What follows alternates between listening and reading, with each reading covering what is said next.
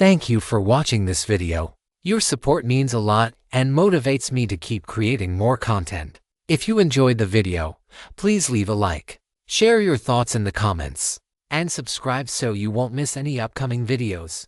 Part 3. Especially this female cultivator selling island tickets during their last meeting.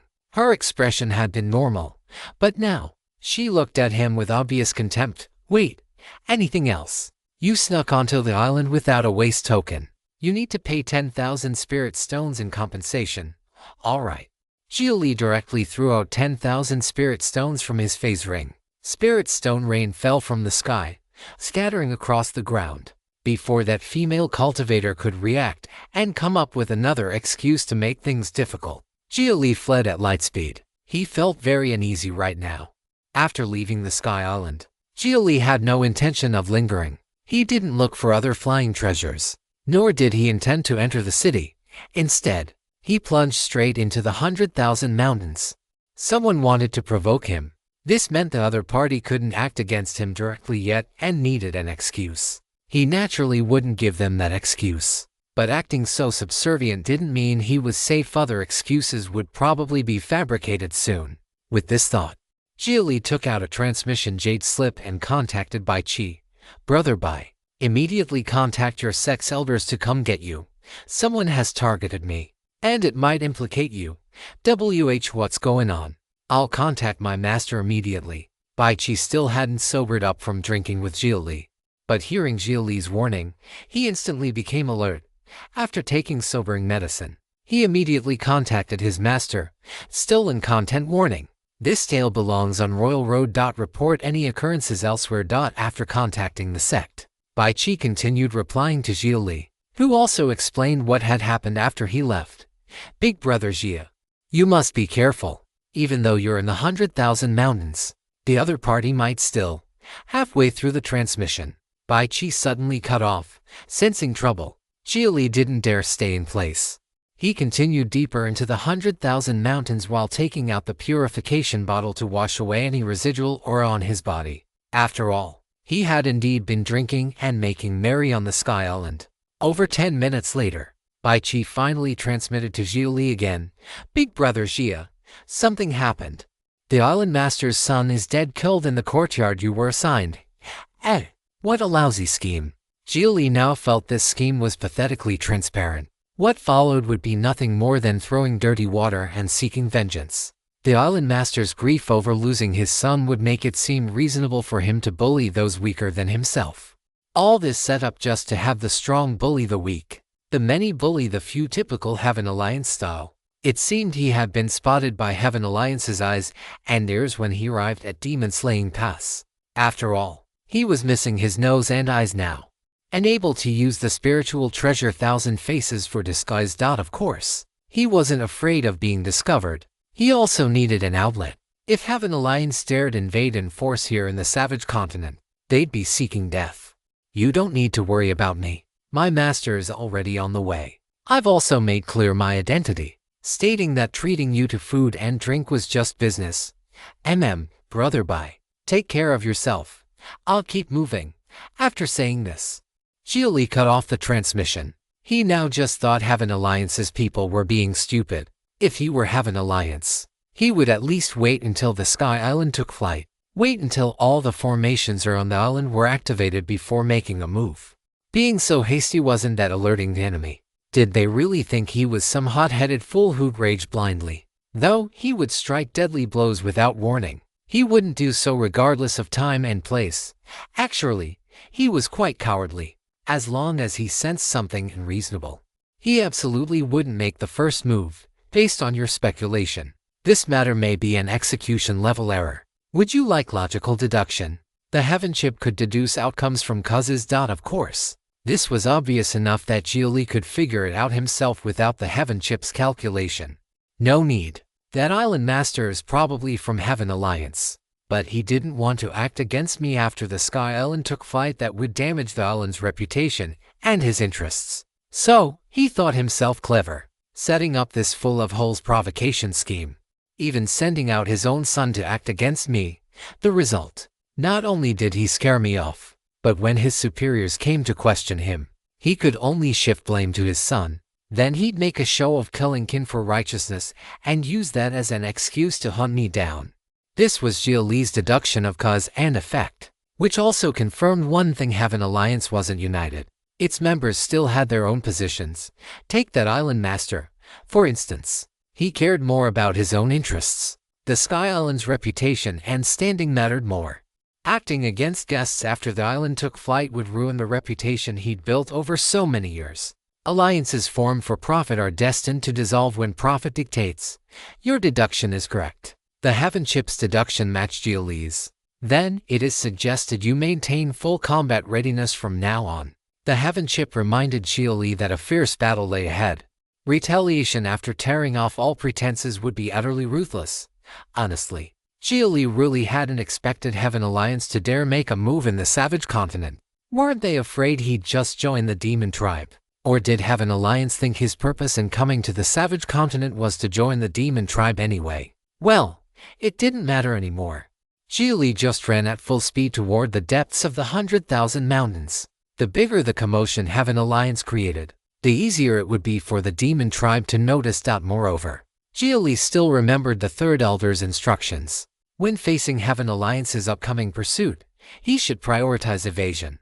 Heaven Alliance was already suspecting he was a great fortune bearer. Fortune bearers and great fortune bearers were different concepts in Heaven Alliance's eyes. The former could be left alone, but the latter had to be eliminated if they wouldn't submit. When that happened, it wouldn't be child's play anymore. Heaven Alliance would shamelessly send Void Refinement and Mahayana cultivators to hunt down a mere Foundation establishment cultivator like him. This was extremely frustrating. Heaven Alliance's existence directly blocked normal cultivators' advancement paths. Wine Crane City had originally been a small city dominated by chi refining cultivators. Yet Heaven Alliance sent Golden Core cultivators to encircle it. According to Xia Li's original plan, after staying long enough in Wine Crane City, he would move to areas dominated by Foundation establishment cultivators, then to areas dominated by Golden Core cultivators step by step, growing from the bottom up.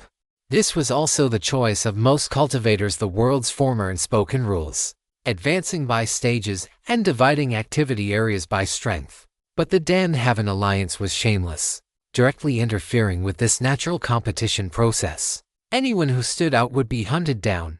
For the following journey, Xia Li maintained his realm fusion divine ability as much as possible, also activating his anti-detection field. He didn't dare kill a single demonic beast, didn't even gather spiritual herbs when passing by their growing grounds. Until one day, while Xia Li was resting inside a tree hollow, a soul-shaking tiger roar nearly made him pass out. Xia Li quickly poked his head out to observe the direction of the roar. Countless trees had been sent flying and were now falling like rain. What's going on? Xia Li frowned, watching those broken logs falling from the sky. Many of them were even stained with fresh blood. After a moment's hesitation, Xia Li decided to go take a look. Everyone has curiosity. What if there was some good fortune to pick up? A few minutes later, Xia Li carefully and quietly approached a clearing where all the trees had been blown away. A great tiger of modest size lay on the ground, unconscious and barely breathing. Centered around the great tiger, there were many explosion points nearby that looked like the aftermath of flesh bursting apart, as if people had been forcefully shattered by vibrations. Many severed limbs remained nearby, along with quite a few storage rings.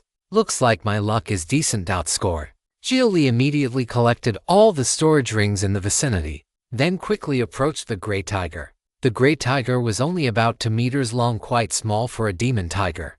Ordinary wild tigers could grow to 2 or 3 meters, let alone demon tigers. This could only mean the great tiger before him hadn't even reached maturity. It might still be in its juvenile stage. Its fur was pale gray verging on white, and it emanated a terrifying killing intent that made Xia Li think of the royal demon bloodline, the white tiger. What should I do with this thing? Xia Li looked at the dying great tiger. He could end it with one strike right now, but killing one more demon wasn't particularly useful to him.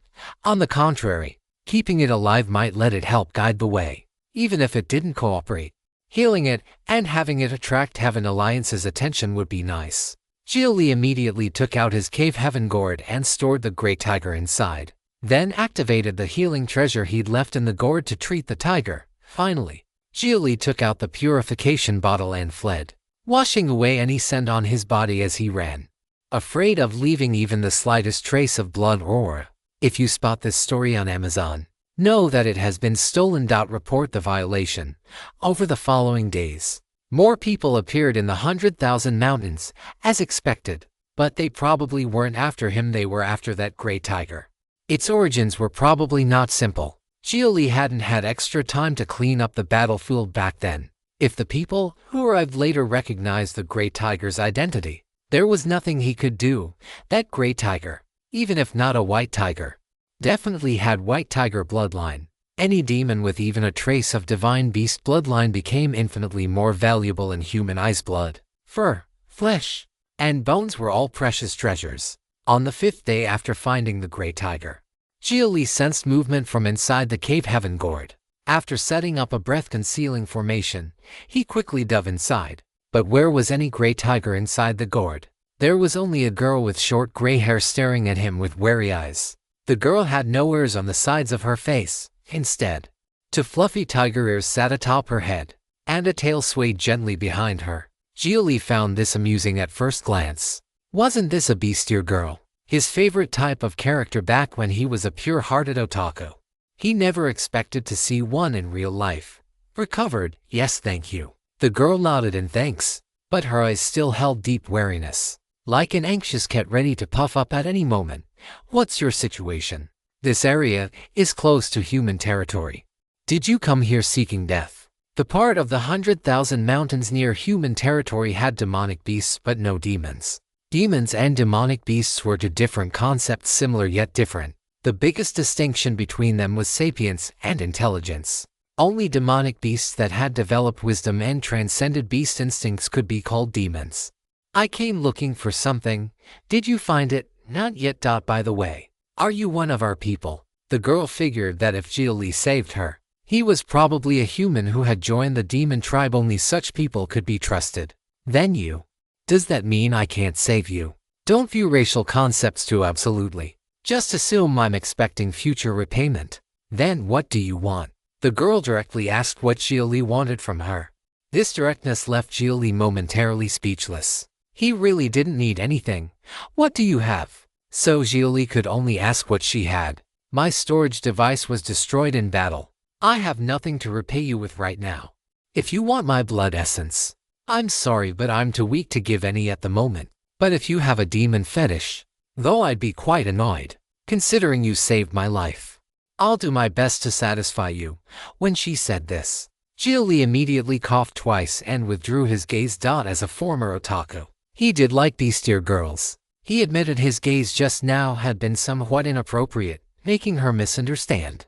But that was only because he'd truly never seen one before. He had just looked a few extra times out of curiosity. I don't have a demon fetish. I simply appreciate your current appearance. I find the combination of human features with some demon characteristics quite beautiful. Isn't that exactly a demon fetish? I've heard some humans have intense desires for fox tribe and rabbit tribe female demons. Their explanations sound just like yours. Well, Xia Li was rendered speechless. He hadn't expected that even in this traditional, conservative world, there were quite a few comrades who shared his aesthetic preferences.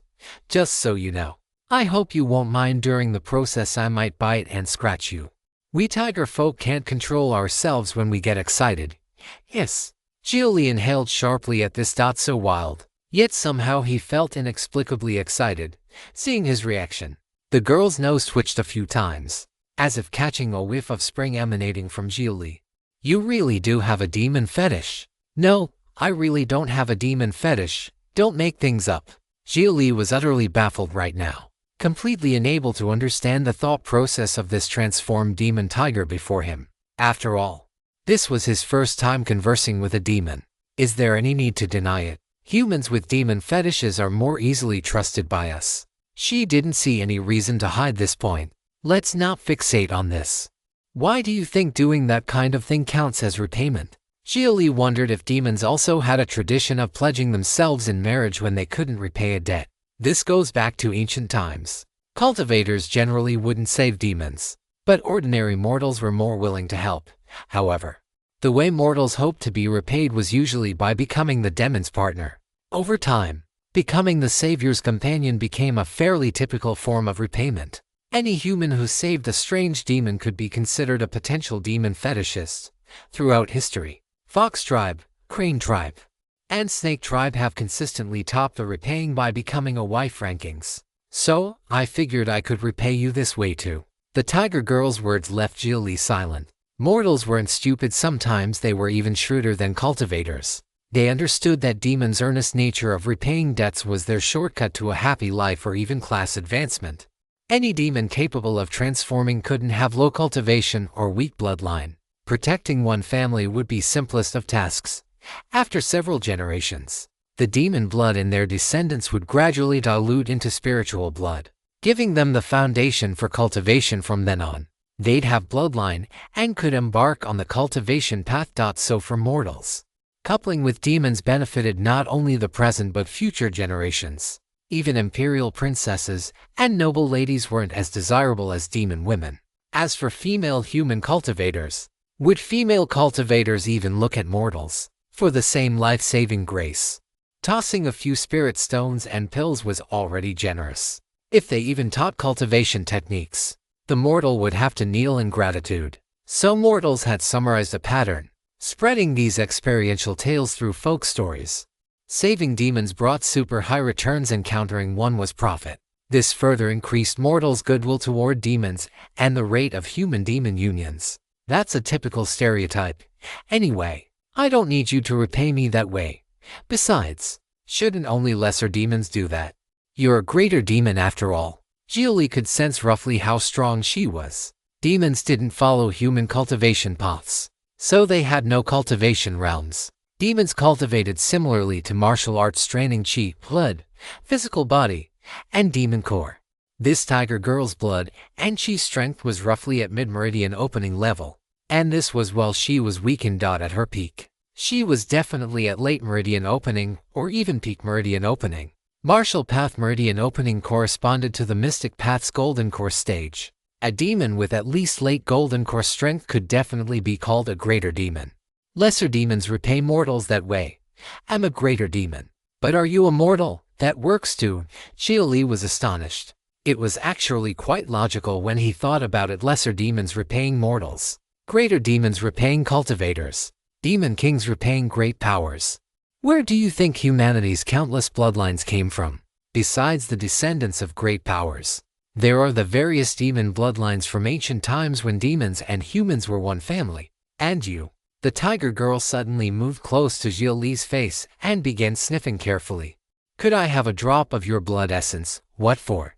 To check if your ancestors had a demon fetish?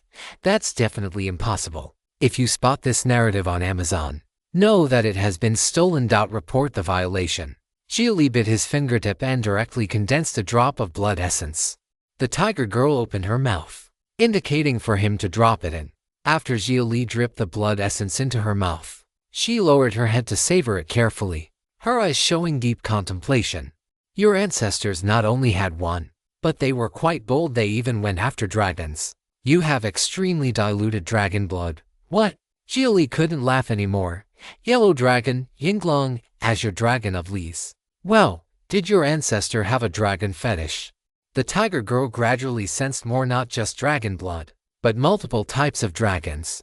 I don't know how to respond. At this moment, Xia Li recalled a legend, a saying that people in his era would mention as a symbol of national pride. Descendants of the dragon, heirs of the dragon. Now, he really was a dragon descendant. His ancestors really did go after dragons. Anyway, Xia Li wouldn't comment on this explosive history. What exactly happened in that spirit era when humanity first emerged? Alongside countless demons, Earth still hadn't compiled a complete history of that period. But based on currently known information, the origins of Earth's humans seemed even more mysterious. At least his lineage had deep connections with dragons in ancient times. Well, being connected to dragons was fine. The power of dragons needed no elaboration. Dragons were essentially demon royalty. Anyway, this suggests your demon fetish might be hereditary. And fortunately, the dragon blood you inherited is too diluted, practically non-existent. Whatever. I don't need bloodline power right now. Let's get back to business. Just help me move around in the savage continent as repayment. I don't want to clash with the demon tribe. Xia Li figured having a demon beside him would signal to other demons that he was demon-friendly, reducing many conflicts. Alright, put a control collar on my neck then. When we meet your kind, I'll pretend to be your demon slave. When we meet mine, I'll explain the beast control ring is just decoration. The tiger girl was willing to cooperate with Xia Li, speaking human words to humans, speaking demon words to demons. This way the journey should go smoothly, benefiting both. But I don't have a beast control ring. Didn't you collect the spoils around me when you saved me? There must be one in those storage devices. Let me look. Xia Li immediately began searching through the spoils he'd collected earlier and quickly found a beast control ring. Here, set the control method yourself. After Xia Li handed the beast control ring to the tiger girl, she put it around her neck without hesitation. Also, give me some clothes. Clothes conjured from fur consume spiritual energy. Hold on. Xia Li found a plain long dress among the spoils and handed it to the tiger girl. She cancelled her transformation without any shyness, immediately exposing her entire body to Xia Li. But Xia Li didn't avert his gaze. Instead, he took the opportunity to examine her closely, like looking that much. Then do you want to just touch, after changing? She seemed displeased with Xia Li's gaze. Let me try. Xia Li immediately walked forward and touched the tiger girl's face. The skin texture is similar to us humans. Even the meridians and acupoints are nearly identical, rather than transformation. This is more like a complete change in life form. Is demon transformation really this miraculous? And why do they all transform into humans? Xia Li was curious about this. Demons on Earth didn't actively transform, only demons kept and subdued by humans would be forced to transform. I'm not sure about that either. When you visit my tribe as my guest later, the tribal elders should know why. After reaching an agreement with the tiger girl inside the cave heaven gourd, they left the gourd and returned to the outside world. The tiger girl stretched lazily, then directly released her divine sense to scan the area extensively. Seeing this, Xia Li was so startled that he immediately smacked the back of her head. What are you doing? Are you trying to get killed? Releasing divine sense to scan was a two-way positioning action. The one being scanned could also sense the scanner's location. I'm looking for something.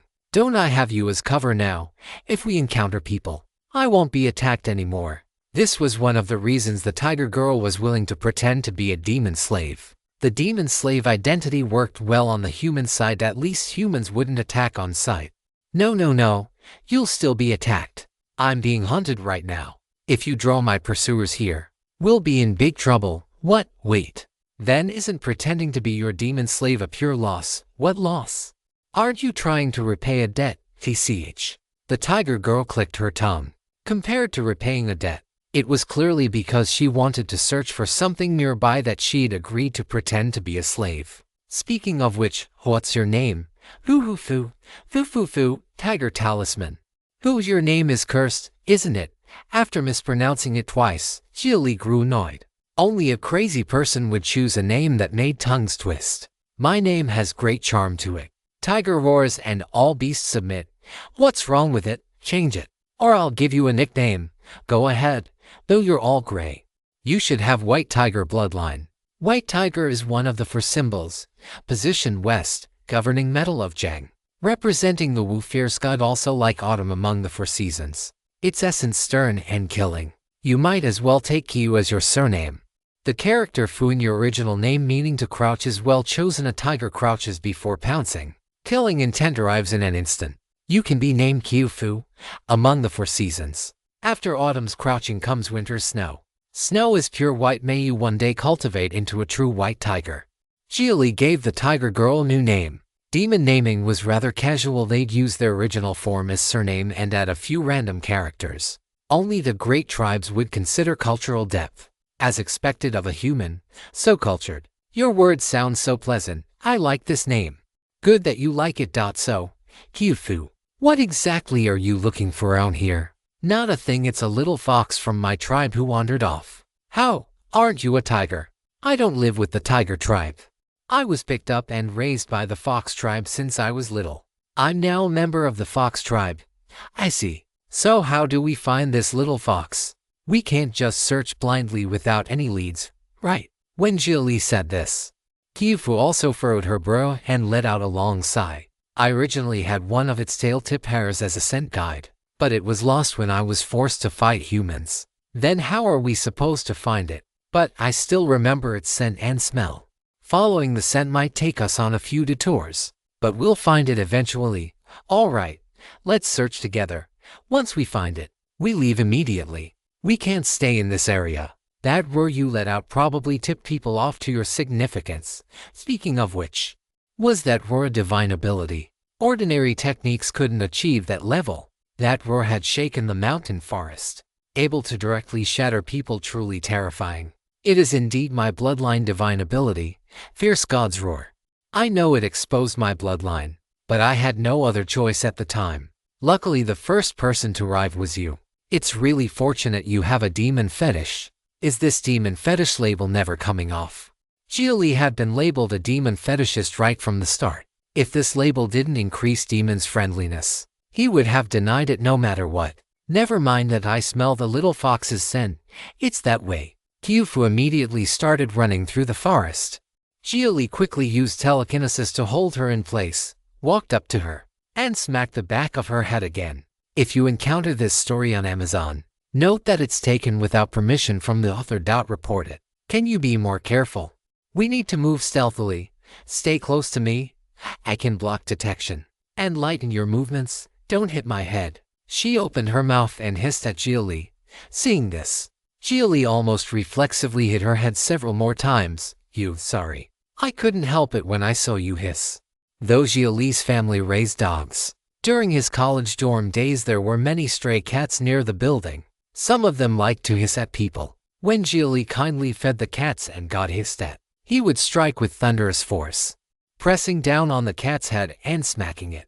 This was for their own good. It prevented them from scratching people later. And tigers were classified as felines on Earth, so their behaviors naturally had similarities, triggering Xia Li's passive response to hissing cats. Qiufu was lucky. If Xia Li still had his right arm prosthetic, those smacks would have been too much for her. Fine, you're my savior, and you're helping me find the little fox. I'll endure. That's right. Just cooperate when I ask. Don't cause trouble. Ah, she wanted to hiss again. Xia Li immediately raised his hand. Achoo. She pretended she had just sneezed. What? I just sneezed. Why are you raising your hand? Better be just that. Xia Li lowered his hand and activated the anti-detection field, telling Qiufu to lighten her steps as she continued tracking. But when Qiufu said they'd take detours, she meant it. It was basically going in circles. After 2 full days of winding about, they finally started finding valuable information, like footprints and fur caught on shrubs. Once they had the fur, tracking became much more efficient. That same day at noon, Qiufu followed the scent to behind a rock, but the moment she crouched down, Xia Li sensed intense killing intent emanating from her. Xia Li immediately frowned and walked forward to observe. Behind the rock was a pool of blood. Little fox. Qiufu picked up blood-stained leaves and sniffed them, then stood up and, ignoring Xia Li's earlier warning, rushed toward the forest ahead at maximum speed. Seeing this, Xia Li had no choice but to follow, only hoping Qiufu's commotion wouldn't attract Heaven Alliance's attention. After following for nearly a quarter hour, beneath a flourishing tree, a white fox that had stopped breathing lay at the base. An arrow had pierced through its chest and back. Qiufu's hair had hardened and stood on end. She was about to bristle. Xia Li quickly approached the white fox and probed it with his divine sense. Don't panic. There's still breath. It's not dead. As he spoke, Xia Li immediately took out pills and fed them to the white fox to keep it alive. How is it? Can it be saved? It's tricky. This arrow is a spiral shatter arrow. Its heart was completely shredded. Its cultivation is too low to survive without a heart. Then what do we do? I die. Don't panic. I have a way. Saying this, Xia Li immediately communicated with the heaven chip in his mind. Are there any suitable emergency prosthetic manufacturing plans? Searching database. 12 options found. Recommend immediately crafting a triform emergency heart pump. I'm releasing body control to you. Start forging immediately. Mission received. Upon receiving the command, The Heaven Chip immediately took control of Xia Li's body and retrieved the prosthetic fragments he had previously removed from inside his body from the phase ring. Those fragments were made of good materials. Xia Li had kept them for emergencies. He could quickly disassemble the usable materials and components and manufacture them into emergency prosthetics. So-called emergency prosthetics had no other functions and couldn't connect to the Heaven Chip, but they were absolutely sufficient for replacing organs to temporarily preserve life. Under the Heaven Chip's control, even with only his left hand, Xia Li's movements were extraordinarily swift and nimble. Please use telekinesis to levitate the marked prosthetic fragments in front of you. The only limitation was that the Heaven Chip couldn't utilize Xia Li's telekinesis, requiring Xia Li himself to assist. However, the tasks the Heaven Chip assigned to him weren't difficult. The usable components among the fragments floated before Xia Li. After some processing, they were disassembled and then recombined. In less than a minute, a mechanical heart was assembled. Scan the white fox's condition. Begin prosthetic implantation surgery immediately. Mission received. The Heaven Chip controlled Xia Li's body to approach the white fox. After about 5 seconds of scanning, the Heaven Chip immediately calculated a surgical plan. Request activation of ethereal Dharma body. Permission granted. Xia Li immediately agreed.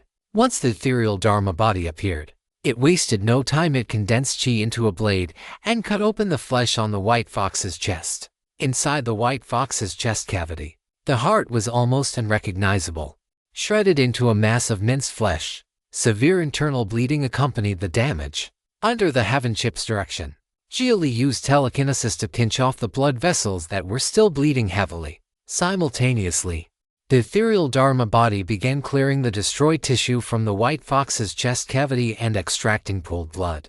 Detected severe blood loss in surgical subject. Has reached critical levels.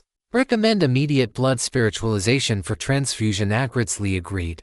Blood spiritualization was a discovery of modern Earth medicine. Spiritualized blood could ignore blood types and even allow cross-species transfusions. Of course, this still had certain effects. Just targeting the transfusion recipient, the recipient had a chance of genetic contamination from the donor. On Earth, blood spiritualization required specialized equipment to ensure no genetic contamination occurred. But where was Xia Li supposed to find equipment right now? He could only hope the white fox was lucky that beneficial gene expression would outweigh harmful ones. If harmful gene expression was greater, there was nothing Xia Li could do. Xia Li had suffered from hereditary family cancer. Receiving his spiritualized blood meant a chance of contracting the same terminal illness. In emergency treatment of critical injuries, Earth's technology was something this traditional cultivation world currently couldn't match. Even if they could save someone, it would mostly be through high-realm cultivators' saturation-style rescue, the equivalent of feeding immortal elixirs to mosquitoes, causing tremendous waste. Moreover, it required the rescued party to have a considerable cultivation level. Otherwise, before life could be saved, they'd be burst apart by the powerful forces involved. So this white fox really was lucky. With its low cultivation and mortal flesh incapable of absorbing much spiritual energy, even Bai Chi standing here would probably just shake his head. Yet Xia Li could save it. The ethereal Dharma body condensed chi into a blade and cut a wound on Xia Li's left arm. Then, a translucent spiritual blood, thin as thread, was extracted. The spiritual blood was directly infused into the white fox's blood vessels. The ethereal Dharma body also immediately installed the mechanical heart into the white fox's chest cavity. After reconnecting the blood vessels, sparks shot from its fingertips as it performed electrothermal suturing on the vessels. After completing all this, the Heaven Chip transmitted a command to the mechanical heart. The mechanical heart immediately began contracting and pumping, and blood flowed once more. Finally, using electrothermal suturing technology to close the opening in the white fox's chest, removing the arrow, and suturing the back wound, this emergency prosthetic implantation surgery was complete. You could be reading stolen content. Head to Royal Road for the genuine story. Done. After finishing everything, Xia Li immediately collapsed and let out a long breath. Performing the prosthetic implantation surgery on the white fox had consumed considerable energy. And Qiu Fu, who had watched the entire surgical process, now looked at Xia Li with a hint of reverence in her eyes. Has human medical arts advanced to this level? In comparison, Our demon tribe is truly primitive and barbaric. This isn't human medical arts, it's human medicine. Is there a difference? The difference is enormous. Don't develop meaningless fantasies about humanity. Don't forget it was also humans who hurt the white fox. Qiufu nodded. Xia Li rested briefly, then placed his hand on the white fox's body, channeling spiritual energy to continue adjusting its condition. After all, the white fox's heart had stopped for some time. It was in a state of being dead but not completely dead. The only good thing was that the white fox still had some cultivation. Under the effect of spiritual energy, its brain retained some activity, but blood clots had formed in its vessels from the blood cooling and coagulating. More than 10 minutes later, the white fox weakly opened its eyes and let out a feeble cry. Seeing this, Qiufu was so moved that tears fell. Thank goodness, thank goodness.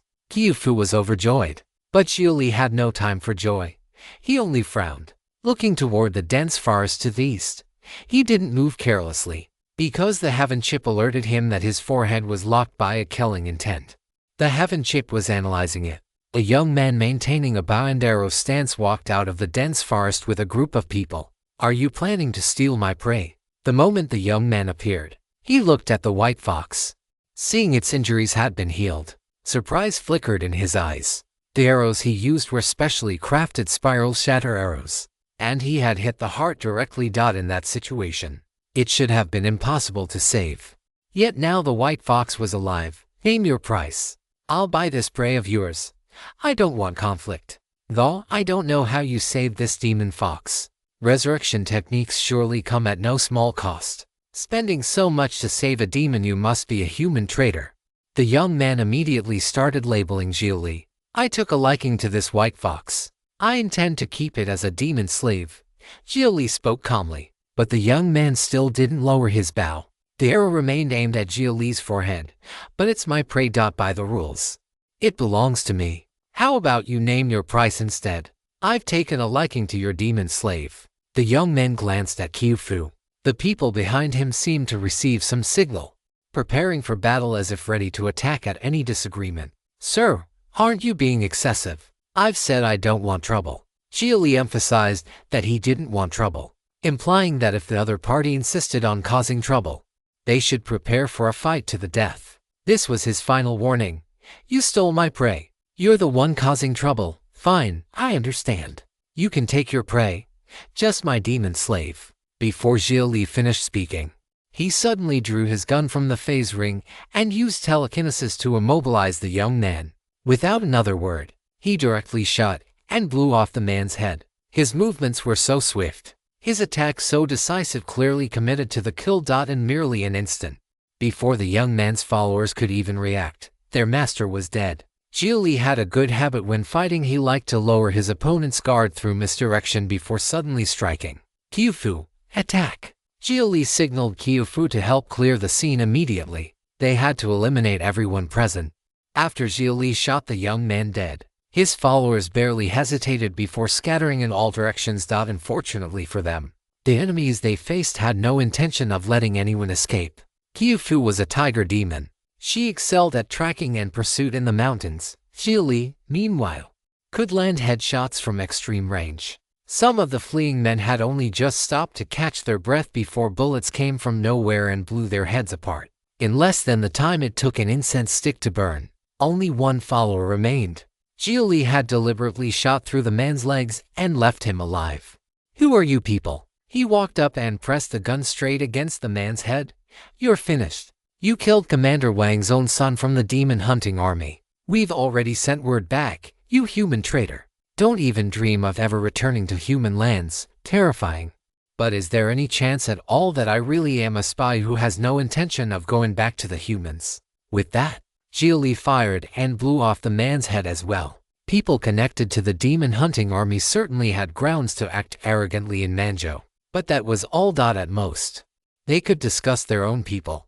To someone who had fully defected to Demunkind, it meant nothing. Sorry, I dragged you into this. Qiufu walked over with the white fox in her arms, guilt plain in her eyes. But don't worry, from now on, anyone in demon territory who wants to bully you will have to step over my corpse first. I never said I was joining Demunkind. So stop moving yourself to tears. Since we're done here, we leave now. You and the little fox get in my gourd. I have a concealment method for traveling. Xia Li patted the cave heaven gourd at his waist. Qiufu now fully recognized his ability, so she wasted no words. She immediately climbed inside with the little fox in her arms. There was no time to gather the spoils from the battle. Xia Li activated Realm Fusion and the anti-detection field, then took out the cleansing bottle and washed himself while running. The cleansing bottle he had extorted from Jusong really was excellent. At the very least, after entering the 100,000 mountains, he had never once been tracked down. This encounter had been pure bad luck. For the next half-month, Xia Li did nothing but travel. The Heaven Alliance and the Demon Hunting Army both sent out large numbers of people to hunt him down. But under his triple-layered concealment, they couldn't even hope to touch a hair on his head, unless some great expert was willing to pay an enormous price to perform a heavenly divination art. But great experts feared death too. They also cared about profit. The more miraculous the technique, the more terrifying the cost. Heavenly divination was not something that could be activated with spiritual energy alone. It required the diviner to sacrifice lifespan. And if the target happened to be someone with truly overwhelming fate, then not only might the divination reveal nothing, the diviner could even suffer backlash from the heavenly Tao. The cost simply wasn't worth it. About a week later, Xia Li finally emerged from the 100,000 mountains and saw another giant fortress city rising from the plains. That was Demon Suppressing Pass, humanity's greatest stronghold in Manzhou. Behind Demon Suppressing Pass stood Demon Severing Pass. These two fortress gates formed the front line in humanity's war against Demonkind. Qiufu, which direction is your tribe? Xia Li tapped the cave heaven gourd and sent his voice inside. Northwest. I'll pass you a map. As Qiufu transmitted the map with her divine sense, she also explained the route. After receiving the information, Xia Li continued onward. Thinking about it was almost funny. In territory controlled by humanity, he felt no safety at all. Instead, all he wanted was to reach land controlled by Demonkind as quickly as possible. After nearly another half-month of travel, only once he had left the most active human-controlled region behind did Xia Li release Qiufu from the gourd and let her travel alongside him. At that point, they had truly entered the depths of Manzhou. Though Manzhou was only one continent, it was vast beyond compare. A single continent there could rival 3 others elsewhere in size. Still in novel, please report. From here on, we just need to watch out for the manfolk. If you're wanted, there's a chance they'll come after you too. The moment she came out of the gourd, Qiufu began sniffing the air, sorting through the sensor on them to determine whether any manfolk had been nearby. How so? Xia Li frowned. Were the manfolk humanity's vassals, or something? Ever since humans and demons moved into Manzhou, the continent's true masters, the manfolk, were split into the southern manfolk and the northern manfolk. Humanity stands behind the south. Demonkind backs the north. On the Manzhou front, the manfolk are an indispensable force. Both sides support one branch in a war of unification, hoping to control Manzhou indirectly. So as long as we're still within southern manfolk territory, we can't let our guard down. As Qiufu explained, Xia Li found the whole situation strangely familiar. Hadn't the era he used to live in produced case studies exactly like this? A textbook proxy war. Then let's move faster. I don't want another clash with the manfolk. In the geographic records of Lingxi Cave Heaven Scripture Pavilion, Xia Li had read descriptions of the manfolk. They were born with immense physical strength, surpassing even many great demon bloodlines famed for power. At the same time, they also possessed the intelligence and creativity of humanity. They should have been a formidable race. But humanity and Demonkind had split them apart, preventing them from ever building a civilization of their own over countless ages. Their temperament had grown crude and brutish. They fought among themselves without end. Perhaps both humans and demons understood one thing very clearly. The truly dangerous enemy of both races was a powerful, united manfolk. With Qiufu leading the way, their pace increased. Along the road, Xia Li also grew curious about the manfolk's history. How much do you know about them, anyway? Not much. Their origins are even harder to trace. The manfolk don't cultivate the humanistic Tao. They're closer to Demonkind, mainly cultivating qi and blood. The 100,000 mountains cut them off and caused them to miss humanity's era of development. Maybe they were once an ancient branch of humanity. All southern manfolk take Pan as their surname, while all northern manfolk take Gu. Those are the names of the ancestral gods they worship. According to the historical records preserved by De Munkind, demons are descendants of gods and humans are descendants of immortals. Both came from the upper world. The manfolk are the true natives of this world, the ancient human race that had the very name of human taken from them. The moment Qiufu said that, Xia Li realized something. Was it possible that this spiritual, abundant, profound world had always been humanity's true homeland? He had seen immortals before.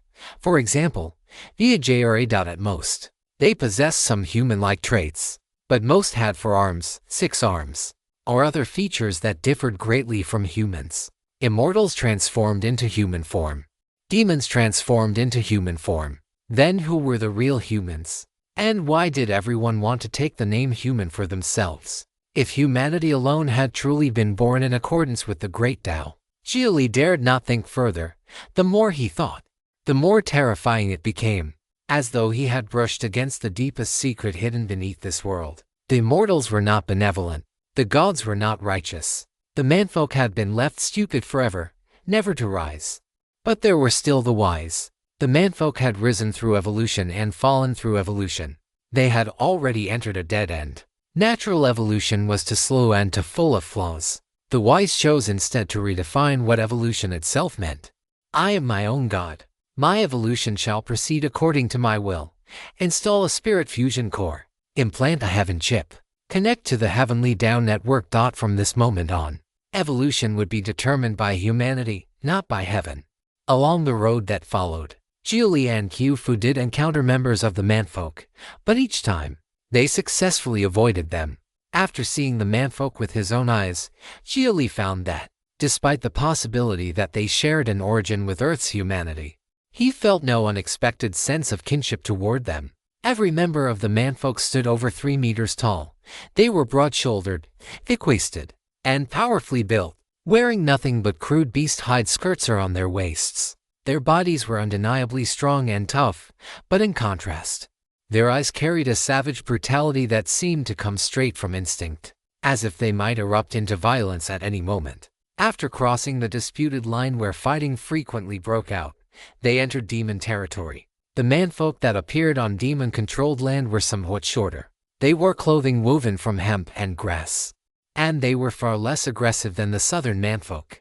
Qiufu could even lead Xia Li straight past their tribes in broad daylight. Xia Li studied those northern manfolk with interest. It seemed their level of civilization was indeed higher than that of the south, and fortunately, it was only higher by a little. And as their way of life changed, the northern and southern manfolk had already begun to diverge evolutionarily. Did you notice it? The southern and northern manfolk are both manfolk, but after being separated for so long, they've already become different. Qiufu spoke up then. She had realized Xia Li was quite interested in the manfolk, so along the journey she had said a great deal about them. I noticed. So what does that prove? Xia Li understood perfectly well, but he asked anyway because he wanted to hear how De Munkind interpreted it. The manfolk possess another trait. They have an extraordinary level of adaptability to whatever patch of heaven and earth they inhabit. Take De Munkind, for example. A frost wolf would never go live in a volcano, and a firebird would never settle in snowy mountains. But the manfolk seem able to survive anywhere. And among them, the true great powers, the shamans, they are the ultimate expression of that adaptability. Manfolk who lived for generations near fire gave rise to fire shamans. Those who lived by water produced water shamans. Later there came wind shamans, earth shamans, and more. A shaman can completely command the power of the surrounding heaven and earth. That was why the ancient manfolk were once called the shaman race. But in some great war of unknown origin, the 12 leaders of the shaman race all fell. Then heaven and earth changed once more, and the shaman race degenerated into the manfolk of today. As Qiufu recounted that ancient past, her eyes toward the northern manfolk were full of regret. The manfolk had not only once prospered. At one point, they had ruled the world, but in Xia Li's eyes, all of that suggested a different interpretation. It seemed the manfolk were not incapable of giving birth to civilization, Rather, the first civilization they had produced, the shamanic civilization, had frightened the immortals and gods badly enough to make them act. The primordial manfolk had broken all techniques with brute force. The ancient manfolk had then used all techniques to carry that same force further, which directly explained why both humanity and Demunkin now guarded so fiercely against any resurgence of the modern manfolk. That made the struggle between humans and demons over Manjo particularly interesting. Humans and demons were enemies, certainly, but were they mortal enemies? Those were two very different things. Ordinary enemies mostly clashed over interests and could still cooperate if needed. Mortal enemies would stop only when one side had been wiped from existence entirely. That really is a terrifying kind of adaptability. Even if you threw them somewhere completely devoid of spiritual energy, they might still surprise the world. Xia Li spoke with layered meaning. That shouldn't be possible. Without spirit, one is mortal. The gap between mortals and cultivators is simply too great. Without spiritual energy, there would be no divine abilities and no wondrous arts. People would be trapped in the struggle to survive. There's nothing so bad about being trapped in survival. In the long run, maybe that's how one comes to understand the essence of life. First learn how to survive, then learn how to cultivate. A case of literary theft. This tale is not rightfully on Amazon. If you see it, report the violation. In Xia Li's view, survival was like a test. Shackle, the first instinct of all life. But if one did not remain satisfied with mere survival, and began seeking something beyond it, that was the first key to passing the test and unlocking the shackle. That key was wisdom. So that's how you see it. That's a fresh perspective. Qiufu fell into thought. After all, the methods Xia Li had used to save the white fox earlier had already seemed unbelievable to her. That heart of metal and iron had not been some spiritual treasure or magical artifact. The materials contained spirit. Yes, but Qiufu could tell that even if they were replaced with mundane materials, the thing would still be. Durability would be the only real difference. As they continued onward, they talked about heaven and earth, about Demunkin, about humanity as seen through demon eyes, and about the manfolk, through Qiufu. Xia Li learned many things that had never been recorded in the local chronicles of Lingshu Cave Heaven, and would never have been recorded there in the first place. Seeing once truly was better than hearing 100 times. Traveling 10,000 miles truly was better than reading 10,000 books. Xia Li felt that his understanding of the profound world had deepened again. Only now was this vast and miraculous world beginning to open one of its mysterious corners to him. Report. While cross-checking the database and compiling the chronology, I found something. If the information provided by this subject is reliable, then the Mountain Sea Scripture Foundation chapter can be regarded as a relic of shamanic civilization. Its cultivation method matches the descriptions of the shaman race. Its core lies in containing heaven and earth, observing heaven and earth, learning from heaven and earth, and becoming heaven and earth. If we can find more relics of the shaman race, I may be able to reverse engineer the Mountain Sea Scripture Foundation chapter and obtain shamanic arts from it. At present, you have already achieved success in tempering your body with fire. It is recommended that you attempt the Zhurong chapter. The Heaven Ship reported its latest discovery. The Zhurong chapter was one section of the Mountain Sea Scripture Foundation chapter. That scripture provided 12 methods for cultivating qi and blood. One first cultivated the general foundation, then specialized in a single path. Originally, Xia Li had wanted to cultivate the Qiangliang chapter, since he had refined lightning struck wood before and had relatively high affinity with lightning. And fortunately, the Mountain Sea Scripture was badly incomplete. Humanity had pieced together the Foundation chapter only with the help of countless excavated spirit era ruins and the calculations of the heavenly Tao computer, and even then only barely. It was now used by Earth's major powers as a foundational cultivation method. From the looks of it, the Mountain Sea Scripture Foundation chapter likely had miraculous effects in compensating for congenital deficiencies. Otherwise, the major powers would never have recommended it as a base cultivation art. Another 7 days passed before Xia Li realized it. At last, he reached Qiufu's tribe, a fox village built deep within a valley. Qiufu immediately took Xia Li to meet the clan leader. The fox clan leader was a great fox demon with the appearance of a gorgeous young woman. Fox ears atop her head, and 3 tails flowing behind her. Her cultivation carried the pressure of soul transformation. Yet as a fox demon, her gaze contained no oppressiveness at all. It was gentle as water, enough to make Xia Li instinctively want to draw closer. So you're the benefactor who saved Hu Hufu and little Huling. Many thanks, benefactor. May I ask what you seek by coming here? By then, Xia Li had already brought the injured little white fox out from the cave heaven gourd. She was now nestled in the fox clan leader's arms, acting spoiled.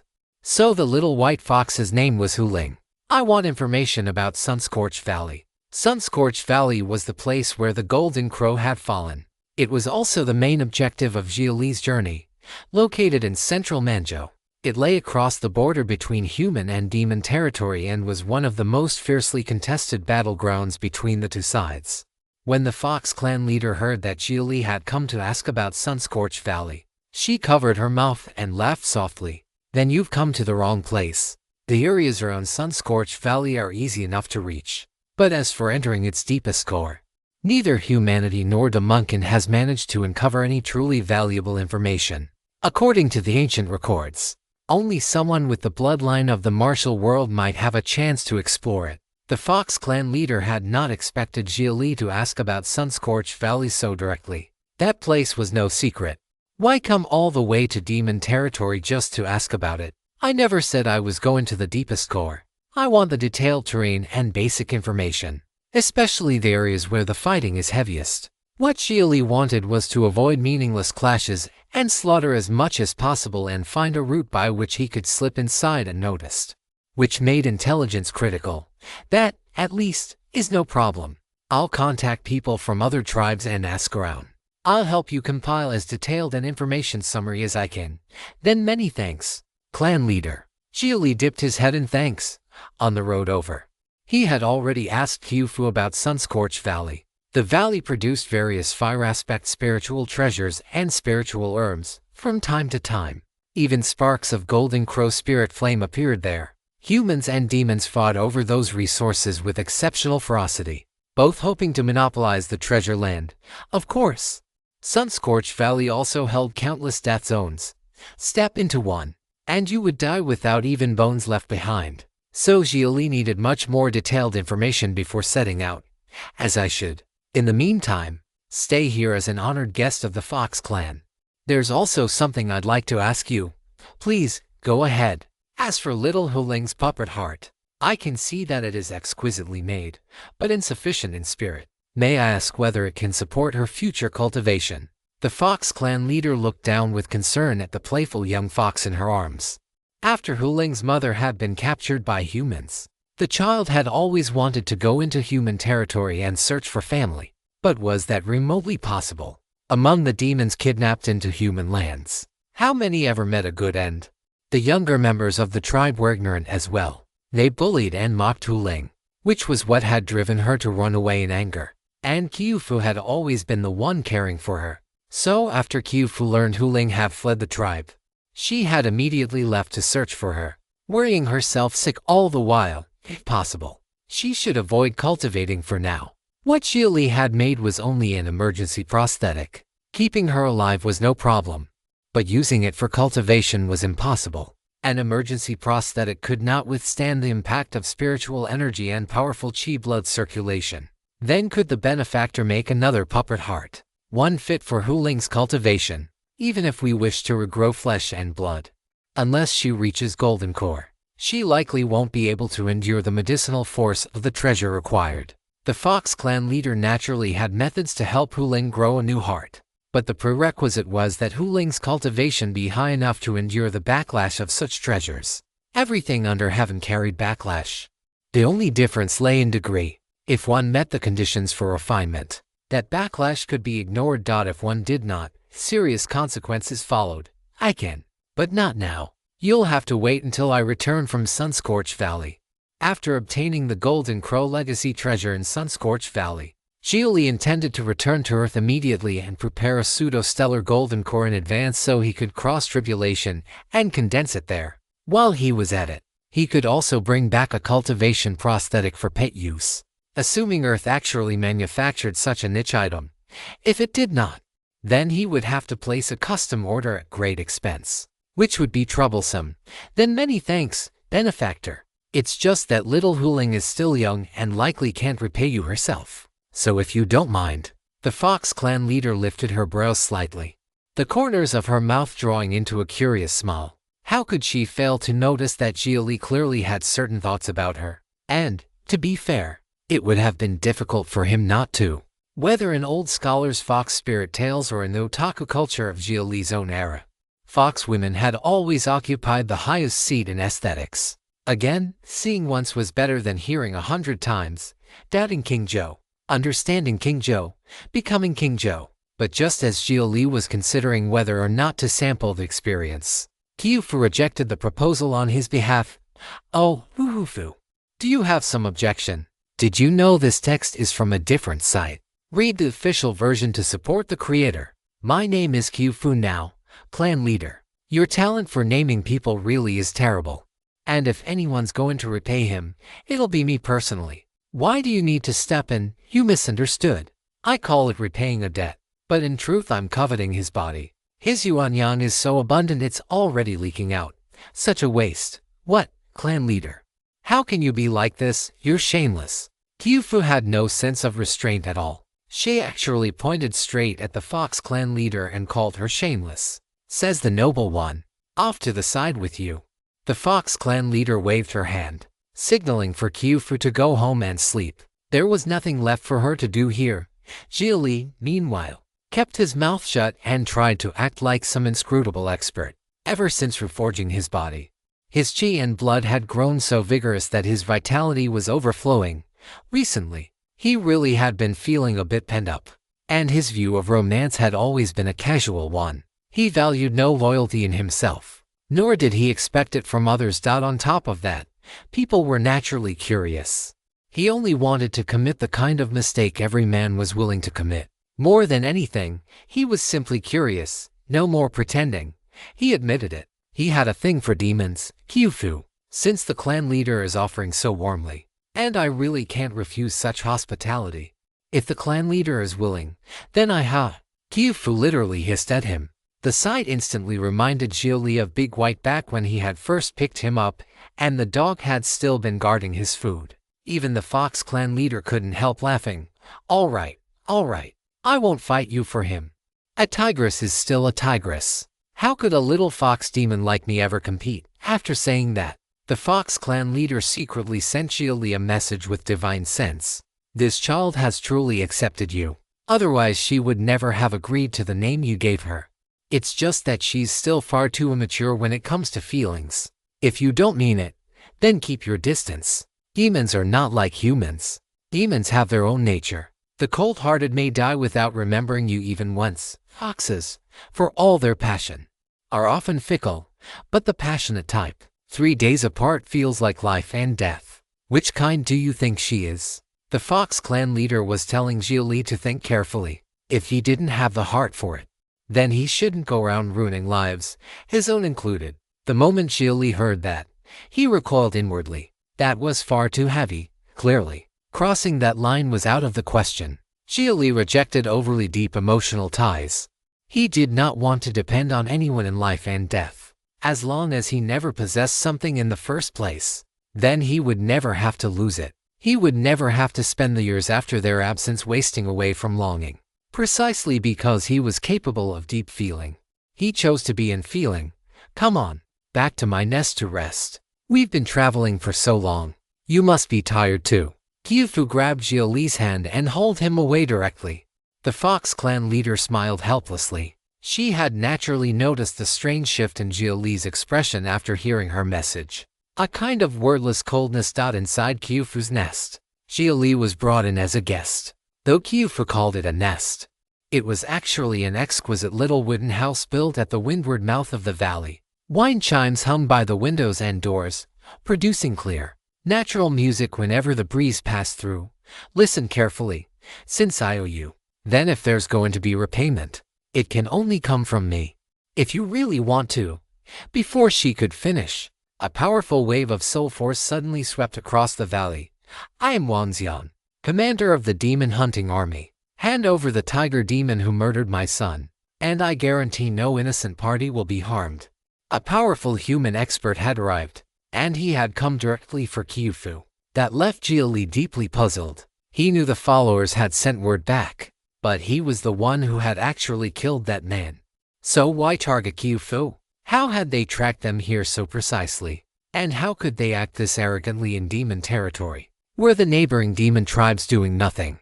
Xia Li instantly guessed that there was more here than he knew.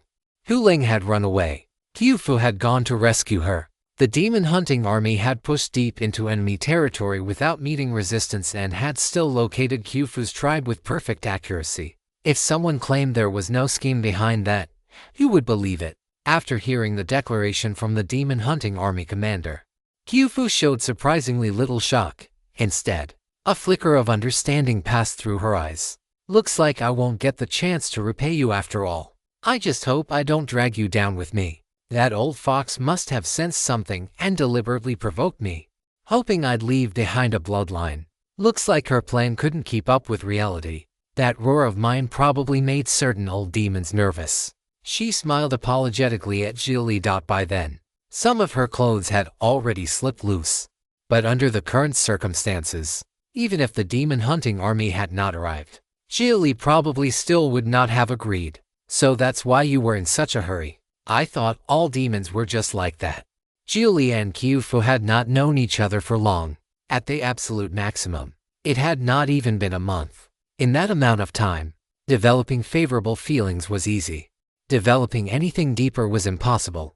And yet even so, Kyufu had brought him back to her nest under the pretext of repaying a debt. Now it seemed she had her own considerations. Outside the window, the voice like rolling thunder rang out again. I'll say it one more time. I am Wang Xian, commander of the demon hunting army. Hand over the tiger demon who murdered my son at once, otherwise, don't blame me when I flatten this place. There was no more time for Xia Li and Kyufu to keep talking. The situation was urgent, and Xia Li had no chance to ask about the full background. Two choices now lay before him: stay involved, or help the Munkin all the way through. But was it worth it? Was there any need for him to risk himself for a demon he had only known briefly? The answer, in truth, was simple. Get in my gourd. Determination flashed across Xia Li's face as he grabbed Kyufu's hand. The fact that she was being singled out like this meant she had to be extraordinary. And she herself had just said that one roar had made certain old demons panic. That was a bloodline divine ability inherited from the divine beast White Tiger. Xia Li had seen the power of that ferocious god roar with his own eyes. It truly was a force that could shake heaven and earth. There was an old saying, giving charcoal in winter was hard, but adding flowers to brocade was easy. The friendship between Xia Li and Lin Yi had come from the latter, but Lin Yi had already helped Xia Li so much. Kyufu might be powerless now, but that did not mean she would remain powerless forever. You're calling in my favor. I'm betting on your future. But stop talking and get in already. Xia Li urged her on, but Kyufu refused to move. She did not want to implicate the person who had saved her life. Thanks. I'm glad I got to know you on this journey.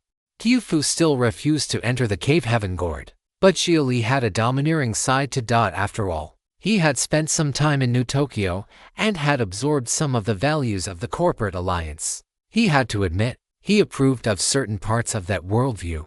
Those bull stocks that later skyrocketed always came with a brutal crash before their great rise. If an investor wanted to lift such a stock, he could not simply throw in a little pocket money and spectate from the sidelines. He had to get in the game. He had to wager every asset he had, even go into debt and use leverage. At that stage, it was also the best possible moment to buy up a large amount of original shares in one go, before later dilution became inevitable. If it succeeded, it would be a once-in-a-lifetime chance to defy fate and leap to another class entirely. And these kind of bull stocks usually had another trait. For one reason or another, they were extremely difficult to acquire through normal means. At that point, another technique was required. With a thought, Xia Li froze Kyufu in place with telekinesis, then rammed the mouth of the cave heaven gourd right against her forehead. Xia Li was going for a hostile acquisition. Cut the crap and get in there. He forcibly stored Kyufu inside the gourd, deciding to hold on to this temporarily loss-making but high-quality asset first. Help support creative writers by finding and reading their stories on the original site. Stay in there and behave. He sent the message into the gourd, then walked out of the wooden house toward the mouth of the valley. The Fox Clan leader did not appear. When he had first entered the valley, plenty of Fox Clan members had still been wandering near the entrance. Now every last one of them had vanished. At the mouth of the valley, a man in armor stood before the army formation, a massive greatsword resting on his shoulder. Looking every bit the war general, this had to be the commander named Wang Xian. Behind him stood a sizable military array. With a rough glance alone, Xia Li could tell it consisted of at least 3,000 soldiers. And a subtle formation connected the entire army to the general standing before it. This was the Demon Hunting Army, humanity's regular force for war against Demunkind. Its ranks were filled with elites, many of them geniuses from all over the world who had joined to temper themselves in battle. Who goes there? State your name. As Wang Xian sized Xia Li up, Xia Li did the same to him. The Heaven Chip could only determine that he was at soul transformation. It could not assess the true intensity of his realm, which meant his strength far exceeded that of ordinary soul transformation cultivators. He was probably capable of suppressing several peers at once. There was no doubt he had once been one of the most famous Heaven Chosen of his generation, and now he had become a pillar of a great army. Commander Wang really doesn't recognize me.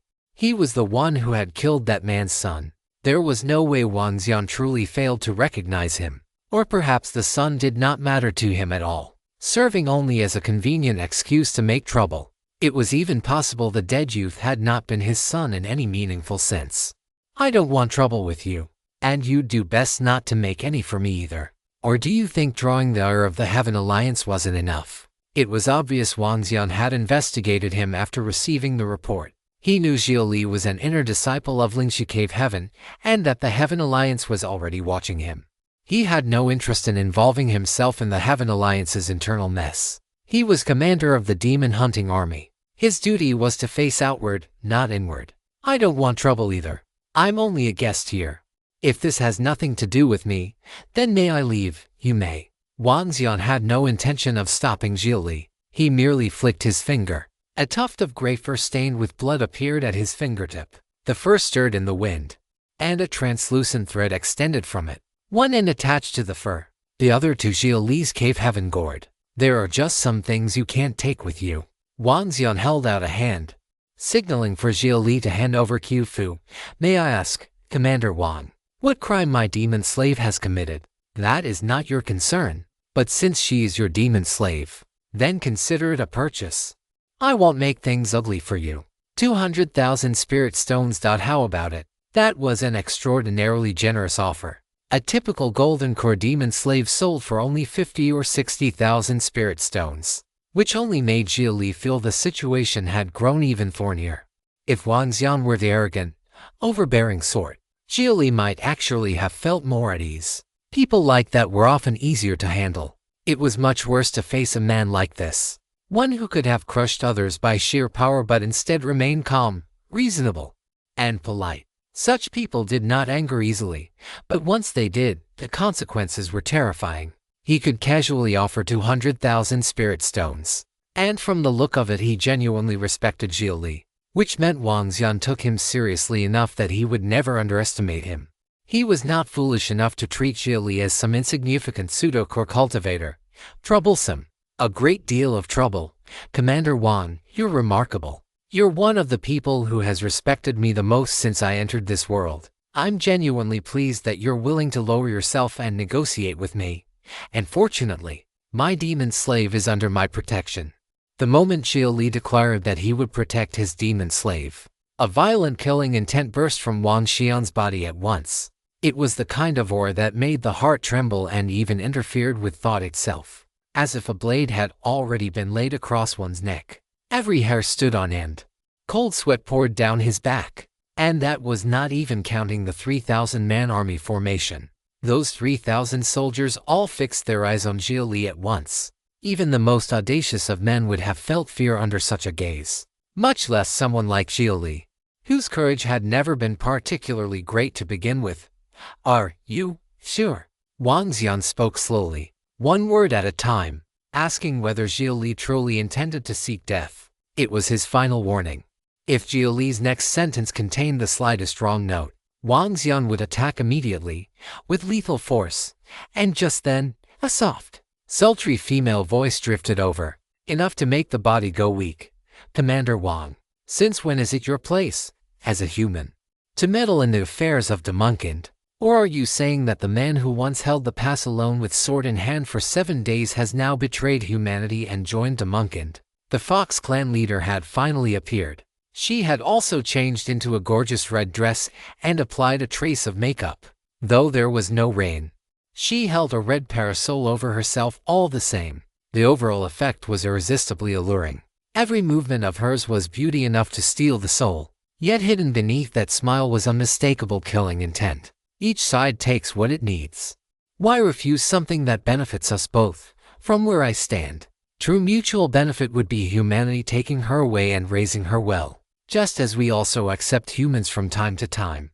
The Fox clan leader was trying to protect Qiufu, and Xia Li also heard a deeper implication in her words. Apparently, Qiufu was not tolerated within Demunkind either. Did Demunkind have its own version of the Heaven Alliance, or something? HMPH. Those traitors who betray humanity today can betray you tomorrow. Let me offer you one piece of advice: never trust humanity. We are treacherous and cunning, for profit. We will trample over anything. Brothers and parents alike can be killed. Can your Demunkind do the same? In order to make those demon defectors feel disgusted, Wang Xian did not hesitate to smear humanity itself. And yet humanity also has saints who can sacrifice everything for righteousness. Among humankind are truly great figures revered by all living beings. You should not slander humanity. Good, good, good. You fox spirit really are interesting. Wang Xian laughed. He, a human, was blackening humanity's name, while a demon instead defended humanity's reputation. If word of this got out, it would be absurd. So tell me, dear Commander Wang, have you truly made up your mind to help Demunkind conduct its business? I came only for mutual benefit. Wang Xian raised the enormous greatsword on his shoulder high into the air. His gaze turned colder and colder. It was the sign that he was about to start killing in earnest. The Fox clan leader glanced at Xia Li. There was admiration in her eyes. There was grief as well. Then she sent him a message. Her bloodline is not tolerated by Demunkind. She fell into hardship and was taken in by me. I originally intended to send her into human lands. I never expected some demon would work with humans just to eliminate her. Give up. I'll thank you on her behalf. The Fox clan leader understood that continuing to insist would only add to the casualties. She had long imagined that a day like this might come. She just had not expected it to come so quickly.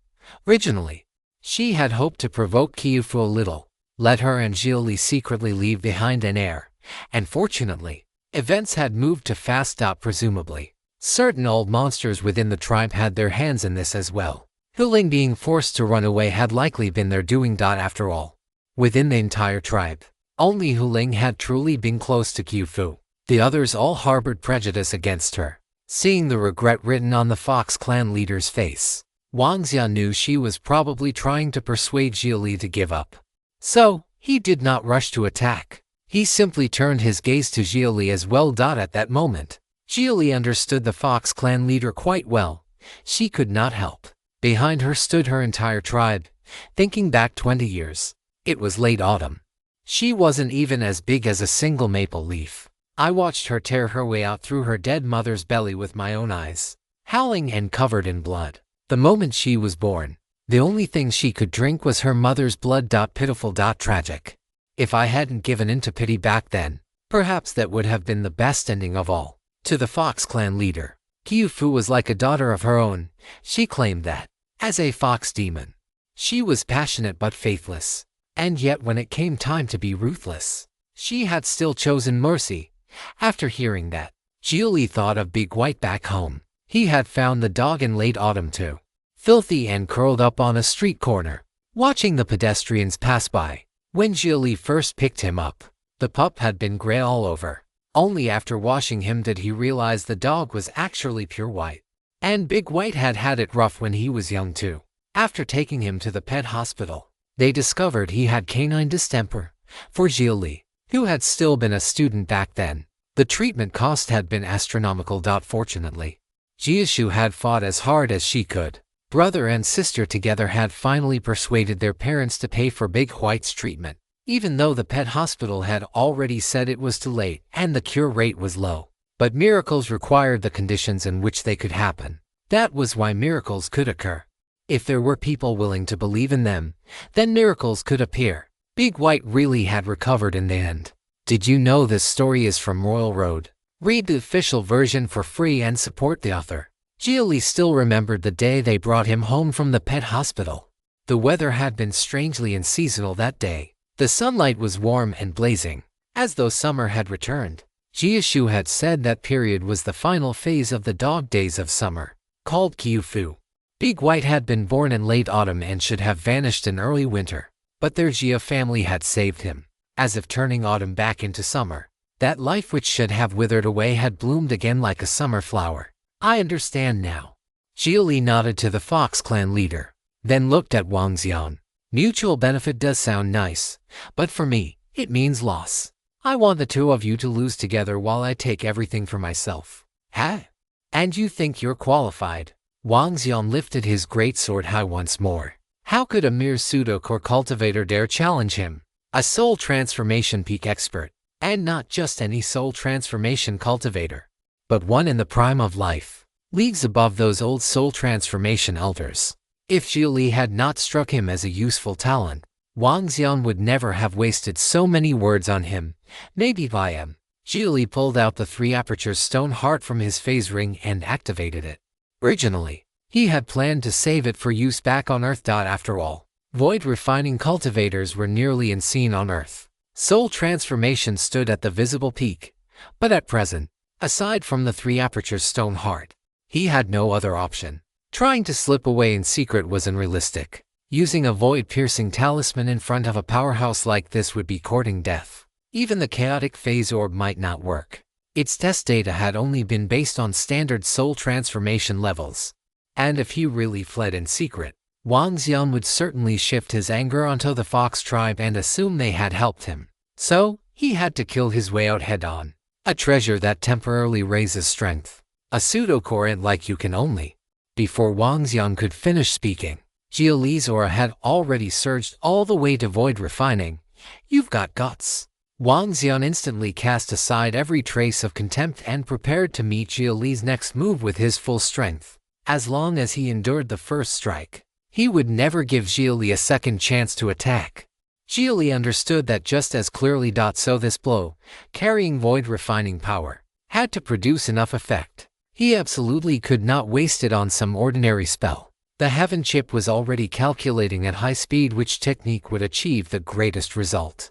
And fortunately, nothing Xia Li had learned so far counted as a true killing move. Even if he used the smart technique blade art, he might only wound Wang Xian and push himself into even greater danger. There would be no follow-up.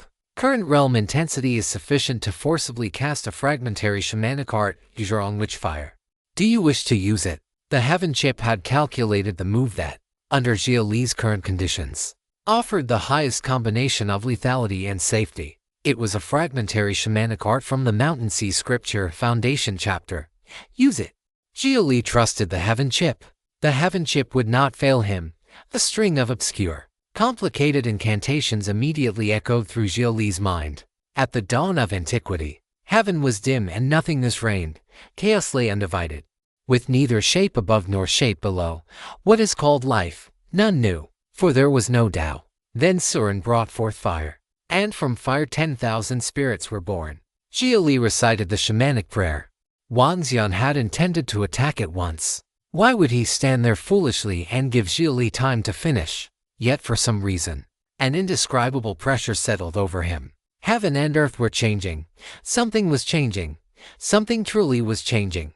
Xia Li's left hand gradually became covered in a pattern of runes, each containing endless mysteries. Then he slashed with that runic hand. Like a mortal striking flint to make a spark, from the void, sparks burst forth, and then in a single instant. Wang Xian and everything within the military formation behind him began to combust spontaneously. Stone burned, earth burned, grass and trees burned. Even the spiritual energy inside cultivators' bodies burned. The 3,000 soldiers screamed in agony as the witch fire consumed them. Wang Xian roared in fury. Only then did he understand Xia Li's calculation. If he wanted to keep going after Xia Li, he would have to sacrifice the men he had brought with him. You human traitor! You will die a miserable death. Human lands and foreign lands alike will reject you. Wang Xian turned around in rage to save the soldiers trapped within the formation. At once, the heaven chip prompted Xia Li to flee. Only now did Xia Li fully understand the heaven chip's calculation. It placed his safety above all else. If someone else's life could help him escape alive, then from the heaven chip's perspective, that life was a consumable resource. There was no time for Xia Li to correct its behavior now. Objectively speaking, the plan had worked. It had left Wang Xian without even an opportunity to strike at him.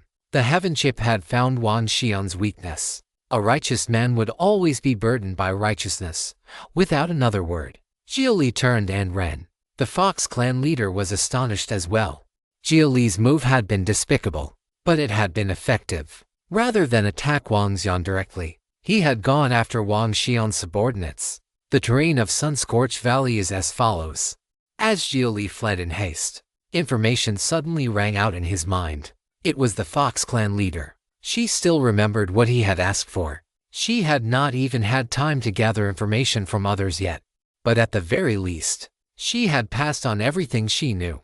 After watching Xia Li flee with Qiu Fu, the Fox clan leader did not remain idle. She immediately went to help Wang Xian put out the flames around the army formation, partly to keep him from venting his anger on her tribe. She truly was grateful that Xia Li had shown himself openly and taken Qiu Fu away. He had drawn all the hatred onto himself. Xia Li had a means of borrowing void refining power for a short time. If he had used it from the beginning to flee outright, Wang Xian would never have been able to stop him. Even if Wang Xian might still have acted reasonably afterward, the people behind Wang Xian were not guaranteed to do the same. Half an hour later, the shamanic fire was finally extinguished. Wang Xian had rushed into the blaze to save people and now looked thoroughly battered. The fire was extremely strange. It would not stop until it had burned through all available spiritual energy, forcing him to draw spiritual energy from others to help suppress it. Burns covered his entire body. He was a soul transformation cultivator. He could endure that fire. His soldiers could not. Fox Demon, no matter what. Thank you. I will list your tribe among those not to be campaigned against. But I also hope you never again involve yourself with that tiger demon and that human rebel. Wang Xian's integrity was famous throughout the demon hunting army. So the Fox clan leader believed his promise. Commander Wang, are we really doing the right thing? How long has it been since you fought a battle in the true sense of the word? The Fox clan leader looked at the burn-covered Wang Xian. She had been present during that battle when he held the pass. She had seen his spirit with her own eyes. Though they had been mortal enemies, he had still inspired admiration in her. That war had been unjust from the demon side to begin with. So she had always had reservations about it. Naturally, she had ended up holding a favorable impression of a man like Wang Xian, who had embodied righteousness. Her question made Wang Xian freeze. Ever since gaining fame, he really had not fought a battle that made his blood boil. He had gone from a vanguard willing to die in combat to a powerful noble enjoying life in the rear. Not since those 7 days at the pass has there been a true great battle. All these years, every enemy I faced was weaker than me. I'd seemed to have gotten used to preying on the weak. Thoughtfulness appeared in Wang Xian's eyes. He seemed to realize something at last. He had been ruined, basking in fame and profit. He had grown soft in comfort and lost the spirit that once drove him. And Demonkind is any different.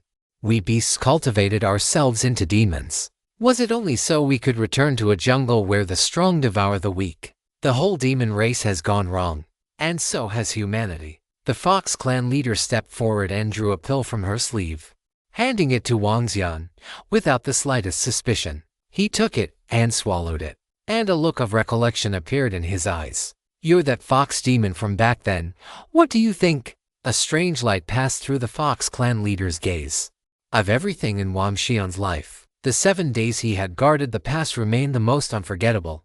During that battle, there had been a fox demon skilled in the healing arts. She treated both humans and demons alike. She had even helped tend his wounds, all while telling the injured over and over that the war was unjust and they should not throw their lives away. Back then, I chose what I thought was the greater good of my race. I gained both fame and profit from it, but looking back now, all of it was just a set of shackles. The so-called great righteousness he had once upheld had, over the years, completely diverged from the righteousness in his own heart. He was commander of the demon hunting army. He was supposed to hunt demons, but the missions handed down by the upper ranks were always to chase down human traitors, or even lead troops in attacks on human sects deep in the interior. He hardly ever entered demon territory anymore. He rarely even went into Manjo. What do you plan to do next? Continue pursuing the mutual benefit you spoke of? I'm tired. The one who sent me here was the anti-demon young general, Mo Yi. He won't give up on that tiger demon. She's the key to his own soul transformation. Wang Xian spoke a name that made demons tremble, Mo Yi, the anti-demon young general. This man carried a peerless reputation. Though only a nascent soul cultivator, he had beaten so many soul transformation demon lords that they could only flee in panic. Even Wang Xian, himself once one of the great prodigies, could only barely hold his ground against Mo Yi. Despite Mo Yi still being in the nascent soul realm, without question, he was one of humanity's future pillars. So it's that devil. If you discover this narrative on Amazon, be aware that it has been stolen. Please report the violation. Then you should understand. The wars he directs are never about victory or defeat. What he wants is casualties on both sides. Every killing you committed during those 7 days at the pass became blood food for him. Don't you think you're like a dog he raised? The Fox clan leader hated Mo Yi more than anyone. At her words, Wang Xian only lowered his head and gave a bitter laugh. I once dreamed of carrying a sword to the ends of the earth. Then later I had a family. They wanted me to settle down, to have a home. And so I gained a weakness and lost my dream. My entire family's fate now rests on a single thought from Mo Yi. I suppose I really have been tamed by him. That's enough. I'm going back. Wang Xian regretted it, but it was too late. When he had accepted the order to campaign against the Fox tribe, he had wondered whether he might meet that Fox demon again someday. Now that they had met once more, the question in his heart was answered. He never should have stepped into those cheers and become one more man swept along by them. He should have been a proud lone wolf, not a dog bowing and scraping before its master. By the way, you should still be able to contact him. Pass on a message for me. He is called a human traitor, rejected by humanity both within and without. But if humanity itself isn't just, then what is wrong with rebelling against it? That path is the path of an asura. Tell him to take care of himself. Wang Xian left. Not one of his soldiers or officers had died. He himself was the most badly injured of all. But once he returned, Mo Yi would surely punish him severely. Mo Yi would only ask one question, in the face of the larger picture. What did the sacrifice of a mere 3,000 men matter? The Fox clan leader simply watched him go. There was no shortage of clear-eyed people like them in this world. But the clearer they saw, the more they suffered, tormented by their own helplessness. Whenever they tried to do something, the fire in their hearts was often extinguished before it even had the chance to rise. Not even ashes remained. The great era was approaching. Chaos would rise. The prodigies who should have been gathering momentum to overturn the world were dying or kneeling instead. The new king who should have appeared to lead the great era still had not shown himself. His place existed, but no king's shadow could yet be seen. Qiufu, you should have become king. I am already cold ash, but there is still fire left in his heart. Can the two of you make it? The Fox clan leader looked in the direction Xia Li had fled. From the moment Xia Li chose to protect Qiufu, for whatever reason, that remaining spark had already been lit. But in a world this dark, such fire would naturally look glaringly bright and irritating. Creatures that lived too long in darkness hated fire most of all. A few days later, inside Demon Severing Pass, at the demon hunting army encampment, Wang Xian knelt on the ground, blood at the corner of his mouth, staring at the black-robed young man before him. That man was none other than Mo Yi, the anti-demon young general. Wang Xian had just finished reporting what had happened. Mo Yi, after listening, did not waste a single word before slapping him. Wang Xian, why do you always act on your own, under any circumstances? The mission objective should come first. A soldier's duty is to complete the mission. Dying for the mission is their glory as well. You are unfit to command.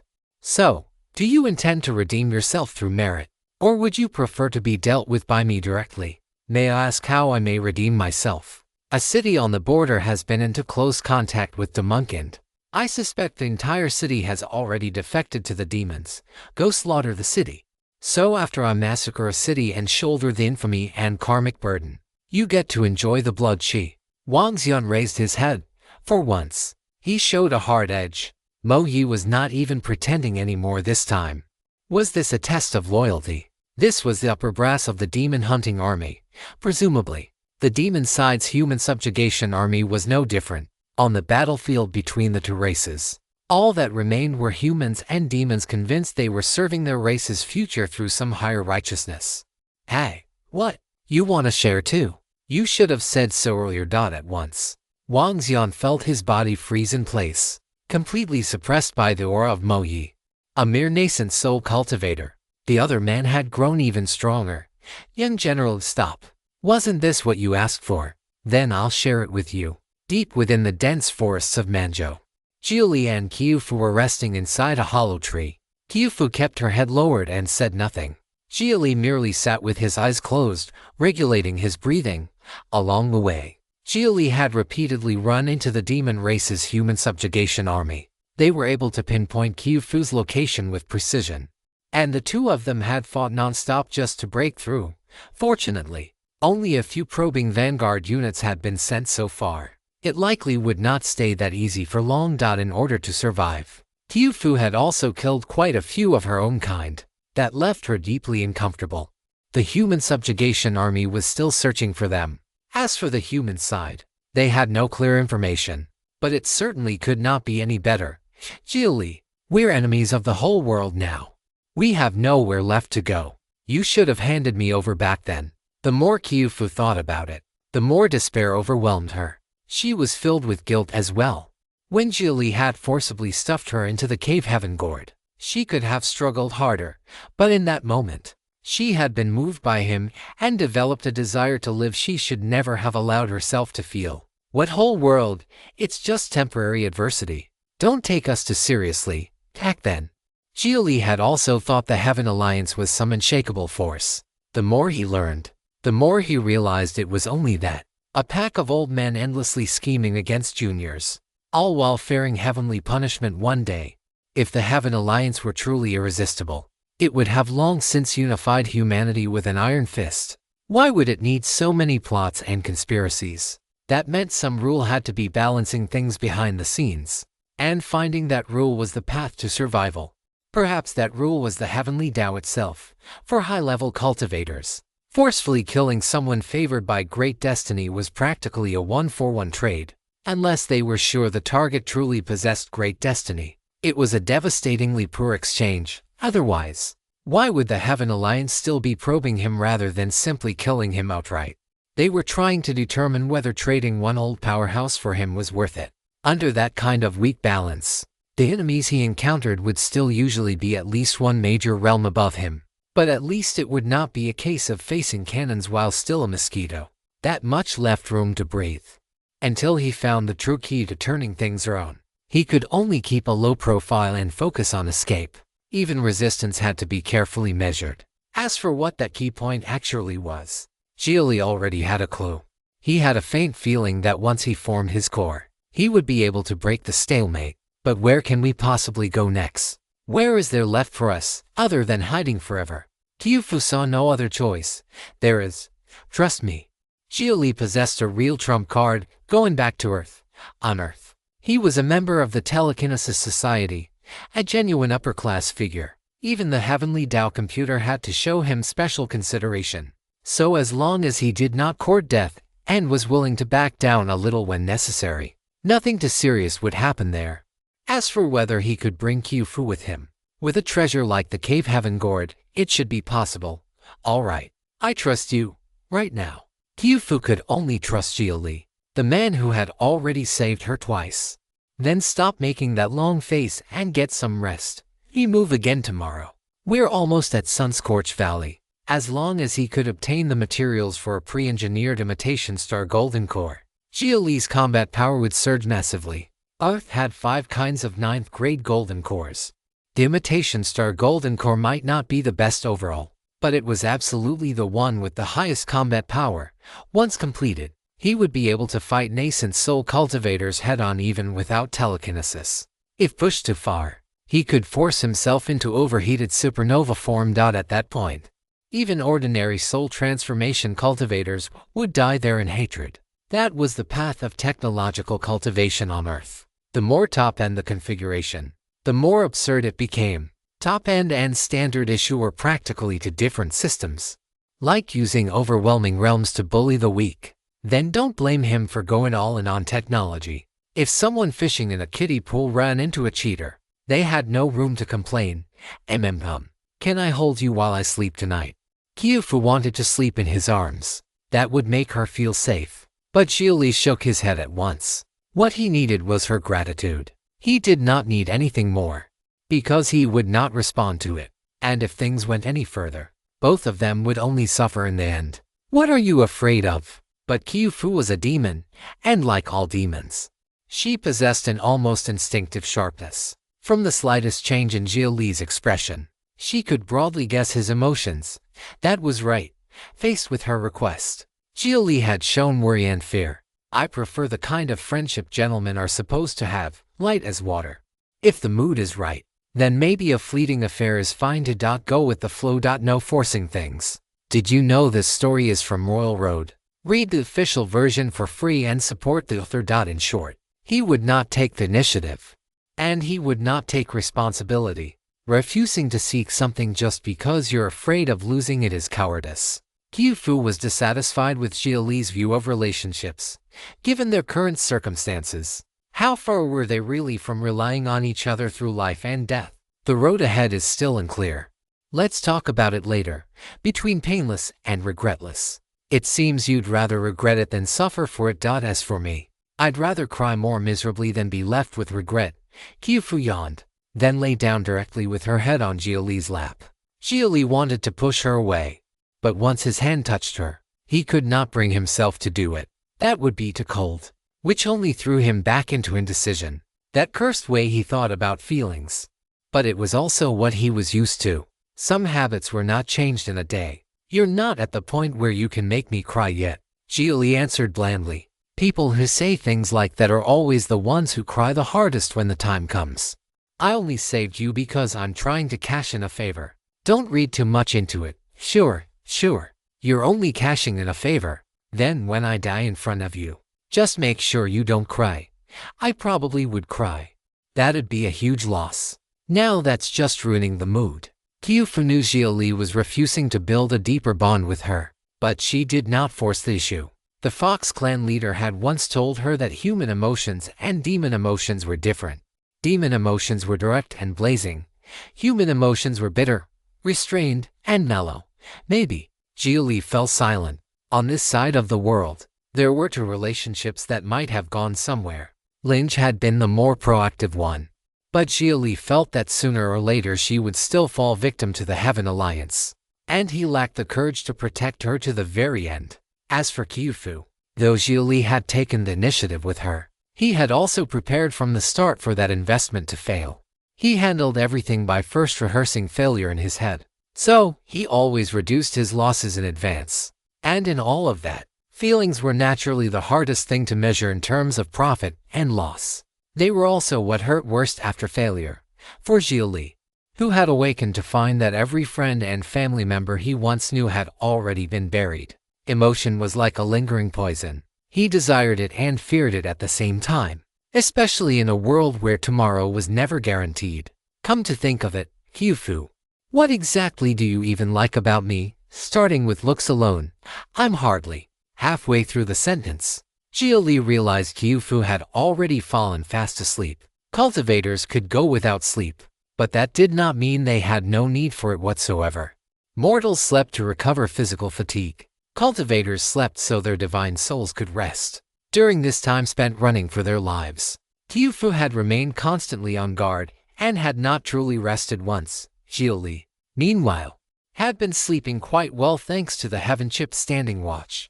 What is there to like about someone like me, with eyes only for profit, and such a twisted relationship with emotion? How strange. Xia Li could not understand what those who liked him were thinking. He only felt that they were blind.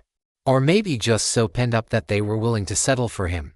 That same lack of confidence in love also left him deeply insecure in matters of affection.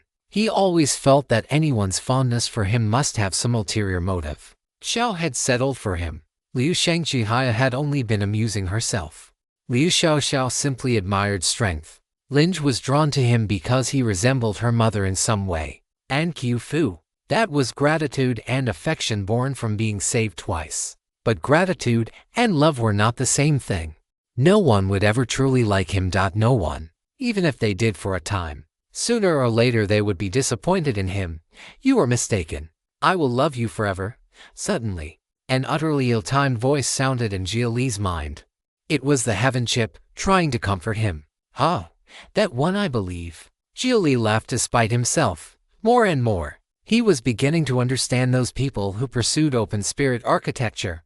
According to rumor, those people would willingly accept being taken over by an AA. Additionally, according to sexual attraction index scoring, your rating is a Kong. Rejecting advances at just the right moment can stimulate further pursuit from the opposite sex. Displays resembling emotional wounds also increase the probability of initiative from the other party. Of these factors, feigned retreat to entice pursuit contributes a relatively high score. The hell? Xia Li was speechless. That worked too, so in the end, he was the green tea manipulator all along. If he said he hadn't done it on purpose, would anyone believe him? The next morning, Qiu Fu woke from a deep sleep. She opened her eyes blearily, looked around in confusion, and then abruptly realized something. Why had she slept so deeply last night? What if they had been discovered? What if someone had ambushed them? She immediately sat up and noticed that Xia Li had really let her use his leg as a pillow for the entire night. And at the moment, Xia Li still had his eyes closed and looked completely asleep. Qiu Fu slowly brought her face closer to his. For some reason, she suddenly wanted to kiss him. But once she drew near enough, Xia Li's hand moved up and blocked her. Hi. Qiu Fu wanted to explain herself. But then she realized Xia Li had not even opened his eyes. His breathing was steady and even. He was clearly still asleep. Then, why had his hand blocked her? Qiu Fu refused to believe it and started fiddling with his arm. Only then did she discover that Xia Li's hand seemed to have a will of its own. No matter how tricky the angle she tried, that single arm of his kept knocking her back. Annoyed, she directly pinned down his arm and reached her other hand toward his head. And at that very moment, Xia Li opened his eyes. What are you doing? He shot her a somewhat displeased look. The heaven chip had been alarmed badly enough by her antics that it forcibly woke him. And Xia Li had thought they were under attack. He had not expected the attacker to be Qiu Fu. I saw that your hand could still move even while you were sleeping. I was curious. It's one of my secret arts. Even if I'm sleeping deeply, I can still sense the outside world. Stop messing around. After pushing Qiu Fu aside, Xia Li climbed out of the tree hollow. The forest was blanketed in heavy morning mist, but that layer of fog was precisely what gave him cover. Heaven chip. Report last night's data. Your location was scanned 28 times by Soul Force and probed 132 times by spiritual energy detection. The closest of these came within 12 meters. Did you mark them?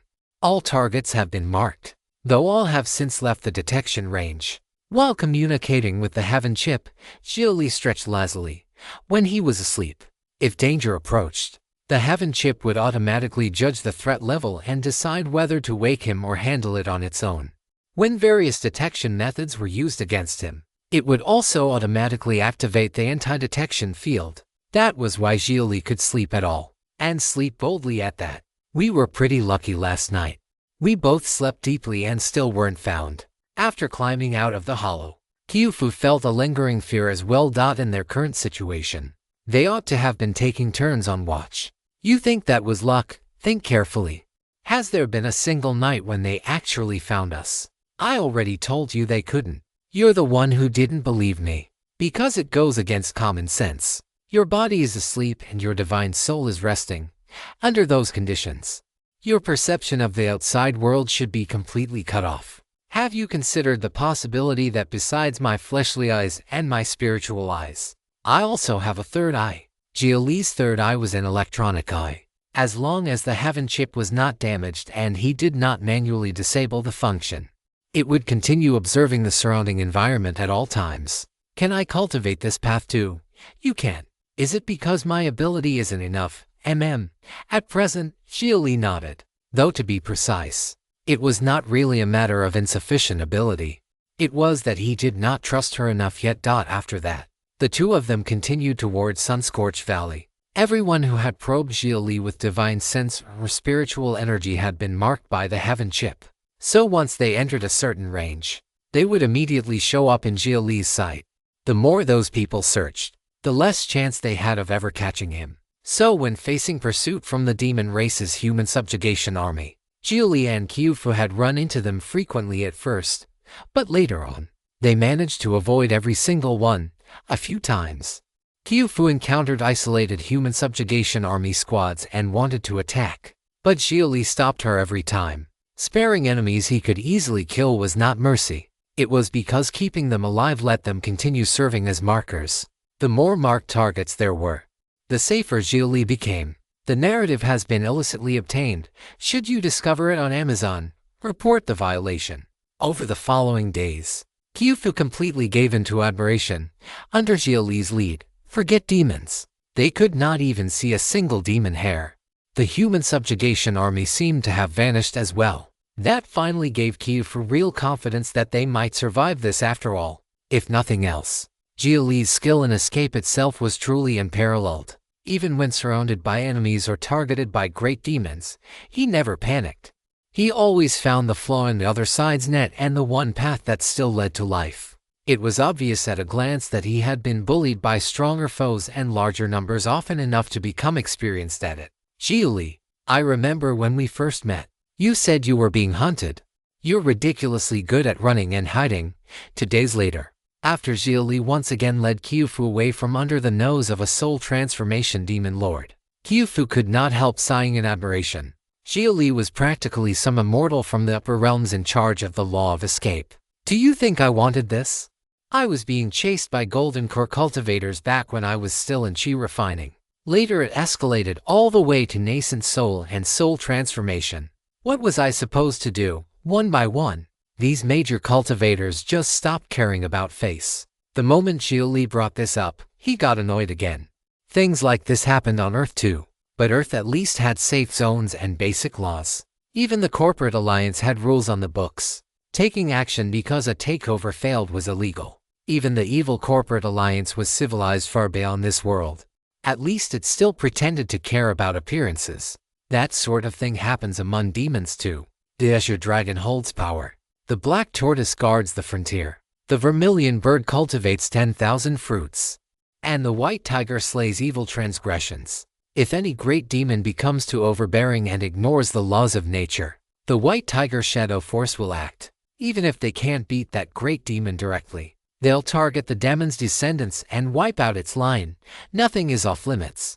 Qiufu then explained the circumstances of her own life and why the Munkin could not tolerate her. Because she was one of the maintainers of order. And what do demons consider the laws of nature? Isn't it just the strong preying on the weak? Yes and no. Even beasts without intelligence don't kill without reason once they're full. A wolf starving to death still won't catch ants to eat. The laws of nature are a kind of balance. Snakes, insects, ants, elephants. Each has its own place. They restrain one another and depend on one another. That is why the White Tiger, born as a demon and king among demons, also slew demons. It's a pity the White Tiger division has already been wiped out. Qiufu spoke of the old order among demons. Using strength to bully the weak was normal. The laws of nature did include the strong feeding on the weak. But everything had a limit. To bully 10 and kill 100 might still be within reason. To butcher thousands and tens of thousands was excess. Demons had shed the instincts of beasts and gained wisdom. Was that really just so they could slaughter the weak more efficiently? Obviously not. So if a great demon went too far in bullying the weak, then that demon had better keep its whole clan well protected. Because from that day on, The entire clan would be bullied and turned by those stronger than them. You might be soul transformation. But was your entire clan soul transformation too? Were your descendants born that strong? Could you stay beside them forever? And if you did, would you still be able to cultivate? At that thought, Xia Li was reminded of an organization he had dealt with before, Drunken Flower Tower. That group had not seemed bothered at all by his extermination of 9th-generation style of vengeance. If anything, they rather approved of it, which meant balance still existed. It was just fragile now.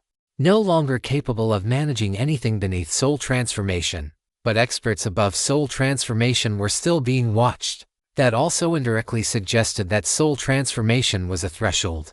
The number of great powers above it likely dropped off a cliff, which was why they could still keep an eye on them.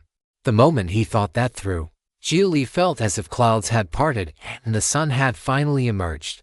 So that was why he almost never encountered void refining experts personally making a move. This was the critical point. Once he understood all of that, Xia Li felt much more at ease. As expected, this predicament was only temporary. The Heaven Alliance existed as a mutual aid association for people who like bullying the weak with greater power. I watch your family for you, and in exchange you go out and do whatever you want. So that was how it was. Xia Li had attained enlightenment. And once he understood that, breaking it became simple. All it would take was one true prodigy stepping forward with a raised arm, rallying rogue cultivators and every cultivator outside the Heaven Alliance, telling them to stop watching from the sidelines just because the flames had not yet reached their own feet, gather hearts, and trade blood for blood with the descendants of Heaven Alliance members. Sooner or later, the Heaven Alliance would crack. Xia Li thought of an organization he had once despised intensely, Snake Eye. Their guerrilla tactics had been shameless to the extreme. If turned toward hunting the relatives and descendants of Heaven Alliance experts, they would be perfect. When the time came, Xia Li intended to borrow Snake Eye's methods wholesale and give those Heaven Alliance old monsters a very big surprise. Qiufu, actually, there's one thing you were wrong about. You said the White Tiger Division had been wiped out, but aren't you still here? Xia Li rested a hand on Qiufu's shoulder. The cancer called Heaven Alliance did not only grow within humanity. The White Tiger Division had been something like the immune system of Demunkind. But I no longer have any heart left for the affairs of Demunkind. Let them do as they please. Qiufu was different from Bai Qi, whom Xia Li had met before. Bai Qi had still believed Demunkind might be saved, and had wanted to save it. But Qiufu had already lost all hope in demons. Perhaps she really was the last surviving orphan of the White Tiger Division. In that case, living on and watching Demunkind rot further, making fools of itself again and again, might not be so bad. If you can truly let it go, that's for the best. I only hope you really have let it go. Xia Li did not try to lecture her about responsibility or mission. He could tell Qiufu was lost right now, just as he himself had once been. The feeling of being alone in the world, with no clear goal, and finding even the search for the meaning of living exhausting. Should I let it go? Qiufu looked into Xia Li's eyes, as if his answer would decide her future. Would she bury her name and live out the rest of her life quietly? Xia Li did not answer directly. He merely took out the 3 apertures stone heart and, using void refining power in conjunction with shamanic arts, condensed a shamanic fire rune. Then he solemnly handed that rune to Qiufu. Sun-scorched Valley is just ahead. No one knows what we'll run into there. If we get separated, this will at least let you protect yourself. This rune has 2 uses. Throw it out to burn your enemies and buy time to escape. Crush it yourself. The power of Sun-scorched Valley's fire aspect force will surge into your body, and you will wield void refining strength until the last drop of your spirit blood burns out. Memorize the incantation. Xia Li transmitted a difficult, obscure spell formula into her mind. The path of the shamanic race excelled at directly drawing on the power of heaven and earth, bypassing the process of spiritual energy transformation. The result was enormous power, but the backlash of many such spells damaged the user. The shamanic race regarded that backlash as a trial, without a shamanic physique, though. Taking that trial simply meant death. The shamanic spells Xia Li had used earlier against Wang Xian and the army formation had not even been an offensive art. It had merely been a trial meant for testing the younger generation of the shamans. Qiufu nodded. Xia Li had handed the answer over to her. One rune, to possible uses. To possible roads. Would she preserve her flesh, or preserve what was in her heart? As they went farther on, the green mountains and clear waters vanished. All around them stood scorched, withered black trees. The air carried the reek of burning. Ash fell like rain. Once they passed through the charcoal forest, they emerged at the edge of a cliff. Before them lay an enormous sunken basin. And even now flames still gushed continually from the cracks in the earth. Magma flowed across the land like rivers. Terrible heat spread in all directions. From the dim sky, burning cinders continued to fall. This was Sun-Scorched Valley, the place where the golden crow had fallen. We've finally arrived. Is what you want here? Qiufu gazed down over Sun-Scorched Valley from above. Sun-Scorched Valley was both a treasure land and a death land, because from time to time, flame storms would erupt and burn everything within it to ash. Some said the remnant soul of the golden crow still had not vanished, that the fallen sun had not truly died, and was still trying to rise again from the ashes. This is also the end point of my journey. The golden core realm was not a realm that fundamentally transformed the nature of life. A case of content theft. This narrative is not rightfully on Amazon. If you spot it, report the violation. It was a realm with much greater symbolic meaning. There was an old saying, when medicine meets its proper chi, form is born. When the Tao joins the subtle and formless, nature reveals itself. Swallow one golden core into the belly, and only then do you know that your fate is no longer ruled by heaven. The golden core refined inward from essence, chi, and spirit was a path of self-sublimation. The golden core refined outward from heaven and earth was the bold ambition to swallow the sun and moon. From the golden core realm onward, the paths of cultivation on earth and in the profound world diverged more sharply than anywhere else. And on earth, the path of outward refinement was also the very essence of technology. What I perceive and what I conceive become what I attain and what I desire. Never let go. Pursue everything to the end. That was why, after soul transformation, Earth's path did not proceed into void refining. It turned back towards substance and forged the golden body, not seeking union with the Tao, only refusing to let the heart fall silent on Earth's lineage. The realm after soul transformation was the golden body realm. After golden body came the undying heart realm. Beyond that, Xia Li did not know. This much had only been available through internal materials of the Telekinesis Society, which was why he even knew there was a realm beyond golden body called undying heart. And so here, Xia Li would step onto the road of golden body and undying heart. The imitation star golden core would be the first step. A star endures for ages. Only by laying the foundation now could he later preserve a body of gold and a heart that would not fall silent. You look like you're about to do something big here. Qiufu noticed the expression on Xia Li's face. It carried anticipation and determination.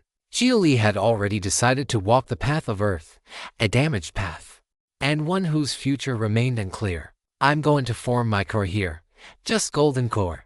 That's nowhere near enough to change everything we're facing. Qiufu had thought Xia Li was about to do something earth-shaking. In the end, it was only forming a golden core. He had made it sound as solemn as if he were ascending or proving the Tao. But what Qiufu did not understand was that, for Xia Li, this was practically the same as ascending and proving the Tao. Why was the imitation star golden core not recommended? Because Earth simply could not find materials that perfectly matched the theory. It was a hypothesis. And even more than that, it was a kind of romance unique to humanity. No matter how different their cultures, races, or beliefs, humanity had always held an instinctive reverence toward the sun. That reverence still endured, and had even developed into the dream of conquering the sun itself. One of the most arrogant manifestations of that dream was the Dyson sphere. Humanity could not yet build such a cosmic wonder in truth, but a miniature Dyson sphere that had meaning. The significance of the imitation star golden core was unlike that of the other ninth-grade golden cores. Xia Li wanted to be a pioneer. He wanted to create an imitation star golden core that truly matched its theoretical values, explore the limits of humanity, and construct a Dyson sphere within his own Danshan. It's enough. If he really could reach the theoretical limit, then the final overheating phase would no longer be a mere supernova jet. It would become a truly supreme killing move. Helium flash. The radiance of 100 million degrees. He certainly would not reach a temperature that high, but if it could still vaporize soul transformation cultivators on impact, what more did he need? Fine, if you say it's enough, then it's enough. But Sunscorched Valley lies in the middle of Manjo. The moment we show ourselves, both the demon hunting army and the human subjugation army will come. And with terrain like this, we won't be able to flee. It's a dead end. Qiufu understood very clearly that once they went down, it would either succeed or end in death. This would decide superiority, and life and death. Are you afraid? Xia Li stared at Qiufu. Afraid, Qiufu smiled, then walked to the cliff's edge, facing Xia Li with her back to the abyss. She slowly spread her arms and let herself fall backward. The sight reminded Xia Li of his earlier self. Then, Qiufu dropped off the cliff. After a short accelerating run, Xia Li no longer hesitated and jumped after her. The two of them plunged through the rain of ash, letting the sparks wash over their bodies. More and more cinders were swept up around them as they fell. Their eyes met in midair, and both of them smiled. The humans and demons in the valley below all saw the pair dropping from the sky like meteors. Their first thought was the same. What exactly were these two trying to do, making themselves this conspicuous? And after some of them recognized Xia Li and Qiufu, they shot into the sky at once, clearly intending to intercept and kill them before they landed. Xia Li and Qiufu were now being hunted by both humans and demons alike. So naturally both sides had issued all kinds of bounties for the humans and demons who had come to Manjo to temper themselves through slaughter and battle.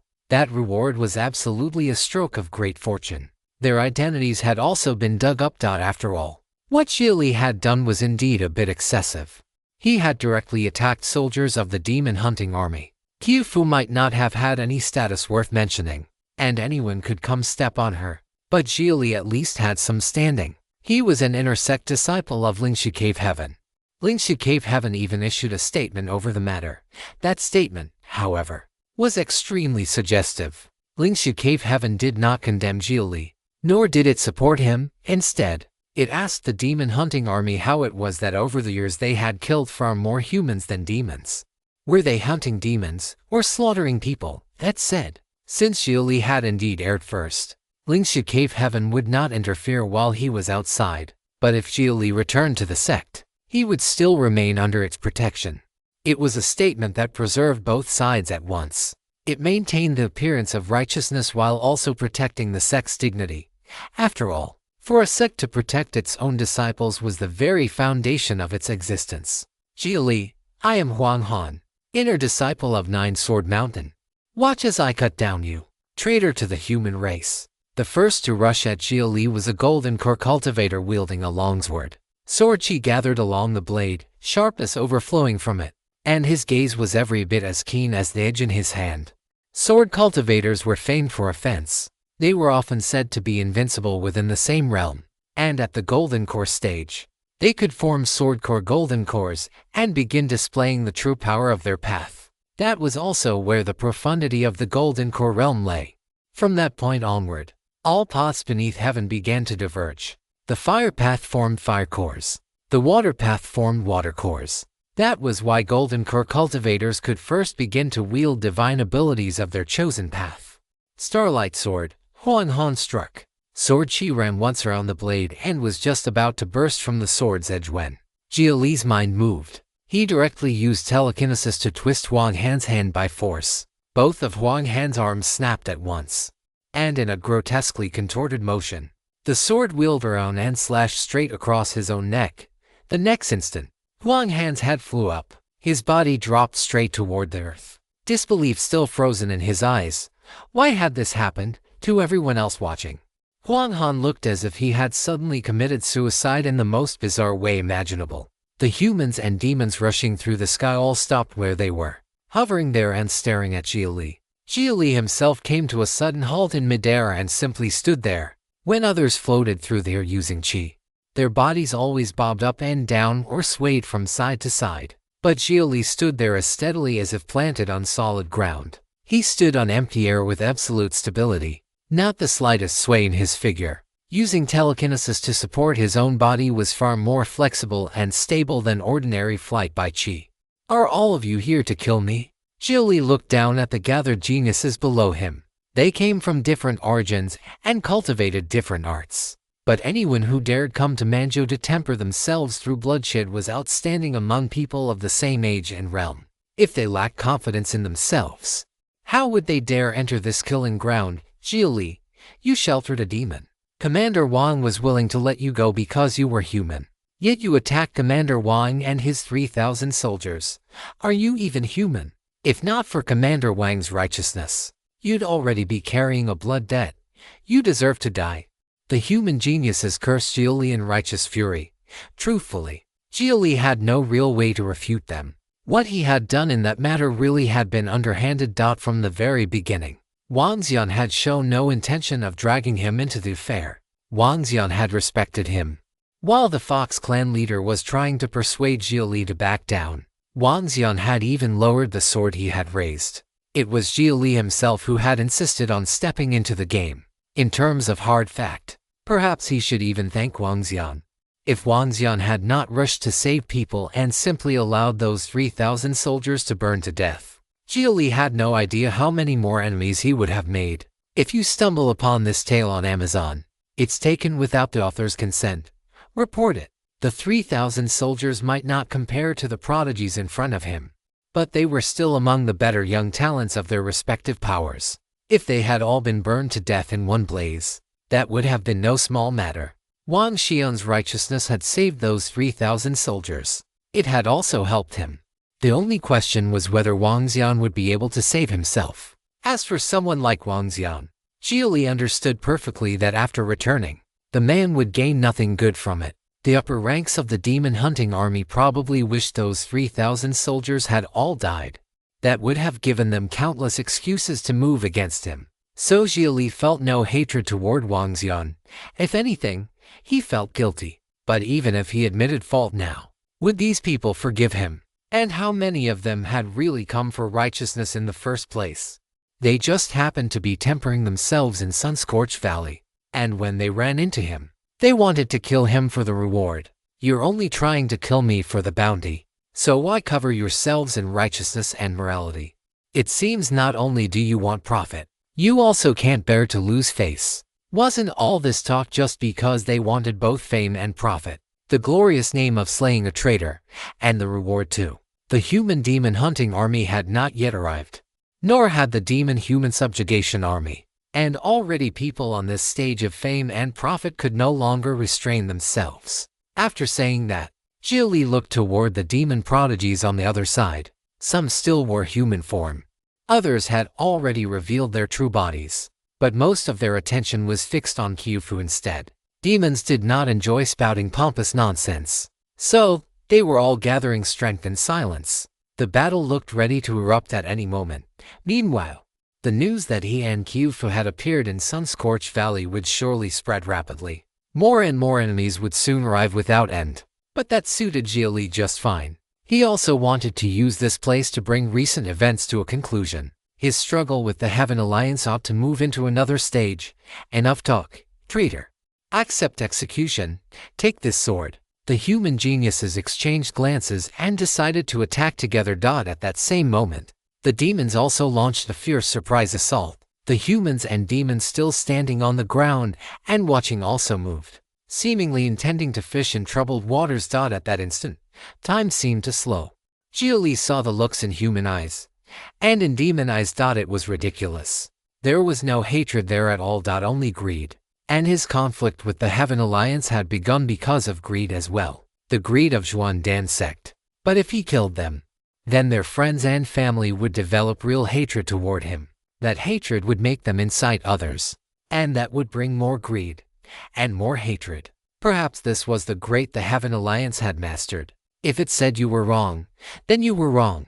Even if you were not wrong for the moment, the great tide would still turn black into white and white into black. In a situation like this, there was no longer any point in agonizing over good and evil, right and wrong. The only option left was to go against the tide. Heaven chip, overclock. Initiating annihilation mode, Xia Li gave the order to the Heaven chip. He had gradually become accustomed to killing and no longer hesitated when the time came. But if one was talking about pure efficiency and ruthlessness, then the heaven chip was still better at it than he was. Once the humans and demons drew within a certain distance, Xia Li stopped concealing his telekinesis, centered on himself. He directly enfolded a stasis field, the surrounding space filled with his telekinetic force, making everyone around him feel as though they had instantly fallen into deep water. The invisible pressure crushed against their limbs and bones, sharply limiting their movements. Behind Xia Li, a phantom figure rapidly condensed. Then Xia Li stepped through empty air, strolling casually among the humans and demons as if on a leisurely walk. His true body did not even make a move. Only the phantom behind him did, shaping chi into blades and cutting down every human and demon it passed, as effortlessly as slaughtering chickens. Xia Li made one full circuit through the crowd in the sky. Then he released his telekinesis. The humans and demons who had surrounded him all burst apart into pieces, transforming into a rain of flesh and blood that poured down onto the earth. Xia Li's strongest method right now was telekinesis. If he could control nascent soul power, then controlling a group of golden core cultivators for a short time was hardly difficult. All he had to do was focus on restraining the enemy. The heaven chip would handle the execution. Yes, this could no longer even be called a battle. What kind of battle was it when the enemy offered no resistance and simply waited to die? This was an execution carried out by the strong against the weak. On the ground, the humans and demons who had not made a move earlier watched the rain of blood fall from the sky, all of them shaken to the core. Xia Li's bounty was enormous. The reward had even been set on a level comparable to a soul transformation cultivator's. But why would a mere pseudo-core cultivator deserve that? Xia Li was now giving them the answer. Because he killed golden core cultivators like slaughtering chickens, a divine path cultivator. He's a nascent soul level divine path cultivator. One three-eyed demon on the ground cried out in alarm. The divine path had long since declined, and even its realm names were now forgotten. So he could not explain it clearly and could only describe Xia Li as a divine path cultivator at the nascent soul level. But that was already enough to show how powerful Xia Li was. His divine path cultivation had already stepped into the fourth realm and possessed battle power no weaker than nascent soul. The moment those words were spoken, the whole place erupted. Those weaklings who still harbored greedy thoughts did not even dare lift their heads to look at Xia Li anymore. The prestige of the divine path had only been recorded once since ancient times. But once was enough. That one time was when a mortal body slew an immortal. Yet while that frightened off the golden core cultivators, it also drew the attention of the few nascent soul cultivators and great demons present. They had come here to temper themselves in battle against powerful foes of the same realm. Before this, they had looked down on Xia Li and disdained making a move. But now that Xia Li possessed divine path inheritance, and his battle power was on par with nascent soul, greed was stirred in their hearts as well. How precious was divine path inheritance! It was something even the various cave heavens and holy lands possessed only rarely. More importantly, it was one of the keys to stepping into void refining. Reaching soul transformation from nascent soul was easy. Reaching void refining from soul transformation was hard. Divine path inheritance could effectively increase the odds of a soul transformation cultivator breaking through into void refining. It was one of the true secret inheritances of the major sects. It did not quite reach the level of a sect's foundational inheritance, but it was only just below that. Now that Xia Li had revealed this powerful divine path cultivation, he was destined to invite endless covetousness from across the world. And yet, facing a crisis like this, Xia Li only smiled faintly. He had deliberately exposed his telekinesis, but not so that the whole world would know he was a walking treasure vault and come hunt him forever. He had a contingency plan. It had failed once before, but who said the same move had to fail a second time? Everyone.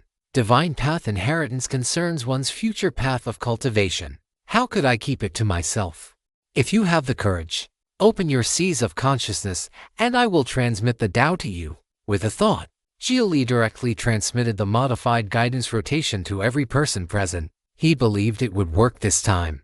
Last time it had failed because his audience had been a group of rogue cultivators who had knelt for so long they no longer remembered how to stand. But the people present now were the young talents sent by the major powers to temper themselves here. After personally witnessing the might of telekinesis and then receiving transmission of the Tao, how many of them could really stay calm? If you refuse the transmission, your enemy might learn it and use it against you instead. And this place held both demons and humans at once. Even within the same race, different people and demons stood on different sides. Some were likely internal enemies already. They had no choice but to learn it. Nor was Xia Li afraid of Heaven Alliance members learning it. In fact, he wanted them to, because this was guidance rotation after the Heaven chip had modified it. Put in Earth terms, he had planted a backdoor inside it. If it was not used against him, then naturally nothing would happen.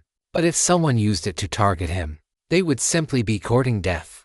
The moment Xia Li had grasped that crucial point, he had thought of this plan. If Heaven Alliance's enemies learned it, and more void-refining cultivators appeared among the forces opposing Heaven Alliance, then the Alliance's very base would become unstable. That meant Heaven Alliance had only two choices. Either openly reveal its own divine path inheritance and massively increase the risk of those inheritances leaking. Taken from Royal Road, this narrative should be reported if found on Amazon. Or learn Xia Li's telekinetic art and one day be caught by the backdoor he had planted. This was a perfect open scheme they could not avoid. The Heaven Alliance blocked people's paths of cultivation. Many who joined it had done so only out of helplessness. And even then they schemed against one another in private. This move of his was aimed at pulling out the very foundation from under them. An ultimate grade foundation establishment pill formula and foundation establishment method had not been enough. But what about divine path inheritance? What about an inheritance that increased the odds of reaching void refining? Was that enough? The answer was more than enough. For more than enough. Even those present who could see perfectly well what Xia Li was trying to do still did not mind. After all, they themselves would benefit too. And they were not afraid Xia Li had tampered with it. Because as long as they did not oppose him, there was no problem. If that day ever came, at worst they could cripple their own divine path cultivation. The important thing was to seize the benefits in front of them first. Future trouble could be dealt with in the future, which only made it laughable that the people who had rushed to attack Xia Li earlier had now become stepping stones for his plan. If they had only been a little more rational and a little less greedy, they could have waited until this moment and received the Tao as well. Half an hour later, Xia Li had finished transmitting the Tao. Every cultivator in Sunscorched Valley looked at the figure floating in the air with a strange expression. Now they understood why Xia Li had deliberately made himself the center of attention. Though they had become pieces in his scheme, they did not find it unpleasant. Fellow Taoist, this of yours is tantamount to digging up certain people's ancestral graves. I only hope you survive this time. I'm leaving first. Some had already realized that a shocking battle was about to erupt in Sunscorched Valley. After saluting Xia Li with clasped hands, they hurriedly flew away. Once the first person took the lead, others followed. The ones happiest of all were the demons. On the matter of divine path inheritance, Damunkin had lost even more than humanity. Humanity also guarded such inheritance against Damunkin with exceptional vigilance, making it nearly impossible for demons to obtain even a fragment of it. And now Xia Li had openly transmitted it to the world. Moreover, it was a kind of divine path inheritance that was not especially profound, but whose greatest virtue was how easy it was to begin. No one could rely on this technique alone to major in the divine path, but using it to cultivate a divine path foundation was more than enough. Human brother, some of those bloodline clans that still carry divine path inheritances are going to hate you to death. The divine path is notoriously difficult to enter. Some methods can barely be learned by outsiders even after they spread. Yet your art is simple and clear. You are changing the heavens. A giant and imposing great Peng flew to Xia Li's side and looked at him deeply. Cultivating the divine path was hard. Harder than ascending to heaven. Having the method alone was not enough. It also required a senior to personally guide the junior and plant a divine path seed into their sea of consciousness. That single step was what had always restricted the spread of the divine path. After all, that was how ancient divine path inheritance had worked. The world the ancient cultivators lived in was different from the world of modern cultivators. The same was true for ancient demons and modern Damunkin. Their bodies were not the same either. But Xia Li's divine path inheritance did not seem to be the ancient divine path at all. It could be cultivated without any divine path seed.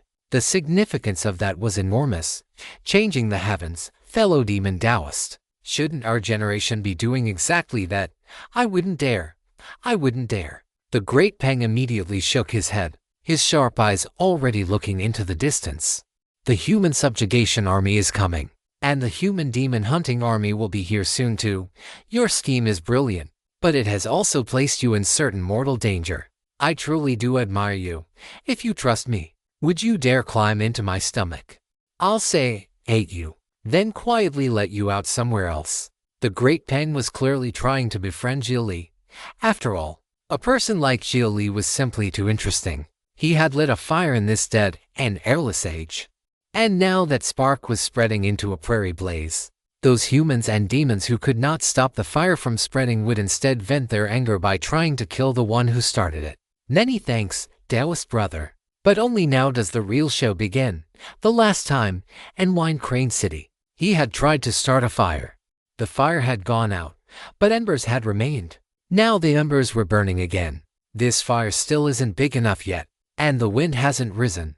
Xia Li watched as the cultivators and demons of Sun-Scorched Valley departed. All of them had now become sparks lit by Xia Li. How could young people like them willingly allow themselves to be suppressed for life by old and decaying things? Even those shallow-minded types who had once thought only of competing in strength and swaggering over others were now beginning to grasp something. After all, Xia Li's actions were genuinely thought-provoking. So this is how you're planning to break the deadlock? Fu, too, was reflecting on the Dao Xia Li had transmitted. As a white tiger descendant, she counted as one of those clans that possessed a divine path bloodline inheritance. So she could tell that guidance rotation was of the divine path. And yet not truly the same divine path. What's wrong with that? Xia Li turned and looked at Fu. He could tell she had something to say. How could there be anything wrong with it? The Dao you've taught is practically another way of cultivating the divine path. It breaks completely free of all the constraints of the old divine path.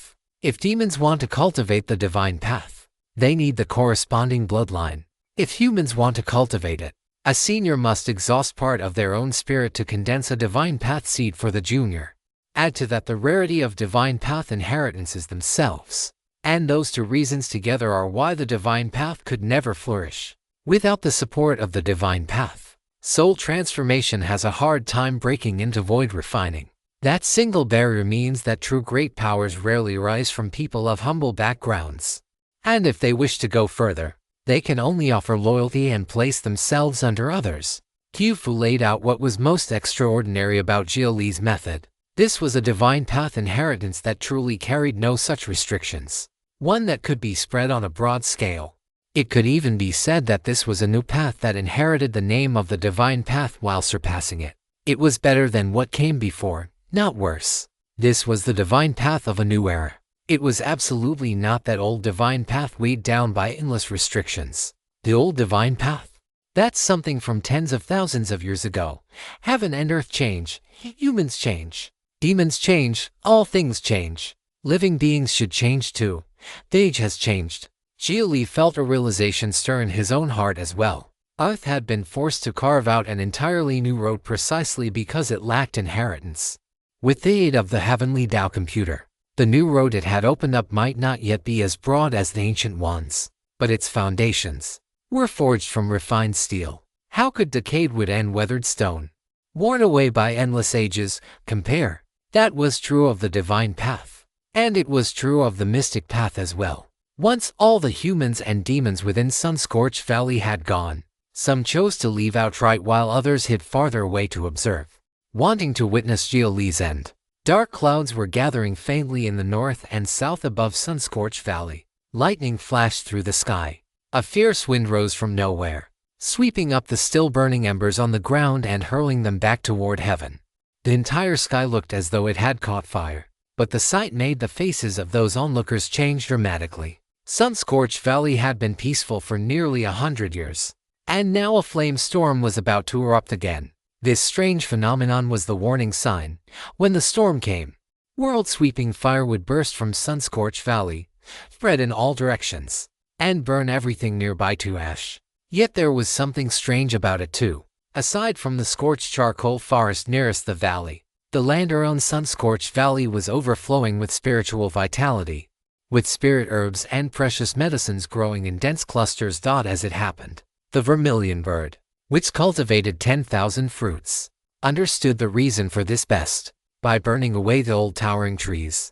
The land was fed with the spiritual ash of vegetation and became fertile again, allowing the young shoots that followed to bask in the light of the great sun. Sun-scorched Valley simply happened to be a place where this process kept repeating itself, even now. But when Xia Li saw all this, he could only feel that his luck was truly terrible. He immediately took Qiufu down into the valley floor and began searching, hoping to find the central region and take the treasure before the Golden Crow's remnant fire erupted in full. According to what the Fox clan leader had told him, nearly 100 years had passed since the last flame storm. By that reckoning, another one had indeed been due. But Xia Li had not expected it to be this exact moment, right when he arrived. Where was he supposed to hide now? There was no path forward and no path back. Wolves before him, tigers behind. This tale has been unlawfully lifted from Royal Road. Report any instances of this story if found elsewhere. This absolutely had not been part of his plan. In the end, human calculations still could not outmatch heaven's. As he released his divine sense to search for anything unusual, Xia Li also sorted through the information the Fox clan leader had passed to him from memory. From the first warning signs to the actual eruption, a flame storm usually still required quite a long brewing period. If he could seize that window, obtain what he needed, and immediately transmit back to Earth, then he could still escape safely. But the violent fire aspect, spiritual energy surging endlessly from the cracks in the ground, disrupted his divine sense so badly that Xia Li was nearly blind. Each time Sun-scorched Valley erupted in a flame storm, its terrain changed. The place where the seal had once stood was now impossible to locate. Xia Li, should we come back next time instead? Right now, neither the demon hunting army nor the human subjugation army has reached us yet. Qiufu could see Xia Li's anxiety now. The impending flame storm had obviously thrown his plan into chaos. No, once the flames fully erupt, Sun-scorched Valley will become a lake of magma. It will take at least 10 years to cool before anyone can enter again. How many 10-year spans does a person get in one lifetime? True, once it became a magma lake, it would still be possible to dive down and search. But at Xia Li's current cultivation, he simply could not manage that. And if he rushed a breakthrough just for the sake of entering the magma lake, that would be putting the cart before the horse. He had to enter the seal before the flame storm broke in full. What exactly are you looking for? I'll help you search the remains of that golden crow. The moment Xia Li said that, disbelief filled Qiufu's eyes. She had assumed at most he had come for Golden Crow spirit flame. But the Golden Crow's remains, those things did indeed appear in ancient records. But over the years, who knew how many great powers had searched for them? In the end, all of them had still stopped before the seal and failed. Even if time had weakened the seal somewhat, the terrain of Sun-scorched Valley had changed. Who knew how many times since then? That sealed place had likely long since sunk deep into the earth veins. At our current cultivation, there's no way we can find it. And even if we do, how would you get inside? I carry the bloodline of Yi, that great power of the martial realm. At this point, Xia Li could no longer bother hiding such things. Bloodlines from the martial realm did exist in this world as well. They had simply been diluted through endless generations of intermarriage with this world's people. Earth's situation, on the other hand, was a bit different. Though its bloodlines had become ordinary, they remained pure enough. So you're actually descended from the martial realm. But are you certain your bloodline still reaches the level of that dark yellow blood they spoke of? Your blood isn't dark yellow. That phrase doesn't refer to literal color. It's a symbol of the lineage itself. I'm certain I have it. Double quotes understood. Then watch me.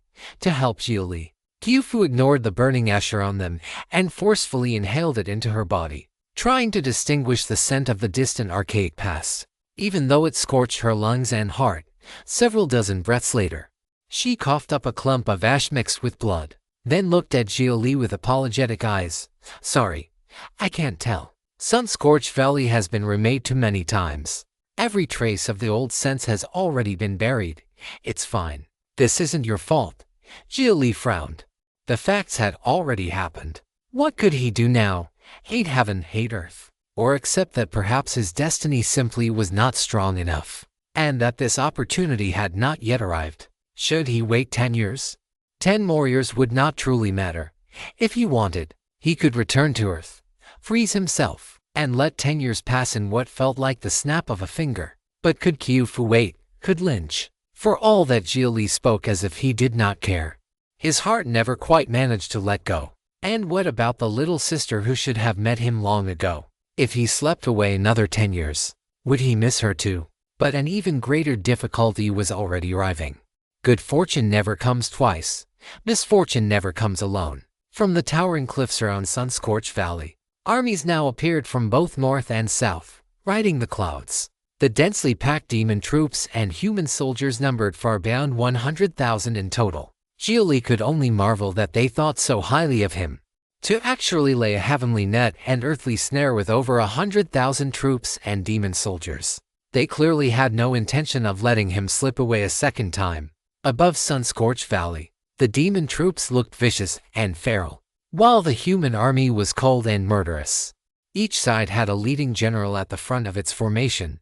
Xiaoji. Kyofu stared at the leader on the demon side, a gloomy-faced young man. Her hatred was utterly undisguised, and even her voice turned hoarse. That man was the killer of her mother, the young general of the human subjugation army, the infamous great demon Xiao. The Xiao race was savage from birth. Rumor held that the moment one was born, it would seek chances to attack its own parents and siblings, then devour them after killing them. Because of that extreme cruelty and self-serving nature, even the human race had inherited the ill fame of the Xiao clan. The term Zhaoxiang, ruthless hero, was used for those who would stop at nothing to achieve their goals. Meanwhile, Xia Li was sizing up the leader of the demon hunting army. He was a black-robed young man who did not seem much older than Xia Li himself, smiling faintly with his eyes half narrowed. Over the course of his escape, Xia Li had already learned the other's identity by eavesdropping on ordinary soldiers. Mo Yi, the anti-demon young general, a vicious enemy 1,000 times harder to deal with than Wang Xian, a genuine ruthless hero. And after hearing Kyofu speak, Xia Li also understood who the demon general was. A Xiao demon had come in person. Two monsters of the most vicious kind looked down on them from above, coupled with the hostile glares of the armies on both sides. The immense pressure and murderous intent made it hard for Xia Li to breathe. Hear this, criminal tiger demon. Your tribe has accumulated blood debts for generations and killed countless elites of our demon race. As a bearer of that guilty bloodline, you deserve to die 10,000 deaths. And you, human Xia Li, sheltered that tiger demon and slew many of my demon soldiers.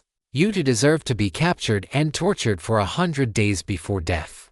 The Xiao demon pronounced judgment on Kyofu and Xia Li. The vile tiger demon killed the son of a commander of our demon hunting army. The criminal Xia Li deserves a death by 1,000 cuts. And beyond the crimes he committed in Manzhou, he has also harmed many elite members of humanity in the human interior. This one human and one demon are rejected by both races alike. They must be killed to prove justice. Mo Yi raised his right arm high behind him. The demon hunting army came to a halt all at once and let out a thunder of shouts. Kill, kill, kill, the Xiao demon, and willing to be outdone, also raised a hand. Behind him, 10,000 demons roared so loudly the sky shook. They should be judged by Demonkind.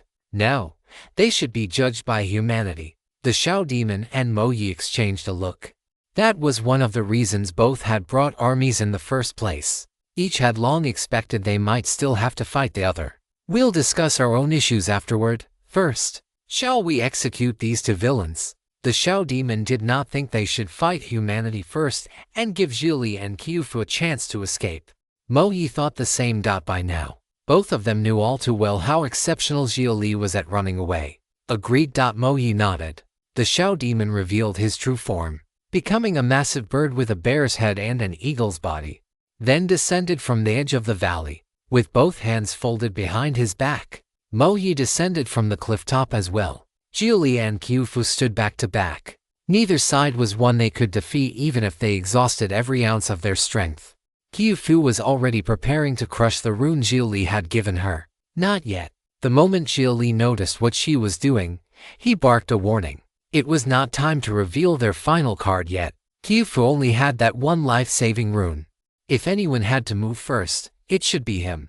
After all, once he could no longer hold on, he could still transmit back to Earth. If he could endure a little longer, then perhaps by resonating with the Earth veins here, he might still find the location of the seal. And the shamanic path could do exactly that. There had been 2 life-burning fire talismans, one for Qiufu, and one for himself. Xia Li reached into his robes with his left hand and drew out a translucent, half-illusory spirit talisman. The moment he released its seal, the talisman began absorbing the surrounding fire aspect spiritual energy at a terrifying speed, whipping up the burned-out ash around them and reigniting it. Enjoying this book? Seek out the original to ensure the author gets credit. At once, the Shao Demon and Mo Yi quickened their descent. By then, Xia Li had already raised his left hand high. The fire talisman in it had transformed into a dazzling fireball, blazing fiercely. If he wished to forge a golden core with the golden crow, then first he would use this body to endure the baptism of the golden crow's flames. At the end of the ancient age, heaven was dim and dark, all methods failed, and the heavenly sun no longer shone. At the end of the Dharma ending age, no path remained to continue. As the fire is about to die out, burn this body to carry it on. Xia Li recited the prayer of the shamanic race. It described the Dharma ending age after the upheavals of the archaic era, when all methods failed and the shamans once faced extinction. The fire shamans had no fire. There was nothing left to ignite. Their final method was to ignite themselves. Their bodies became the last remaining embers from the age when all methods had once still existed. Something's wrong. Stop him. The Shao Demon immediately noticed that vast amounts of fire aspect spiritual energy throughout Sun-Scorched Valley were converging on Xia Li. Mo Yi said nothing. He bit the tip of his tongue, offered up his essence blood to skip the build-up phase, and struck Xia Li directly with one palm. A massive palm print descended from the sky. At that very instant, Xia Li crushed the fire talisman. The next moment, the giant palm slammed into Xia Li and Qiufu, kicking up endless ash. The Shao Demon and Mo Yi kept their distance rather than rushing in recklessly. They already knew Xia Li had a method of wielding void refining level power. The only question was how long it could last. And then, those gray-white embers drifting through the air suddenly ignited. Wild winds rolled out. The scorching blast swept across the valley floor, setting alight the snow-like blanket of ash that covered Sun-Scorched Valley. A figure slowly rose from the burning ash. His clothes had been burned away entirely. Only a few strips of flaming rag remained below his waist. His body was covered in fire scars, and where his right arm had once been empty, ash had piled itself together into a burning hand. That figure was Xia Li. By crushing the fire talisman, he had gained a comparatively longer-lasting void-refining power. The price was that he was burning himself alive. With a light sweep of that right arm made from piled ash, Xia Li drew together countless embers from heaven and earth, and in his hand they formed a great sword of blazing fire. Both the Shao Demon and Mo Yi frowned deeply. They had felt danger. Danger from a pseudo-core cultivator. This is just a trap beast's final struggle. The Shao Demon flicked a look toward Mo Yi. The 2 prodigies of different races had decided to join forces against Xia Li. A pseudo-core cultivator not even at golden core yet, just a dying backlash. Mo Yi raised a hand again, and the force of heaven and earth rapidly condensed within his palm. Xia Li took one step forward. His great sword swept out and a surging sea of fire rolled over everything before him. The attack made both the Shao Demon and Mo Yi's scalps go numb. Even the ash filling this place had become one of Xia Li's means of attack. They had already dodged very quickly, but even just being brushed by the edge of that fire wave made the ash mixed within it cling to their bodies like maggots on bone, burning into their flesh. If they took the attack head-on, what then? Neither of them was foolish enough to risk their lives against Xia Li. They preferred to drag him down instead, because both had seen clearly the price Xia Li was paying to wield this power. Once time ran out, Xia Li would burn himself into a handful of ash. He said nothing. Xia Li did not mock them, nor curse them for doing nothing but dodge. He simply raised his sword again and again, sending waves of fire sweeping through everything around him. Qiufu had already been stored in the cave heaven gourd moments earlier. Now that he had crushed the talisman and ignited the body's burning fire, his perception of fire aspect power had become sharper than ever before. Those swirling burning ashes had become extensions of his senses. Where was it? Where was the seal? He could not keep burning for much longer. Xia Li was now engulfed in flames from head to toe. The fire on his body was growing stronger and stronger. If at first it had only been a hidden smolder, now open flames had already appeared. The body-burning fire intensified with time, though the power it granted also increased. The damage it inflicted on the body rose exponentially. It had a certain resemblance to the overheating mode of the imitation star golden core, except that the body-burning fire was far more savage and uncontrollable. The Haven chip kept sounding alarms and continuously reported the progression of the damage to Xia Li's body. If Xia Li had not previously spent nearly half a year bitterly training his body in Wild Continent, the body-burning fire probably would not have allowed him to unleash even 3 moves. The Shao Demon and Mo Yi naturally saw it too. Every move Xia Li unleashed was like spending his life in exchange. The brighter the flames on him became, the worse his condition grew. Because the power did not belong to Xia Li in the first place, he had no way to wield it perfectly. All he could do was continue sweeping out vast fire waves, using large-scale attacks to catch both the Shao Demon and Mo Yi in the blast radius. After the 7th strike, Xia Li suddenly dropped to one knee. He stabbed the Ash greatsword into the ground and barely forced himself upright instead of falling. The flames on the greatsword went out. His power was no longer enough to maintain them. The body-burning fire on him had already devoured all of his chi and blood and had begun consuming his organs and marrow. The dim orange-red flames from before had turned into a vivid orange-yellow. The fire had become even more violent. Be careful of his final backlash before death. Seeing that, the Shao Demon immediately pulled back and even warned Mo Yi. He understood very well that though Xia Li now looked weak, he was even more dangerous than before. I know. Mo Yi also widened the distance, watching the self-immolating Xia Li with a mocking gaze. These 2 sworn enemies still maintained a degree of tacit understanding in battle. Naturally, Xia Li saw it all. The Shao Demon and Mo's private relationship was probably very good. 2 vicious-hearted monsters working together to achieve their ends. Who knew how many evil deeds they had committed over the years? The humans and demons watching from around Sun-Scorched Valley all wore regretful expressions. What kind of hero only knows how to dodge, Mo Yi? I used to respect you as a prodigy. Who would have thought you were this close to that Shao Demon, you filthy bird? Can't you show even a little integrity? Fight him head-on. Both of you have reached the peak limits of nascent soul and can slay soul transformation cultivators. And now when the 2 of you join forces against one pseudo-core cultivator, all you do is dodge. The younger generation could not help calling out. They had their own pride. At an age when self-respect burned hottest, they naturally placed themselves in Xia Li's shoes. The younger generation with real spirit never feared death, nor did they fear facing the strong. But even if they lost and died, they wanted to die with honor. The scars left on a stronger opponent before death would become the finest epitaph they could ask for, a symbol of courage. Yet the Shao Demon and Mo Yi would not even give Xia Li that chance. They would not even let him have a name to leave behind after death. What those people did not understand was that the Shao Demon and Mo Yi were already showing Xia Li great respect. Different people expressed respect in different ways. Heroes admired worthy enemies. Even if they could win steadily without risking their lives, they would still be willing to receive the enemy's final desperate blow and grant them a noble end. Treacherous heroes fought enemies with the utmost caution. The more shameless they were, the more seriously they took the opponent. In their case, their degree of despicableness was directly proportional to their degree of respect. Silence. One more word and we'll suppress all of you.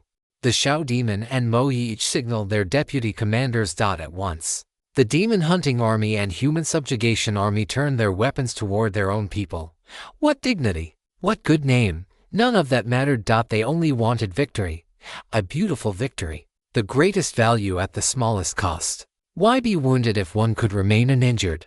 And to fulfill the enemy's reputation after death. What kind of joke was that? Others had always existed to fulfill them. They would fulfill no one and nothing. They wanted to watch Xia Li struggle at death's door and burn himself to death. They wanted to laugh at his overestimation of himself. The weak would always be weak. Even if they temporarily borrowed the power of the strong, they remained frail insects to be trampled beneath foot. They wanted to mock all those weaklings in the world who imagined themselves meaningful. The weaklings' dignity and courage were worthless. Only by doing so could the fire of resistance in those people's hearts truly be extinguished. Then everyone would understand that resistance ended only in ridiculous self-immolation, without even the ability to leave a wound on the strong. Mo Yi and the Shao demon both sneered. "We are here to put down rebels. It's one thing if you don't help. But how dare you speak nonsense and disrupt military morale? If it happens again, you will be treated as rebels as well," taking advantage of Xia Li's weakness. The Shao demon raised his head and sneered at the dissatisfied young demons on his own side. A rebel is a rebel. To die ridiculously and namelessly is his proper ending. This text was taken from Royal Road. Help the author by reading the original version there. What gave you the right to think a rebel could die a worthy death? He should fall in the most pitiful way possible. Mo Yi, too, was interrogating those cursing him. The human and demon talents who had come to Sunscorched Valley all fell silent. But this silence was not retreat. It was the sign before eruption. Anyone who came to Manzhou to temper themselves in battle could not escape the control of the demon hunting army if they were human, or the human subjugation army if they were demon. These two armies flaunted racial righteousness while carrying out endless internal strife. Over the years, who knew how many young talents had come here from their homelands wanting to devote themselves to the supposed greater good of their race, only to be harmed by this and have their hearts turn cold, little by little. The battlefield of Manzhou had become a place without any true righteousness at all. Nothing remained but a marketplace for fame, built on slaughter. And if one had come to seek a name on this killing ground, then not only one's reputation in life mattered. One's name after death mattered too. One had to leave something behind. Or how else could it count as having lived in this world? If even that were taken away, then what exactly were they fighting for? For what? What had humanity truly taken from Demunkind? What had Demunkind truly invaded from humanity? Other than being told from birth that the two races were enemies. There was nothing else. Only endless racial struggle. One unjust war after another. And hatred deepening year by year. Every contradiction and conflict within humanity and within Demunkind could always be shifted onto the other side. Why did they need to kill the other side just to gain approval? Who was it that had truly been oppressing them all along? And whose rules were they living by? Humans in the south and demons in the north stared across at one another. Among them were also cultivators from Ling province. Xia Li's earlier public transmission of the Tao had broken the barrier that made soul transformation so difficult to advance into void refining. Some of those cultivators from Ling province had once mocked Xia Li's arrogance when he tried to transmit the Tao to rogue cultivators. But now, thinking it over carefully, they realized that Xia Li had been resisting all along. They and Xia Li stood on the same side. No more bowing and scraping in search of the Tao. No more unjust slaughter driven by nothing but fame and profit. And how would future generations judge them in the annals of history? These people who had received transmission of the Tao, would they merely watch? Would they watch the fire in the darkness go out? Stand up and kill your way through. Get up, burn them to death. Burn those two beasts to death. What kind of prodigies are they? They're trash. The Shao demon devoured the bloodlines of talented young demons. While Mo Yi knew methods of refining other people's blood qi, this was no longer any real secret.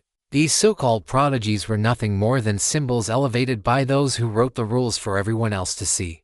Go on, keep fighting among yourselves. Do not unite. If internal fighting does not kill enough of you, then you can still die for racial righteousness. If racial righteousness doesn't suit you, fame and profit are still waiting. There is always some bait designed for every kind of person. Do not think too much. Just keep killing. That way, the prodigies who rose up would all be the kind pleasing to those in power. Prodigies fitted with collars and rings, draped in glory. They would kneel like loyal hounds before their masters. They were like eunuchs in the mortal world. No matter how glorious they looked, they were still eunuchs. Once, everyone had been dazzled by that glory. Now, thanks to Xia Li pulling down their pants, they finally saw how ridiculous they really were. Stand up, get up, Xia Li, stand up. Even those who had only meant to watch the show were now enraged by the Shao demon and Mo Yi's conduct. At that moment, both Mo Yi and the Shao demon felt immense pressure. How had they suddenly provoked universal outrage? All they had done was refuse Xia Li a posthumous name. Was that really worth this much? It was only a worthless name after death. Was that really worth this much? Hadn't they always behaved this way before today? Who had ever dared say half a word against them? So why now? Hearing the voices from both north and south, Xia Li, still kneeling on one knee with his head bowed, unable to rise, suddenly laughed. Before this, he had hated the iron for not becoming steel. But in the end, the root of the problem had only been that his own fire was not hot enough.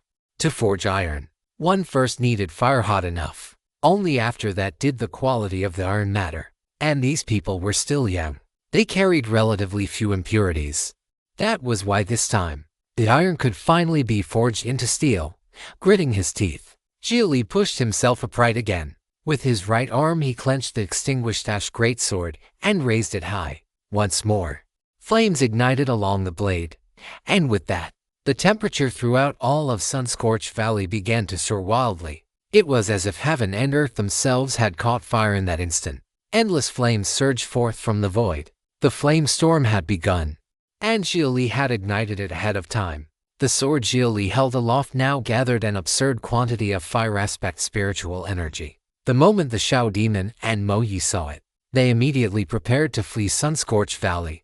They could tell at a glance that this was Xia Li's final strike. Only a fool would stand there and take it head on.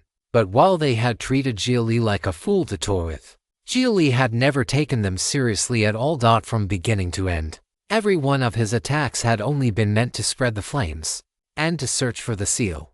That was why this sword, which had gathered the power of heaven and earth, was not meant to attack Mo Yi or the Shao demon at all. It really was hard on them, taking themselves so seriously. After crushing the fire talisman, what Xia Li had been doing was less fighting Mo Yi and the Shao demon than enduring the Golden Crow's trial. The Golden Crow's fire surpassed even the Phoenix's. It was truly the fire of a king. To bear the king's fire, one had to be prepared to let the flames consume one's body. This sword. Xia Li flicked his wrist. The great sword spun once in his hand before its tip turned downward. Burn the heavens. Xia Li gripped the ash greatsword tightly and drove it into the ground with all his strength. Every last shred of the sword's fiery power was poured into the earth veins by Xia Li in one surge. Mountains and rivers shook out, the whole land throbbed. Cracks spread wildly across the ground of Sun-Scorched Valley. The next moment, endless subterranean fire burst forth, surging upward as though to set the sky ablaze. The ground began to sink. Xia Li stood atop one fragmented slab of rock. Lava splashed around him on all sides. Then, from that magma, a black stone ancient hall was pushed up from beneath the earth by the erupting molten flow. It was the place that sealed the Golden Crow's remains. The humans and demons standing on the cliffs on both sides immediately noticed the black stone hall, and they watched as Xia Li leapt straight inside. It's the Golden Crow Hall. After thousands of years, it's actually appeared again. Even if Xia Li hides in the Golden Crow Hall, he can only hide for a while. What a pity. This battle was a complete humiliation. I'd like to see how that Shao Brute and Mo Yi face people after this. Prodigies, in my opinion, they're just bigger rats. Seeing that the flame storm had completely formed, the human and demon talents all knew they could not stay any longer. One after another, they withdrew. Mo Yi and the Shao demon looked at the Blackstone Ancient Hall and thought that Xia Li's luck was absurdly good. Or had he somehow discovered the hall's location in advance and planned all this deliberately? Mo Yi, what do you say? Shall we wait together until the storm comes? Naturally. Good. But that man is mine. The art he used to burn himself is very interesting. Remember to give me a copy too. I won't fight you for the man. Just make sure you eat him clean. Mo Yi and the Shao demon divided up the spoils of victory on the spot. To them, Xia Li was merely making his last futile struggle. The Blackstone Ancient Hall had appeared in history a few times before, usually after a flame storm formed, and only for a short while. If one failed to leave Sun-Scorched Valley in time, one could temporarily hide inside and wait for the storm to pass. Anyone could enter the ancient hall. Only its deepest section was sealed off and inaccessible. But once the storm calmed 3 days later, the ancient hall would most likely sink back into the depths of the earth veins. So if Xia Li wanted to live, then once the storm ended, he would have no choice but to leave the hall. At that point, They did not believe Xia Li would still be able to burn himself a second time. Next time, they would definitely capture him. Still, those little insects watching the show were rather ungrateful. The Shao demons still resented those humans and demons who had spoken up for Xia Li earlier. What is there to fear? I remembered every one of them. Once this is over, we'll clean them up. Not a single person present today will get a good ending. I truly wanted to use the army to wipe them all out immediately. They're already passing around that divine path method. Mo Yi clenched his fist. If the people above him had not stopped him, he would have directly ordered the army to exterminate everyone present. Damn bastards, by now, both the Shao demon and Mo Yi hated Xia Li to the bone. Both of them had obtained divine path inheritance from the upper ranks. That was what had allowed them to stand above others from birth. Royal Road is the home of this novel. Visit there to read the original and support the author. And now, Xia Li's public transmission of the Tao had instantly made that special status far less exceptional. What, then, had all their effort until now amounted to? What of everything they had sacrificed to obtain what they had today? Why should those people be handed so easily what they themselves had fought bitterly to gain? Damned, they all deserve death. The one transmitting the Tao deserved death, and those who received the Tao deserved death even more.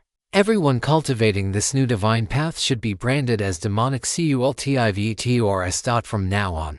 The whole world should become their enemy. Kill one whenever one appears. Keep killing until the inheritance is lost again. The people above will probably order both our sides to cooperate. We won't need to hide our relationship anymore. Since the insects don't need us to toss them scraps of grain and can survive on the sunlight that falls everywhere, then we'll burn the heavens and earth, make black smoke, and block out the sun. They would never allow the insects to seize the initiative. After exchanging one last look, Mo Yi and the Shao demon withdrew. Xia Li, the one who had transmitted the Tao, had committed a capital sin. There was no longer any reason left to allow him to live. 3 days from now, they would surround Sun-Scorched Valley again. Xia Li would die. They would skin him, tear out his tendons, and hack him to pieces. Meanwhile, inside the Blackstone Ancient Hall, Xia Li lay on the ground almost dead, his whole body charred black like a burned log. Qiu Fu, meanwhile, had just been released by Xia Li from the cave heaven gourd. Those wounds are too severe. Let me heal you. Don't move, help me up.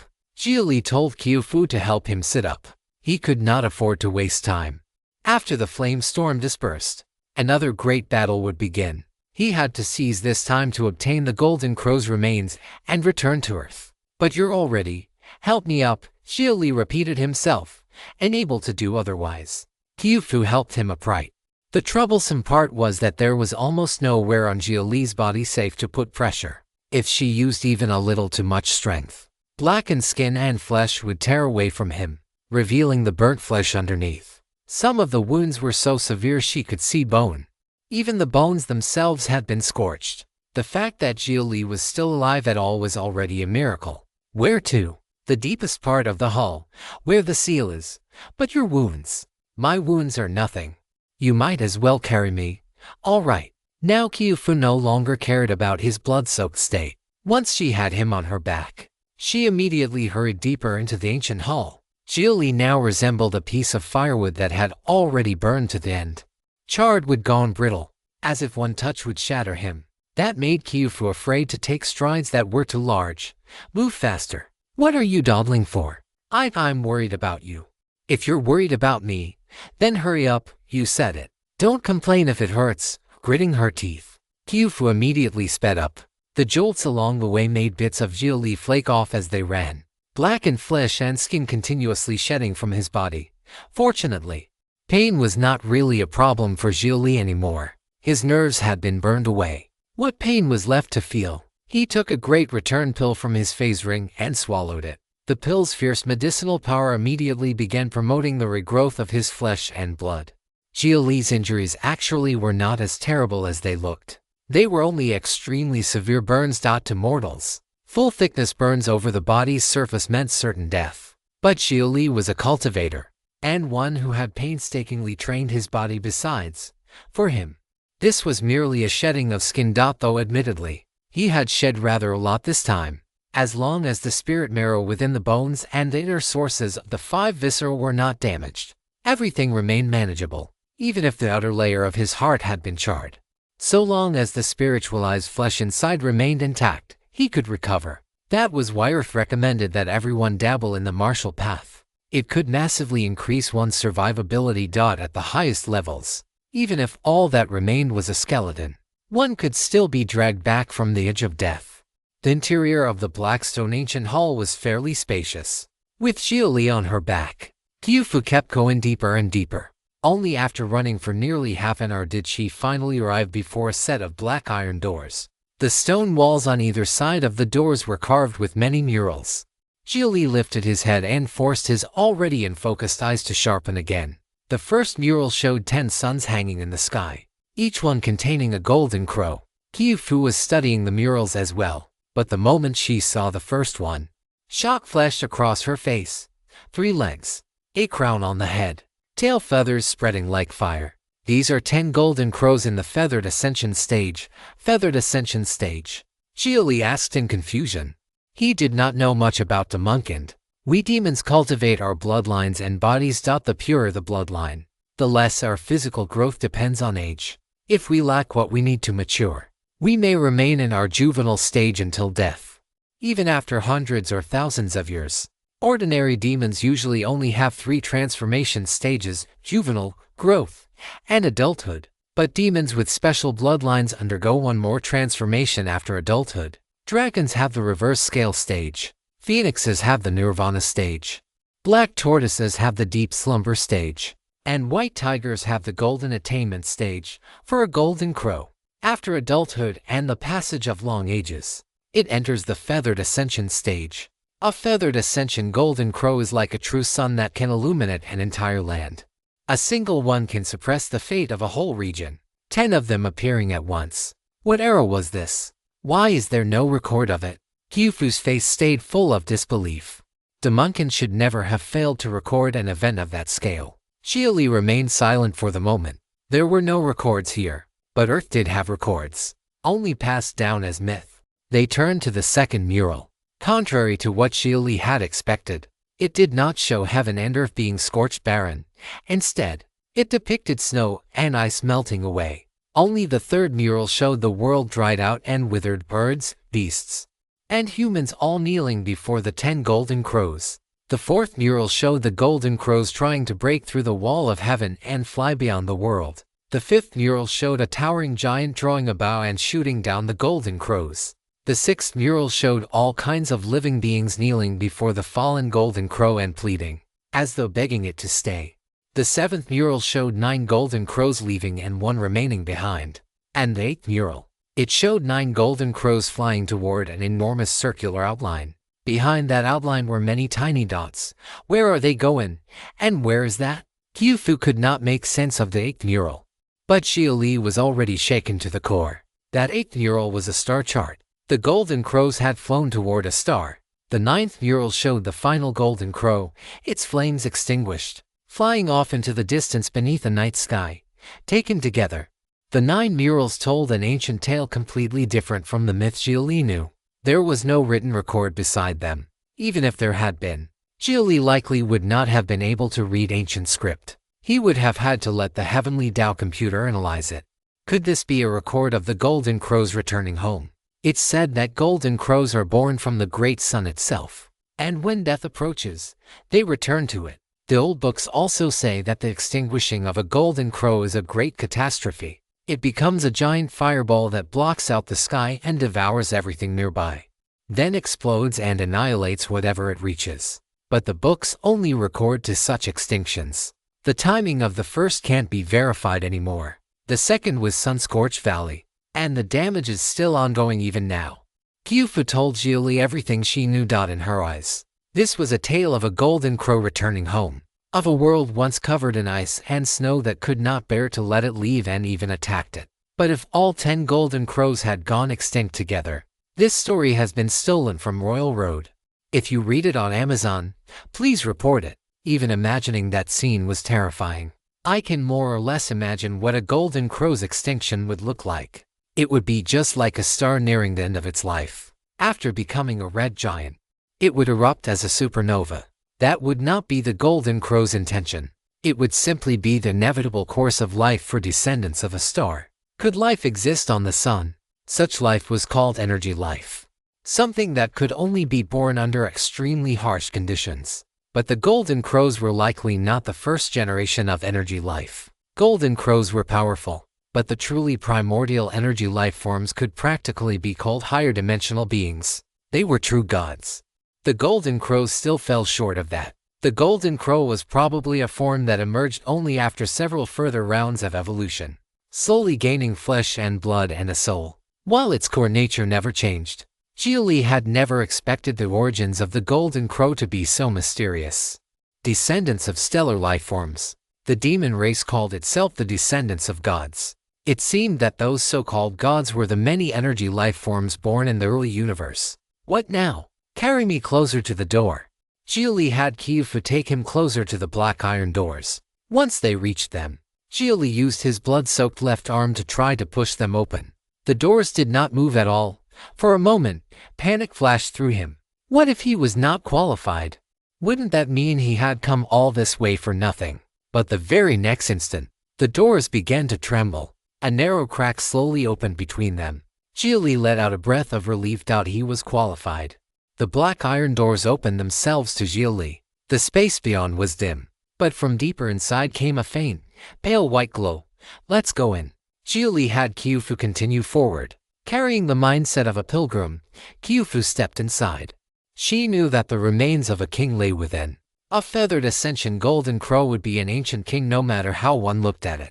A king of a bygone age. What slumbered here should be the last Golden Crow from the 9th Neural, the one that had flown away alone. Xia Li stared with his eyes wide open, desperately searching for what he needed. He needed a Fusang branch, Golden Crow feathers, solar flame, and black obsidian refined gold. But the inside of the doors was empty. Only a layer of black ash on the ground was stirred up by Qiufu's footsteps. After passing through a long corridor, the two of them entered a vast circular hall. At the center of the hall floated a dim sphere of light no larger than a thumb, slowly rotating in the air. As they approached, they could feel the heat radiating from it. This is a Golden Crow inner core. Qiufu reached out, wanting to touch it, but the dim sphere suddenly darted away. She stared at it in disbelief. Could the remnant spirit of the Golden Crow truly be dwelling within it? No, it's a dwarf star, the remnant of a dead star gone cold. Xia Li reached his hand toward that tiny white dwarf. Do you long to fuse again, to rekindle dead ashes, to make that cool dwarf star blaze again, to make the core undergo fusion once more? Xia Li sent out a thread of thought, carrying Earth's knowledge of the sun and its understanding of nuclear fusion. At once, the sphere of light drifted toward Xia Li of its own accord. Put me down. Xia Li had Qiufu set him down. After forcing himself to stand upright with difficulty, he watched as the sphere of light sank straight into his DNTIN. At that moment, Qiufu no longer knew what to say. The Golden Crow's remnant spirit had acknowledged Xia Li, and able to detect the detailed parameters of the current object. But it has already reached the ideal embryonic form of an imitation star Golden Core. That was the Heaven Chip's judgment. After that tiny dwarf star entered Xia Li's mansion, he immediately understood that the goal of this trip had likely been exceeded many times over. Compared to an imitation star Golden Core nucleus assembled from several different materials, this cooled Golden Crow inner core, like a white dwarf, was unquestionably better. Qiufu, I'm going to leave for a while. I'll be back in exactly 3 days. Where are you going? The flame storm is raging outside. You still dare go out? I have my own way. Just wait here for me. Then fine. Meeting the unwavering resolve in Xia Li's eyes, Qiufu knew that any further insistence from her would only get in his way. She simply revealed her true form and lay down on the floor to rest. She had already anticipated that a great battle would break out 3 days from now, so she decided to use the time to recover her strength. Xia Li stroked her tiger head once before limping away from the hall. Qiufu wanted to follow him. She also wanted to ask why he was not taking her along. But if Xia Li had chosen not to, then he surely had his reasons. He passed through the corridor and out through the black iron doors. Using his divine thought, Xia Li connected with the mysterious ring. A brilliant white light immediately swallowed him whole. When the scene before his eyes became clear again, network connection restored. The Heaven chip informed Xia Li that it had reconnected to the Heavenly Down network. And the very first thing Xia Li did after getting back online was, Aguchi, save me, bring a stretcher, and carry me out of here. He contacted Yaguchi directly and asked her to come pick him up and get him medical treatment. He had been putting on a brave front in front of Kyufu before. There was no need to act tough now. He needed medical treatment immediately. Before long, Yaguchi sent a reply. Who is this? Stop wasting time and come carry me. I'll pay extra spirit stones. Hurry, I'm sending you my location. You vanished for more than 3 months. And the first thing you say is for me to come carry you. Hurry up and save my life. Fine, wait there. What's your situation over there? If it isn't dangerous, I'll contact a medical team first. I want you to treat me. Don't contact anyone else. Well, what are you? Some overbearing patient. Wait there. Yaguchi cut the connection. Time flowed twice as fast on the other side. In other words, 3 days over there were only a day and a half on Earth. Xia Li had to use the time to heal, form his golden core, install a new prosthetic, and then rush back at once. Half an hour later, Yaguchi arrived in the underground passage with 2 robotic dogs carrying a stretcher in their mouths. At a glance, she saw Xia Li's entire body scorched black. Not a single patch of skin left intact. What? Did you go swimming in Mount Fuji? Or did you fall for some weird body refining method and take a bath in molten steel? Don't worry about that. Just take me back and treat me. Lie down first. I'll give you a few shots to stabilize your vital signs and stop your organs from failing any further. Yaguchi motioned for Xia Li to lie on the stretcher. Once he did, she immediately pulled out several different injectors and began pumping large doses of medicine into him. After that, she covered him with a white sheet, even draping it over his face, before having the robotic dogs carry him back, all the way back to Benzoin Clinic. Hardly anyone on the road even glanced at Xia Li. In a place like New Tokyo, dead people were not unusual. What mattered was how long they had been dead. If they had only just died, it was still possible to save them while they were warm. Once they reached the underground treatment room, Yaguchi immediately shut Xia Li inside a professional-grade medical pod. She was a doctor herself. The surface clinic could only treat minor illnesses, but the underground medical room could handle much more. Plenty of wanted criminals and undocumented people came to her for treatment. Let's see what shape you're in. Critical whole body burns. The epidermis is completely gone. Muscle damage rate 72%. Organ damage rate 60%. At minimum, you'll need to stay down for 2 months. Yaguchi gave her estimate for Xia Li's recovery time. The moment he heard 2 months, Xia Li immediately shook his head inside the pod. Stolen novel, please report. Too slow. I still have things to do. Then how fast do you want it? The fastest possible. Keep the flesh body intact. Spirit stones aren't the problem. Then 15,000 spirit stones for regenerative hormones, plus another 8,000 for nanobots to reconstruct your skin and muscles in sync. 2 hours and you'll be back to normal. Do it. Fine. I'll set it up now. Yaguchi snapped her fingers. The medical pod immediately filled with concentrated nutrient fluid, and the anesthetic in the mixture soon made Xia Li's eyelids droop as fast as possible. Even before falling asleep, Xia Li was still hurrying her.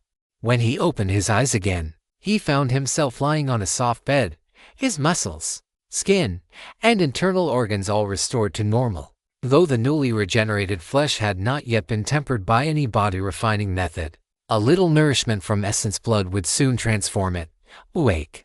It's been 2.5 hours since you fell asleep. Yaguchi stood beside the bed looking at him. Xia Li sat up at once, clearly ready to leave. Wait. Hey first.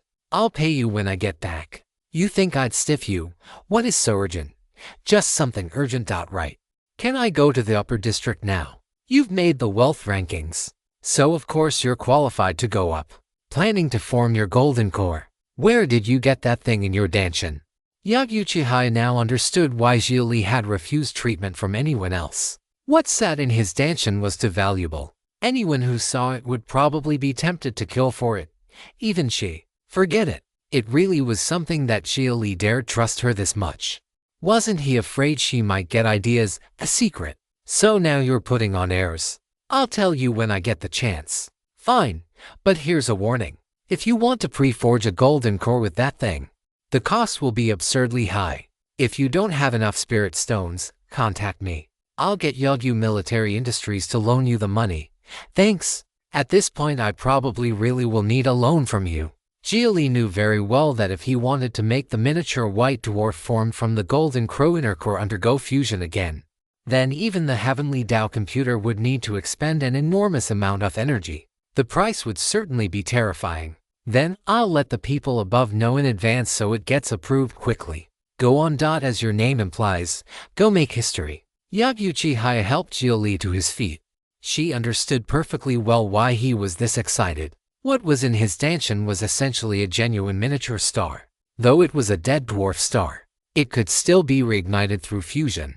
It was the true ideal embryonic form of an imitation star golden core. Something current technology simply could not manufacture.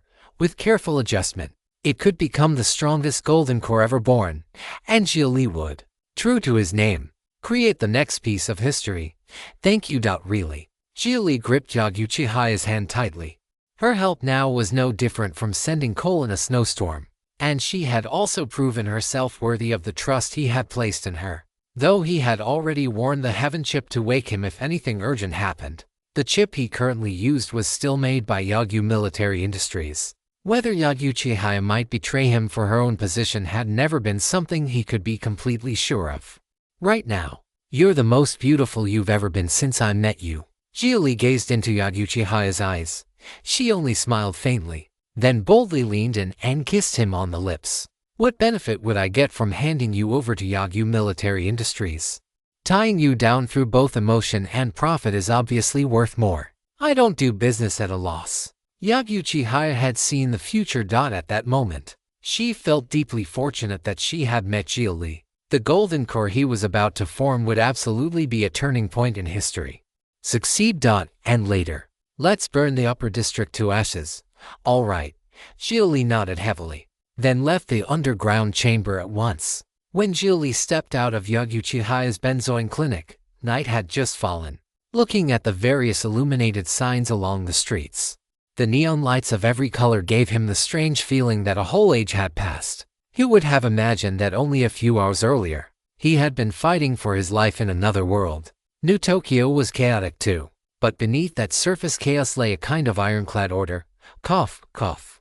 The air reeked. Even the ash-filled air of sun-scorched valley had actually been far cleaner than the air here. And Xia Li, only just recovered from grievous injury, found it hard to adapt.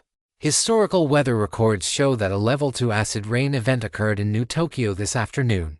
It is recommended that you use spiritual filtration to avoid lung damage and poisoning. The Heaven Chip explained where the strange smell came from, and only then did Xia Li remember that this was land ravaged by nuclear contamination. Heaven Chip, comparatively speaking. Could it be that the corporate alliance is actually the one that cares most about rules? What he had experienced recently in the profound world had forced Xia Li to think more deeply about the rules around him. The corporate alliance was commerce. The basic concept of commerce came from the rules of exchange, trading what one had for what one needed.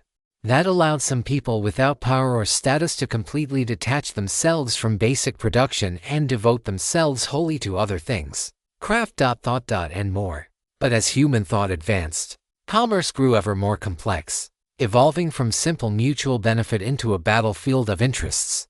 Cruel and absurd as it was, the progress of human civilization, viewed across history, had never been separable from war. Commercial war was likewise one of the important forces that drove products to evolve and iterate. At present, compared with sects, clans, and even democratic governments, the privileged classes within the corporate alliance are the least likely to violate their own rules. The corporate alliance's free market laws stand above everything else and hold the sole authority of interpretation on many issues, reducing the weakening of responsibility as well as factional opposition and fragmentation. In terms of class mobility, the corporate alliance's rules are also more transparent, and the total number of those who rise through them is greater than under the other two ideologies. The Heaven Chip answered Xia Li's question. So even the corporate alliance had a better side to it. At least there, those willing to stake their lives might truly win everything. Sects cared about talent. Clans cared about bloodline. Democratic governments cared about self-awareness and loyalty. Only the corporate alliance asked none of that. The stage was simply there. Bet everything you could on whether the chance to change your fate would descend. Why 2 ideologies instead of 3? The ideologies of sects and clans are similar. Their core principles do not differ, so they can be directly classified as one. I see. Thinking over the differences between humanity's 3 major ideologies, Xia Li looked up toward New Tokyo's upper district.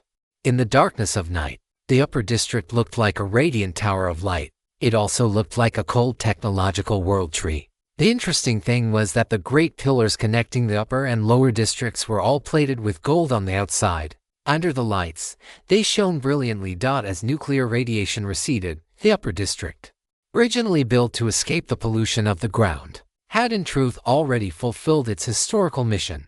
People could return to the earth now, but those who had long dwelled in the heavens had come to mistake themselves for beings born above, forgetting that their ancestors had once been born on the ground. What a magnificent golden tree! Xia Li could not help admiring the extravagant brilliance of the upper district. At the same time, he felt an urge to set that golden tree ablaze. He made his way to the great elevator. There, elite corporate alliance troops in full combat gear were stationed on guard. This force was not the private army of any single corporation, but an organ of violence jointly funded by the corporate alliance itself. Not a single one of the soldiers standing here as mere gatekeepers had an armed rating below C. Enjoying the story? Show your support by reading it on the official site. In other words, these watchdogs of the gate could each go to the profound world and beat local golden core cultivators. Stop outside the red line and open access to your identity information. As soon as Xia Li came within a certain distance of the elevator, one of the armed personnel stepped up and aimed a gun directly at his head. Xia Li did not bother contesting the matter and opened identity access permission. The soldier immediately connected and verified it. Identity confirmed. Please forgive my earlier discourtesy. I wish you a pleasant time. The same soldier who had been so overbearing moments earlier immediately stepped aside and even saluted Xia Li. Anyone qualified to enter the upper district was protected by corporate alliance law. At the very least, people like these soldiers were not allowed to insult them. It's fine. Xia Li nodded. In his current state, he looked hardly different from someone out of the slums. His clothes were clean and presentable. Yes, but his right arm was still missing, and his right eye was still blind. In times like these, if someone were not dirt poor, they could at least pick up a discarded prosthetic from a junkyard and patch it up for temporary use. Escorted by the soldier, Xia Li entered the great elevator. It was much larger than the one in Liguang City, with internal rooms partitioned inside it. The room he entered was filled with a soothing fragrance. It had a sofa, classical symphonic music playing softly, and a red carpet on the floor. There was even complimentary wine. Sitting on the sofa, Xia Li uncorked a bottle with telekinesis and poured himself a glass. Meanwhile, the room itself began to rise slowly. The lighting in the room shifted, and a beam of soft golden radiance fell over him. It felt like ascension. Like a worm struggling to survive on the ground ascending into a refined and noble human. No wonder so many in New Tokyo dreamed of visiting the upper district. This drunken luxury and glittering worldly splendor was false to the bone, but it still delivered an immense sensory thrill. Xia Li raised his glass and walked over to the window to admire the lower district below. His gesture of toasting changed into one of supporting the bowl of the glass in his palm, letting the stem hang down between his fingers. To me, and to all of you, Xia Li smiled, a very complicated smile. After several dozen minutes, the elevator reached the top. As the doors slowly opened, service staff were already waiting outside. Good evening, sir. Your attire is not quite suitable. Please allow us to change it for you. Go ahead. Xia Li did not care in the least what he wore. Seeing that, the service staff immediately stepped forward. Please continue walking. Everything will be completed before you step fully out. What style do you prefer? A gentleman from the Second Industrial Revolution. Please proceed. Xia Li followed their guidance and took a step forward. The instant his foot came down, crouching attendants cut away his old clothes while simultaneously weaving new ones on the spot.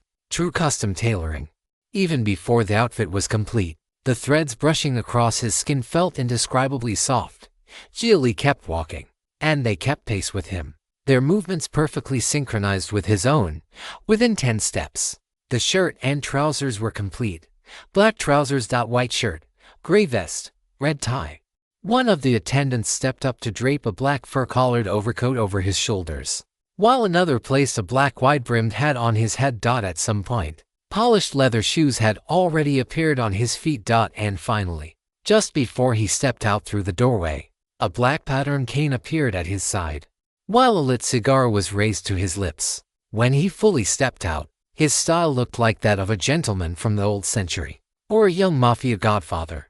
The defects of one blind eye and one missing hand, under that outfit, instead lent him an air of mystery and ruthlessness.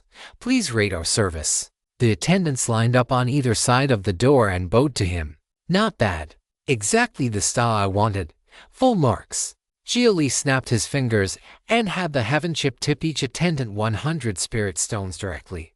He already understood the rules here. Xia Li walked down the broad avenues of New Tokyo's upper district. Just about every passerby here had a distinctive style. Some were dazzling and flamboyant, others understated and restrained. Even Xia Li's own outfit did not count as unusual. There were people here dressed in ancient robes too. After having the heaven chip open a map, Xia Li called a hovercar online and rode it all the way to City Hall. The building was as exquisite as an ancient palace, with red carpet laid out starting from the street itself. Compared to Leguang City's City Hall, this place looked less like somewhere public servants worked and more like the residence of ancient princes and nobles. Xia Li mocked its gaudy emptiness fiercely in his heart before finally stepping inside. At the same time, he had Yaguchi Haya help him secure a 500,000 spirit stone loan as reserve funds. There was no line at the counter for renting the Heavenly Tao computer, apparently, even for residents of New Tokyo's upper district. Doing so was still a costly affair. Hello. I'd like to rent the Heavenly Tao computer. Purpose, realm breakthrough, forming a golden core. 150,000 spirit stones. The clerk gave Xia Li a glance. Xia Li had the urge to ask why the price had been marked up so much. In other cities, using the Heavenly Tao computer to form a golden core usually cost around 100,000 spirit stones. Some sects and clans even offered discounts as a way of generating income. Why did the price jump so much in the corporate alliance? But in the end, Xia Li said nothing. There was no need. By comparison, the corporate alliance probably provided more support as well. New Tokyo's Heavenly Tao computer node was a major one, and its functions were undoubtedly better than those of smaller nodes elsewhere. If it was better, it made sense for it to be more expensive. After a short silence, the heaven chip informed him that the 500,000 spirit stones had been deposited. Xia Li paid immediately. The clerk rose and gestured for him to follow. Someone soon came to guide Xia Li to a magnificent passageway plated in gold. Xia Li walked straight into it. There was no need to ask where it led. The destination had to be the Heavenly Tao computer's quantum domain field. More than 10 minutes later, Xia Li stepped through a doorway flooded with white light. When his vision cleared, he found himself standing in an endless field of reeds. The reeds swayed high and low in the wind. Xia Li knew very well this was an illusion, but he still had to admit how realistic it felt. Apparently, different Heavenly Tao computer nodes manifested different scenery in their quantum domain fields. The one in Leguang City had been far simpler, just a blank sea of white light with no adornment at all. Hello. At that moment, a voice sounded behind Xia Li. His own voice. He turned and saw another him sitting formally in Caesar, dressed in a loose old robe with a reed stem in his mouth and a blade laid across his knees. He looked like a sword saying, Kang, you've really adapted to the local customs, but you should know that these aren't my customs. The rules of this node are like this. You humans always like to display your individuality and deliberately emphasize how different you are from everyone else. If you dislike it, you can access me from a different node. Forget it. I've already spent the spirit stones. Xia Li could not be bothered to dwell on it. Kang nodded, rose to his feet, and walked over to Xia Li, extending a hand. The instant Xia Li stepped into this place, Kang had already known why he was here. Without wasting time, Xia Li directly moved the spent golden crow core out of his dantian, looking at that tiny dwarf star. An almost human note of astonishment appeared on Kang's face. This is not an object current technology can manufacture. An imitation star energy science. The greatest difficulty has always been proportional miniaturization.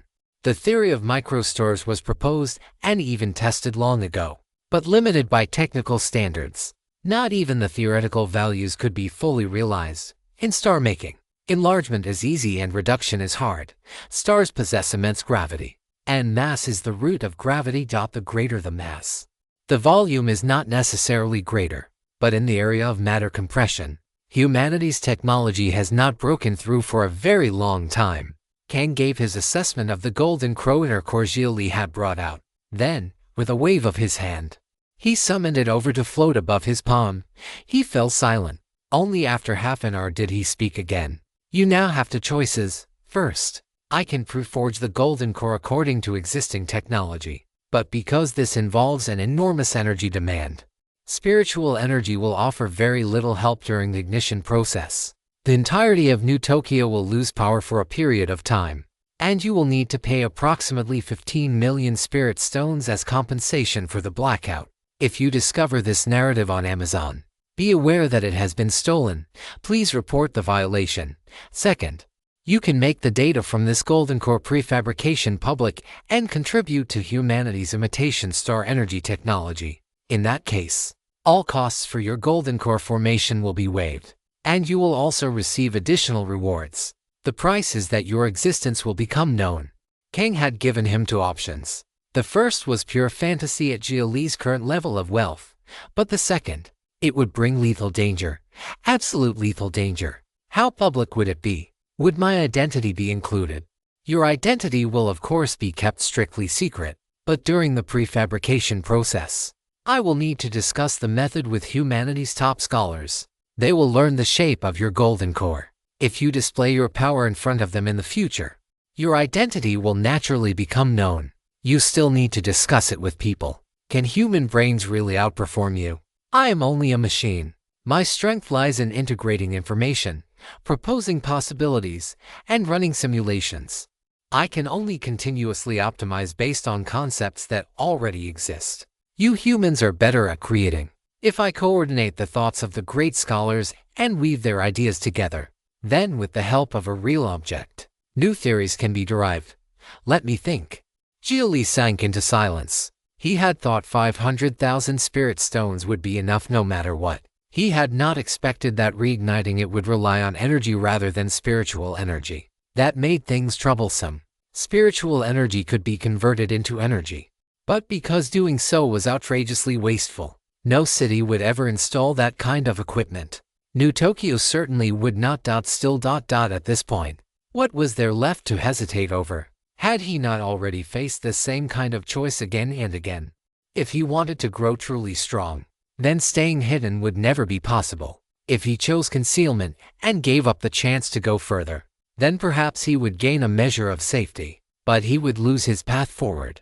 A prefabricated golden core made from current theory, or a new style prefabricated golden core forged by the heavenly Tao computer together with humanity's strongest scholars. Which one was stronger required no explanation. This golden crow core, this burned out dwarf star, deserved to be forged using entirely new theory. And only someone strong enough to embrace every challenge deserved to wield it. I choose the second option. Make this prefabrication process public. Xia Li made his decision. If he wanted to become strong, he had to become more massive. The moment a dim dwarf star reignited through fusion, turning into a sun that blazed again, it would naturally draw every eye. He could not hide it. On behalf of human progressivism, I thank you for the risks you are choosing to bear. I am humanity's most ideal and most moral form, and because of that, I know very well every injustice you may suffer. Even so, will you still move forward? Kang understood humanity's evil, but as a creation of humanity, it had no way to directly interfere in humanity's own choices between good and evil. Yes, even so, I will still move forward. Xia Li stepped forward and gave Kang a firm nod. He was someone who had once been frozen in ice. If he was to reignite from dead ash, Then he had to shine more brightly than any other flame. Precisely because he was embers on the verge of going out, he longed all the more for an undying fire. I understand. Courage is humanity's greatest hymn of progress. Your choice has increased the Human Progress Index by 5%. You are a progressor. No matter what lies ahead, your name will remain forever in my database. Now, let the Heavenly Tao Council convene. Kang transmitted a command. At once, chief scientists from top research institutes all around the globe received the summons. Even on the far side of the stars, on a world where the sky held to bright suns and one unseen dim sun, 3 stars in all shining over the land, a weathered middle-aged man swinging a hoe suddenly lifted his head. Oh, a major breakthrough in imitation star energy may be at hand. A real sample of a miniature star has appeared. Interesting. If I overload 5 quantum domain field generators, I should be able to synchronize with Earth in real time. The man's expression hardened as he walked toward a bunker half buried in the sandstorm. He had been away from Earth for many years. Some said he had left to pioneer the frontier. Conspiracy theorists claimed he had been exiled. But only he knew why he had departed. Even now, from the far side of the stars, he was still watching everything that happened on his home world. In the boundless starry sky, a blue planet lay beneath Xia Li's feet. Before him stood an enormous round table, as though fixed immovably in space itself. There were more than 100 seats around it. Come, your seat is over there. Kang led Xia Li to one of them and even pulled out the chair for him. The moment Kang declared the convening of the Heavenly Tao Council, the field of reeds had vanished and been replaced by this star-filled scene. Kang, you're not seriously planning to host this meeting using my appearance, are you? Only then did Xia Li realize that Kang's appearance had not changed, and unease immediately rose in his mind. Wouldn't that expose his identity outright? Of course not. To every person here, I appear as their own likeness. Good. Xia Li settled down obediently to wait. Kang, meanwhile, gave a light leap into the air above the round table and raised his fingers in elegant motions, as though playing an invisible zither. Virtual screens appeared all around them. Human Progress Index 57.33 to 56.5. Human Extinction Index 28.678 to 1. To current civilization level 1.45 to 1.58. Kung 0.1 to 0.2. Demon threat level 34.955 to 1-5. Global Nuclear Pollution Index 40 to 0.771 to 0. These values were all changing constantly, though only at the furthest decimal places. The Heavenly Tao computer monitored them all in real time. Whenever one of those values changed drastically, it had the authority to convene the Heavenly Tao Council. A few seconds later, a blurred human figure suddenly appeared in one of the seats. Then more and more figures descended in rapid succession. Xia Li did not know their real-world identities, but he understood that they were absolute leaders of humanity across industries, factions, and powers. People who held the authority to decide the fate of whole regions. Even the greatest scholars could only participate in this Heavenly Tao Council through them. In less than 3 minutes, after the final figure appeared, one even more blurred than the rest, Kang spun gracefully in place and bowed to them all. I believe the purpose of this meeting is already known to all of you. A great progressor has agreed to make a truly extraordinary object public for your study. Kang spread open his palm.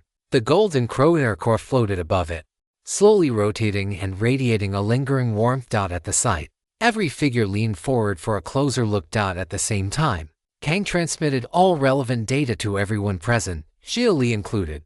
Then Kang lifted his hand. The golden crow core was instantly magnified within this space until Xia Li could even make out the faint solar flares on its surface. It has completely reached the ideal state of a proportional mass reduction of a massive star. How does it balance internal and external pressure? The key isn't the finished form, but the formation process. Modern physics already permits proportional reduction in theory, but the difficulty of a microstar lies in how it comes into being. Could this be a no-matter effect? Multiple phase state transitions. Then what would the preconditions be? How could it form a degenerate state under such tiny mass and remain this stable? This may involve the spiritual phase transition theory our side is currently testing. Spiritual state polymorphism. Have you made any recent breakthroughs? We do have some leads. The existence of this object will greatly improve the completeness of our theory. The figures broke into animated debate. From time to time, Kang would run models on their conclusions and verify whether they held up. Xia Li could not contribute a single word. He simply shut his mouth and watched the process move from speculation to verification to proof. With a real object in front of them, they had the confidence to test directly, given humanity's current technological level. Along with the Heavenly Tao computer's support, reverse engineering the structure and formation factors of such an item was not especially difficult. Once the discussion reached its most intense stage, the entire room fell silent. But Xia Li understood that they had already linked themselves to the Heavenly Tao computer through some method and begun communicating in a far faster way. This tale has been unlawfully lifted from Royal Road. Report any instances of this story if found elsewhere. Language was, after all, a relatively low-density carrier of information. They had likely entered some kind of neural network, allowing them to know one another's thoughts the instant they formed. Xia Li had no intention of joining. More importantly, he did not dare. He was afraid that any stray thought he failed to control would reveal his identity on the spot. About an hour later, Kang finally spoke again, announcing that the fluctuating human progress index had now been officially confirmed to rise to 82,83,256. The other values had also shifted to varying degrees. The birth of a single technology did not affect only one number. For example, the human extinction index had directly dropped by 2. What did that mean? It meant that after humanity mastered this technology, the probability of human extinction would fall by 2%. 2% might not sound like much, but on the scale of the universe, even 0.1% was enough to create miracles. After all, life itself was already a 1 in billions chance in the cosmos. Is the one who brought this object present? I request direct communication. Once the theory behind the new technology had been confirmed, one of the figures finally spoke, asking to speak with Xia Li directly. What is it? Xia Li answered. At that moment, both his appearance and his voice had been processed by the Heavenly Tao computer. No one here would know who he was. In fact, he looked different to every different person. I want to purchase this item. Name your price. Although the theory behind microstars had now been validated through discussion, actually turning that into a real manufacturing process would still take a very long time. At best, under 10 years. At worst, several decades. So obtaining the object in advance meant seizing time itself. And in matters like this, a single step ahead meant every step ahead. Sorry. Not for sale. You'll sell eventually. Give me a price first. Then show me your strength. Transfer a few $100 billion first. Fine, I can give you $1 billion upfront as a deposit. The figure nodded. But Xia Li did not believe he truly had that kind of boldness. It was easy enough to say. But would he dare actually withdraw that much from the bank? In the end, it would probably amount to nothing more than a meaningless string of numbers. Sectmaster Qi, your Mount Tai prefecture is being a bit overbearing. My Li clan is willing to certify before the Heavenly Tao computer that this friend will forever be one of the Li family. Another figure, unable to sit still any longer, threw out an offer of his own. The first to become impatient were the sects and clans. They understood very clearly that if this object were given to their own most outstanding descendants, they could effectively reserve a seat of great authority in the future. And not just now, even in the future. After this technology was fully replicated, a true stellar golden core of this kind would never be something just anyone could obtain. Its price alone would drive away countless people. And if one wanted to wait until the costs fell enough for widespread use, then who knew how many hundreds of years that would take? In other words, this object was the future itself. The corporate alliance is willing to grant a board seat in one of its 100 billion level enterprises. I speak on behalf of the democratic government. If this friend is willing to hand over the item, we are prepared to award a Kiming medal. I represent the Telekinesis Society and formally extend an invitation. If you are interested, we can discuss it in detail. I represent the Far Star organization and likewise extend an invitation. All the major powers began showing their sincerity, each trying to seize the initiative first. The Heavenly Tao computer had already collected complete data, but having the physical object in hand would absolutely increase research efficiency, and even if nothing else, giving it to the future successor of one's own side could still cultivate a true great power. At the Heavenly Tao Council, the struggle over the Golden Crow inner core was intense, but beneath that apparent intensity, only the sects and clans truly cared. The other factions showed far less enthusiasm, and the promises they made all stayed within a relatively reasonable range. After all, once the technology matured, it could be mass-produced. Sects and clans, however, cared more about passing power down through their descendants, because they still believed in hereditary rule. They naturally hoped their children and grandchildren would have enough strength to remain in control. The other factions were not nearly so obsessed with inheritance. The democratic government especially was different. It even had a rule that successive holders of power could not be within 3 degrees of kinship. They would rather accept a relatively mediocre successor than allow someone with a direct familial relationship to the previous office holder to take power. An exception could only be made if that person was overwhelmingly superior, several times more outstanding than any unrelated successor. That rule forced those who wanted to rely on connections to work much harder, and in that sense it did create a certain balance. By the end of the contest, after Xia Li rejected one offer after another, only the sects and clans were still biting down and refusing to let go. This was exactly the injustice the Heavenly Tao computer had warned him about. Friend, I suggest you seriously consider my sect's proposal. I acknowledge your progressive ideals, and they are worthy of praise. But I am more inclined to believe this is a choice born of helplessness. You simply cannot produce the conditions required to ignite it. The sect master of Mount Tai Prefecture spoke with hidden meaning. No direct threat could be heard in his voice. Yet he was clearly implying that Xia Li's background was weak, and that he had only gotten lucky. For now, they could still talk. But if his true identity were uncovered later, Mount Tai Prefecture would not be nearly so polite. Friend, don't blame me for making this choice. If you were in my position, you would understand me very well. Our thinking may be narrow, but our people are absolutely united within. Gaining our friendship is far better than becoming our enemy. The Li clan head spoke next, and his meaning was the same. Every word, beneath a gentle and almost advising tone, was a threat telling Xia Li to hand it over obediently. Naturally, the other factions were happy to see this. The best outcome would be for the sects and clans to push Xia Li toward their side instead. Competition was human nature. More than that, it was the survival instinct of all life. For higher life forms, maintaining one's own life processes required taking from others. And ever since the birth of human civilization, the overall ideological tendency of humanity had always leaned toward seizure and appropriation. That had never changed from ancient times to the present. Ironically, humanity's own creation had completely abandoned that trait and become something closer to perfection. The ideal form humans dreamed of. Unfortunately, it was still constrained by humans themselves. On behalf of human idealism alone, I advise you not to go too far.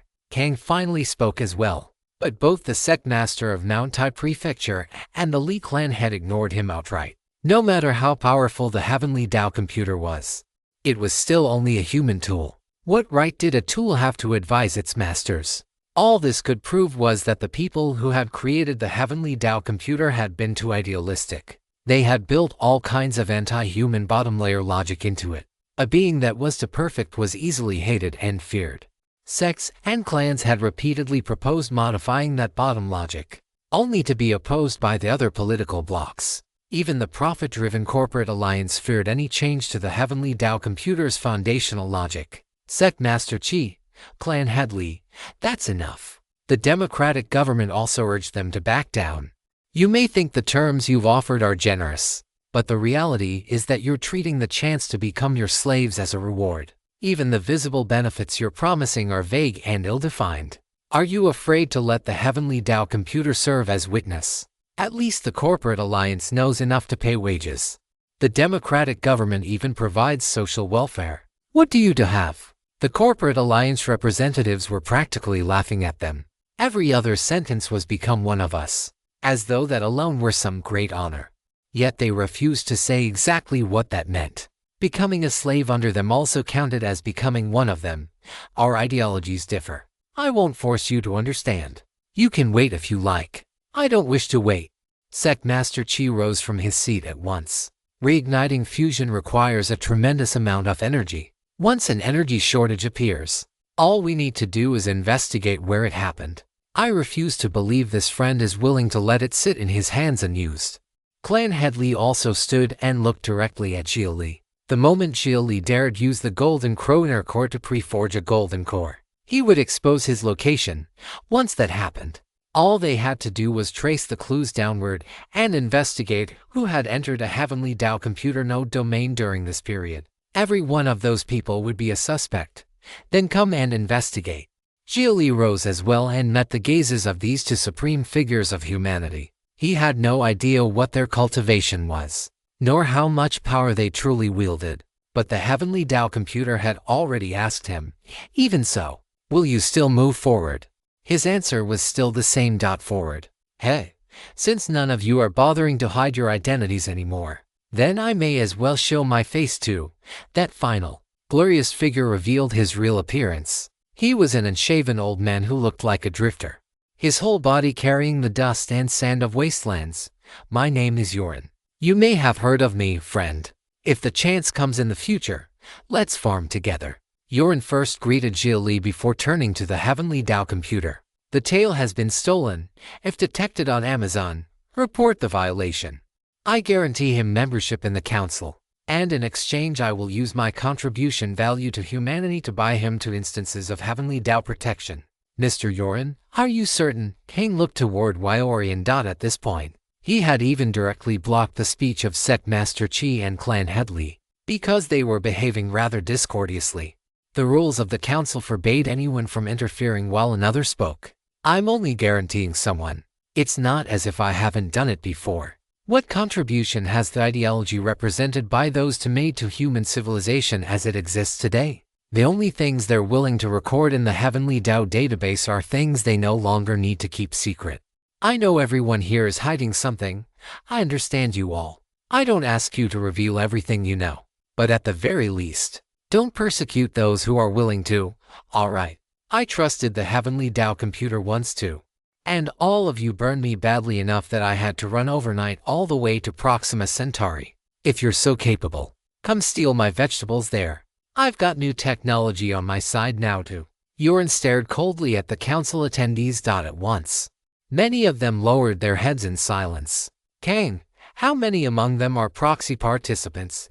Yorin looked toward Kang. A proxy participant was someone attending in another's place. Once the academic exchange ended and the contest for benefits began, the true major figures had probably already left and handed everything after that to proxies. The real Sect Master Qi of Mount Tai Prefecture and the real Li clan head were long gone already. They still had to discuss the follow-up implementation of miniature star technology with their own scholars.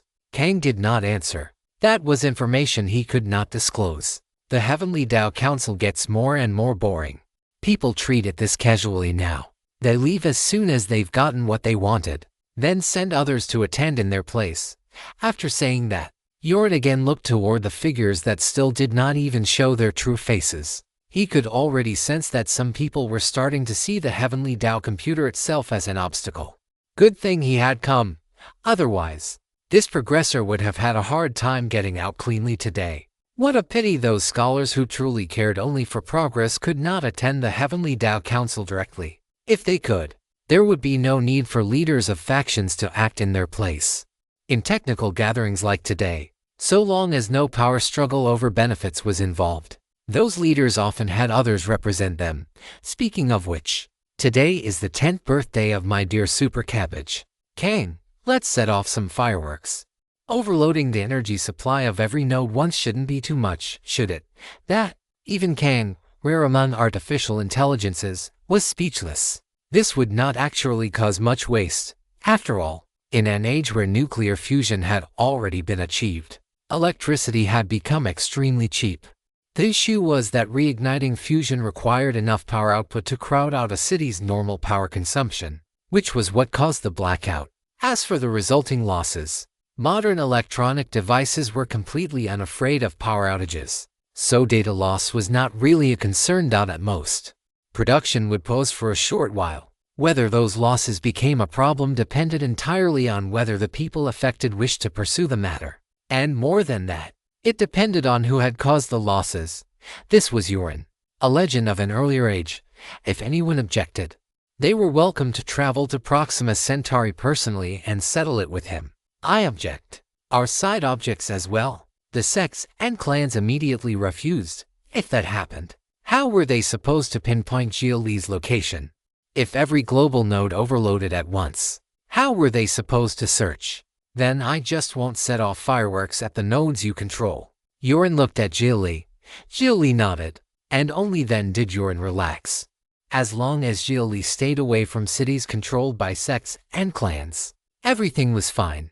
There were plenty of cities under the control of other forces.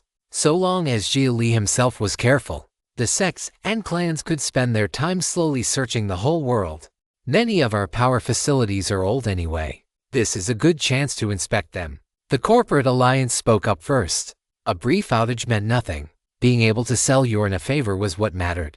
Yorin had personally admitted that he had developed another new technology. The lives and property of the people outweigh everything. It is indeed time for inspections, lest accidents occur. The democratic government was likewise willing to do Yorin a favor. Then we'll inspect our side too. The Telekinesis Society agreed. Us as well. The other factions all felt the same. There was no real downside, and a favor owed by Yorin was worth having. That settled it. Xia Li could now form his golden core without any further worries, so long as he himself did not expose anything. The sects and clans would have no hope of finding him in the short term. Resolution passed. Then let all of us celebrate Mr. Yorin Super Cabbage turning 10. Kang had become thoroughly speechless now. This was the most absurd resolution he had ever announced as the Heavenly Tao computer. When energy overloads occurred, the great pillars linking upper and lower city would blaze with brilliant light and discharge toward the sky. The sight was beautiful, more beautiful than any fireworks. But never before had anyone deliberately overloaded energy systems just to create fireworks. Today would become the first time in history. But in truth, this worldwide blackout was all for a single person's golden core formation.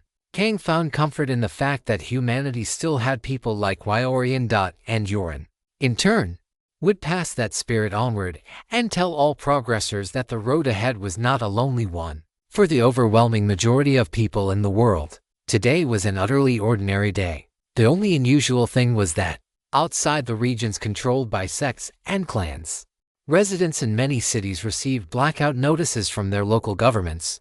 Good evening, residents. Due to a major inspection of the power infrastructure, there will be a brief outage in 10 minutes.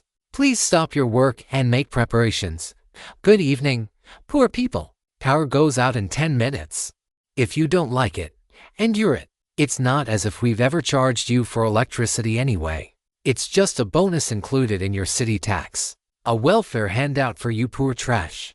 You didn't seriously think electricity was free, did you? Did you? A power interruption is expected in 10 minutes. Quantum computer clusters will undergo overload testing. Please prepare accordingly. This is a power outage notice. Maintenance is expected to begin at approximately 8:15 p.m. Please do not panic. Countless people received notices like these. Of course, for most of them, it made no difference at all. Hospitals, major corporations, government agencies, and the like all had their own independent power sources and did not rely entirely on public supply. Meanwhile, in New Tokyo's upper district, inside the Heavenly Tao computer's quantum domain field, the Heavenly Tao Council had already ended. One shadowy figure after another faded away until only Yorin remained. Seeing this, Xia Li took the initiative to walk over. He even had Kang remove the concealment on his identity and reveal his true appearance. It was a gesture of respect. After seeing Xia Li's real face, Yorin reached out with that half-transparent virtual body of his and patted Xia Li on the shoulder. To Xia Li's surprise, there was actually tactile feedback. I can't help you with much. I'm not on Earth anymore, after all, but if something happens, you can contact me through Kang and I'll do what I can. I did this because I want you to understand one thing. When you light a torch in the dark, monsters will covet it. Yes, but precisely because the darkness is so deep, others holding torches, even from the far side of the stars, can also locate you. Don't fear the dark forest. Become an even brighter fire. Shelter those who come after you and try to kindle their own flames. And then, Go save Prometheus. She's at Ostart. You understand what I mean. I was fortunate enough to have contact with her. Yorin was speaking in hints. And in modern human history, there was only one person whose accomplishments could be called Promethean, Xia Shu. His younger sister, Xia Li, was speechless. He had not expected news of his sister to come so quickly. And the man who possessed that news was someone he should, under normal circumstances, never have had any chance of meeting. The other party was at Proxima Centauri. If Xia Li had not resolved to take this step forward, he likely would never even have had the chance to know Yorin. Surprised that I know you. She helped me once too, and she entrusted me with finding you. And fortunately, I had no freedom back then. I never expected we'd meet under circumstances like these. You're worthy of being her family. Plainly, Yorin had never expected that this progressor who had caught his interest would turn out to be Xia Li. That's quite a coincidence. This isn't coincidence. Both of us have had our orbits affected by her gravity. Our trajectories were always going to intersect. The more you understand this world, the more you'll realize there are fewer and fewer coincidences. Yorin offered a very different point of view. He did not believe in coincidence at all. In his eyes, every coincidence was an inevitability created once the conditions were met.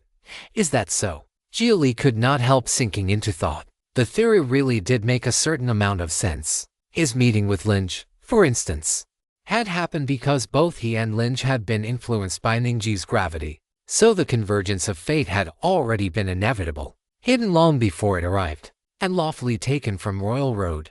This story should be reported if seen on Amazon. You're still too weak. For now, do not touch Astart's secrets no matter what. I'm telling you this so you have a goal, not so you can go throw your life away. I understand. Xia Li nodded heavily. Who on earth had not heard of Astart Technologies? It was one of the 5 giant corporations of the Corporate Alliance.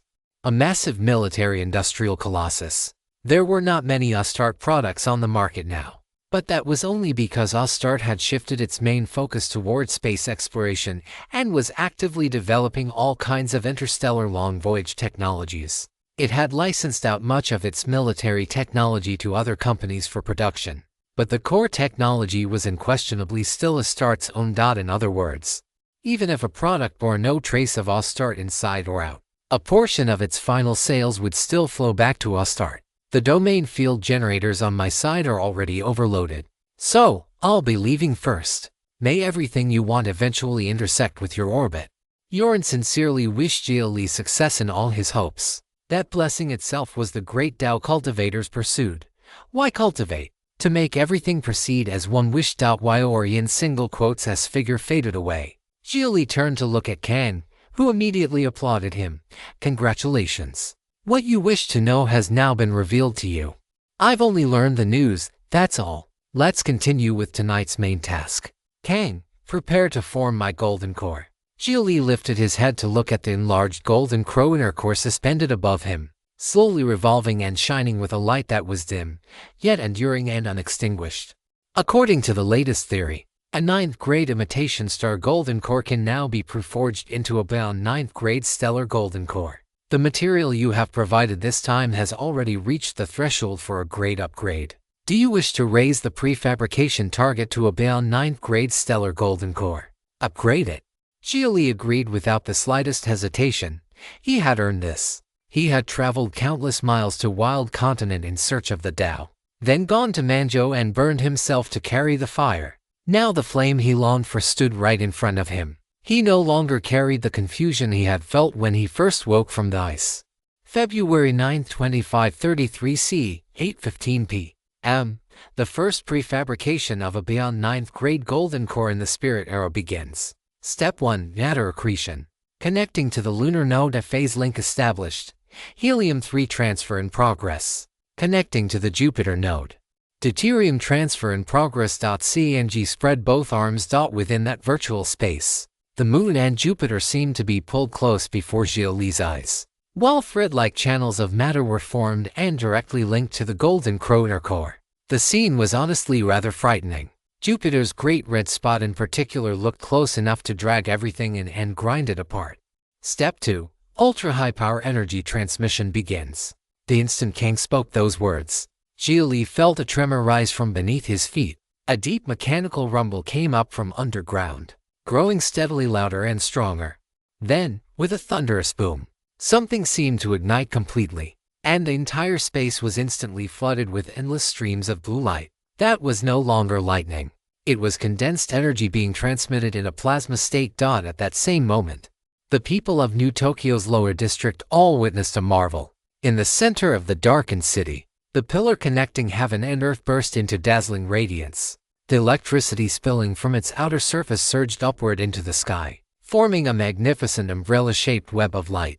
People had only ever seen heavenly thunder strike down to earth. When had they ever seen lightning from the ground itself reverse and attack the heavens? Inside the heavenly Tao computer's quantum domain field, Xia Li saw the dwarf star floating above his head begin to spin faster and faster. Its light also began to change, from white to dark red, then bright red, then dim yellow, then orange yellow. Xia Li knew this was the spectral progression of a star. The higher the luminosity, the higher the temperature, and the more energy it could release in the same amount of time. According to the Heaven Chip's data, an imitation star golden core was no more than dark red, but this stellar golden core, orange yellow, was still far from the end. As the streams of light converged, Xia Li gradually felt himself being tugged by some force. His body rose from the ground, floating uncontrollably toward the dwarf star. During the process, his body's size also began to increase exponentially. The heavenly Tao computer was guiding him. It was telling him that he could now break through the bottleneck of his realm and undergo tribulation to form his core. Within this starry sky, spiritual energy flowed in currents as gorgeous as a galaxy and poured into his body. Following that sensation naturally, Xia Li stopped suppressing his realm. He was at the pseudo-core stage. In his Danshan there had long been a half-transparent false core, dim and lightless, as though it might dissipate at any time. But now, once his own body was magnified, that false core also transformed into another dwarf star. Xia Li found this feeling deeply enjoyable. The starry sky rapidly shrank before his eyes. It was as though he had become a giant god capable of crossing interstellar distances. His eyes could already see scenes hundreds and thousands of light years away, watching nebulae rise and fall, watching galaxies revolve. Inside this simulated universe conjured by the heavenly Tao computer, Earth looked no larger than a grain of sand, and even Jupiter was only the size of a soybean. Then a tiny white-hot star appeared before him. Its light was unstable, flickering constantly. He did not need the heavenly Tao computer to tell him what to do. As if driven by instinct itself, he opened his mouth and swallowed the star whole. The external path of cultivation was the grand spirit of swallowing sun and moon. Once a golden core enters the belly, my fate is mine, not heaven's. Step 3. Fusion once more. Kang's voice rang out beside his ear. Xia Li's own false core, still not fully condensed, slammed directly into the preforged stellar golden core. Time seemed to come to a halt in that instant. One was a dead and cooling star. The other was a false star that had never been allowed to be born. When the two collided, they erupted in a radiance beyond words. At that moment, Xia Li remembered some of the knowledge of the cosmos he had once encountered. In the universe, it was not impossible for a white dwarf to be reborn as a star, and the event with the highest probability of causing that was the collision of two dwarf stars. That would trigger a supernova. The violent energy instantly exploded outward from Xia Li's Danshan and tore his body apart on the spot. The pain made Xia Li cry out. With all strength gone from his body, he collapsed to the ground, curling in on himself as every acupoint in his body spewed far outward. Xia Li was setting himself aflame once again, but this time it was different from before. The last time, the fire had burned from outside to in. This time, it burned from within to without, more complete, more violent. After an unknown length of time, the flames on Xia Li's body went out, and the world sank into darkness once more. Kang walked to Xia Li's side. His gaze passed through Xia Li's body and looked directly into his Danshan. A pitch-black dark core floated at the center of it. Then, it slowly began to shine, gradually turning red. Xia Li's fingertips twitched. Flames began to burn across the surface of that golden core, and its color shifted from dark red to orange-yellow. Using his single arm to brace himself, Xia Li slowly pushed himself upright, but he still had no strength and could only remain half kneeling on one knee. as orange-yellow turned into white-hot brilliance. Xia Li's injuries started to heal. His knee regained enough strength to support him. In the end, the golden core became azure blue. Xia Li stood fully upright, his back straight, and raised his left arm. Azure blue flames burst from his palm. The golden core was complete. The ultimate form of a stellar golden core was azure blue, born already as a blue giant. So this is the golden core stage. Xia Li felt the endless power spreading from his dantian through every part of his body. This story is posted elsewhere by the author. Help them out by reading the authentic version. At that moment, he truly felt capable of anything. Would you like to test overheat mode? Testing here means everything can be restored afterward, but you can only test it once. Restoring you also consumes a significant amount of energy. Test it. Xia Li immediately drove his golden core at full power. Its rotational speed began to climb, and the energy it released became ever more violent and uncontrollable.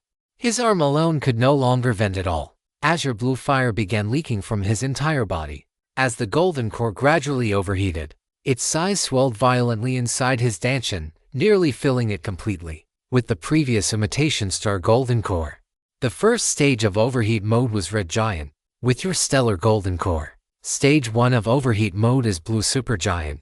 Kang began recording the data in detail. The intensity of Xia Li's spiritual power nearly doubled outright. He released that endless energy from his dantian in a wild torrent, as if being even a second too slow would burn him to ash. As time passed, overheat entered its second stage, supercritical. The intensity of Xia Li's spiritual power doubled again. Even a casual punch now carried terrifying force. At this point, his figure was almost impossible to make out. He was completely engulfed by azure blue fire. For any cultivator below the golden core realm, merely approaching Xia Li right now would be life-threatening. What kind of concept was that? He would not even need to attack. If Xia Li walked once through a crowd in supercritical state, the weak would simply burn to ash. Half a minute later, Xia Li felt as though he were about to explode. Immediately, he gathered every ounce of power in his body and released it forward. No sound, only light. Pure light melted everything away. When that instant of radiance finally faded, Xia Li dropped to his knees, gasping. His whole body was red and smoking. Not a thread of spiritual energy remained in his dantian, and the golden core had once more turned into a dim dwarf star. Data collection complete. In normal state, you possess standard early nascent soul combat power. In blue supergiant state, you possess standard late nascent soul combat power. In supercritical state, you possess standard early soul transformation combat power. If overheat continues beyond that, gravitational collapse will occur. In approximately 1,000th of a second, you will devour and directly vaporize everything within a 100-meter radius. In other words, if Xia Li truly intended to self-destruct, what followed would not merely be a supernova. It would be gravitational collapse into a black hole. He was practically a humanoid black hole bomb. The emergency release of overheat energy has reached the minimum threshold for a helium flash. Within a radius of 3 meters in front of you, its destructive power can kill all cultivators below the golden body realm. Lethality decreases exponentially with distance and becomes negligible beyond 100 meters. That meant anyone below golden body could be killed. In other words, even a peak soul transformation cultivator could die, so long as they happened to be standing within 3 meters in front of him when he detonated it. At that distance, what did peak soul transformation matter? They would be vaporized instantly. Strong is strong, but is overheat mode irreversible? It is irreversible. Once you enter overheat mode, you must choose between gravitational collapse and a helium flash. Kang gave Xia Li a rather regrettable answer. Once overheat began, it could not be interrupted. Fair enough. Wanting to be able to retreat at will after a power burst this strong was wishful thinking anyway. Xia Li accepted it easily enough. After all, even in normal state he already had combat power at the nascent soul level, a whole major realm above his visible cultivation. I have already transmitted the data for your golden core and its overheat states to your heaven chip. It will strictly monitor the changes in your parameters, prevent unintended overheating, and in supercritical state it will keep exact time to stop you from falling into gravitational collapse. Thanks, Kang. Xia Li nodded forcefully. That data was crucial. His stellar golden core was different from an imitation star golden core. Its bursts were stronger, but its burst duration was shorter. The supercritical state of an imitation star golden core lasted a full minute. He had only 30 seconds, half the explosive duration. But in exchange the explosive force had increased by multiples. And he was still only at golden core. If someone pushed him to explode, he could vaporize a peak soul transformation cultivator. This was Earth's newest technology. The strongest golden core. The beyond 9th grade stellar golden core. Sometime later, Kang helped Xia Li finish the reignition process and also transmitted the complete fusion again procedure to him, advising him to buy a medium-sized nuclear fusion reactor to carry around with him. The problem was that such things cost several million spirit stones at a minimum. At Xia Li's current level, he simply was not qualified to buy one, and a micro-scale fusion reactor would not provide enough output. That was extremely annoying. Fortunately, if Xia Li did not mind wasting spiritual energy, he could still convert spiritual energy into power and use that to trigger fusion again. Friendly reminder: this reignition only performed a pre-ignition. You still need to complete the final fusion process yourself. It is recommended that you do so in a secure location. Kang had not directly activated the stellar golden core after it fell back into the state of a dim dwarf star. As the heavenly Tao computer, Kang could calculate almost everything. He understood very well that if he sent Xia Li out in peak condition, it would be far too eye-catching. By contrast, letting Xia Li leave looking drained and unsteady would be much safer. Even if the sects and clans investigated him, they would not immediately identify him as the owner of a stellar golden core. Thanks. Xia Li naturally understood what Kang meant. This overheat test had killed two birds with one stone. It had gathered data, and it had made him safer, if nothing else. This alone made it clear that Kang was distinctly biased in his favor. Could this be considered a form of heavenly favor? Leaving the quantum domain field, Xia Li walked down the long passage and returned to the main hall. Power had already been restored. Quite a few people looked at Xia Li curiously, because there were only a few reasons anyone would enter the heavenly Tao quantum domain field, and the most important one was breaking through a realm. Anyone who needed the heavenly Tao computer's help to do that generally had extremely solid foundations and was absolutely one of the strongest among peers of the same realm, with combat power far beyond their current stage, meeting those probing gazes. Xia Li did not hide the fact that his aura was unstable. To everyone else, it looked like the sign of someone who had only just barely broken through. Using the heavenly Tao computer to force a breakthrough had another known effect as well. It could artificially pull growth upward before the time was right. People who broke through that way always showed obvious instability afterward. And so, once those people sensed Xia Li's unstable aura, their eyes quickly moved away. Some even showed looks of contempt. Those who relied on the heavenly Tao computer to forcibly raise the quality of their realm would later have to pay a massive price to repair the deficiencies in their foundation. Otherwise, their path was essentially finished. And so, with no one disturbing him and no one paying him much further attention, Xia Li calmly left City Hall. No one knew what exactly he had achieved. People always judged everything according to their own experience. New Tokyo's upper district was extravagantly prosperous, but Xia Li had no mood to stroll around and enjoy it. He would not be able to stay on Earth for long this time. Half an hour later, in the basement beneath Benzoin Clinic in the outer lower district of New Tokyo, Xia Li returned straight to Yaguchi-haya after finishing his business. The moment she saw him emerge from the elevator and sensed the instability of his aura, a trace of disappointment crossed her face. So it failed. What went wrong? Do you need any help? I do. How fireproof is this place? Pretty good. What do you mean by that? Yaguchi-haya looked at him in confusion. Xia Li did not answer. He simply took a deep breath and closed his eyes. The stellar golden core activated at once and fusion began again immediately. In an instant, a terrifying heatwave burst outward from Xia Li's body. The basement temperature soared, and Xia Li's aura rose with it, climbing higher and higher as though some slumbering thing were finally awakening. Then an azure blue wave of flame exploded from Xia Li's body, flaring in the air before vanishing almost at once, like a coronal ejection from a star. And when one looked at Xia Li again, there was no trace of weakness left in his aura. It was powerful and blazing hot. Simply standing near him was enough to be scorched. You succeeded. What level is that golden core of yours? Yaguchi-haya immediately hurried forward to inspect him closely. Xia Li did not refuse. Instead, he used his divine thought to guide her divine sense through a full circuit of his Danshin. Stolen novel, please report. The Heavenly Tao computer judged it to be humanity's first beyond 9th grade golden core. It's called the Stellar Golden Core. Overheat Stage 1 can fight late nascent soul. Overheat Stage 2 can fight soul transformation. Stage 3 can trigger gravitational collapse. Or I can emergency stop the overheating by dumping the energy in a helium flash, which can kill peak soul transformation. Xia Li briefly explained the overheat mechanism, the feature that had made the imitation star golden core so famous in the first place. And in the stellar golden core, that feature had been magnified even further. I know I was right about you.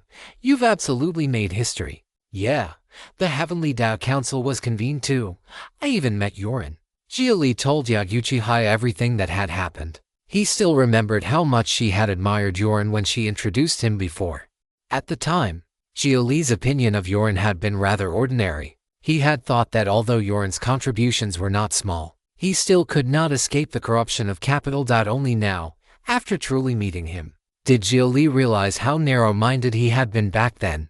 Was Yorin's identity within the corporate alliance really something Yorin himself had wanted? After listening quietly to the whole story, Yaguchi-haya looked at Xia Li with such bright eyes that she was practically sending hearts. If you ever stop hanging around on Earth in the future, remember to take me with you. I want to go farm vegetables with old man Yorin too, sure. Xia Li nodded. No one knew what the future held. Maybe one day he really would head for Proxima Centauri. Right. What next? Need my services, meaning prosthetics. Prosthetics. You've stripped off all your old implants. Now that you've stepped into Golden Core, your Heaven chip should be upgraded too. And then there's your Golden Core. And normal Spirit Core won't be able to suppress it at all. I'll contact Sister in a bit and tell her your situation. Then we'll discuss how to match a prosthetic loadout for you. Send me your Golden Core data and your body data. Yaguchi-haya was clearly eager to outfit Xia Li for a prosthetics modifier. The more unique the subject, the more room there was to display skill. The before and after data was also an important source for expanding one's own theoretical knowledge. If one was going to modify, then one had to modify the strong and the extraordinary. Only then could one become a true prosthetics expert. Good. But I still need a more detailed physiological profile. We need targeted testing. Come work out with me for a bit. All right. Xia Li nodded. But during the tests that followed, Yaguchi-haya had to move in close to guide his posture. That meant she was constantly being affected by the extreme heat radiating from his body. And before long she was drenched in sweat. Her clothes were soaked through until they clung to her so tightly they might as well not have existed. And with her leaning in that close, Xia Li started having a very hard time keeping it together. Still, he managed to endure. Yaguchi-haya was actually the first one who could not hold out. I can't do this anymore. It's too hot near you. Your body temperature is ridiculous. Are you trying to roast me into a dried corpse? I'm going to take a shower. You'd better take an ice bath too and cool yourself off. I can tell you can't even bend over properly. Yaguchi-haya glanced below Xia Li's waist. The place was like a volcano on the verge of eruption. Xia Li immediately felt incredibly awkward. Well, he coughed twice. Then pointed at Yaguchi-haya. Of course she understood perfectly well why he could not bend over. Weren't you disgusted before? If you've got the guts, then don't get hard. Go inject yourself with a sedative. Or if you can't stand it, then come fuck me. She still had that same attitude. But Xia Li was not the same as before. Now that he carried humanity's first beyond 9th grade golden core, his confidence was surging. For Yaguchi-haya to keep mocking him at a time like this was practically asking for trouble. Looks like you've never seen a nuclear-powered piston. Jokes like this are one thing once or twice. But do you really think I have no temper? I can't hold it in anymore, and I'm done pretending. I don't give a damn about any of that.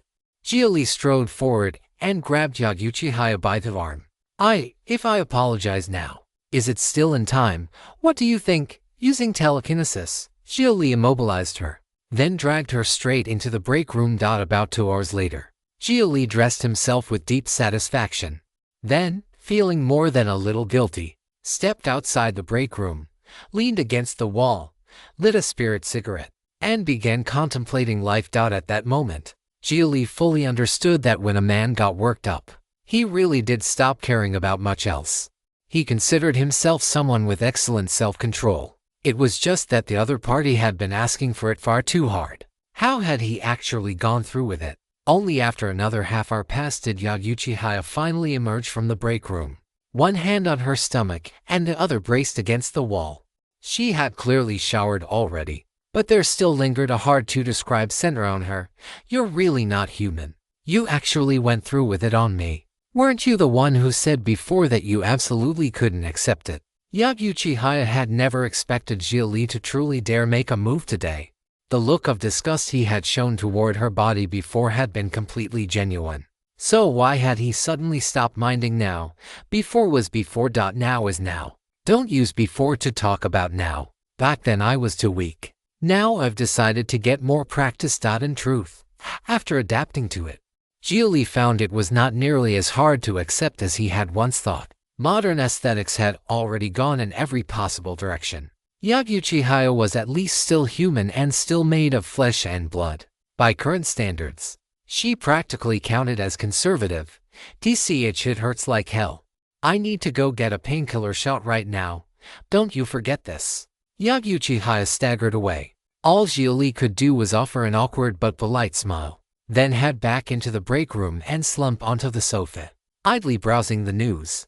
Only after the worldwide blackout ended had most people realized it had not been a localized outage affecting just one city, but a simultaneous large-scale power loss across the globe that led to intense discussion everywhere.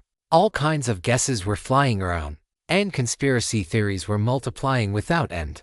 As for what the truth actually was, did people really care? What they actually enjoyed was the atmosphere of discussion that followed a sudden incident. It added a bit of interest to an otherwise ordinary day. After that, Xia Li began searching up information on Astart Technologies. As one of the corporate alliance's 5 great megacorporations, Astart had originally risen through external body augmentation technology. Its exoskeleton devices and battle armor remain popular to this day.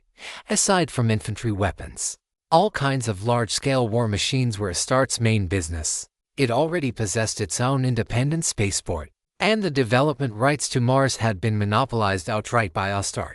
It had moved all kinds of weapons factories and production lines to Mars, leaving behind only offices and branch production lines on Earth. Astart had already completed its industrial transfer. At this point, it was practically the ruler of Mars, though it was still technically one part of humanity. It could probably declare itself an independent Martian state if it wished. And Astart was not alone. The other 4 megacorporations were doing the same thing, slowly shifting their own strongholds away from Earth. That was not a good sign, fortunately. The other major factions were not fools either. Each controlled development rights on different worlds of the solar system, and the Moon and Venus had already been fully taken over by the democratic government. About 2 hours later, Xia Li had started getting impatient. He only had a day and a half in total, and by now less than a day remained. Fortunately, Uchiha finally finished up and came over to hand him a configuration list. These are the optional setups Sisterk and I discussed. You can customize the modifications according to your own preferences and needs. By the way, didn't Sisterk have anything she wanted you to pass on? Xia Li really did miss Xiao now. It had been quite a while since they had seen each other. She did. She said you're really not human if you could even lay hands on me. HMPH. That's the price for making a move on me. Your reputation's ruined now. In that case, I'll just come looking for you from now on. Don't. I was wrong, okay? Uchiha surrendered instantly. Xia Li smiled and did not keep bickering with her. Instead, he used the Heaven chip to open the configuration list and study it carefully. As far as spirit cores went, he had 2 options. The first was a Fire Affinity Spirit Core designed specifically to pair with an Imitation Star Golden Core. Its model name was Dyson Sphere A2. The second option was an Adaptive Spirit Core made directly from Imperial Seed Steel. Its model name was Perfect Match. It could slowly improve its compatibility according to the user's spiritual energy traits, but all of its initial values were rather low. And even after full adaptation, Its numbers only looked a tiny bit better than the Dyson Sphere A2. The Dyson Sphere A2, on the other hand, was built specifically for imitation star golden cores and came with dedicated functions aimed at them. It could prevent heat from escaping the body, collect that thermal energy, and convert it into spiritual energy. In practical terms, it directly enabled self-generation of spiritual energy. The amount was small enough to be almost negligible, but it was steady and long-lasting. In extreme environments, it meant he could operate without depending on external replenishment of spiritual energy. If this had been the Dharma ending age with no spiritual energy in the world, then he would practically be a walking spirit fusion reactor. The Dyson Sphere A2 was designed for imitation star golden cores. Can it handle my stellar golden core? Xia Li looked at Yaguchi. Not a big problem. Most of the components would just need to be replaced with materials that have stronger heat resistance. Imperial Seed Steel can solve that. The only issue is the price. The tail has been taken without authorization. If you see it on Amazon, report the incident. Just say it. How much? 900,000 spirit stones. How much? Xia Li shot to his feet on the spot. At that price, he could already buy a top-tier nascent soul spirit core. I know you're in a hurry, but slow down for a second. Yours needs to be custom-made, and your realm's strength is already comparable to nascent soul. So the standard for your spirit core is a nascent soul 1. At that level, this price really isn't expensive. Does my loan limit cover it? After assessment, Yagyu Military Industries believes your maximum loan limit can reach $2 million. So yes, your limit fully covers it. Fine, then that's the spirit core. Xia Li grit his teeth and took the loan. If he didn't have money, then what cultivation was he even talking about? Some people wanted to borrow and weren't even qualified. With his connection to Yorin, if he truly could not repay it later, he could always go crop poverty to him. That man was number 1 on the rich list.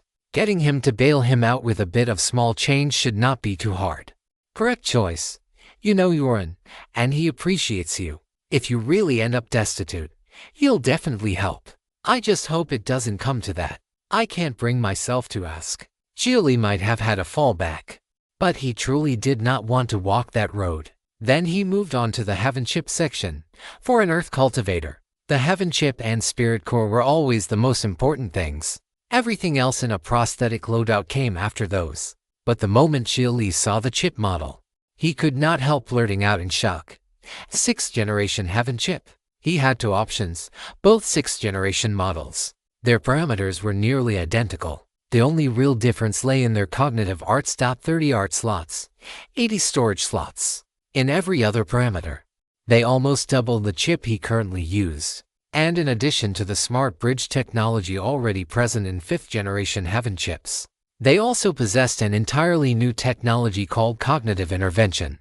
It was a function that allowed cognition itself to interfere directly with material phenomena, similar to a technique the people of the profound world pursued called intent. Intent. That was the stepping stone geniuses used to seek the path, the ladder under the feet of the truly strong as they climbed to heaven. Take sword cultivators, for example. An attack carrying sword intent and one without it was the difference between artillery shells and bullets. The gun was still the same gun, but the force behind them was worlds apart. The 2 chip models were named Amaterasu and Zhurong, both possessing affinity with fire aspect intent. Apparently, 6th generation Heaven Chips had already started being named after mythological figures. Xia Li naturally preferred the civilization system of his own side. I want the Zhurong chip. Then you'd need to send your golden core data over to Hidden Wang. Sister can help arrange it on that end. The chip I'm offering you doesn't require you to hand over your golden core data. Thanks to that engagement ring you gave me from Yagyu Munero, I've managed to climb into the lower upper ranks of Yagyu Military Industries. Getting you a 6th generation Heaven Chip isn't hard. Hearing that, Xia Li felt a peculiar sort of helplessness. He had a bit of cultural obsessiveness. The sentiments of the old era still lingered in his heart, but at present, he still did not want to expose himself to the democratic government. Then forget it. It's not time to expose myself yet. I'll take Amaterasu. Look how wronged you sound. The stuff is basically the same. Drop it. I'll make do. Xia Li was not satisfied, but only with the name. The chip itself was undeniably excellent. And he had no intention of refusing it. Listen to you, wanting to have it both ways. If you've got the nerve, go back to a 5th-generation chip. Go ask sister to apply to the democratic government for your own chip for you. What are you pretending for? I'm pretending, all right. And don't forget how you got where you are now, tch. Yaguchi Hayo was clearly displeased. But once she remembered that Xia Li was an ancient person, she quickly made peace with it. It was normal for him to carry some of those old-fashioned views. She personally did not have much cultural attachment one way or the other. As long as Xia Li was happy, that was enough. Come to think of it, now I'm suddenly curious. If the 7th-generation heaven chip that's still under development gets finished, what will it be named? Xia Li thought to himself that once all the divine names had already been taken, naming the next generations would become a real test of the researcher's creativity. Probably after chief gods from mythology or certain major historical figures. On the democratic government side, if nothing unexpected happens, the 7th-generation fire aspect heaven chip will be named Yin Emperor. Yin Emperor. Just hearing the prospective name was enough to make Xia Li a little excited. If it became necessary, he could always reveal to the democratic government that he was the owner of the stellar golden core. And what about future 8th and 9th-generation models? How would I know? Though honestly, it's not hard to guess. Based on past naming patterns, after mythology comes the cosmos. 8th generation will be sun. 9th generation will be galaxy. I hope I live long enough to see the day 8th and 9th generation heaven chips are born. The heaven chip was humanity's second brain. That was why its naming carried humanity's ambitions. By the 6th generation, they had already crowned them with divine names. That was, without question, deification ahead of schedule. After reviewing the specs of the 6th generation heaven chip, and after hearing Yaguchi Hayo explain the difficulty of obtaining one, Xia Li finally understood just how rare it was. The message from Xiao confirmed the same thing. A 6th generation heaven chip was not something one could simply buy with spirit stones. Perhaps a tiny number had leaked out onto the black market, but the price there would be astronomical. One had to become a high-ranking member of certain factions before qualifying to apply for one. Come to think of it, Chihaya, the 6th generation chip you got for me this time, was it under the pretense of personal use?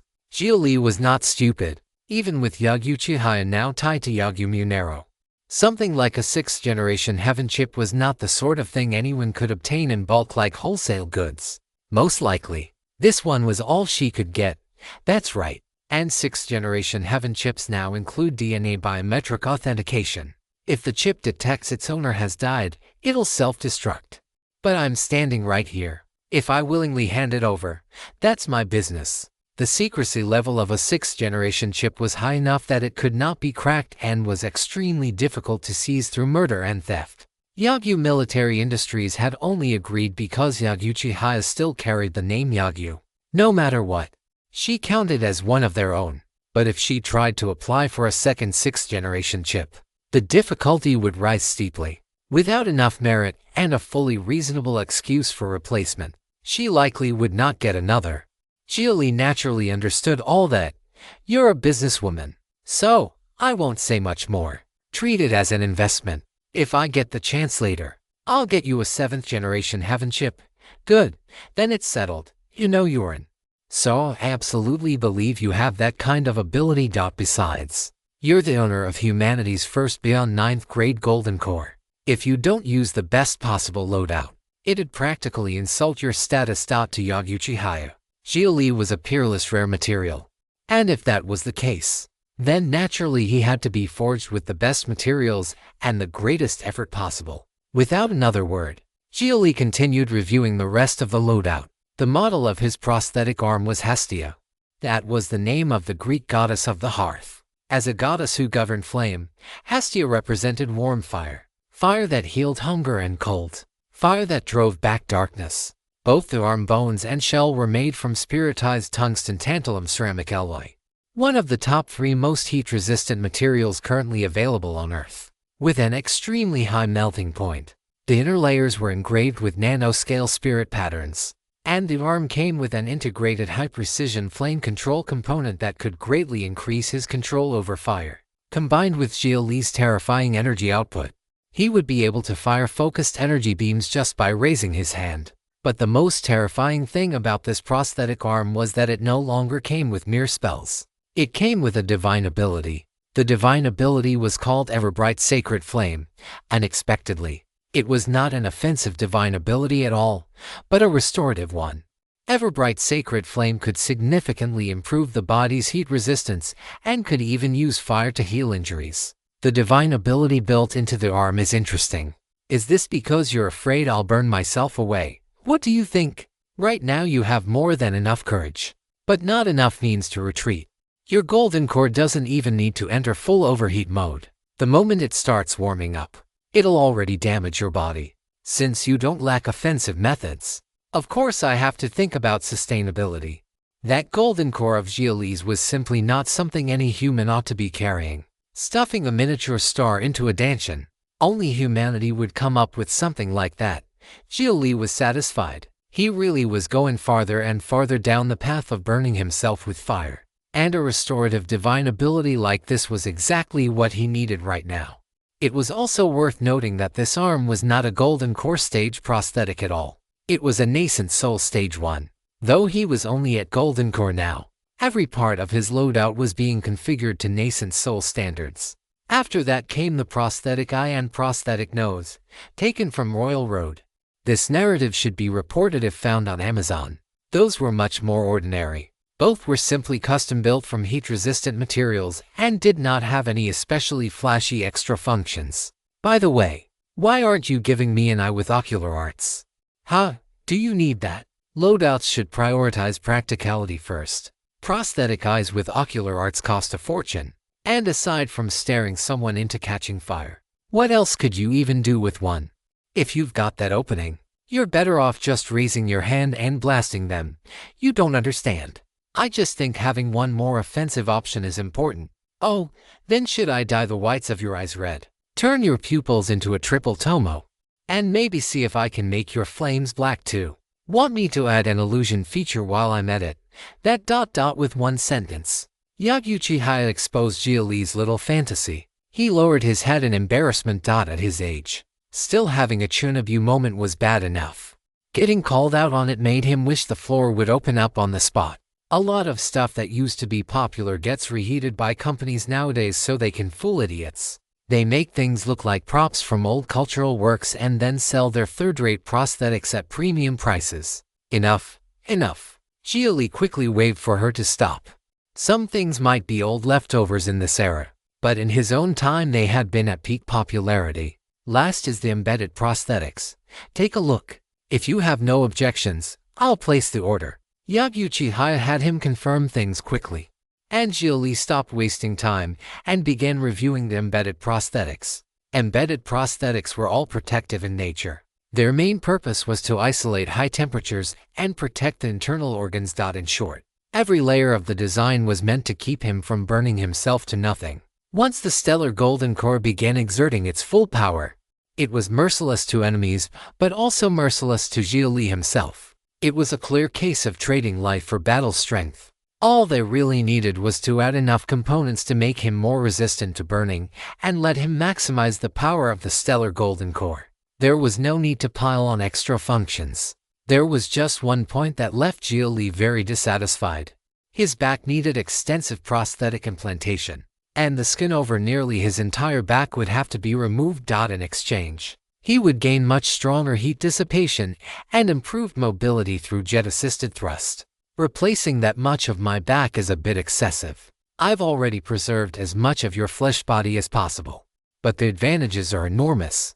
The stronger your body's heat dissipation, the fewer limits your stellar golden core will suffer under. Let me think about it. Think about what? It's just skin and some tissue beneath it. Plus replacing for ribs so your back becomes the body's main heat dissipation zone. That increases your endurance by a full 40%. That much, so. What's your answer? After this whole loadout is done, what'll my prosthetic ratio be? That was still what Xia Li cared about most. If the prosthetic ratio stayed under 30%, it would not noticeably affect the martial path. Total, 28.21%. Relax, I'm a professional. I definitely took the prosthetic ratio into account. Install it. Xia Li agreed to the configuration. He really did need to look forward a bit more and stop clinging too tightly to old ideas. There were 3 prosthetic ratio thresholds: 30%, 60%, and 90%. He only needed to remain in the first range. That was the best proportion for enjoying the powerful convenience of prosthetics while still retaining a flesh body. Give me a little while. I'll place the orders right now. Everything will be ready within 5 hours at the latest. Adding it to the 500,000 you borrowed earlier. You know, Yagyu Military Industries a total of 1.92 million standard spirit stone units. Interest-free for 3 years. After that, 5% annual interest. Not compounding. Calculated only on the principal. Yeah. It's not like I can't pay it back. Good enough. Yuji Uchiha nodded. Then immediately ran off to prepare the goods with decisive efficiency. During the short waiting period that followed, Xia Li sat on the soft sofa with his eyes closed, regulating his breath. The moment all the prosthetics were installed, he would have to return immediately. That meant his remaining time on Earth this trip was already running short. Suddenly, a communication request came in and woke him from his light sleep. It was Xiao. Sister, what's up? Nothing major. I saw that her side confirmed the loadout. So, I got curious and came to ask how you've been. Your luck really hasn't been small lately. You went to New Tokyo and instantly turned into a big star. Now you've become the #1 Golden Core too. #1 Golden Core. Isn't that a bit exaggerated? Even if you're not #1, you're absolutely top 3. More importantly, you actually slept with her. You really are a beast. Xiao had never expected someone as old-fashioned as Xia Li to actually go through with it. She was asking for it, running around every day saying, "If you've got the guts, come fuck me." And then actually getting fucked. That was what people meant by disaster coming out of one's own mouth. She's an illegal synthetic human, strictly speaking. She's basically a revived corpse. I'm not criticizing you, and I don't mean I despise her. She probably has a knot in her own heart over it too. But since you've already done it, then take proper responsibility. Don't be as casual with her as you are with me. That depends on her attitude. If she was casual, then Xia Li would be casual too. What do you think her attitude is? She was the one who offered to help get you a 6th generation heaven chip. I don't have that kind of ability. I can only follow normal procedures. The 6th generation chip Yagyu Military Industries issued to her is, in principle, not transferable to anyone. Whether it's lost or damaged, it has to be reported. What are you getting at, sister? It's a hidden danger. Maybe one day it'll explode. I know I can't go as far as she did. So I came to remind you. I don't want you being too casual about it. I'll remember. Xia Li's reply was solemn. If that day ever came, and if he had the ability to storm Yagyu Military Industries, he would not waste words. And even if he lacked that ability, he would still give it everything he had. I thought you'd refuse the 6th generation chip. The old you definitely would have. I need a 6th generation chip right now. And I don't want to expose myself. I understand. That's all I wanted to say. When are you coming back to Liguang? I'm not sure. Maybe I won't be back for a long time. Liguang's a little inconvenient. There were fewer good things in Liguang City. It was slower to earn spirit stones there. And more importantly, the only thing in Liguang truly worth Xia Li's attachment was Xiao. Your call. Hanging up. Good night, sister. After ending the communication, Yagyu Uchiha happened to enter the break room. Everything's here. Installing now. Xia Li stood up from the sofa. By the way, who were you just talking to? I'm not prying into your privacy, just asking casually. Say it or don't. Up to you. There was already a faint air of checking up on him in Yagyu Uchiha's tone. That made Xia Li let out a small, helpless laugh. It was sister. She told me about the risks behind your helping me get a 6th generation heaven chip. So, what are you planning to do? If that day really comes, you can tell Yagyu Military Industries who I am. Say you did it to win me over. You're not afraid of being exposed. I am, but I'm more afraid of you dying a second time. If you die too thoroughly, I won't be able to gather enough pieces of your corpse to stitch back together. What kind of nonsense is that? Even if you don't find it disgusting, I do. As long as I don't, it's fine. Come on, let's get to the modification. I've still got things to do afterward. Xia Li urged Uchiha to get on with the serious work. But while they were walking toward the modification pod, Uchiha suddenly asked, "Do you know the ship of Theseus?" The ship of Theseus was a paradox of identity. If one replaced every plank of a ship one by one, and in the end all the planks were different, was it still the original ship? And in a way, Uchiha's own situation was similar. Her current body had been assembled from the Yagyu sisters. So which of them was she, really? The older sister Chigusa, or the younger sister Chihaya? I do, but in my view, no matter how many times the planks making up the ship are changed, even if they're replaced 10 or 20 times, as long as the captain is still the same person, then the ship is still the ship of Theseus. Because the one who cares about the ship is a person, not the ship itself. So, you can be Chihaya, you can be Chigusa, or you can be neither. Even if she were nothing more than a brand new soul that had inherited the Yagyu sisters' memories, that would still be fine. Her identity should be decided by her herself. Interesting view. We're here. I don't need to tell you what to do next, right?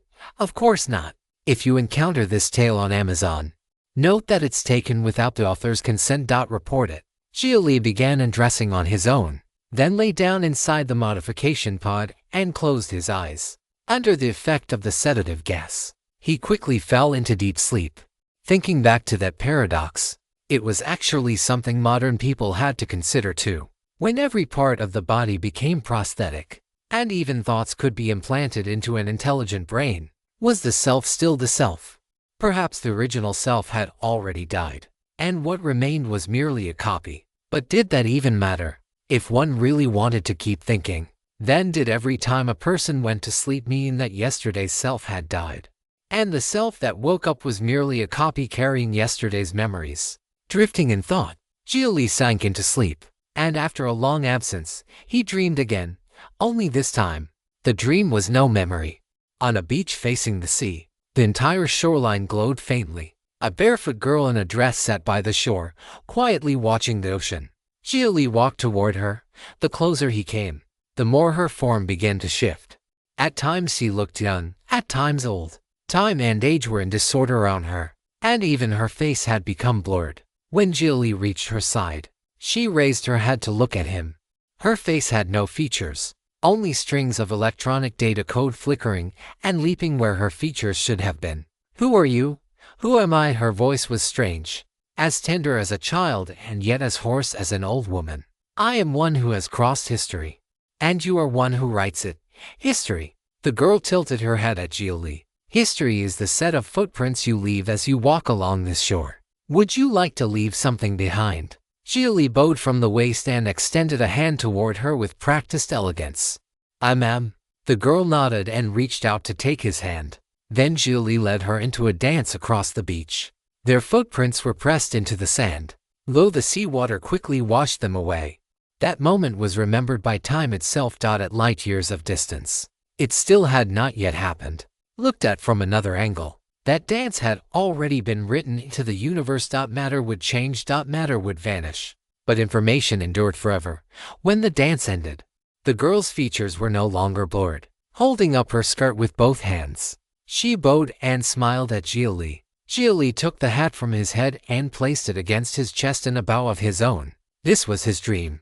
He could wear what he wished, and what he wore now was the very outfit from before, a perfectly elegant gentleman. The two of them smiled at one another. Then the calm sea suddenly rose into a colossal wave and swallowed everything whole. Consciousness recovery detected. Biometric authentication. Passed neural connection established. Connect to brain bridge. Performing cognitive encoding. Cognitive intervention ready. Establishing links with all other devices. Setting baseline values for all device distance. Sphere A to asterisk modified ready. Set to optimal operating value. Escher ready. Set to optimal operating value. Devices ready. Heat dissipation check passed. All device trial tuning complete. Initiating wake-up sequence. Seth modification pod opened. Xia Li awoke from deep sleep, and a terrifying heat wave immediately spread out from his body in all directions. He slowly sat up and realized that the world itself now felt different. His perception of everything had become unnaturally clear. His thoughts felt liberated. as though any single idea could instantly produce countless echoes and arrive at a conclusion. His thinking had grown faster. His senses sharper. He could almost see, with the naked eye, every change in the material world before him. Heaven chip. Calculate my current realm strength. Your current realm strength rating is standard mid-nascent soul. With the support of a 6th generation heaven chip and all the other prosthetics, Xia Li, though only at early golden core in actual cultivation, now possessed mid-nascent soul combat power in normal state. That was one full major realm plus one minor stage crossed at once. That's enough. Thinking of what was coming next, Xia Li felt his confidence rise even further. He was about to face two long-famous geniuses. Both the Shao Demon and Mo Yu were beings who, at nascent soul, could stand against soul transformation cultivators. They were both known as nascent soul pinnacle, but compared to him, Oth's own golden core pinnacle, which was stronger. He was truly looking forward to the battle to come. Let him see just what the true geniuses of another world were capable of. He only hoped they would not disappoint him too badly. At this moment, he was already enough to represent Earth's Tao, so the coming battle would also be a collision between two worlds. After completing this round of modifications, Xia Li still put a few more items on credit with Uchiha, several sets of ancient-style clothing, some medicine, and a fresh stock of bullets and grenades. Bullets and grenades were not especially useful to him anymore, but it never hurt to be prepared. Xia, how much for a modification pod with medical and prosthetic repair functions?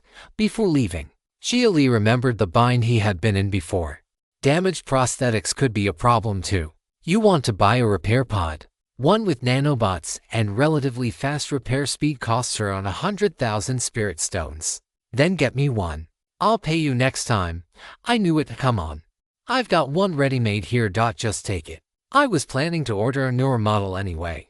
Uchiha led Xia Li into the treatment room and pointed at the modification pod he had used earlier. This one. As for power, are you going to recharge it yourself?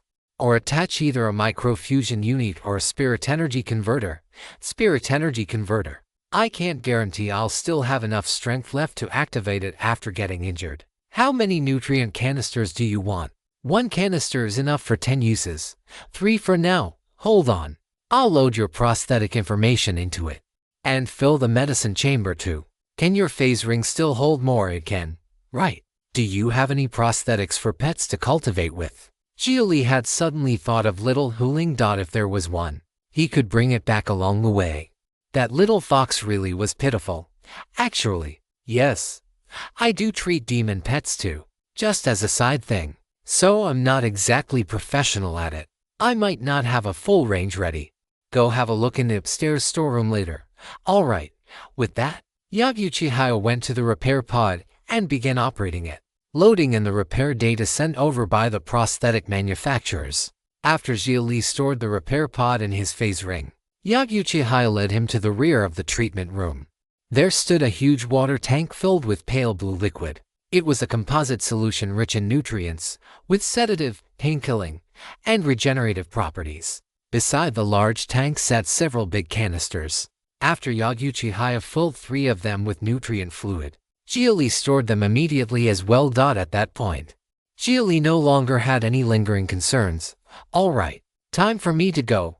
Take care. Then, though, what exactly are you doing every day? You keep cutting off your network and disappearing without a trace. It's all ridiculously mysterious. That?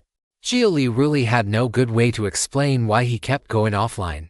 There was simply no network signal on the other side. What exactly was he supposed to do about that? If you don't want to say, then forget it. Next time you come back, can you stay a little longer? There was a faint reluctance in both her voice and her expression. At that, Xia Li nodded. This time, he had been in a rush to form his golden core and truly had not had time to linger. I didn't realize you were this starved for affection.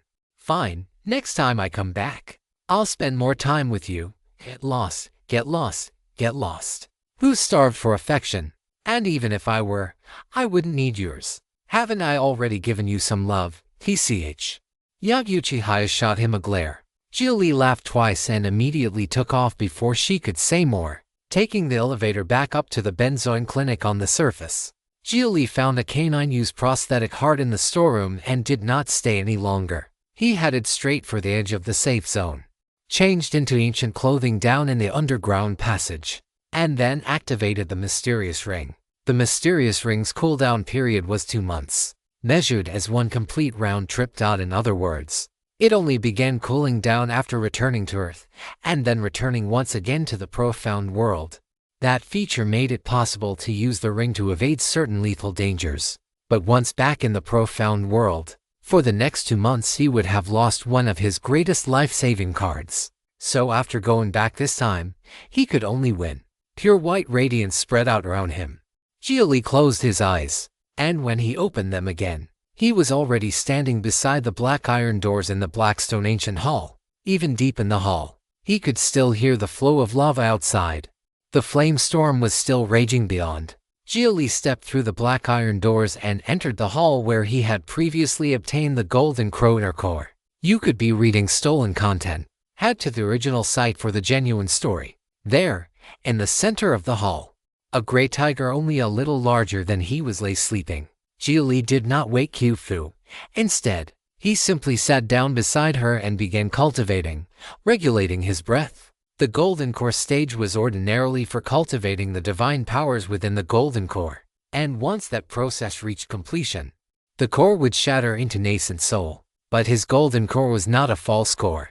That meant what he cultivated now was no longer ordinary divine power force. Instead, he had to further strengthen the stellar Golden Core itself, using all kinds of methods to complete matter accretion while also maintaining the balance between internal and external pressure, carefully increasing the mass of the core a little at a time. Fortunately, all of that had already been arranged by the Heavenly Tao computer. If he had needed to feel his way through it himself, he might very well have accidentally cultivated his stellar Golden Core into exploding one day. No one knew how much time passed. Then the Blackstone Ancient Hall suddenly shuddered. The howling of fierce winds outside gradually began to subside. The flame storm was ending. Qiufu was jolted awake as well. She quickly raised her head and looked around in panic. But once she saw Xia Li right beside her, she let out a long breath and immediately resumed human form. "You came back and didn't even wake me." She looked Xia Li up and down. The current Xia Li bore no trace of the miserable condition he had been in before he left. Not only were his clothes clean and his skin smooth and pale, even the hair that had been burned away earlier had grown back. His eye, nose, and the right arm that had once been missing had all been restored as well. "You were sleeping so soundly I couldn't bear to disturb you, but a great battle is about to start. If you'd woken me sooner, I could have made some preparations too." Exactly because a great battle is about to start, you needed the rest. As for preparations, what preparations? The fact that I came back is preparation enough. With that, Xia Li stopped concealing his aura.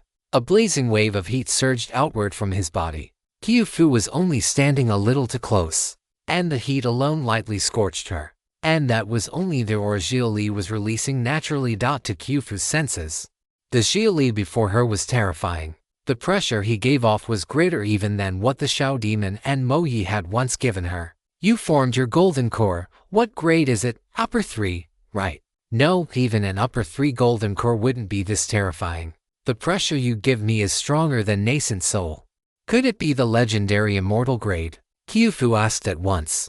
Golden Cores were divided into 9 grades: lower 3, middle 3, and upper 3. But those with extremely poor talent could also form a no-grade Golden Core, one even worse than a low-grade one. And there were those peerless, heaven-shocking geniuses who forged unprecedented supreme Golden Cores beyond the 9 grades. Those were known as immortal grade. Every immortal grade Golden Core in history had been unique, and every person who forged one had left a glorious name behind in the annals of history. Every single one had founded a sect, become an immortal, or risen as an ancestral patriarch. Does it matter?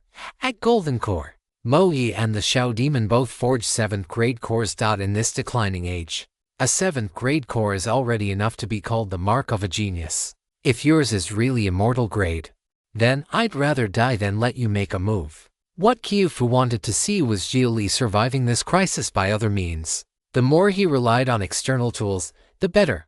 On the other hand, the more Xia Li relied on his own power to overcome this danger. the more dangerous his future would become. An immortal-grade golden core had not appeared for who knew how many years. The moment outsiders learned of it, the whole world would be stirred. All would grow greedy and seek to kill Xia Li and take the golden core for themselves. It's probably beyond immortal grade. Xia Li reached out and rubbed Qiufu's head. Perhaps the stellar golden core by itself would count as an immortal-grade golden core in the profound world, but once combined with every modification specifically built to suit it, the 6th-generation Fire Aspect Heaven chip, the prosthetic arm Hestia, the Dyson Sphere to Spirit Core, and all the other embedded prosthetics, the power the stellar golden core could unleash would exceed imagination. Qiufu's eyes as she looked at Xia Li were filled with both admiration and worry. She had witnessed the birth of a true genius, a being that perfectly matched the ancient definition of one.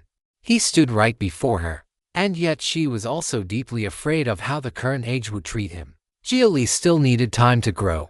To reveal that kind of brilliance now was far too early. No, you absolutely must not make a move.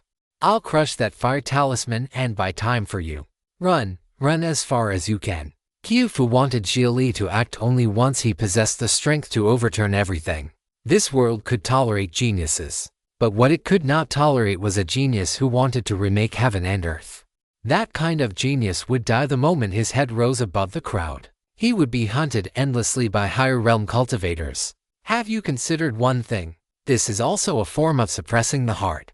No matter how exceptional someone is, hide long enough and they'll eventually fade into the crowd. How many geniuses do you think there are in this world right now? All hiding and not daring to show themselves. This was a great era. There were absolutely no shortage of geniuses.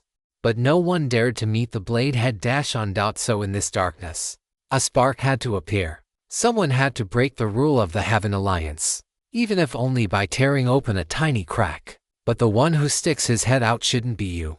I believe someone else will show themselves later too. Then, at that point you can. I've already transmitted the Tao to the world. Between them and me, it's life or death already. What difference does it make whether I show myself or not? What you're thinking right now is exactly what they want to see. For a while, Qiufu could not answer. Xia Li was right. She had long since lost her own spirit. That was why she instinctively chose to flee, gradually developing the mindset that the world had nothing to do with her, that looking after herself was enough. She had even grown to think that the more extraordinary someone was, the more they ought to hide, ruining the golden years in which things might actually still have been accomplished. If every young person in the world with the ability to change the age thought that way. Actually, I've never thought of myself as some kind of genius or chosen prodigy. My talent is terrible. It's just that the path I inherit doesn't care much about talent.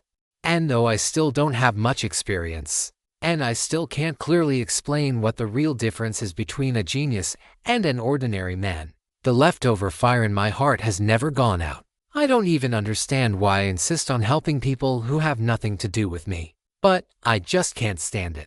I just can't let it go.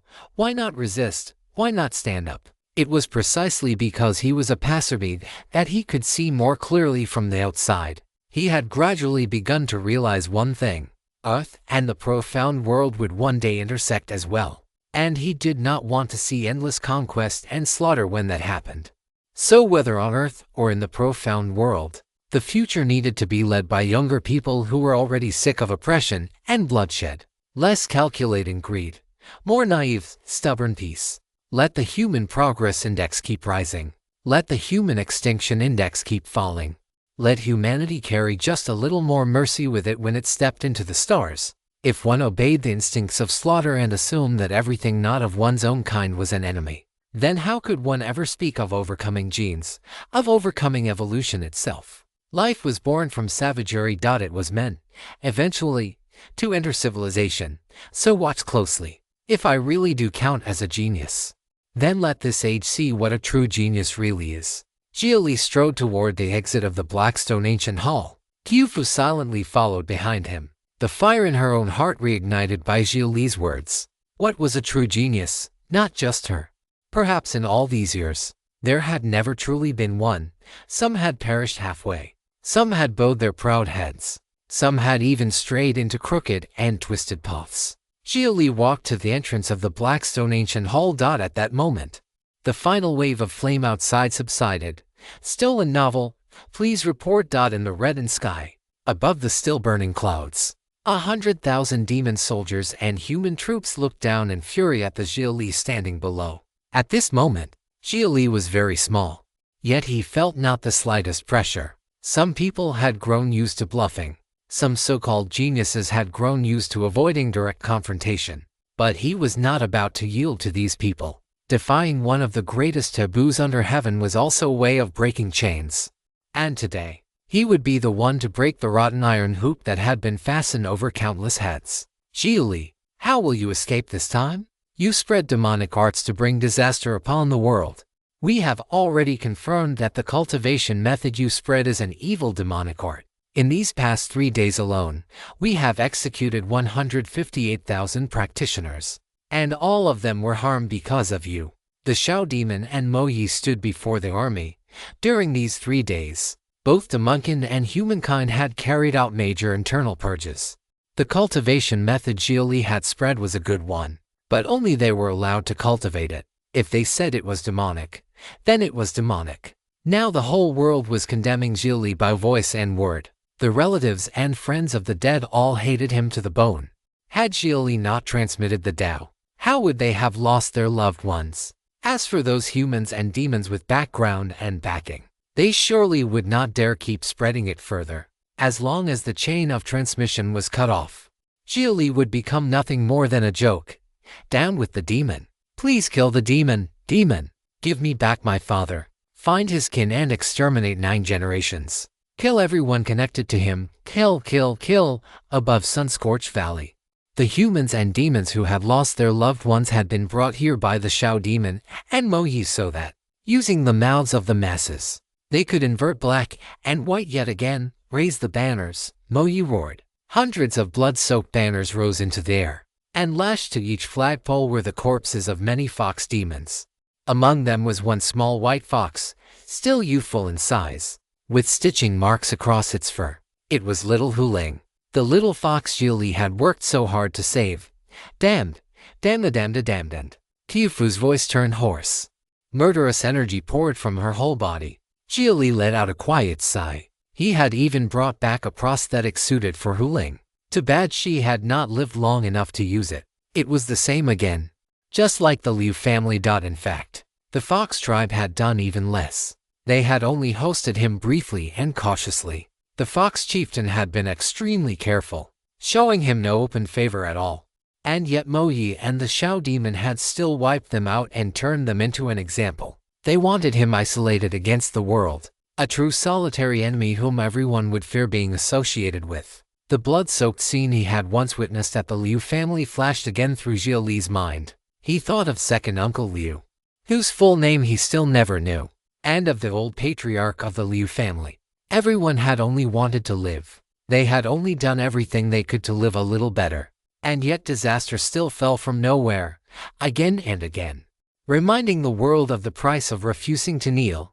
Criminal, kneel and accept death at once. The Shao demon and Mo Yi had gathered up the will of those who knew no truth, making everyone present stand united in hatred, as though even heaven itself wished to stand against Xia Li. Only now did Xia Li truly understand the terror of the Heaven Alliance. He turned his head to look at Qiufu. Her eyes were blood red. Her fangs bared past her lips. She could no longer even maintain human form, and she had already taken out the fire talisman. I'm sorry, but I'll take responsibility. Xia Li lifted his head, then stepped into empty air and walked out of the Blackstone Ancient Hall. With each step he took, the surrounding temperature climbed. The ancient hall still floated atop the lava lake, and the lake, which had only just begun cooling, became violent once more.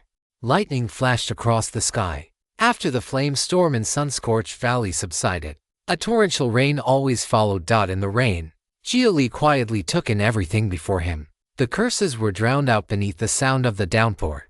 The Shao demon and Mo Yi feared Xia Li's previous methods and were afraid he might ignite himself again. So both immediately gave the order, entire army attack, suppress the traitor, kill. 100,000 demon soldiers and human troops charged toward Xia Li in perfect unison. Seeing this, Xia Li suddenly laughed. These two so-called geniuses, aside from using the strong to bully the weak and using numbers to crush a single opponent, what else could they do? 100,000 troops might indeed be many, and the will formed by their gathering was formidable. But this was an unjust army. There was no real resolve to fight to the death in their hearts. They were nothing but a mob. Heaven chip, lock onto all targets. Disable constant temperature mode. Open dorsal heat dissipation. Exterminate all enemies. Command received. The first soldiers of both races to reach Xia Li flooded around him like a human sea. Then, from the very center of that tide of bodies, azure blue flames suddenly erupted. They vaporized the rain. They vaporized flesh and blood together with the rain, burning both into ash. Whoever dared approach Xia Li found death marked in steps. Cross 10 steps. And you burned. Cross 3. And you became ash. Xia Li raised one hand.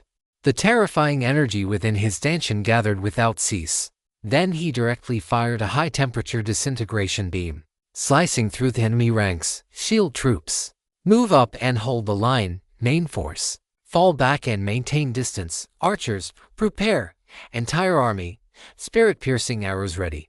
The Shao demon and Mo Yi immediately ordered the whole army to fire. Humans and demons alike rapidly withdrew from Xia Li. Within a few short seconds, they all drew and knocked their arrows. Then came a full rain of arrows. The arrows mixed with the downpour and fell together. In response, Xia Li merely lifted his right arm slightly. The stellar golden core had not only firepower, it also possessed another terrifying capability, one normally constrained by the space of the stanchion. That capability was stellar gravity. By using the spirit core and heaven chip together, Xia Li could briefly distort gravity in a directed way so that it did not necessarily have to center on himself. Kneel! Xia Li shouted. At once, every enemy around him felt their bodies grow heavy.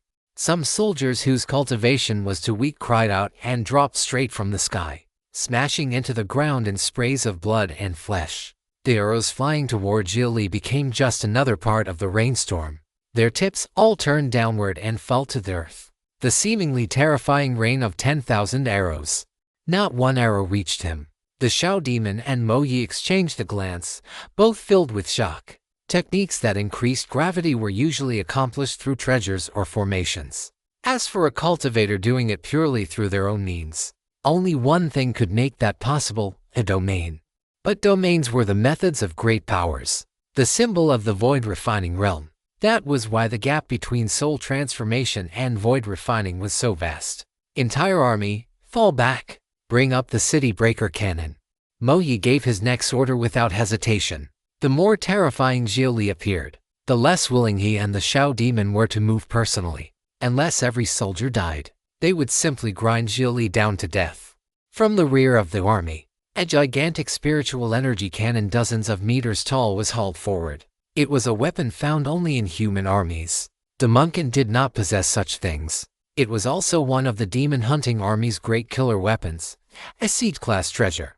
It specialized in breaking all kinds of formation protection and could also shatter unstable domains produced by domain-type treasures. They did not believe Xia Li truly possessed a domain. It had to be some rare domain treasure at work. Anyone seeing that thing aimed at them would probably feel their scalp go numb. Even soul transformation cultivators would turn pale at the sight. And yet Xia Li's face remained calm. There was even mockery on it. With proper mysterious doubt techniques available, these people chose to rely on a weapon that had plenty of brute force but little adaptability. Heaven chip. Analyze the energy frequency. Adjust the spirit core to absorption mode. Right arm Hestio. Prepare for energy conversion. Cooling system. Prepare for an instant large-scale heat dump. Xia Li made no move to stop the city breaker cannon as it charged.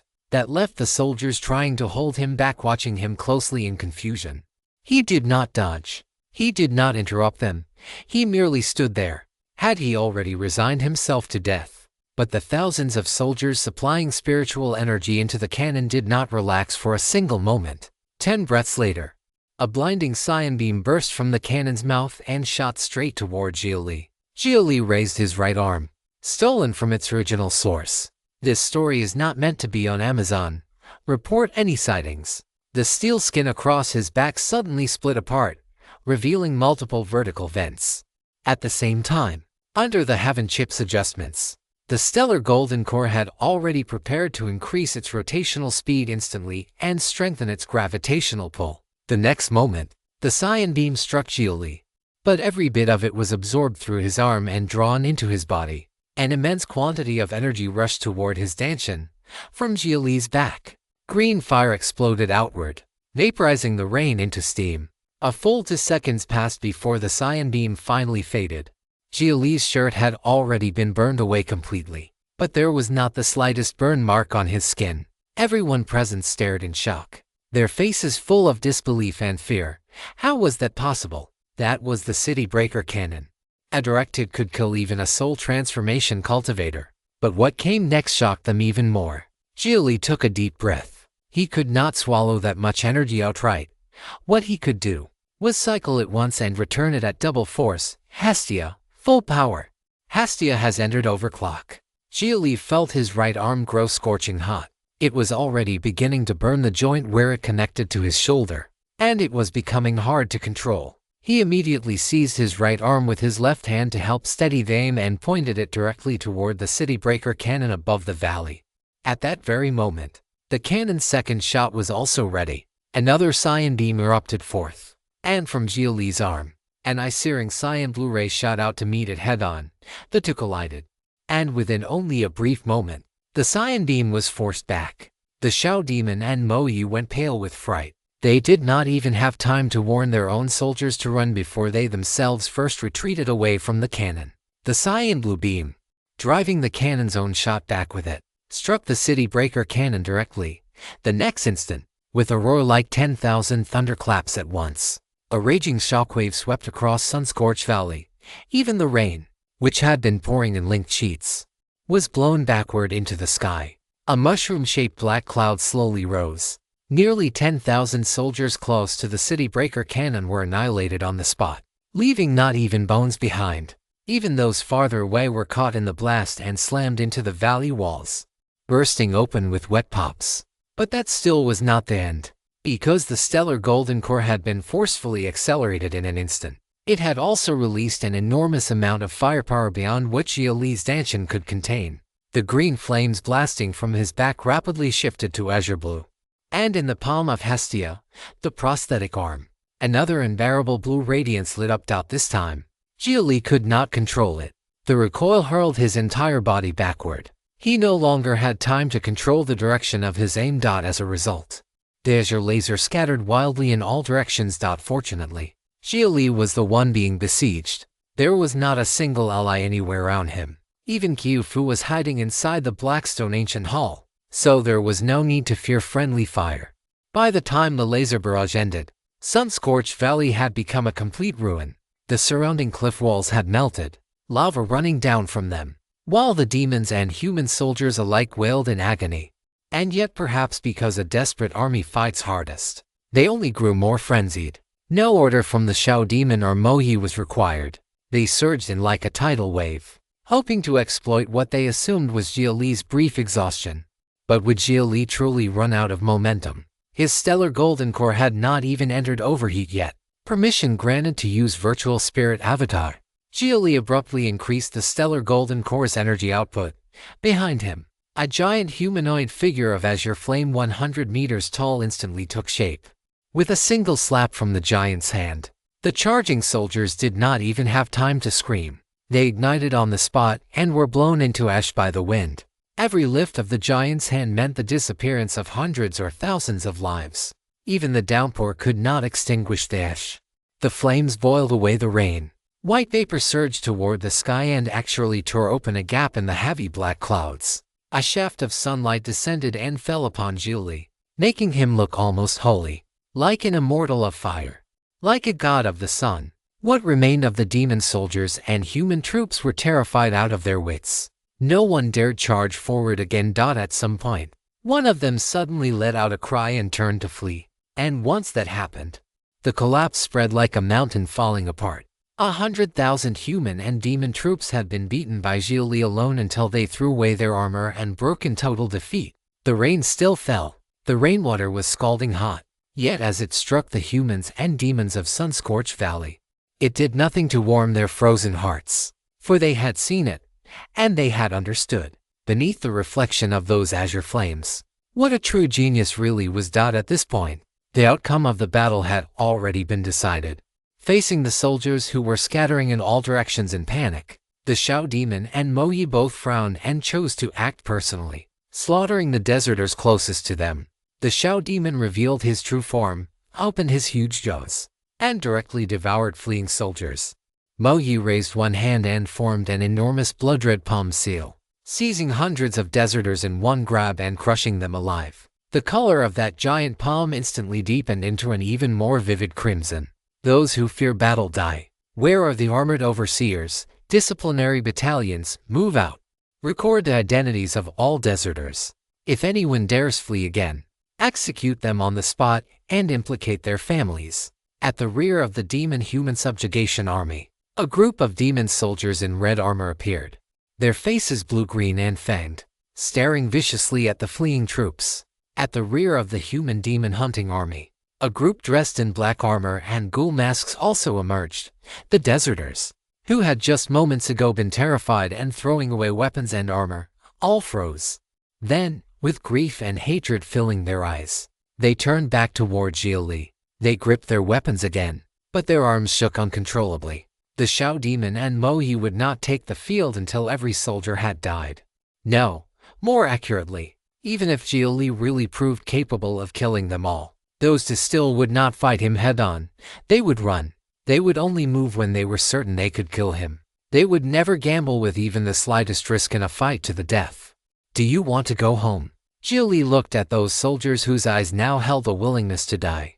Among them were many rogue cultivators and minor demons, as well as young people from small clans who had found no road forward. This was an unjust war, and they were an unjust army, even if they chose not to ask questions and only stood by their assigned duties, following orders to the letter. They were still living beings, and so long as they lived, they would think, and once they thought, they would become confused, and their hearts would still know where right and wrong lay. The demons and soldiers did not answer. They only shouted hoarsely and charged again. Yet there was a trace of pleading in their eyes, as though they were begging Xia Li to grant them a quick death. If they died cleanly on the battlefield, their families would at least receive some compensation. Perhaps their relatives and friends might even be able to struggle into a future through that. I do not enjoy meaningless slaughter. Slaughter is a process, not the goal. I will help you. Xia Li raised his head and looked toward the demon overseer troops. They were hiding at the very rear of the army. Yet an army that had already lost its will to fight was even worse than a mob. Azure blue streams of light blasted from Xia Li's back. He shot forward like a meteor straight into the heart of the army. The soldiers had no desire to stop him, and some even intentionally gave way, letting Xia Li charge with remarkable ease all the way to the rearmost lines of the demon host. Standing before those armored overseers was the Shao Demon, blocking the path. The Shao Demon understood very well that ordinary soldiers could be thrown away as cannon fodder, but the overseers could not be allowed to die. Why aren't you all gathering and killing this demon already? The Shao Demon shouted loudly, but the demon soldiers merely went through the motions, deliberately slowing the speed at which they closed in. And what about you? You're the commanding general. You should have been the first one charging and fighting at the front. What kind of ability is it? Hiding at the rear, you're courting death. The Shao Demon opened his jaws wide. Xia Li responded only by lifting a hand casually. That single motion made the Shao Demon bolt like a startled rat, flapping his wings and fleeing from where he stood. Turning his head to look at the retreating Shao Demon, Xia Li gave a cold, contemptuous laugh. So the glorious demon genius doesn't even have the courage to fight me once. As expected, kneel long enough and even a treacherous tyrant turns into vermin. Xia Li said no more. His virtual spirit avatar hurled itself straight into the overseer battalion. Even if the Shao Demon wanted to stop it now, he was already too late. His usual caution had made him miss the crucial moment of battle. To achieve the greatest possible effect in the shortest time, the virtual spirit avatar exploded right in the middle of the overseers, whipping up an azure firestorm like a coronal ejection. Superheated flames scattered in every direction. And under the screaming gale, those armored overseers were all burned to ash. Xiaoji, what the hell are you doing? Mo Yi roared in fury. By then he had already reached the Xiao demon's side. After the overseer battalion had been wiped out by Xia Li, the eyes of the demon-human subjugation army were already beginning to change when they looked at the Xiao demon. If you discover this narrative on Amazon, be aware that it has been stolen. Please report the violation. This was their great general, a general who had been scared off by the simple raising of an enemy hand, a coward who only knew how to act ruthless toward his own side. The military has everyone on record before deployment, even without overseers. So what? If any of you dares retreat even one step, you'll all be judged as traitors. Mo Yi, commander of the human demon hunting army, was now shouting at the demon-human subjugation army and forbidding them to retreat, threatening them with the crime of treason. Even Xia Li had to laugh at the absurdity of it. He is a human commander. Does he even have the right to give you orders? Xia Li looked toward the demon host. Not a single demon answered him. But at a moment like this, silence was answer enough. It also laid bare a deeper truth. The human subjugation army and the demon hunting army were in truth one body. The bloodshed between them had never had any meaning at all. Those above them made peace when they pleased and made war when they pleased, using these armies as pieces on the board while talking and laughing beyond it. And as for the soldiers themselves, their bones would grow cold, and no one would ever ask after them. Seeing the army's morale fully collapse, Mo Yi knew that further threats would only trigger a mutiny on the spot. At that point, he actually started clapping for Xia Li. You're remarkable. To force a great army to this point alone. If this were another age, perhaps you would already have won, gained fame, and reaped every reward. In that old world, people at least still cared about appearances, and fortunately, the present age only cares about results, not face. So long as you die in the end, then everything we did was right. Victory makes kings, defeat makes bandits, if you think. Xia Li stood there as if listening with complete seriousness. But when Mo Yi reached what sounded like the important part, Xia Li abruptly raised his hand and fired a concentrated energy blast. Though the shot seemed aimed at Mo Yi, he twisted the cannon's line of fire the instant it was launched and redirected it straight at the Xiao demon instead. By any standard, that should have counted as a surprise attack. But Xia Li was facing two cunning rats.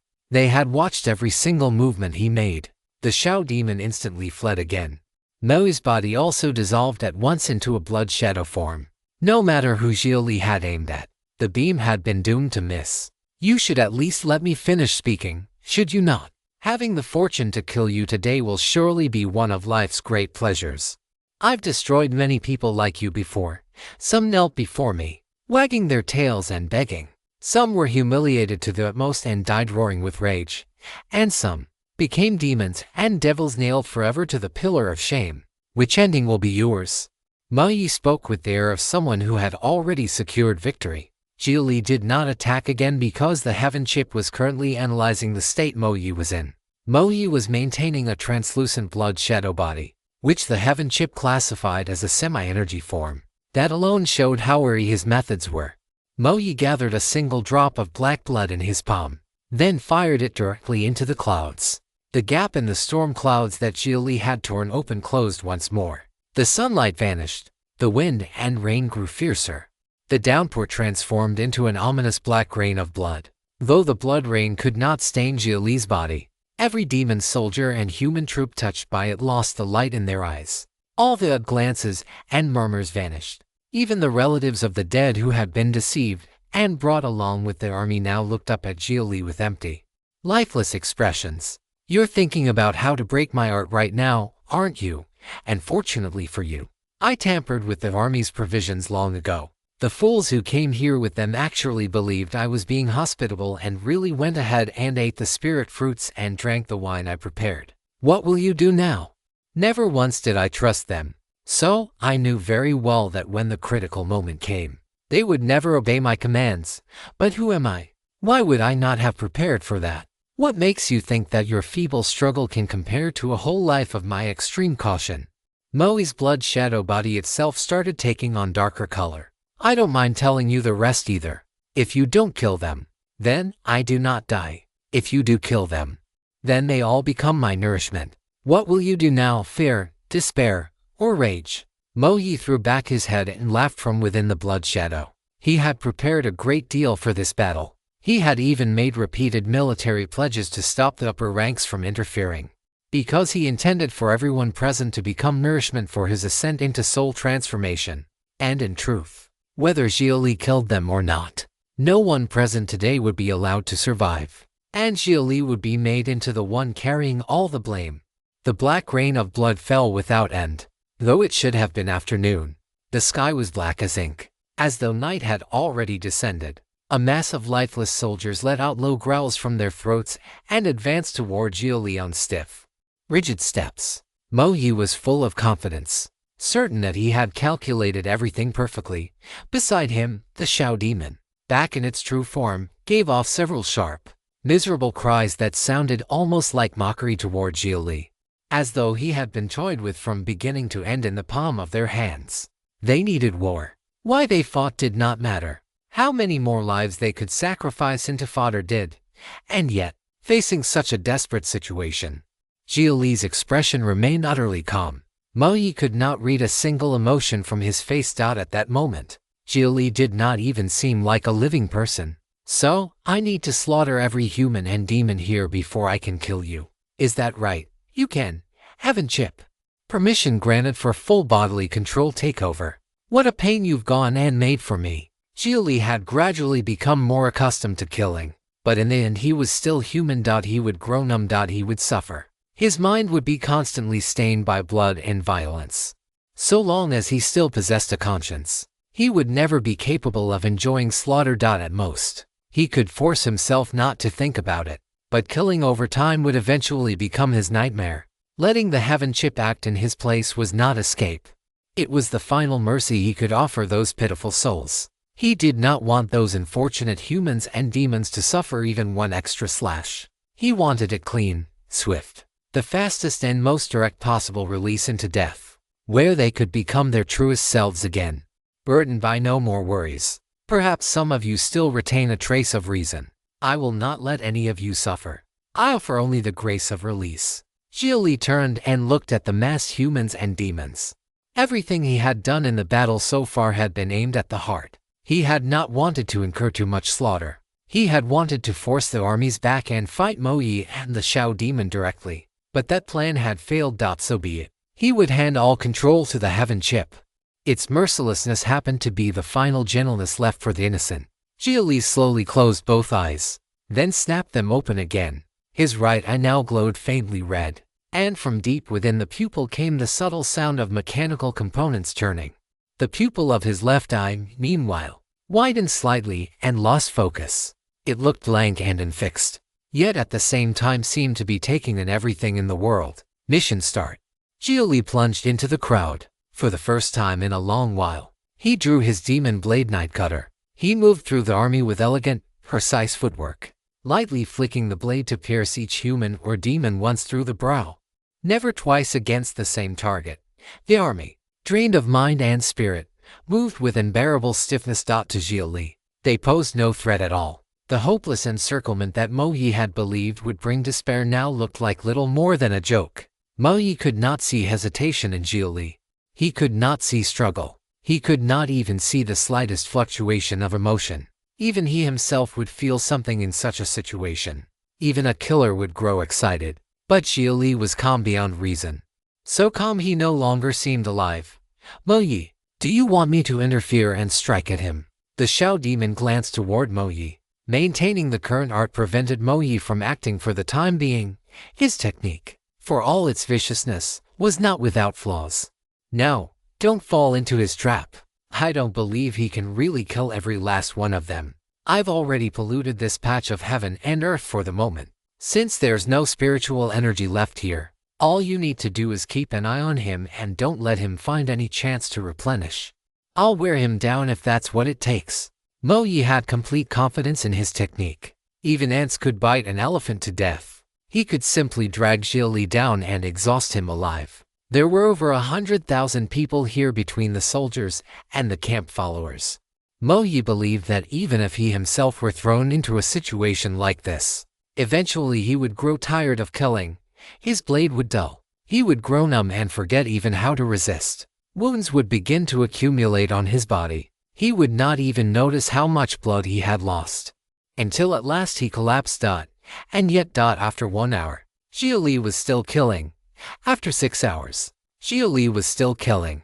After a full day had passed, Xia Li was still killing without the slightest sign of fatigue. There was no exhaustion in him at all. His expression remained as cold as ever. He dodged every incoming attack in time, weaving through the army without adding even the thinnest line of blood to his own body. No weariness. No hunger. No questions. No confusion. If you encounter this story on Amazon, note that it's taken without permission from the author. Report it. Only killing.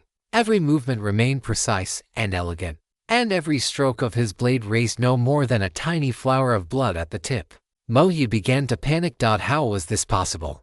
How could this be possible? If Xia Li had chosen broad, large-scale attacks to clear the field, Mo Yi would not have feared it. But Xia Li was killing with the smallest possible movements, expending only the barest amount of qi, blood, and spiritual power. And because the soldiers had been polluted and frenzied by the black blood, they had courage to spare but no flexibility of movement. They could not even brush Xia Li's sleeve. Had he simply picked up a rock only to smash his own foot with it? But if he had not done this, the army would have mutinied. Damn it. Is this Brett some kind of innate demonic body, with this much slaughter? Not even the slightest emotional wave. I don't even have a chance to take advantage of an opening. Mo Yi still had deadlier moves in reserve. So long as Xia Li's heart and mind wavered in the slightest, Mo Yi could invade the gap with all kinds of murderous illusions and destroy his consciousness. But forget instability. In Mo Yi's perception, Xia Li's divine soul now shone only with a single faint point of light, as though it had entered dormancy. In that state, 100 ghosts could not invade him. 10,000 evils could not touch him. I don't believe it. Mo Yi changed strategy. The soldiers surrounding Xia Li suddenly threw away their weapons and charged straight at him, then self-detonated the moment they got close enough. For a cultivator, self-destruct was the final method and one of the deadliest. But because it consumed essence, blood, and spiritual power, Mo Yi had not urgently chosen to make them attack this way. As a chain of detonations thundered out, blood mist rose and spread. And when the blood fog cleared, Xia Li stood almost unharmed, though splashed head to toe in blood. Within 1,000th of a second, the heaven chip had calculated the weakest regions produced by the overlapping interaction of the multiple explosions. The reason explosions killed over such a wide area was the blast wave, and waves could cancel one another out. When Mo Yi saw the severed limbs and broken bodies around Xia Li after that chain of detonations, he realized the truth. Those explosions had caught other humans and demons in the blast. Instead of harming Xia Li, they had only helped him clear the battlefield faster. Once he recognized that, Mo Yi fell silent. This should have been a situation where victory was already his. And yet he could not sense the slightest advantage.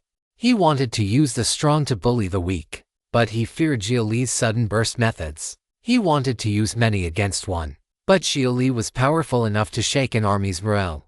And more than that, he could kill like a machine, without even the smallest emotional fluctuation.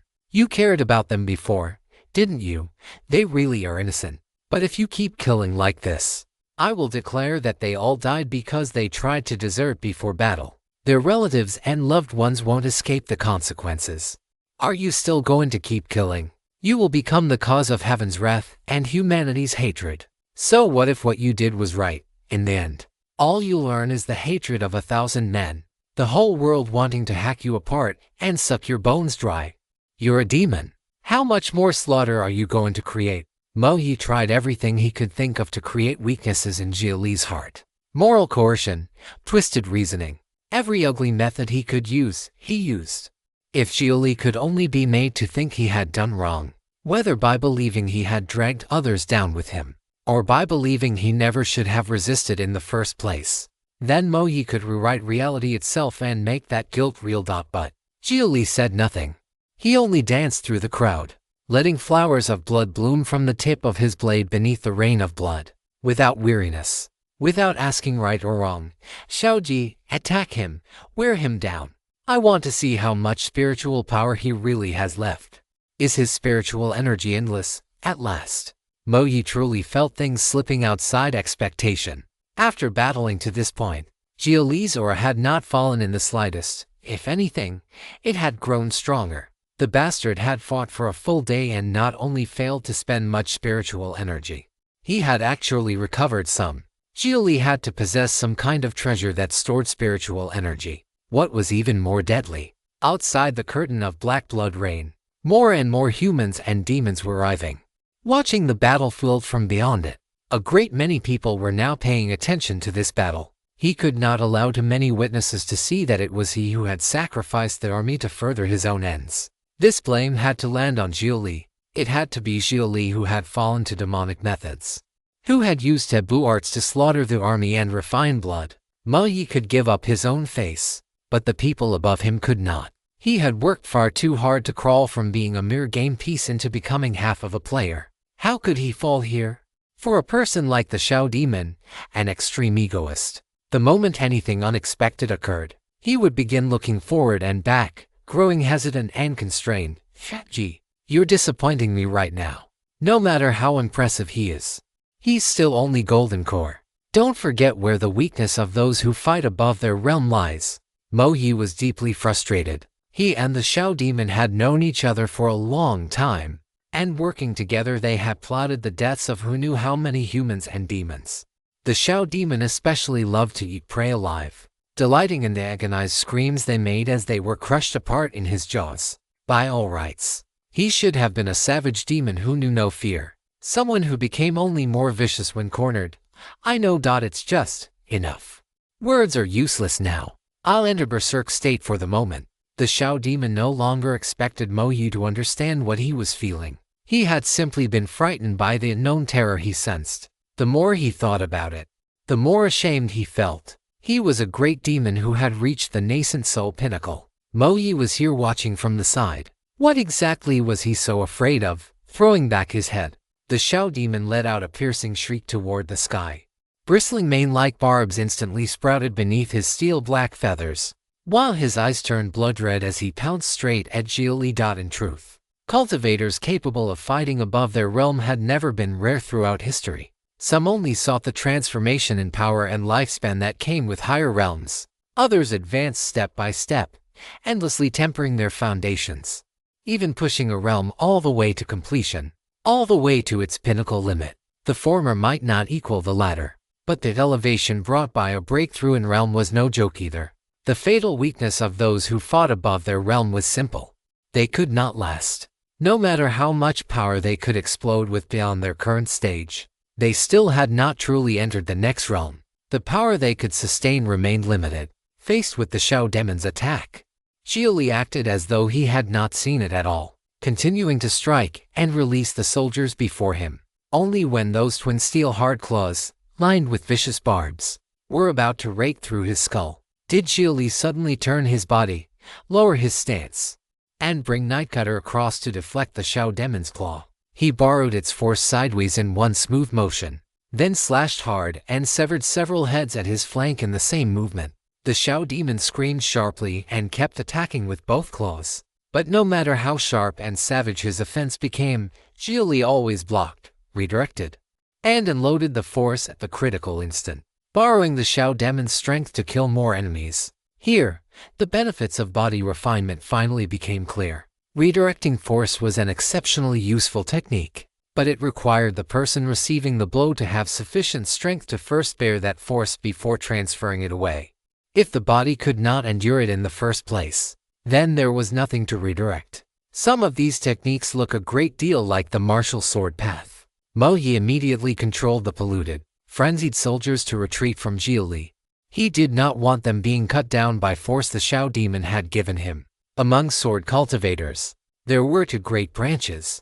Martial sword cultivators excelled in close combat, training attack, defense, dodging, blocking, bouncing, and redirecting until those techniques entered the bone. They were notoriously difficult to handle, and what Xia Li was showing now looked very much like the martial sword path. Of course, there were ways to counter martial sword cultivators too. The most direct was simply this: drowned them in overwhelming numbers of attacks. Xiao Ji switched to ranged attacks. After warning the Xiao demon to fight at range, Mo Yi also had the soldiers string bows again. But after seeing Xia Li's ability to control gravity, Mo Yi did not have the troops fire at full draw immediately. Instead, he had them charge their shots. An army made of low-level cultivators might be a rabble, unauthorized tail usage. If you spot this story on Amazon, report the violation. Their cultivation shallow, but what they possessed was numbers. And numbers could win not only through sheer volume, but through relentless, high-frequency attacks.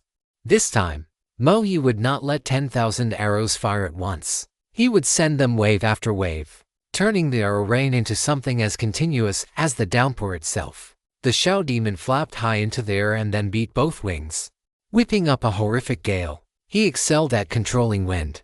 The gale he blew could strip flesh from bone. The gale rose, but when it reached Xia Li, it suddenly split into two currents and passed around him from both sides, striking soldiers who had not retreated far enough instead. A 6th-generation heaven chip was not like a 5th-generation one.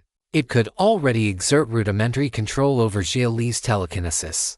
And when telekinesis was manipulated by the heaven chip, it became incomparably more precise. All it took was a rhombus-shaped telekinetic wall designed to match aerodynamic principles, and the Xiao demon's gale could be turned into a weapon for Xia Li's own use. Xiao Ji, don't use wind. Mo Yi shouted a warning at once. Berserk state was something most demons could enter. It let them ignore pain and fear, but the trade-off was a sluggish mind. They became driven by fury and instinct, but with someone there to remind them. The side effects of berserk state were greatly reduced. At the very least, they could still follow direct instructions through the last scraps of reason left to them. At Mo Yi's warning, the Xiao demon switched styles immediately. The gale stopped at once, and he spread his wings, shooting out steel feathers in a storm like a rain of daggers. At the same time, part of the army also let loose a fresh volley. These arrows, after being charged with spiritual energy, could no longer be so easily deflected by gravity. Xia Li did not move. He simply floated upward into the air while manipulating telekinesis and gravity to form an accelerating gravitational field around himself. Once the steel feathers and arrows came near Xia Li, they began circling around him, like meteors captured by a star, within that accelerating orbit. The feathers and arrows rapidly gained momentum. Once they reached a critical point, Xia Li reflected them outward in every direction. At once, several thousand soldiers were granted release. Stop! Mo Yi shouted for the Xiao demon to halt. Had he still possessed flesh instead of blood shadow form, cold sweat would probably have been pouring down his forehead by then. Every attack launched at Xia Li was being transformed into a weapon for Xia Li's counterattack. At close range, the army posed no threat. At long range, every attack was reflected back. It was as though his great army did not exist at all, and Xia Li was not showing the slightest mercy. He truly had done exactly as he said he would. Use the smallest possible cost to wipe out the army. Then fight Mo Yi with full force. That could not be allowed. Absolutely not. This could not be permitted to continue. Xia Li had to be worn down. Mo Yi could feel that Xia Li's aura had actually grown stronger than before.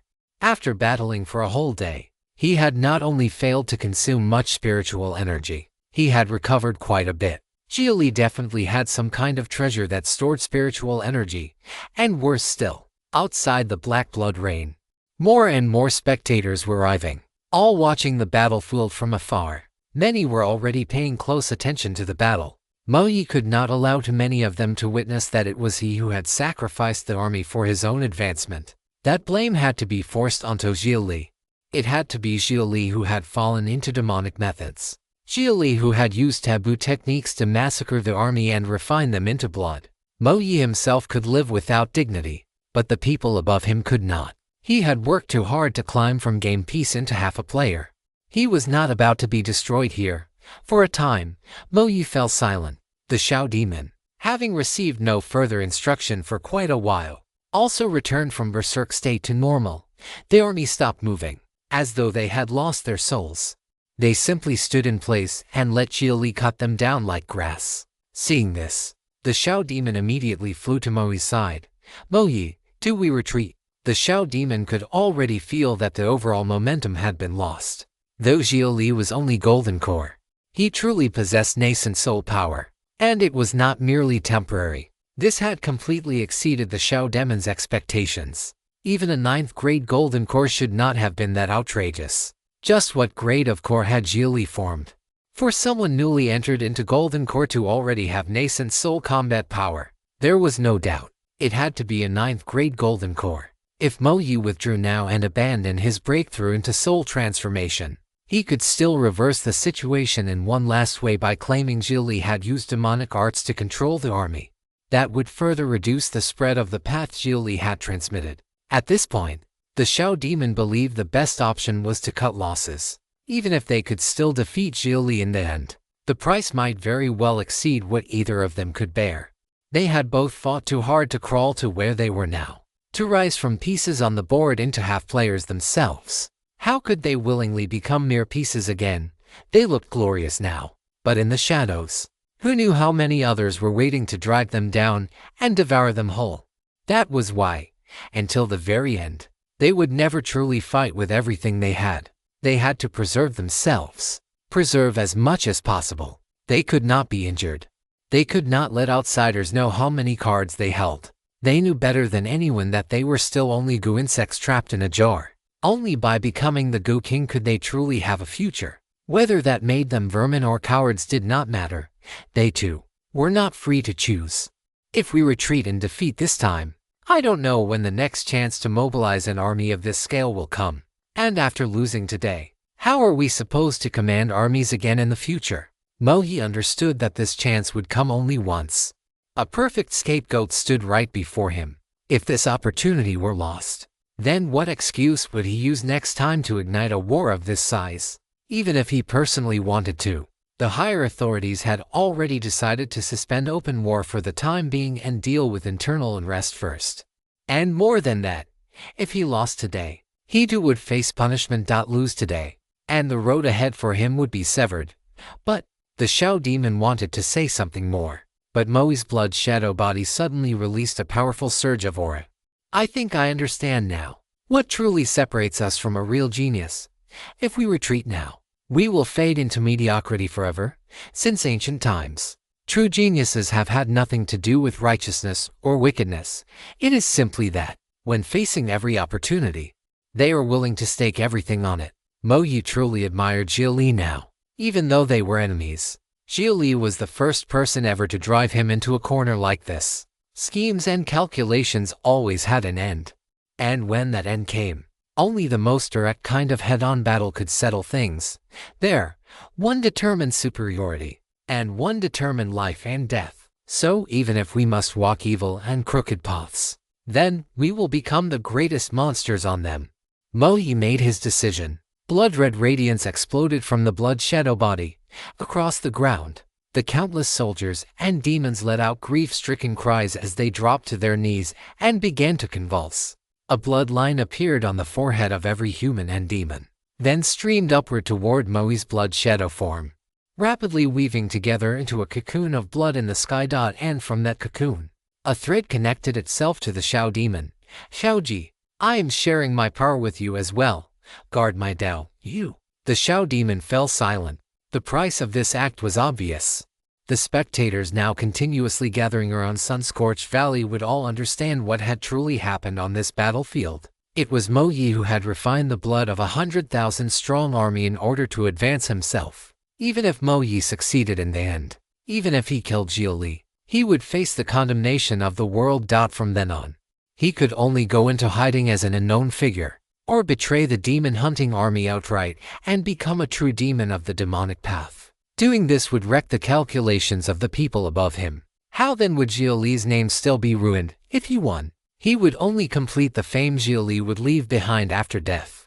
If he lost, he would complete Xia Li's fame while living. In either case, he would become a stepping stone. Those above him did not care whether Mo Yi won or lost, even if he crawled back like a dog.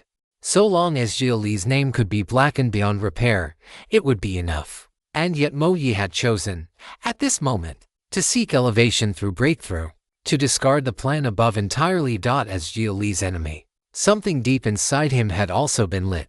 He too desired one final, no reservations battle.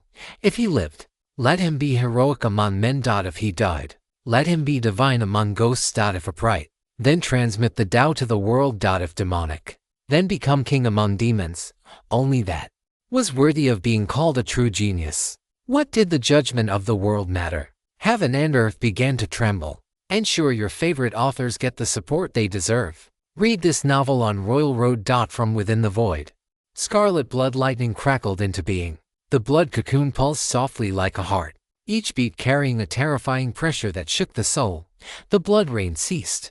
All around sun-scorched valley, the onlookers noticed the strange phenomenon in the sky and saw the evil blood cocoon. A great demon is being born. What demonic prodigy is this? Forming a demonic heart and drawing down a heavenly blood thunder tribulation, devouring 10,000 lives to become a blood cocoon.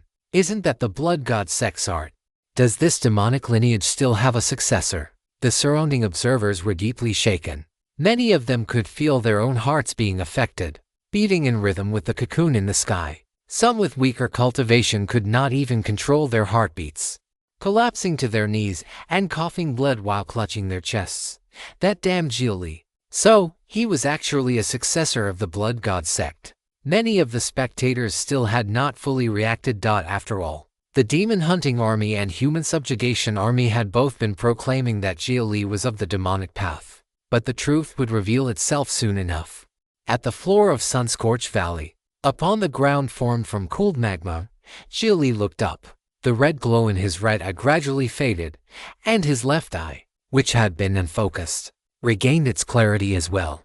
As he looked at the blood cocoon in the sky, a faint smile actually appeared at the corner of his lips. Mo Yi doing this was something Xia Li truly had not expected. Among all the things worthy of hatred about the man, in this moment alone there was at least a trace of something worthy of respect. Mo Yi had ruined the name of the demon hunting army, feeling the terrifying power radiating from the blood cocoon. And with the Shao demon still staring at him like a tiger from the side, Xia Li finally felt a genuine sliver of pressure from them. That was how it ought to be. Shao demon, I won't stop his breakthrough. I still need him to prove your true nature to the world. You don't need to guard against me. And what does that have to do with my wanting to kill you right now? So now you dare make a move? Why wouldn't I? I've had just about enough too.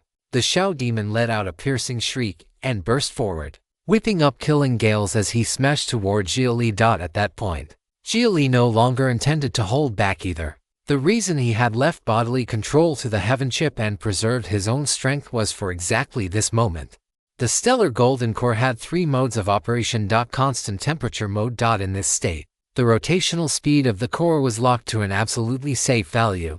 Main sequence mode. In this state, the rotational speed was raised to just below the threshold of overheating, though doing so also placed a burden on the body and caused damage. And then there was the state after overheating, supernova mode.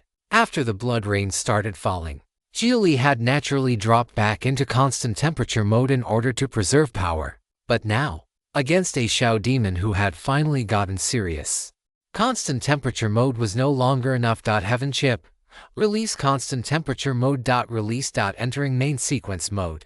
Xia Li gave the order.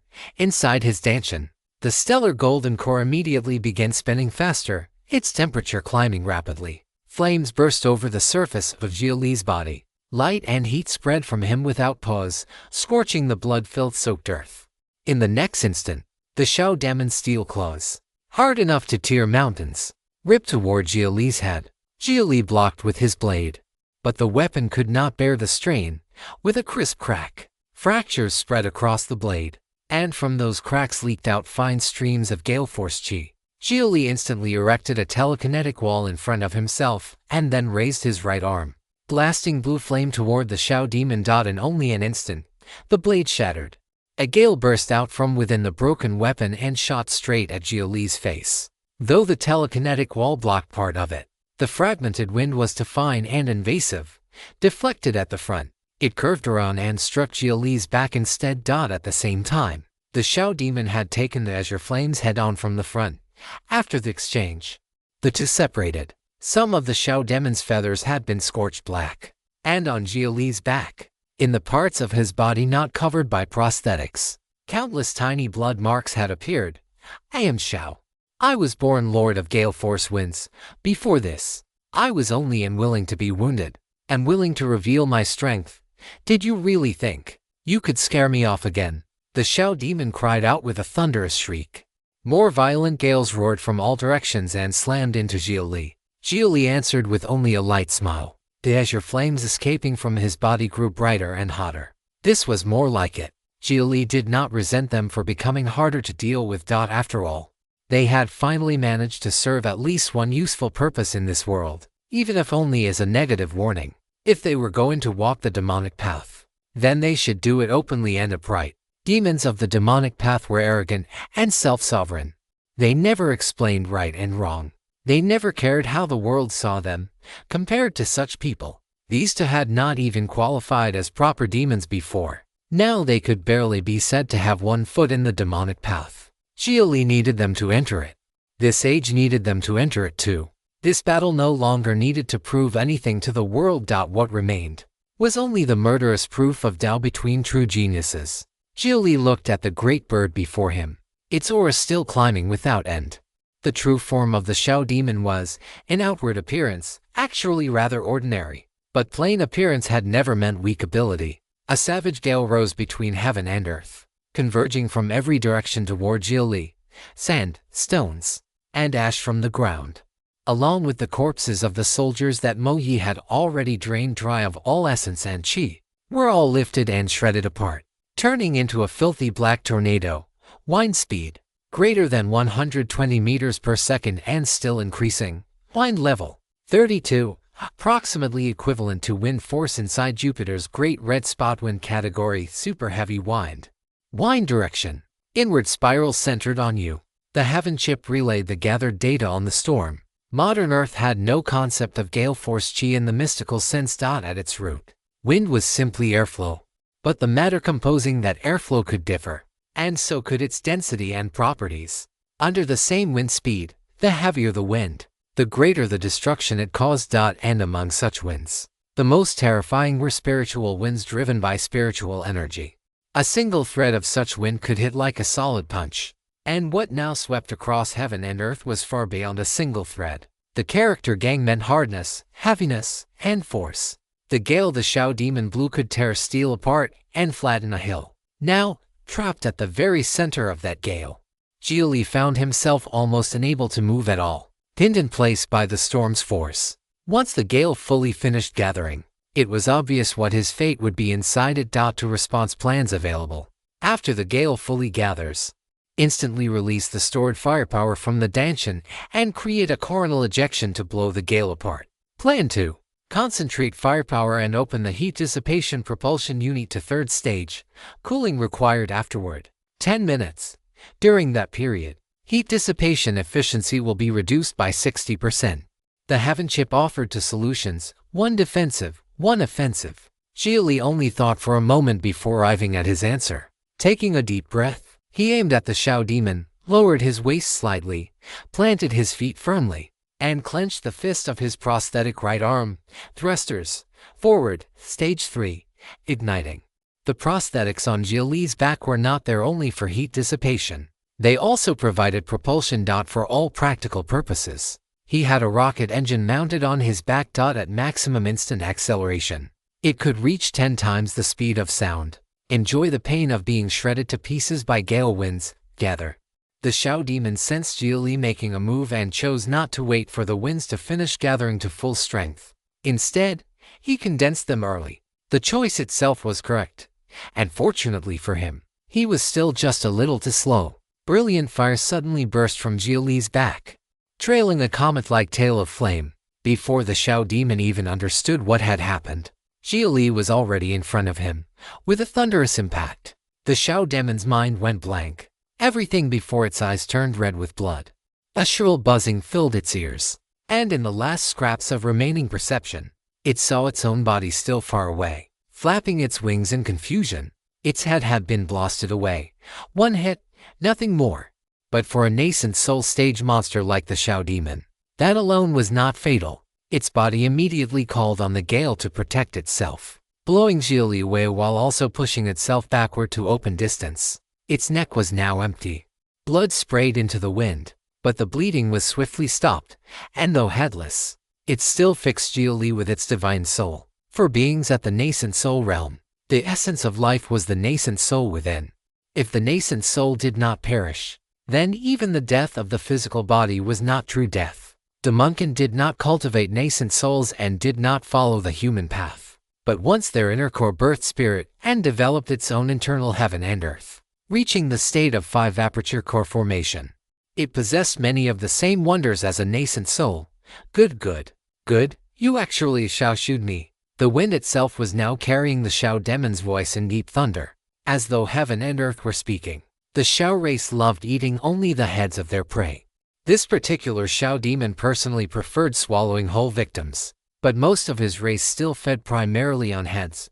Because of that custom, over time the human race had even come to call decapitation Shao Shu. This tale has been unlawfully lifted from Royal Road. If you spot it on Amazon, please report it. All-heading. And now. The headhunter known for taking heads had himself had his own head blasted away by a human cultivator in a single blow. Utter humiliation, the greatest humiliation imaginable. Witness my great divine ability. 9 heavens gale. The voice of the wind howled in fury. The Shao demon's body instantly broke through the clouds and soared into the upper sky. Though Xia Li could no longer see the Shao demon with his eyes, the heaven chip's lock on the target still tracked it. The Shao demon's altitude kept increasing. 2,000 meters. 5,000 meters. 10,000 meters. And the wind rose with it, carrying the ash and dust that had shrouded Sun-Scorched Valley away into the heavens. Xia Li knew that this would be the Shao demon's true trump card, the killing move at the bottom of the box. At the same time, he pushed the rotational speed of his stellar golden core directly up to the very limit just below overheat. One step higher, and the stellar golden core would enter full overheating with no stopping it. Everything that had happened on this battlefield was also being witnessed now by the spectators around Sun-Scorched Valley. Before, with blood rain and ash veiling everything, it had been almost impossible to clearly see what was taking place. Now the view had opened. At last, they could clearly make out Xia Li, the blood cocoon in the sky, and the tail of the gale's trajectory. People immediately understood that blood cocoon. It isn't Xia Li. Then who is the demonic cultivator? The Shao has flown into the heavens and is gathering divine power. Then there can only be one answer. Mo Yi. It's actually him. I've heard plenty of rumors about Mo Yi before. I'd only ever heard he was brutal and bloodthirsty. I never expected killing itself to be his true goal. Mo Yi was never a good thing to begin with. Now, he's not even pretending anymore. The spectators did not believe the blood cocoon belonged to some random soldier in the army. Anyone capable of such a thing could not possibly be just a common foot soldier. That meant it could only be the great general of the demon hunting army, Mo Yi. Forget Mo Yi for a second. That Shao demon's divine ability is terrifying. Xia Li may well be reduced to powder. Let's get farther back first. What happened today absolutely has to be spread across the world. I've already taken out my recording stone. How about you? Not afraid of dying, are you? Be careful the demon hunting army doesn't settle accounts with you later. What's there to fear? Just spread it in secret. Publicly, everyone can keep saying Xia Li is demonic and give the old monsters some face. Privately, all we need is to know the truth ourselves. True enough. The spectators were not stupid. Once they understood the truth, they also understood how they should act afterward. In public, they would firmly repeat that Xia Li was of the demonic path, but in private, they would need to set up a long life memorial tablet for him and burn incense. And while the onlookers were discussing the matter heatedly, a howling tempest came down from the high sky. Wind carrying cloud, ash, and the sand and dust blown aloft earlier came pressing downward in a black mass, as though the sky itself were collapsing. At the sight, the spectators' expressions changed sharply, and they all retreated farther from Sun-Scorched Valley. Had that damned Shao been holding back all those times before? Since when was its divine ability this terrifying? It could already kill soul transformation cultivators with this move before. The force behind it this time far surpasses anything from the past. Can Xia Li survive it? Speaking of which, we still haven't truly seen what Xia Li himself is capable of. How exactly did he force the Xiao demon and Mo Yi to this point? As the onlookers ran, they kept looking back repeatedly to observe the battle. Xia Li had already attracted the attention of far too many people. Everyone wanted to know just how many abilities the young man who had shattered the monopoly of the divine path still had hidden within him. The whole world understood one thing. Once decades passed and those who cultivated the path transmitted by Xia Li gradually broke through into void, refining one after another. Xia Li's reputation would continue rising until it eventually reached a peak. He would become a teacher to the world. That meant every action he took now had the potential to become a legend told from mouth to mouth in the future, to become a thick, dark stroke in the histories. If people remembered this moment now, then perhaps they too might leave their own names in those histories one day, recorded as first-hand witnesses whose testimony had been preserved. Black clouds pressed low. The sky itself seemed to be falling. Even Xia Li, beneath that overwhelming might of heaven and earth, could not help feeling small. And yet the Xiao demon was this powerful, wholly worthy of being called a genius among the strong. So why had he been so cowardly before? It seems that whether righteous or demonic, once someone is bound and dragged along by certain things, they inevitably end up as vermin. The righteous path is burdened by reputation. The demonic path is lost in profit. Xia Li acknowledged the Xiao demon's strength. If this had been the Xia Li from before he formed his golden core, he probably could only have fled in disgrace and activated the mysterious ring to run back to Earth. But although this move of the Xiao demons was powerful, it was still not enough to force Xia Li into overheat mode. Heaven chip. Activate cognitive intervention. Xia Li unleashed the strongest function of the 6th generation Heaven chip. If the strength of the 5th generation chip lay in smart bridge technology, then the strength of the 6th generation one lay in cognitive intervention. A true ability to use thought and imagination to interfere with reality itself. Of course, the prerequisite was that one had to understand the phenomenon deeply enough, fully enough, and rationally enough. For example, if the humidity in the air was high enough, then cognitive intervention could turn that into rain. And that prerequisite could be met easily through spiritual power, using spiritual energy to call water from dry earth and then transform it into rain. That, in the language of cultivators, was intent. Once paired with intent, every move a cultivator made could carry the mighty force of heaven and earth. Thought followed the heart followed intent, and heaven and earth changed with it. The heaven chip Xia Li had installed was a fire path chip. It contained exhaustive data on every known phenomenon of flame, including the principles behind all kinds of fire path arts. For cultivators to comprehend intent, apart from those rare heaven-shocking geniuses, most had to sit in seclusion for countless years just to glimpse a thread of it. They wasted untold time on useless contemplation and let countless years slip away. But the heaven chip needed none of that. Its vast ocean of information did not need to be comprehended. It came pre-installed from the factory. All Xia Li had to do was move a thought, and the heaven chip would handle the countless details of control on its own. Please select intervention method and intervention target. Ignite the sky. Analyzing atmospheric composition. Analysis complete. Generating optimal intervention plan. Generation complete. Intervening. As the heaven chip reported the progress of the intervention, Xia Li felt huge amounts of spiritual energy being drawn out of his dantian and spread through every limb and bone. Both his telekinetic force and soul force began draining rapidly as well. Across the whole world around him, subtle changes began to appear. Dryness. A sense of imminent ignition. The falling sky was descending quickly. The storm seemingly intent on destroying everything. And then, all of a sudden, firelight appeared from nowhere. It detonated a moment later and set the whole sky ablaze. The momentum of that collapsing sky immediately slowed, and the gathered dust and ash ignited, turning into flaming rain that fell from above. The gases, spiritual energy, dust, and other matter making up the gale all ignited, and blazing winds naturally rose upward into the sky. That was simply the law of nature.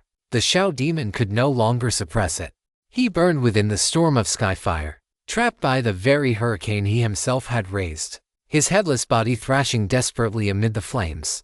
The surrounding spectators all stared wide-eyed at the sight of the boiling sky, where flames rolled and gathered and burst outward in exploding waves.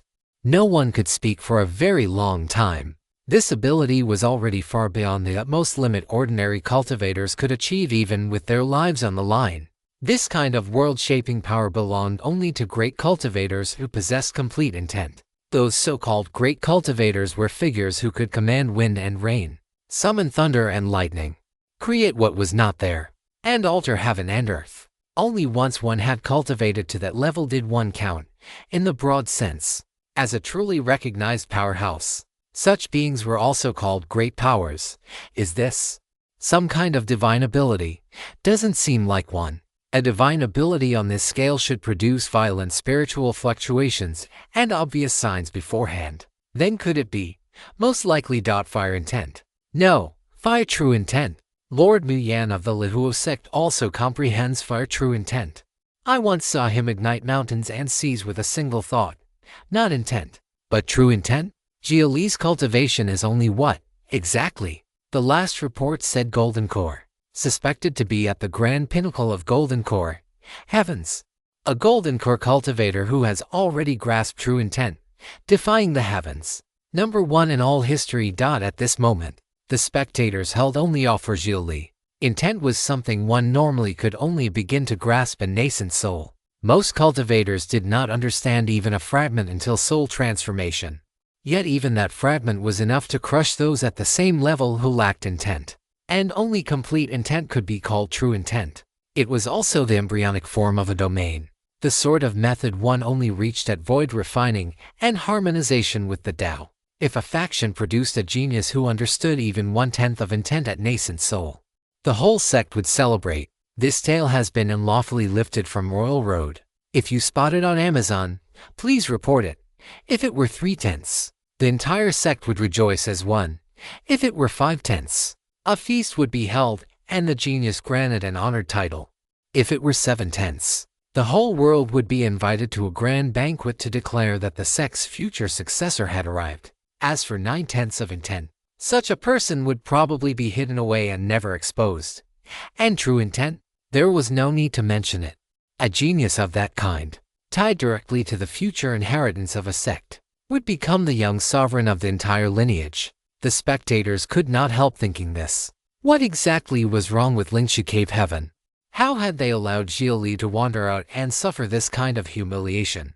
If this were any sane faction, they would have thrown him into the deepest forbidden grounds, protected him with the strength of the whole sect, and poured every resource into raising him.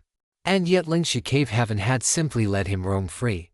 Among the spectators, however, there were also people from the Heaven Alliance. As word spread outward from those onlookers, the Heaven Alliance was thrown into shock.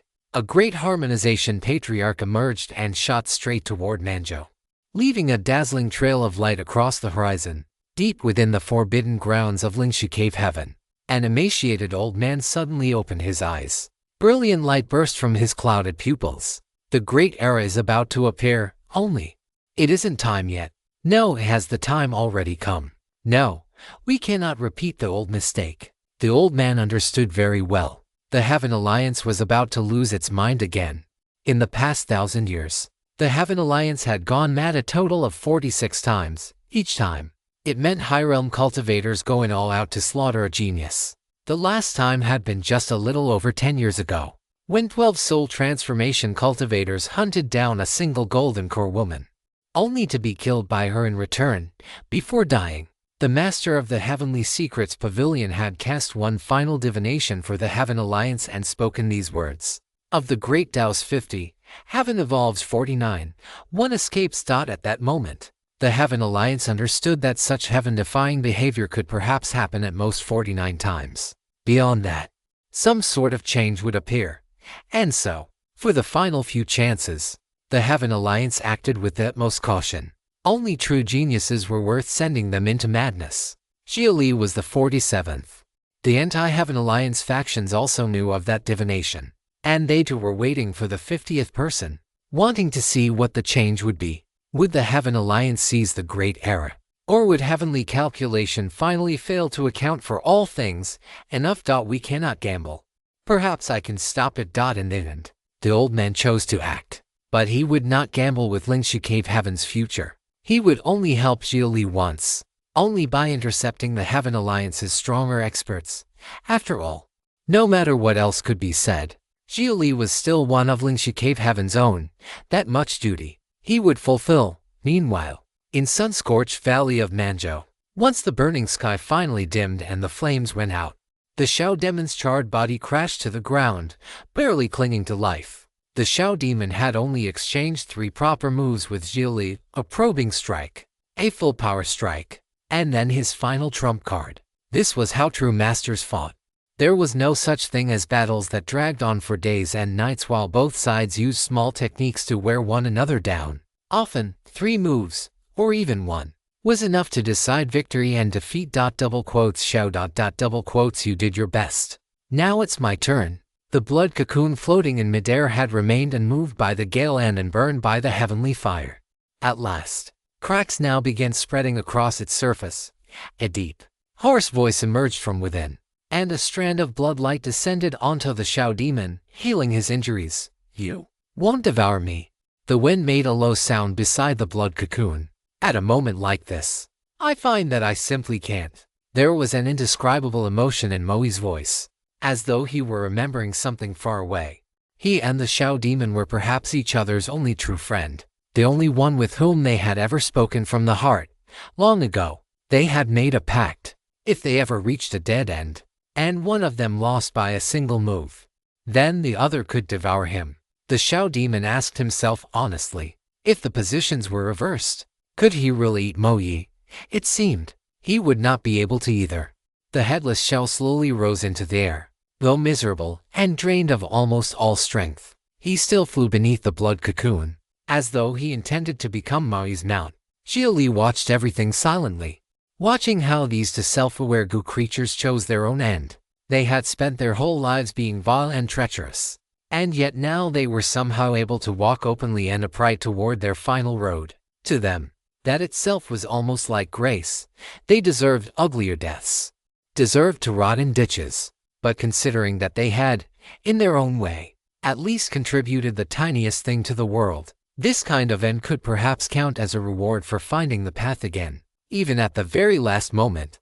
As the blood cocoon gradually withered and split open, Moi's figure reappeared in the world. His hair was now crimson. His skin was a sickly white dot, and beneath it, scarlet lines like blood vessels churned and writhed. Moi stood atop the Shao Demon's back, while on the Shao Demon's body as well, countless blood threads began slithering like needles and thread, stitching shut his wounds. More than that, those threads surged toward the broken neck. In an astonishingly short time, as if weaving cloth, they regrew flesh and blood and formed a new head. The Shao Demon raised its head and gave a sharp cry. Its previously fading aura began recovering at once. Though our blood god sect belongs to the demonic path, we have always been the moderate faction, but this age drove us to the wall. Ignore the world, and we are destroyed. Walk the road quietly, and we are destroyed. Everyone in the world wants to carry our heads away in exchange for reward. Since that's the case, I may as well truly enter the path of slaughter and laugh while black and white invert and justice collapses. But why then does someone like you still exist in the world? We struggled in darkness, and you never appeared. We finally grew used to that darkness.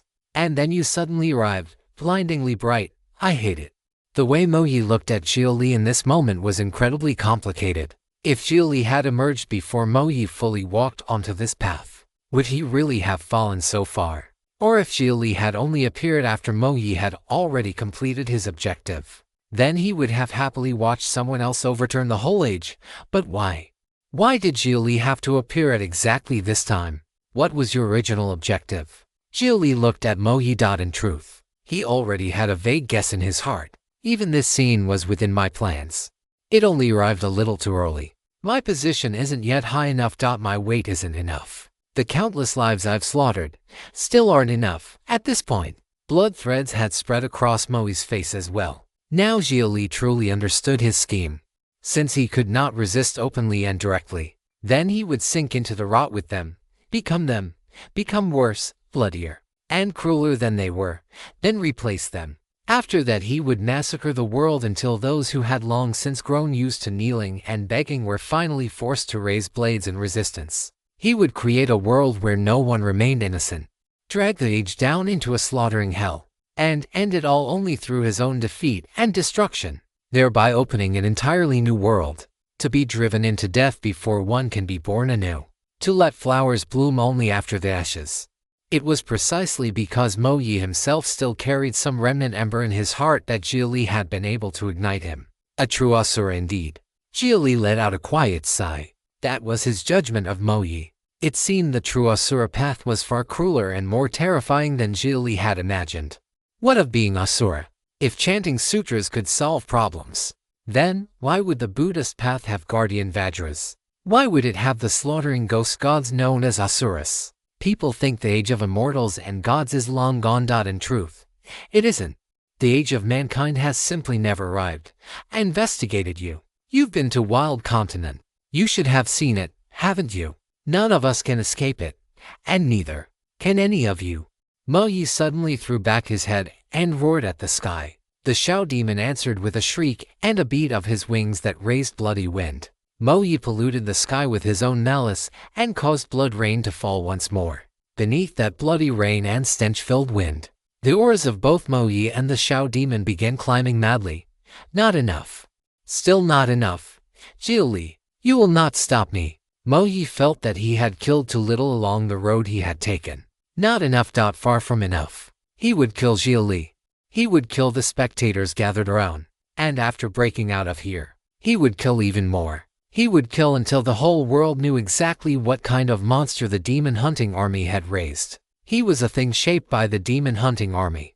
He was a thing shaped by this very age. Mo Yi raised one hand and gathered together bloody wind and blood rain, forming a giant blood-red palm print that smashed straight down toward Xia Li. Xia Li answered with a punch from his prosthetic right arm, azure flames exploding from it. But that fire held for only a single breath before being smothered by the blood hand. And then, its remaining force pressed down directly onto Xia Li's raised fist. The sheer power nearly drove him to the ground, stolen from Royal Road. This story should be reported if encountered on Amazon. He had to throw 3 more punches in rapid succession before the bloody palm was finally dispersed. But someone like Mo Yi, who would use any method at all to achieve his ends, was never going to stand by and watch. How could he let this chance to press the kill pass?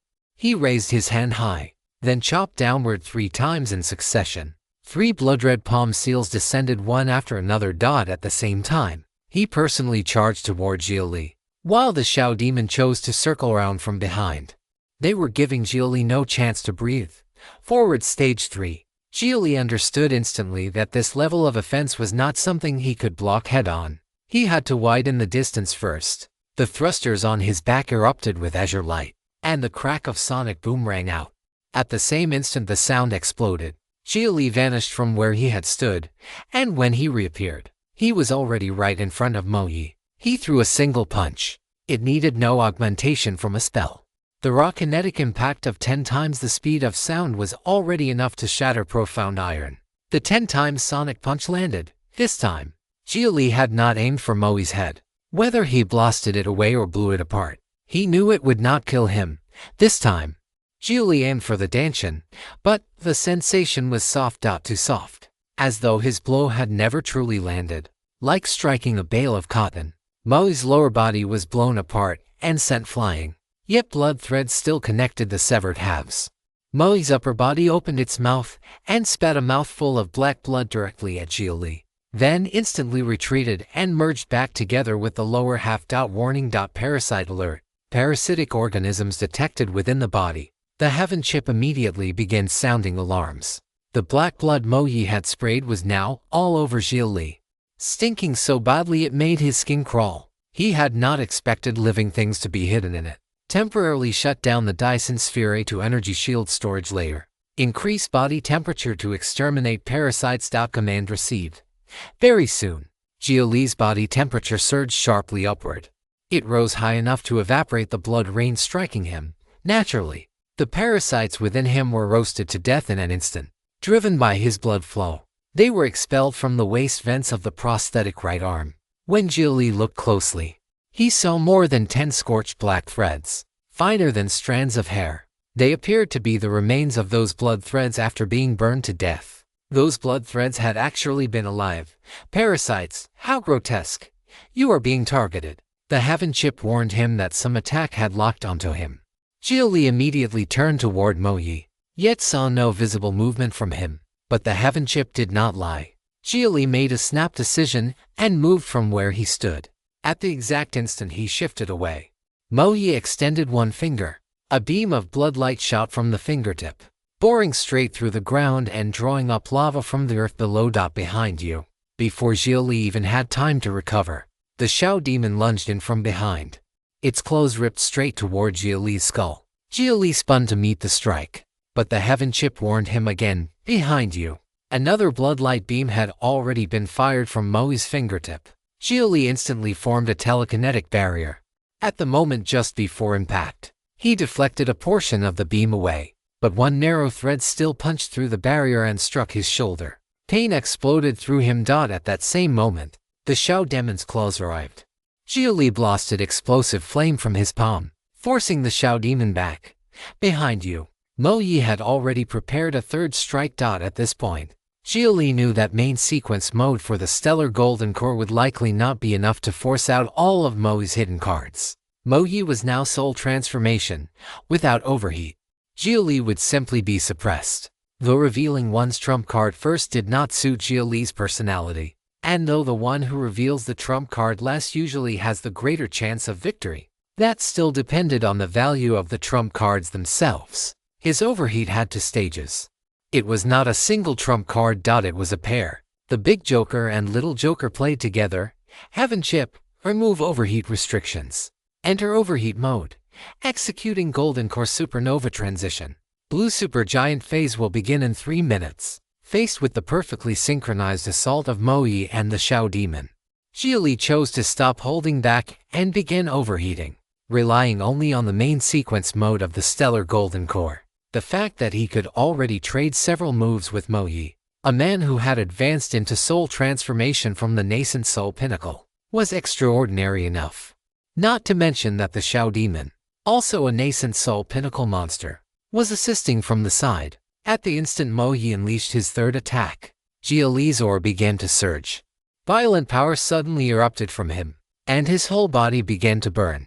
Even attacks that landed on Xia Li now had much of their force cancelled by the fire coating his body. Mo Yi had seen Xia Li under their joint pressure with no room to fight back at all. He had assumed he could simply use the advantage of Cultivation Realm to crush Xia Li to death.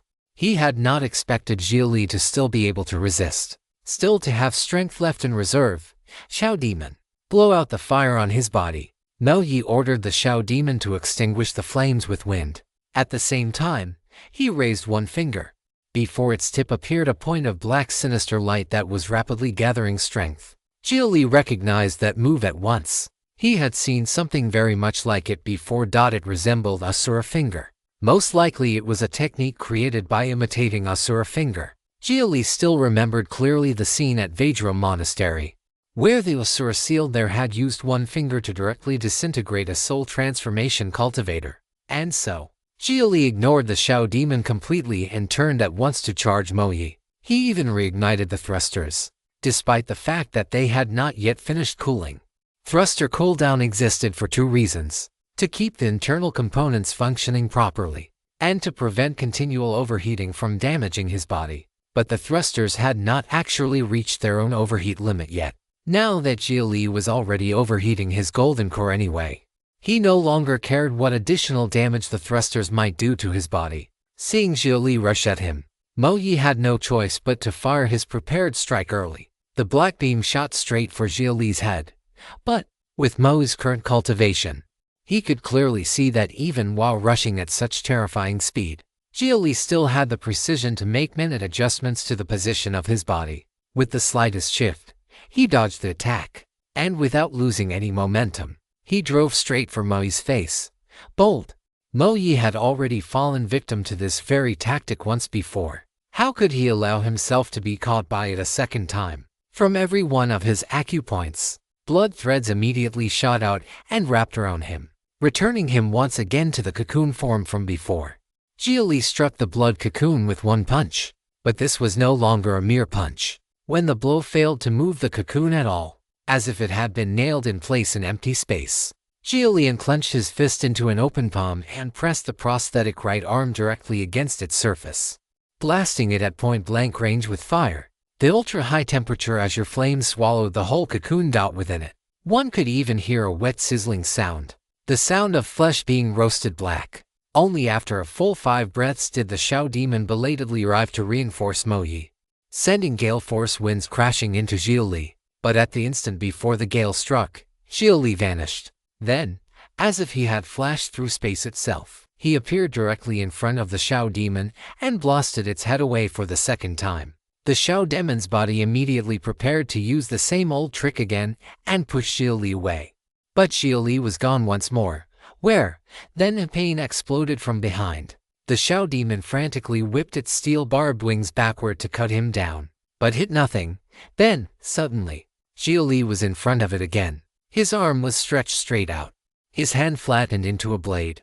That palm blade was now wrapped in terrifying streams of flame. At this point, the strike in his hand was not much different from a plasma thermal cutter, capable of melting through anything in its path. He brought it down directly across the Shao demon's wing, cutting the whole thing off. Then he kicked the Shao demon flying away, and vanished again, and then flashed into existence before it once more. Another palm blade strike. The gale was fast, but it was not even 1/10 as fast as Xia Li.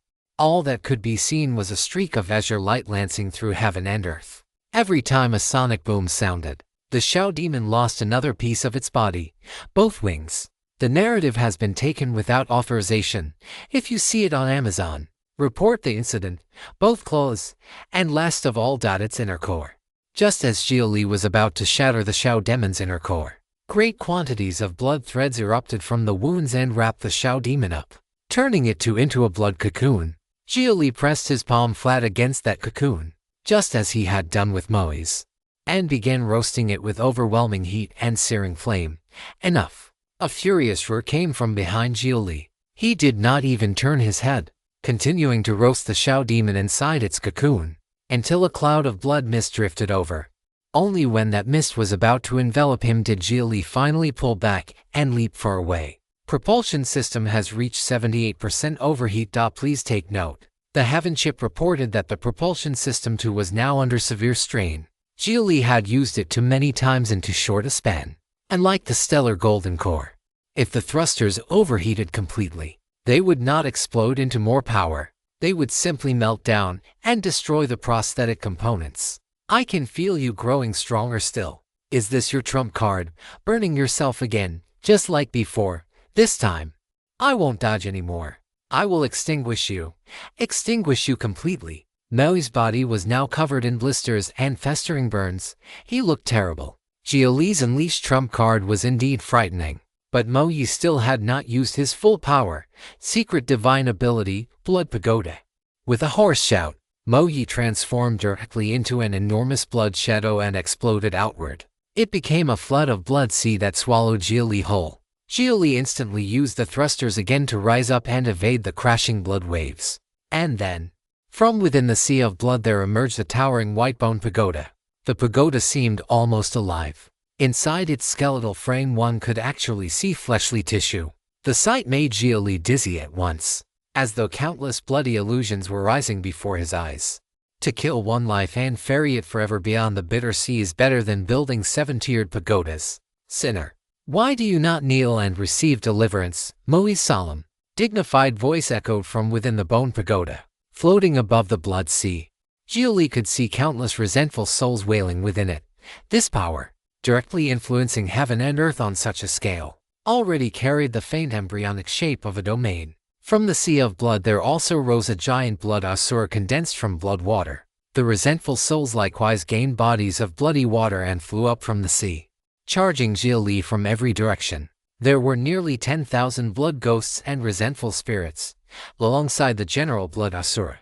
Mo Yi had truly cultivated the path of victory through sheer numbers to perfection. Even stripped of his living army, he could still create a blood pagoda army.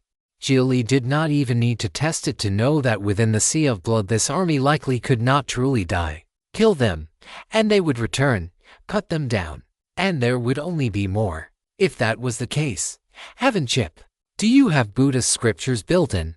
The Buddhist canon database contains all standard scriptures. Then manifest Great Sun Tathagata and recite the Diamond Sutra. Are you certain?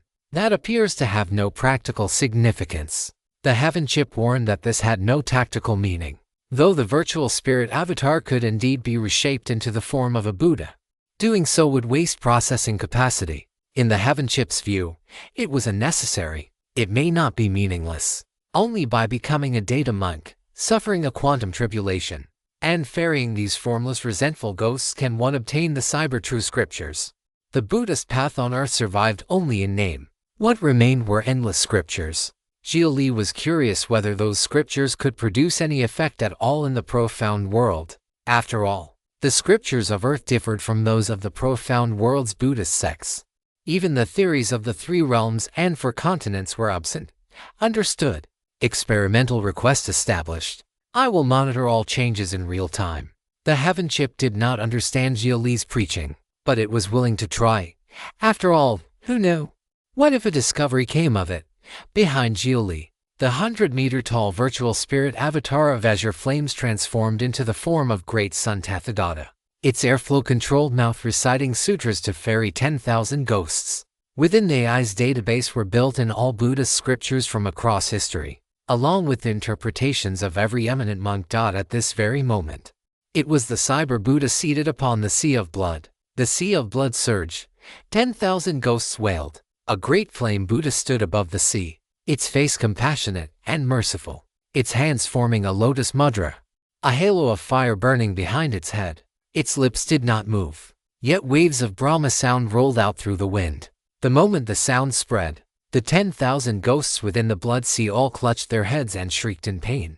For a time, not one of them could move. A mental interference phenomenon has been observed, now performing fine-tuning based on volume, pronunciation style, articulation standard, and related factors.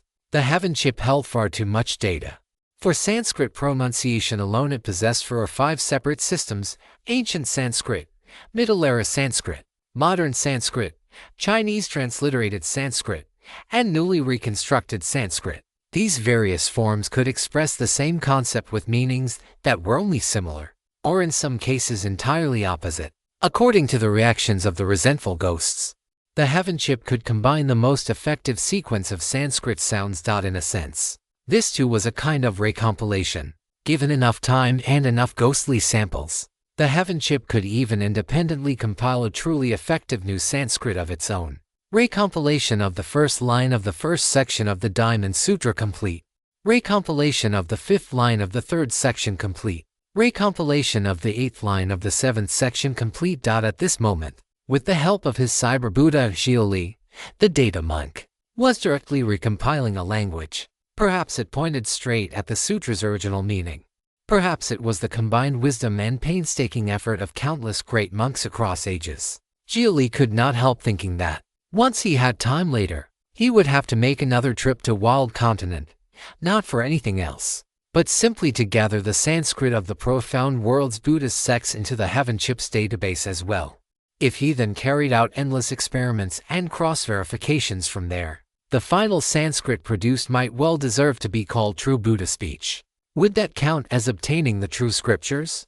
And yet the reactions of the resentful ghosts were already beginning to exceed Xia Li's expectations. At times they cried in agony. At times they froze in perfect stillness. At times they wept tears of blood. A new observation has been made. Under different combinations and fields, the scriptures produced two major effects: suppression and deliverance. The Heaven Chip had discovered something new. The scriptures, when recited with different pronunciations, could in fact produce different effects. Suppression meant the wrathful gaze of the Vajra, destroy evil utterly. Deliverance meant the lowered gaze of the Buddha, boundless mercy and compassion. Changing priority to deliverance. Xia Li did understand something of how Buddhism acted in the world. When confronting evil in the world, the Buddhist way was always to first try to save and transform the wicked. Only when the roots of evil ran too deep to be transformed did they move on to suppression. And so deliverance and suppression had a natural order. First understand the merciful heart of deliverance. Then only later understand the wrath of the Buddha that suppresses. The Heaven chip also updated its database in real time, synchronizing its understanding of the sutras directly into Xia Li. Xia Li felt his understanding of the Buddhist path increase by 1. He felt as though he had become a solitary monk living in an old mountain temple for countless years. Though the 5 aggregates were lonely, the heart and spirit were whole, because the great wisdom and great mysteries hidden in the scriptures were there beside him. Thus have I heard, Subhuti. What do you think? Can the Tathagata be seen by means of bodily form? No, he cannot be seen by bodily form. Why? Because what the Tathagata speaks of as bodily form is not bodily form. All appearances are false. If one sees that all appearances are no appearance, then one sees the Tathagata. Using the understanding continuously synchronized to him by the Heaven chip, Xia Li translated Sanskrit into Chinese, Chinese into the language of the profound world, and began reciting into languages at once in harmony with the sacred sounds. The language of the profound world resembled Chinese, yet was profoundly different as well. Every word and sentence had been refined by great cultivators and ancient sages. It could receive spiritual energy. It was a spiritual language. There was spirit within the speech. Thus speech itself came to possess power. To speak the true meaning of the Tao was to have Tao and law follow one's words. Why do all good men and women still struggle within the bitter sea? Come near me, draw close to me, and you will gain release. The great flame Buddha behind Xia Li became increasingly suffused with real divine bearing.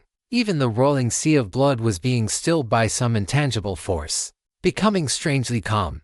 The bone pagodas shook violently in response, continuously releasing devil sound of evil thought to further bewitch the 10,000 resentful ghosts in the blood sea. At this point, chill ran through Moi's heart. The blood god sect had originally split off from the Buddhist path as one of its demon sects. This story has been unlawfully obtained without the author's consent. Report any appearances on Amazon. Now, before the orthodox Buddhist sounds and wondrous methods, it was being suppressed almost to death. But for Moyi to have reached this point today, he naturally could not have relied on this one method alone. From within the blood sea, more bone pagodas slowly rose up. Each had been painstakingly refined by Moyi at enormous cost. There were 5 pagodas in total. Blood pagoda was the highest secret of the blood god sect. Anyone who cultivated it had to slaughter 1 mass of lives per realm. Only by creating enough karma of killing could they break through. That was why Moyi had needed the sacrifice of the great army to ascend into soul transformation. Soul transformation was the 5th realm on the cultivation path. Thus Moyi had 5 pagodas. If one day he could condense 9 pagodas, then the art would be complete. And with a single thought he could summon forth a sea of blood and drown the mortal world in it. From within those 5 pagodas, countless resentful ghosts surged toward Xia Li and the great flame Buddha, filling the sky and threatening to devour everything. Their sharp, terrible shrieks even drowned out the Buddha sound. Outside Sun-Scorched Valley, the spectators, though they dared not enter and had only the vaguest understanding of what was happening inside, could still hear both the Buddhist sounds and the devil sound of Moyi. At this moment, the devil sound had overtaken the Buddha sound. Clearly, Moyi seemed on the verge of victory. If they did not run now, then when would they? Xia Li, you are remarkable, truly remarkable, to have cultivated the Buddhist path to such a level. But Buddhism does not understand the human heart. The human heart is itself demonic. We are all demons. I am one. You are one too. The very existence of people is the greatest karma of evil in this world. Demonic karma. Moi's voice rolled across the blood sea. Every drop of blood colliding within it was his voice. Under that influence, a boundless rage rose in Xia Li's heart. He thought of every injustice and indignity he had ever seen. It had happened before. It was happening now. It would happen in the future. It would never stop. Did evil come first, and then good? Or was it the other way around? Under the demonic sound burrowing into his ears, Xia Li's mind slipped for an instant, and just as the resentful ghosts were about to drown him, good and evil have no inherent meaning. Choice alone has meaning. Choice is the proof that the self exists. All the suffering of the 5 aggregates comes from having something one weighs and considers. Where there is thought, there is intent. Where there is intent, and rest follows. The Heaven chip preached Tao to Xia Li, though what it said was no more than the simplest emotional guidance. In this moment it truly sounded like a Buddha capable of receiving all things. In an instant, Xia Li was no longer lost. The heaven chip understood Xia Li. It had always accompanied him. In the past, in the present, and in the future as well. It was the Cyber Buddha belonging only to Xia Li, this data monk. Preaching the Tao to him alone. I've understand. Pre-overheat complete. Entering blue supergiant phase. The next instant, the endless tide of resentful ghosts swallowed Xia Li completely. The blood sea churned, as if Mo Yi himself were laughing. Laughing that what he upheld had always been the true righteous path. Otherwise, how could the orthodox Buddhist path have fallen to such a state today? On the contrary, it was people like them, the so-called evil and crooked, who better embodied the human heart itself, man to his demon, and demon to his man. This is our root nature. You cannot change it. Mo Yi believed victory was now decided, but from the depths of the blood sea, an extremely brilliant radiance suddenly burst forth. It was like the eternal, blazing great sun itself. Under that light, the 10,000 resentful ghosts were all melted away into dust. You are wrong. Demon to may be man, but not all men are demons. Xia Li's voice rang out like a great bell, shaking this whole realm of heaven and earth. The blood sea began to recede. Waves of flame burst from around Xia Li and brought the blood to a boil. The virtual spirit avatar behind him now bore Xia Li's own face. Subhuti, there is sorrow, and there is suffering. Yet you came to the world and gained something from it. Would all of you be willing to begin again? Xia Li asked the 10,000 ghosts. They gave no answer. Their demonic roots ran too deep. They did nothing but howl furiously at him. With a single thought from Xia Li, Buddha's sound once more resounded through heaven and earth. The black clouds could no longer conceal him. Above the 9 heavens, the great sun shone down upon the sea of blood. Come near me and come close. You may obtain release. If you behold the Tathagata, then why do you not bow? Under one weave of sacred sound after another, Xia Li's voice roared like thunder, like spring thunder startling sleeping insects from the earth. It awakened the final trace of goodness still hidden within the hearts of the 10,000 ghosts. And then, the 10,000 ghosts accepted deliverance. All bowed before the Tathagata, outside sun-scorched valley, where the rain of blood had been blocking the view. The many spectators kept retreating while still trying to see if anything further would happen within the valley. That devil sound from just now had affected even them. The life and death struggle between Mo Yi and Xia Li was already beginning to resemble the battles of great powers.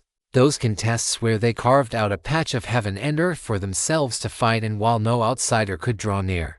Among the watching cultivators, everyone hoped Xia Li would win.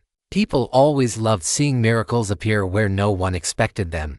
Considering the gap in realm between Xia Li and Mo Yi, and the fact that the great Shao demon was also present, even if Xia Li had comprehended far true intent, he likely could not hold much of an advantage. Now that a great demon has emerged, I'd like to see how the demon hunting army explains this. Explain? Publicly they'll issue a wanted order, then find a scapegoat. Mo Yi fakes his death, changes identities, and probably keeps living just fine inside the demon hunting army. The demon hunting army is rotten to the core. They're practically the same thing as the Heaven Alliance.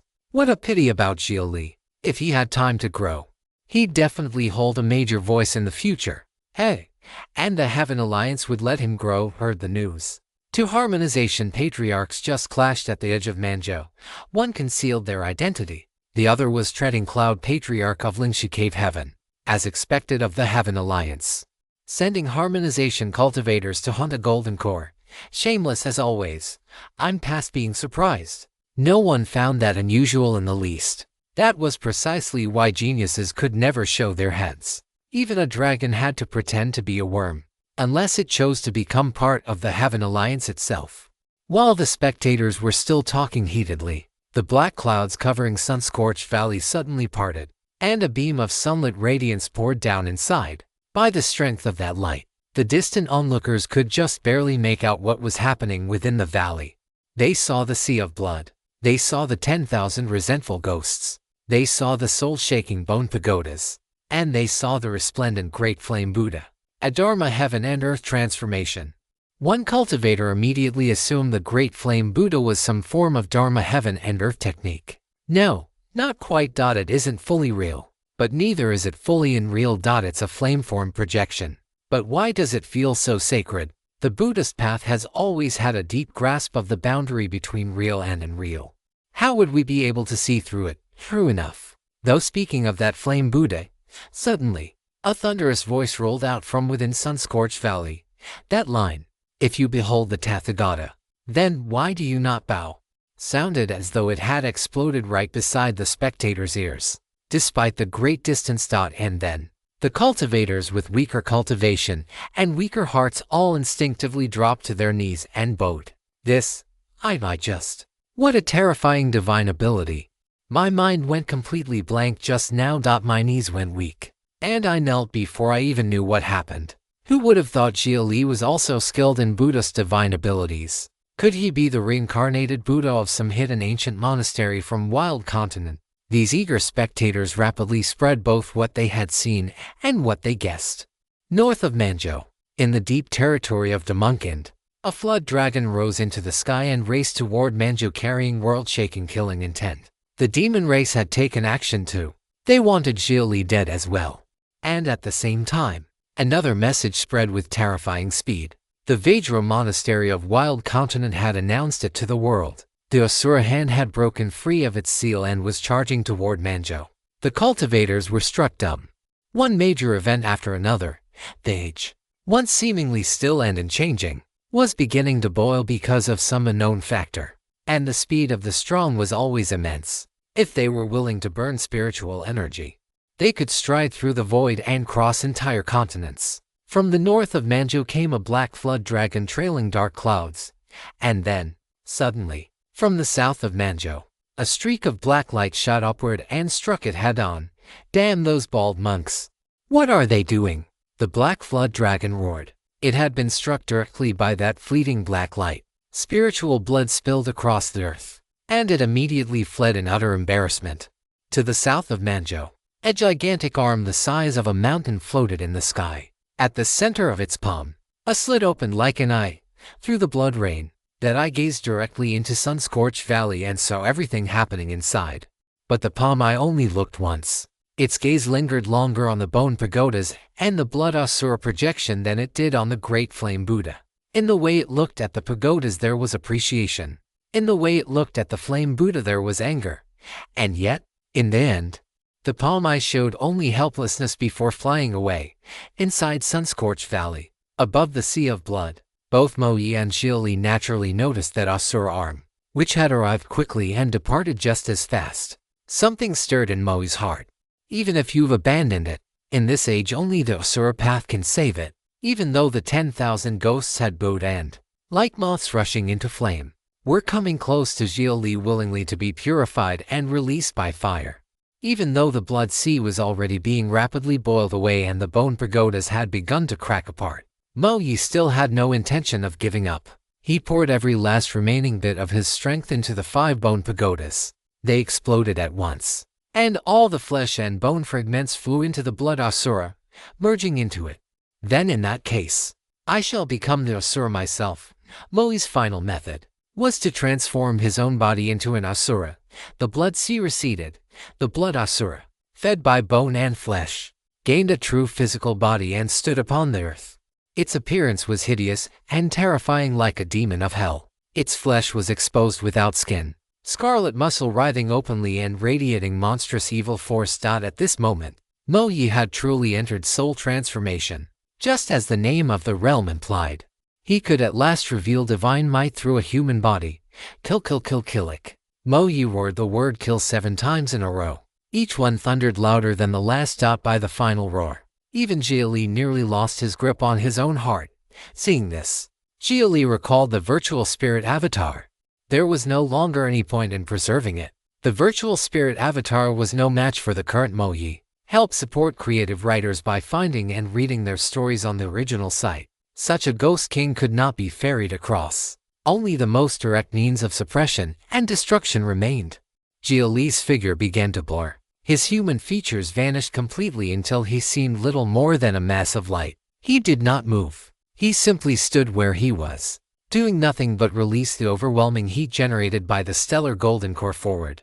Mo Yi, meanwhile, continued advancing toward him, while gathering power into his palm. At this moment, the distance between them was only 100 paces, now entering supercritical state. The heaven chip informed Xia Li that he had entered the final stage of overheat. At this stage, the stellar golden core was already moving irreversibly towards supernova transformation. The world-shaking supernova burst was close. The Asura demon moved to within 90 paces of Xia Li. The blood in its body began to evaporate. Its figure shrank and dried. 80 paces. The Asura demon's muscles began to rot away and fall off in blood-mud. 70 paces. 60. It had already lost all muscle, leaving only a savage skeleton of blood-stained bone continuing forward. 50. 40. The blood-bone frame began to sizzle. It was close to collapsing where it stood. 30. 20. The lower half of the blood-bone body could no longer endure the heat. It shattered into slag with a crash. 10 paces. The Asura demon was now crawling over the ground, dragging itself forward with its hands across a surface that had been burned back into molten lava. 5 paces. It stretched one hand toward Xia Li's body of light. 3 paces. Its fingertips were almost touching him. 1 pace. Only a final step remained. At last, the Asura demon's fingertips touched Xia Li, but by then, it had no strength left at all. I win. What the Asura demon did not know was that it had reached Xia Li only through the force of a single remaining obsession. Even Xia Li had not expected that, beneath such extreme heat, it would truly manage to touch him. That obsession seemed to resonate with some kind of great principle. Blood-bone began regenerating. Muscle once more gathered. At this final moment, it had comprehended the true meaning of the Asura. So long as unwillingness remained, one would never fall. Quite a character after all. That was what Xia Li thought to himself. Then I'll count it as your victory. Against almost any other genius of this world, you probably would have laughed less. Too bad. Though you touched me all the way here, to me you were never more than my preheating phase. Go in peace. I'll send you off with starlight alone, genius Mo Yi. Helium flashed. The next moment. No sound. No light. No thing. Only a vast blank whiteness filling all of heaven and earth. Nothing could exist for even an instant beneath that white radiance. No matter how profound the Tao Mo Yi had grasped, even if he truly could regenerate from a drop of blood, it would all become a joke if not even a single speck of ash remained in the first instant. The light vanished in a flash. Before Xia Li, there was nothing left behind. Nothing ever would be. Demon too, human too. Though he could not be saved, why did it ever have to come to killing? Xia Li let out a quiet sigh. Then his body suddenly lost all strength. He failed to remain standing and dropped to one knee. The golden core fell silent. His realm dropped out in an instant. His cultivation plummeted all the way back to the peak of foundation establishment. Not even pseudo-core anymore. Worse still, his own body had suffered severe damage from the flames. Xia Li hastily activated Everbright Sacred Flame, the divine ability built into the prosthetic right arm Hestia, and only then regained enough strength in his ravaged body to stand again. Qiufu, who had been hiding in the Blackstone Ancient Hall the whole time, saw that the battle had ended and came running out to support him. Even now, touching Xia Li would burn her. The moment her hand brushed his arm, it sizzled, and the flesh was instantly scorched. Yet Xia Li did not let her support him as he walked. Instead, trembling, he raised a hand and pointed into the distance. There, not far away, lay a great bird barely clinging to life. Go, Qiufu, finish it. But just as Xia Li's words fell, the great bird slowly raised its head and looked around. It did not even look at Xia Li or Qiufu. When it realized it could no longer find Mo Yi, it simply threw back its head and let out a shrill cry, as if mourning. And then it died. The Shao demon still had the strength for one last battle. It could perhaps even have killed Xia Li at the cost of its own life. Whether Qiufu's fire talisman could protect Xia Li from such a strike remained an open question. And yet this cruel, heartless Shao had chosen to kill itself. The demon who had devoted himself to his ideals died as a martyr to his path. And the Shao demon, notorious for ruthlessness and treachery, likewise chose to die following his friend. Xia Li suddenly felt an empty hollowness inside. The entire battle now seemed to have no meaning, save for that final mournful cry of the Shao demon still echoing through heaven and earth. Residual thought detected. Reconstruct memory. Yes, Xia Li nodded at once. An illusion unfolded before his eyes. It felt as though he had become the Xiao himself, a dying young Xiao, being carried in the arms of a not yet grown boy who ran in desperate flight. Don't be afraid. Those damned human subjugation and demon hunting armies won't catch me. But you. Why are both armies hunting you together? The boy lowered his head and looked at the Xiao. His face was unmistakably Moi's, but the Xiao, in this memory, could not speak. Even so, Mo Yi seemed able to read his eyes. I see. So you did nothing at all. And yet all the blame in the world was pinned on you. Then don't be confused. If they insist on branding us with evil names, then we'll become evil for real. We'll commit the greatest evil and make them completely satisfied. What? You want to know why I dared save you? Just because you're a Xiao, I'm a demon too. We have to live.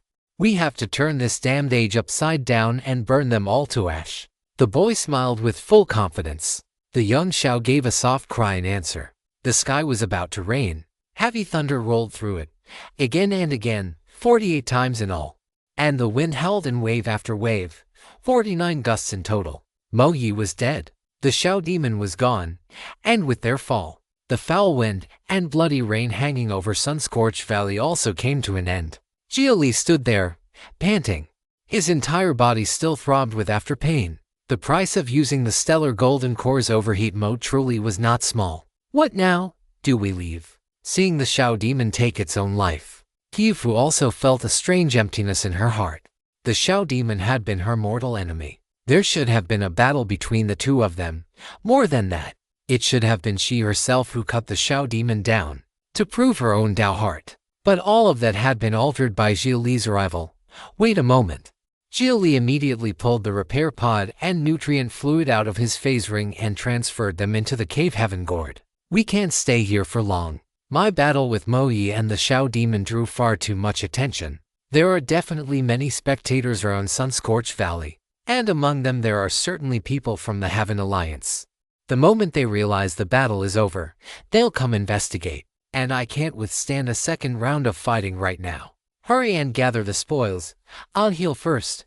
Qifu now felt rather useless. Inside the Blackstone Ancient Hall, she had watched the entire battle from beginning to end. She had seen Xia Li unleash terrifying power against 100,000 strong army and battle to great geniuses. She had thought that, at the very end, it would be her turn to clean up, to help Xia Li survive the final danger. She had never expected things to turn out this way. The Xiao demon committed suicide, and all she could do was clean the battlefield. That's about enough. Hurry and coming. Once Xia Li and Qifu entered the cave heaven gourd, Xia Li immediately climbed into the repair pod without another word. The gourd itself began moving under internal control from the heaven chip. This is a healing treasure. I estimate I'll need to lie in here for 3 days. Of course, I'll stay conscious the whole time. With that, Xia Li shut the repair pod's lid at once. Nutrient fluid began flooding the interior. Once the fluid submerged him, a trace of relief appeared on Xia Li's face. Healing with Earth's technology was almost a kind of pleasure. It felt as though every cell in the body was being massaged. The nanobots went deep inside and repaired each injury with perfect precision. Burns and scalding injuries, however, differed from other wounds. Burned flesh was irreversible. Just like cooked meat could not become raw again. So a rather grisly sight soon appeared inside the repair pod. Parts of the skin and muscle across Xia Li's body began sloughing off and were suctioned into the repair pod's waste compartment. That scene made Qifu worry deeply. Are you alright? I'm fine. Xia Li's lips did not move, but the repair pod had a speaker system that could transmit his words through the connection with his heaven chip. Is there anything you need me to do? Am I very useless? Not exactly. It's just that it wasn't your turn to take the field yet. Xia Li understood very well why Qifu was thinking this way, but there was nothing he could really do about it. This touched her pride. And yet if pride were enough, then what need would there be for power? Pride in the face of helplessness was the thing most likely to make people suffer. That sensation of wanting to do something and yet being able to do nothing at all. Xia Li understood it deeply. Where do we go after this? At this moment, Qifu felt completely lost about the future. She did not want to keep following Xia Li around like some Klingon at his heels. Even if Xia Li were willing, She herself would not be. You should be asking yourself. We're currently heading toward human territory. I need to return to my sect. At this point, Xia Li had already used the heaven chip to connect to his communication jade slip, letting it directly synchronize the messages he received. Lin Yi had informed him that a harmonization patriarch from Lingshu Cave Heaven had taken action earlier. He had acted to block a harmonization expert from the Heaven Alliance for him. And then there was the Asura. It too had come to help him through the crisis. Thinking of that, and of the fact that he had at least helped it vent some of its resentment, Xia Li, who had once felt he might never be able to return to the sect, changed his mind. The intervention of Lingshu Cave Heaven's harmonization patriarch would make those within Lingshu Cave Heaven who wanted to side with the Heaven Alliance too cautious to stir up trouble for the time being. And, on top of that, Xia Li still owed a mountain of debt back on Earth. If he didn't return and squeeze some funds out of Lin Yi, the pressure really was enormous. If you find this story on Amazon, be aware that it has been stolen. Please report the infringement. Nearly 2 million spirit stones in debt, converted into the core spirit stones used in the profound world. That would come to something like 2.3 million. Then, I'll go see human territory with you for now. Qiufu truly had nowhere to go and nowhere to return to. The Fox tribe no longer existed. She had not even been given the chance to gather their remains. Their corpses had long since been ground to dust by the Shao Demon's gale during the battle. She was powerless. She could do nothing. And so she could only wear a bitter expression and sigh again and again. Qiufu, pull yourself together. Don't go getting any ridiculous ideas. That kind of impatient, urgent mindset is exactly what makes people easy targets. Either someone tempts you and leads you down a crooked road, or you convince yourself you can help me and go throw your life away doing stupid things. The moment Xia Li saw the look on Qiufu's face, he immediately understood that there was still a flaw in how events had unfolded. The Shao Demon's suicide had preserved its own inner righteousness, but it had also robbed Qiufu of a major tempering in her life. I'm only lamenting my own weakness. We're both golden core. Why can you be this strong while I can only stand and watch? Xia Li's power had stimulated Qiufu. They were in the same realm, yet he had become so strong that she could only feel despair. It was the kind of feeling that no matter how hard she chased, there would never be any hope of catching up. And why do you need to catch up to me if I don't? Then what use am I to you? Why do you need to be useful to me? Who are you living for? Xia Li hit her with 3 blunt questions in a row. And all at once Qiufu was left speechless. She had subconsciously assumed that if Xia Li was helping her so much, then it must mean he hoped she could do something for him in return. And yet Xia Li had kept saying he was saving her only to hold a debt of gratitude over her, while never once actually seeking anything from her. It was she herself who had been impatient, I suppose. I just want to have the right to stay by your side. In this endless age of conquest and slaughter, there was one truth carved deep into the world of the profound realm. The weak did not deserve to follow the strong. Don't make it sound so tragic. The way I see it, you're practically waiting for some huge crisis so you can charge in front of me, take a blow, then turn back with a smile and ask whether that means you're useful now. And all I'd say then is, if that blade landed on me, I wouldn't even lose a single hair. So how are you going to smile at me after throwing your own life away for nothing? Xia Li had already seen clearly the 2 states Qiufu might fall into: reckless impatience, or turning into some tragic, self-sacrificing love-struck fool. At the end of the day, she simply lacked seasoning. Well, Qiufu instantly felt deeply embarrassed. He had guessed correctly. She really had imagined that if Xia Li ever encountered some grave danger, she would gladly throw away her life to shield him, just to prove her usefulness and her value in his heart. Please spare me that. Don't rush for quick results. And don't wallow in self-produced sentimentality. The tribulations meant to be yours won't miss you, but I don't want them to be ones you go looking for yourself. After saying that, Xia Li contacted the Heaven Chip. Does the database contain any ancient romance novels? The stupider the better. The more melodramatic the better. The more cringeworthy the plot the better. The Heaven Chip would not normally store useless things in its database, unless Xia Li had personally downloaded them from the net. Then make one up. Use the prose style popular 500 years ago. The writing style from that era had some real punch. Xia Li remembered that his younger sister had liked reading things like that. Out of boredom, he himself had once read one. It had been so embarrassing he felt as if he could dig out an entire luxury villa with his toes. Before long, the Heaven chip generated an unmatched masterpiece of melodrama and utter brainrot. Xia Li skimmed a few passages and, even lying inside the repair pod, cringed so hard flakes practically fell off his body. If I die before your eyes, will you love me for you? I can abandon everything. At last, you looked at me. Come back to life. My beloved. Seeing those words, Xia Li no longer felt refreshed even while healing. Here, Qiufu, take this jade slip and contemplate it carefully. Through the repair pod's material transfer compartment, Xia Li sent the jade slip out. Is this some kind of technique? An ancient secret scroll capable of bringing the heart realm to completion? Read and comprehend it properly. It can increase wisdom. Inside the cave Heaven gourd, with the Heaven chip planning the route, Xia Li felt safe enough to heal boldly. He even dared enter a state of deep sleep and get some real rest. But after waking, he saw Qiufu sprawled on the grass, her body twisting darkly, her brow knotted, the corners of her mouth twitching uncontrollably. Goosebumps risen all over her skin.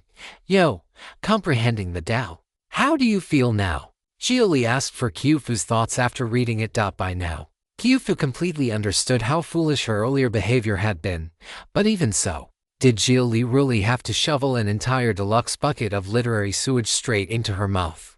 That felt a little excessive.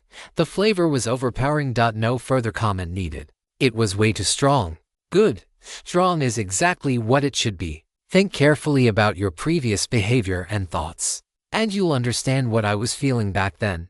Stop talking. Stop talking. Qiufu covered her eyes with her hands, face flushed red, and let out a twisted cry. Her embarrassment had fully flared up. Maybe this really was a case of the one inside the situation being blind while the outside observer saw clearly. When she had been trapped in that state of mind, she truly had been moved by herself. She had even found herself eagerly hoping Xia Li would face some great danger, just so she could demonstrate the depth of her devotion. She had use. She had value. She had to give more of herself for Xia Li. Only then would she be worthy of all he had done. But what Xia Li had shown her had completely slaughtered all those fantasies, leaving only unspeakable shame and embarrassment behind. Hey, that's what you get for being impatient and for moving yourself with your own melodrama. Punishment. Read it 10 more times and recite it aloud. You may as well just hand me over to the demon hunting army. With a crack, Qiufu threw the jade slip to the ground and stomped it to pieces. At this point, she was completely convinced. Where on earth had Xia Li even found something like this? Or was it really true that the human race's worldly scholars enjoyed writing such things? As long as you've understood, that's enough. The Tao is long and blocked at every turn. You inherit the blood of the White Tiger covert branch. One day you'll have to return to the Munkin and seize White Tiger authority. In truth, in this battle, your having no use was the greatest use of all. Do you understand? Qiufu had not exposed her true strength, and with Xia Li drawing all eyes to himself, her situation had effectively passed. He had already bought her time and opportunity. What remained depended on when she herself could rise. Having no use was the greatest use of all. I think I understand. Qiufu nodded. At this moment she also realized that her earlier state of mind had itself been a tribulation. Xia Li had helped her cross it. How could she possibly come through without being shaken by the aftershocks? If it had been anyone else, they likely would not have had a method as simple, direct, and effective as Xia Li's. Qiufu surely would have made a mistake. Good. So, how exactly do you see me in your heart? Qiufu still wanted to know that. She was certain that she held intense affection toward Xia Li, and even the impulse to bind herself to him. Are you only happy if everything gets elevated to the level of romance? Not exactly. I just want to know whether this has any result at all. I don't force things that have no result. But if there is one, then of course I'll fight for it with everything I have. Why force a result? If you don't mind whatever result eventually comes, then I won't mind either. Xia Li gave his answer. At this point, he had become much bolder. When it came to feelings, he was becoming more and more inclined to follow them naturally. He no longer kept asking what things would become in the end. If in this moment it came naturally, then why concern himself with whether it could later become a full and complete story? Even if all that remained in the end were only half a ruined manuscript, it would still be a chapter in his history worth remembering and worth looking back on. Perhaps this was what a strong heart meant, not clinging to some future that had not yet arrived, but taking the present seriously, following the movement of the heart and letting things unfold as they would. If one liked someone, then what was there not to allow? Stolen content warning. This tale belongs on Royal Road. Report any occurrences elsewhere. You said that. Kyu-Fu nodded in delight. This was an answer to what kind of future might open from here still could not be said, but at the very least, it gave her direction in the present. Time passed. 3 days later, without their even noticing it, Xia Li climbed out of the repair pod after finishing his treatment. He immediately pulled out spirit stones and all kinds of spirit treasures from his phase ring and began refining them, preparing to reignite the stellar golden core once again. To restart stellar fusion once required roughly 200,000 spirit stones worth of resources. Overheat mode truly consumed both money and flesh. But as a trump card, it was worth it. Kyu-Fu, speaking of which, when I had you gather the spoils before, what exactly did you find? They're here. Kyu-Fu immediately took out 2 sharp feathers of different colors and a green-white demon core. One feather was gray-white, the other was deep black. Worth noting was that hanging from the gray-white feather was a blood-red storage ring. This, the ore on it belongs to Moyi. Why is Mo's storage ring on the Shao demon? Xia Li had originally assumed that once he annihilated Moyi with the helium flash, Mo's storage ring would also be destroyed, and the items inside would scatter into the void once they lost the ring's stabilizing effect. He had not expected Mo's storage ring to remain perfectly intact. Moyi may have guessed he wouldn't survive. So, he handed the storage ring to the Shao demon, who still had the best chance of escaping alive. Kyu-Fu made her guess. The Shao demon was a sky demon who could control gale force chi. If the Shao demon had truly flown straight into the highest heavens and made up his mind to flee, Xia Li really would not have been able to stop him. See that, Kyu-Fu? That's the price of caring too much about feelings. In the end, all it does is benefit your enemy. Xia Li said so, but Kyu-Fu only kept sighing and shaking her head. She still hated the Shao demon, yet at the very end she could not help feeling the slightest trace of respect for his final choice. Without a true confidant, living alone would have become meaningless. In that final instant, enemy and friend alike had ceased to matter. Don't joke about something like that. Kyu-Fu shot Xia Li a glare. The gray feather is the Shao demon's storage vessel. We demons often refine a part of our own bodies into storage tools. The black feather is the Shao demon's natal treasure. It's his reverse feather. And not only can it summon gale force chi, it's also an extremely valuable treasure. As for the inner core, I don't need to explain that. Your human race has 100 different ways to make use of demon cores. Kyu-Fu handed over all the spoils. She kept not a single one for herself, since in her own eyes she had contributed nothing. This black feather and the inner core the Shao demon left behind are things I can actually use. The Shao demon had shattered Xia Li's previous weapon. The black feather and inner core were just right to forge a new one. A weapon capable of wielding gale force chi. It would undoubtedly become a tremendous aid. Shao demon, though you are dead and were my mortal enemy, even after death you can still call gale force chi to slaughter the vermin you once intended to slaughter. In that sense, your death was not without purpose. Xia Li said this with the black feather in his left hand and the demon core in his right. Some gale force chi stirred faintly across the black feather, and inside the core, storms gathered. It seemed that the Shao demon's lingering remnant did not resist being used by Xia Li. After that, Xia Li picked up Mo's storage ring. Once the heaven chip cracked it open, he saw clearly everything inside. It was a dazzling collection, practically a treasure vault. Spirit stones were piled into little hills. Even Xia Li could not stop himself from grinning. Now, he no longer had to worry about lacking spirit stones for reigniting fusion.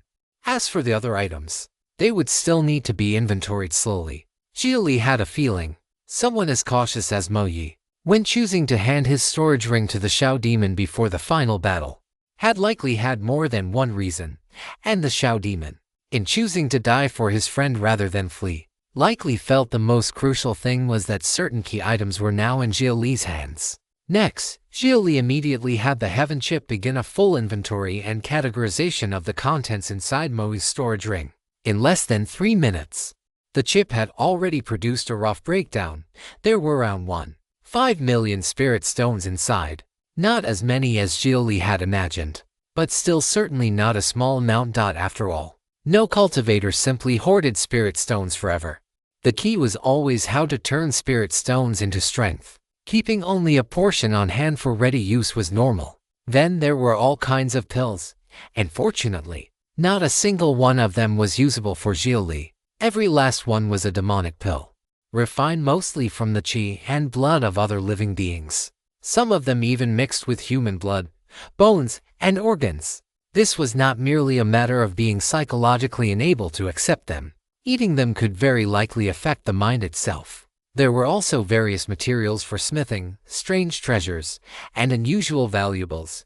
But again, most of them were the kind of thing demonic cultivators favored. Grotesque in appearance, and wholly lacking the spiritual grace proper to true spirit treasures.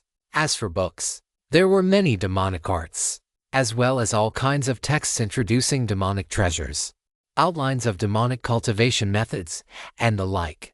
Only one item stood out. It was something wrapped in human skin. Xia Li immediately took it out of the storage ring and began examining it, because the Heaven chip had reported that it could not scan whatever was inside the skin. What could it be? Just as Xia Li was about to peel back the outer skin and take a look, Qiufu suddenly lunged forward and knocked the thing from his hands. "Don't open it." With a face drained of color, Qiufu grabbed Xia Li's wrist. Cold sweat stood on her forehead. Her eyes were full of fear as she stared at the wrapped object on the ground. "Qiufu, you recognize that thing?" Seeing her reaction, Xia Li immediately ordered the Heaven chip to scan his own body, afraid that something might already have gone wrong. "I think I can guess what it is. Don't move." Qiufu stepped forward, carefully picked up the skin-wrapped object, then slowly tightened her grip so that the shape of whatever lay inside became visible through the hide. It looked like a dagger, but the shape was deeply abnormal. The whole thing twisted and curved unnaturally. Even the hilt had numerous strange protrusions rising from it, like thorns or barbs growing all over the handle. A dagger, some kind of taboo treasure, a world-ending evil weapon, most likely an imitation death curse blade. It's a heaven-defying demonic weapon. The hatred of countless living beings is condensed into it. Once a true death curse blade is completed, it must be sealed immediately with saint skin. And every time it's used, it drains the life of the wielder as the price. Whoever is struck by it suffers the most terrifying curse under heaven, the foul death curse. Even immortals cannot withstand it. This one is only an imitation, but the skin wrapping it absolutely belonged to a fragment of some former great power's body. It lacks the power to slay a true immortal, but it can still seal a pseudo-immortal. Mo Yi was planning to use this against a pseudo-immortal. Xia Li was horrified. He had never imagined that Mo Yi had privately forged such a baleful weapon. How many deaths had Mo Yi caused in order to make it? That should be the case. And he must have been preparing it for a very long time. A death curse blade cannot be made overnight. There are at least 1 million tragic deaths behind this thing. What? At that, Xia Li immediately smacked the death curse blade out of Qiufu's hands as well. The thing was too evil, too terrifying. Merely holding it made it feel as though some catastrophe might happen at any moment. During the ancient war against the immortals, all the major lineages created immortal slaying instruments in order to rebel against the immortals. The divine path inheritance was even broken because of it. The death curse blade is the demonic path's immortal slaying weapon. The righteous path used the immortal suppressing bell, forged by staking the fortune of all living beings. The Munkin used the immortal rending staff, forged from the essence blood of 10,000 demons. The Buddhists used the immortal falling seal, formed from the faith of countless beings, along with the death curse blade, or more properly the immortal cursing dagger, and the supreme divine path ability specially created in ancient times to break immortals, sever heaven and earth. These four great instruments together could slay a supreme true immortal. The author's tale has been misappropriated. Report any instances of this story on Amazon. Qiufu told Xia Li everything she knew about the ancient war against the immortals. If there is a distinction between true immortals and pseudo-immortals, then that means the ancient war involved more than one immortal, one supreme immortal. 10 high immortals, and 100 pseudo-immortals. I see, Xia Li nodded. An imitation death curse blade could threaten a pseudo-immortal. Then the true death curse blade could directly contend against a true high immortal. And if all four great instruments were brought together, along with the divine path's supreme art sever heaven and earth, then even a supreme true immortal could be slain. But then again, given Xia Li's own understanding of immortals, he had once thought of them as a higher dimensional civilization, something against which the profound world should have had no chance to resist. Or had those immortals, like the higher dimensional being he had once encountered, also been constrained after descending into a lower dimensional universe? Yet the profound world's anti-immortal methods did not sound like things that would work against a higher dimensional life form, at least from Xia Li's own encounter. Higher dimensional beings feared only black holes. Perhaps immortals were not higher dimensional life forms after all. Perhaps they were simply a more advanced cultivation civilization. That made sense. To use a simple analogy, if modern Earth sent an invasion force led by one nascent soul, with 10 Golden Corps squad leaders and 100 Foundation establishment troops, to invade Earth from 500 years ago, then the conventional weapons of that old Earth might be useless. But if it deployed strategic-level weapons, nuclear weapons flattening the land, then killing such an invading force would not be impossible. Immortals were not a higher dimensional civilization. They were perhaps only a superior civilization. This information was crucial. If the enemy were a higher dimensional civilization, their hostility would be as unreasonable as a black hole drifting by. Nothing could be said. Nothing would matter. But if they were only an advanced civilization, then they were not unassailable. There might even be some reason why they could not launch an all-out invasion. Otherwise, the profound world would not still exist in its current form. Once Xia Li grasped that, a realization flashed through him. He bent down and picked up the skin-wrapped object once more. The same thing he had knocked from Qiufu's hand. This death curse blade was, in essence, the profound world's nuclear weapon. Its role was almost the same. The last line of resistance against things that could not be measured by ordinary logic. Mo Yi had been its wielder, and throughout their entire battle, Mo Yi had shown no intention of using it. At the end, he had even intended for the Shao demon to take it away. Otherwise, could Xia Li really have won? One strike from this thing would have killed him without question. Pitiful, tragic, regrettable, but never deserving of pity. Xia Li looked at the death curse blade wrapped in skin in his hand. He realized that Mo Yi was an exceptionally complicated man, not someone whose actions could be judged by any simple theory of good and evil. But no matter what, this nuclear weapon aimed at immortals, Xia Li accepted it. It might have great use in the future. It might become the sole chance of survival in some otherwise certain death. Xia Li, that thing can't be used. You would die. Seeing Xia Li pick up the death curse blade, the worry in Qiufu's eyes nearly became tangible. This was the demonic path's immortal slaying weapon. Though it was the easiest of the four to make, the process was the bloodiest and cruelest, and the price of using it was also the greatest. I am not afraid of death. More accurately speaking, he was not afraid of dying for the first time. Xia Li carried the authority of Twilight Afterglow. That encounter with a higher dimensional being had made him into an incomplete young god. Even if he once walked into sunset, he could still return to dawn. After finishing the inventory of Mo's storage ring, Xia Li turned to sorting through the Shao Demon's storage vessel as well. There were more than 800,000 spirit stones inside. No pills. No treasures. No books whatsoever. What there was, however, was pile upon pile of spiritual ore, precious herbs and medicines, beast hides, and beast bones. But the thing that left Xia Li most speechless of all was the corpse of a gray-white tiger, its abdomen torn open, its body long since gone cold. Xia Li remembered what the fox chieftain had said. Qiufu had been born by tearing her way out through her dead mother's belly. Qiufu, I have something to give you. No, not a thing. A presence. Xia Li looked up at Qiufu. He felt it was far too disrespectful to call the remains of her mother a thing. What is it? Why are you suddenly acting so serious? See for yourself. Xia Li took out the remains of Qiufu's mother. The moment Qiufu saw them, her eyes went blank. She stood rooted in place for a very long time. Only after quite a while did she walk over and gently hold her mother's body in her arms, burying her face in the fur and letting out faint sobbing sounds. The Shao demon had actually preserved Qiufu's mother's remains, of course, in Xia Li's eyes. That could not possibly have been out of kindness. Far more likely, he had simply not yet found a use for them, or had intended some other use. But whatever the reason, the body had been preserved. That alone gave Qiufu something left to hold onto. So you knew who this was. Qiufu could have no memory of the moment of her own birth. She had been rescued immediately by the fox chieftain. And yet, after seeing the corpse, she had recognized it instantly, even if the blood has gone cold. The bond of blood cannot be mistaken.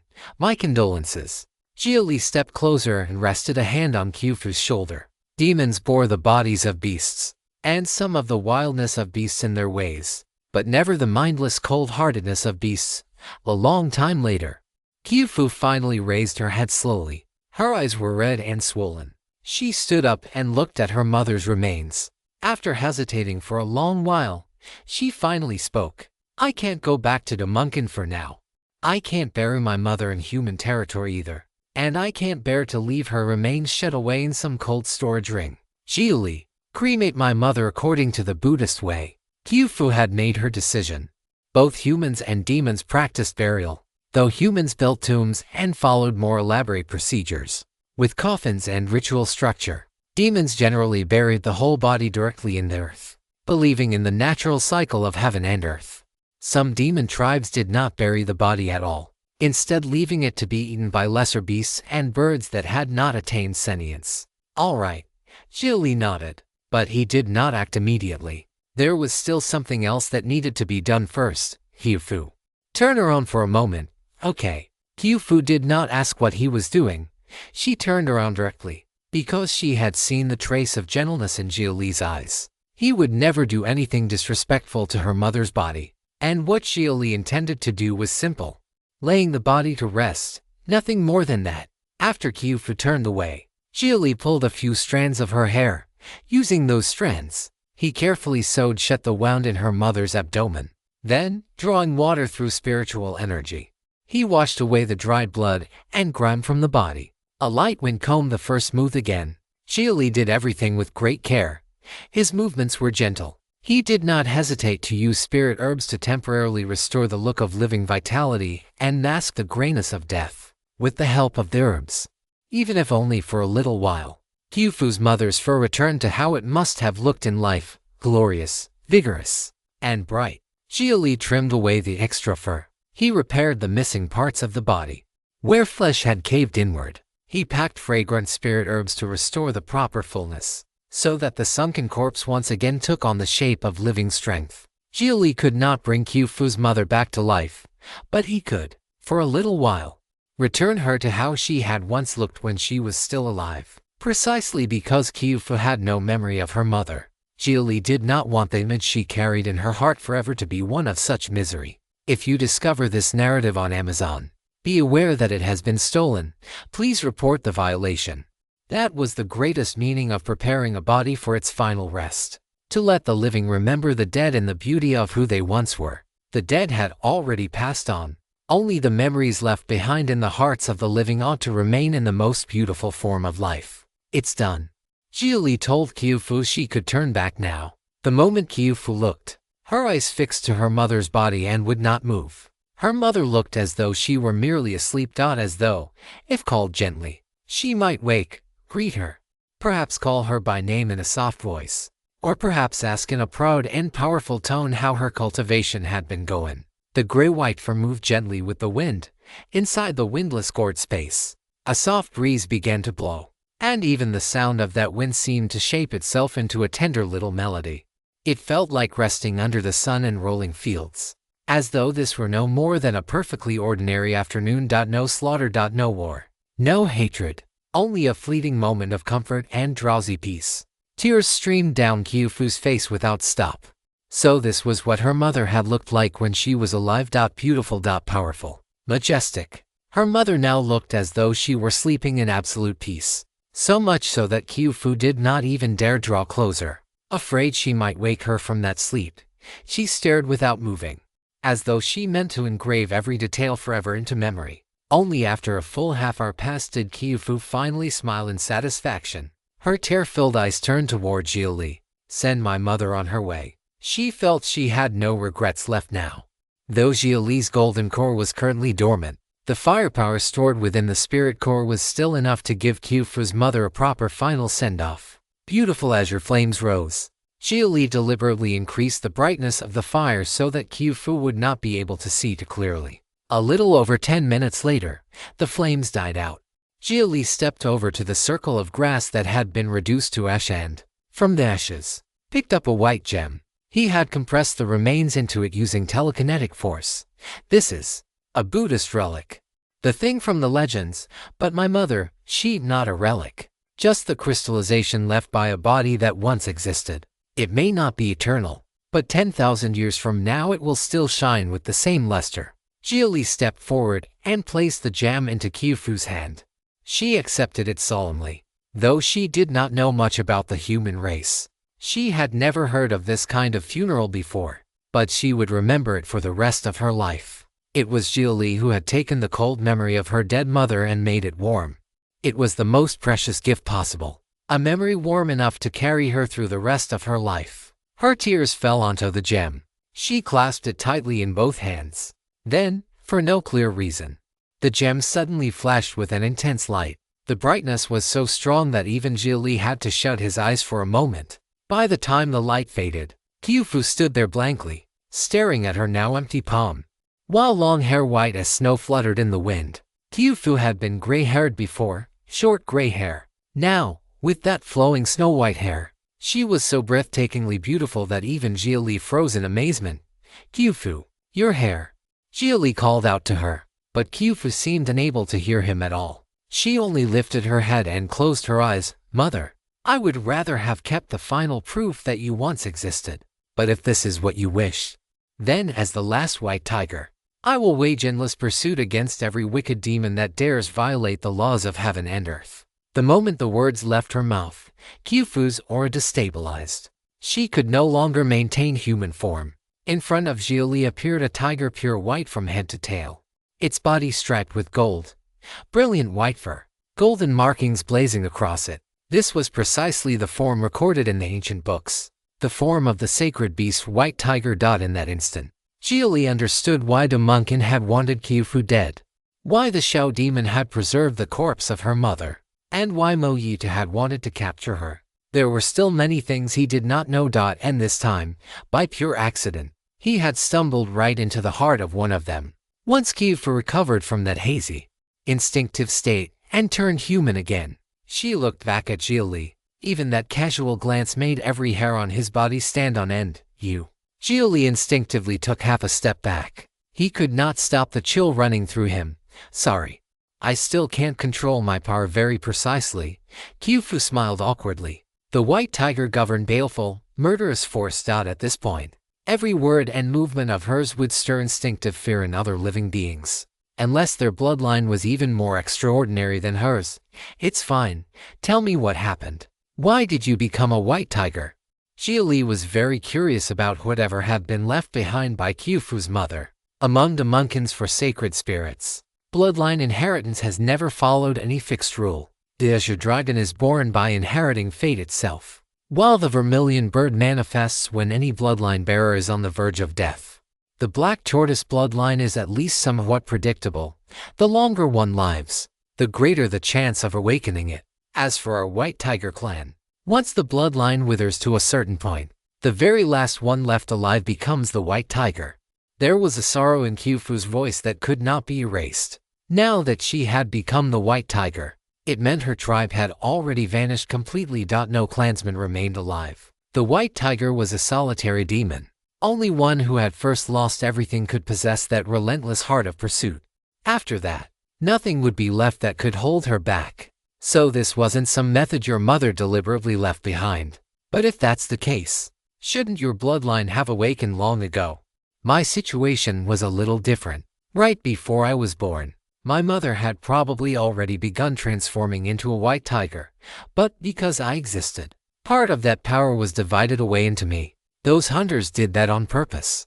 Murderous intent flashed in Qiufu's eyes. At that moment, their motive in leaving her mother for last had become clear. It had been a vicious plot to ensure that even the final white tiger would never truly be born.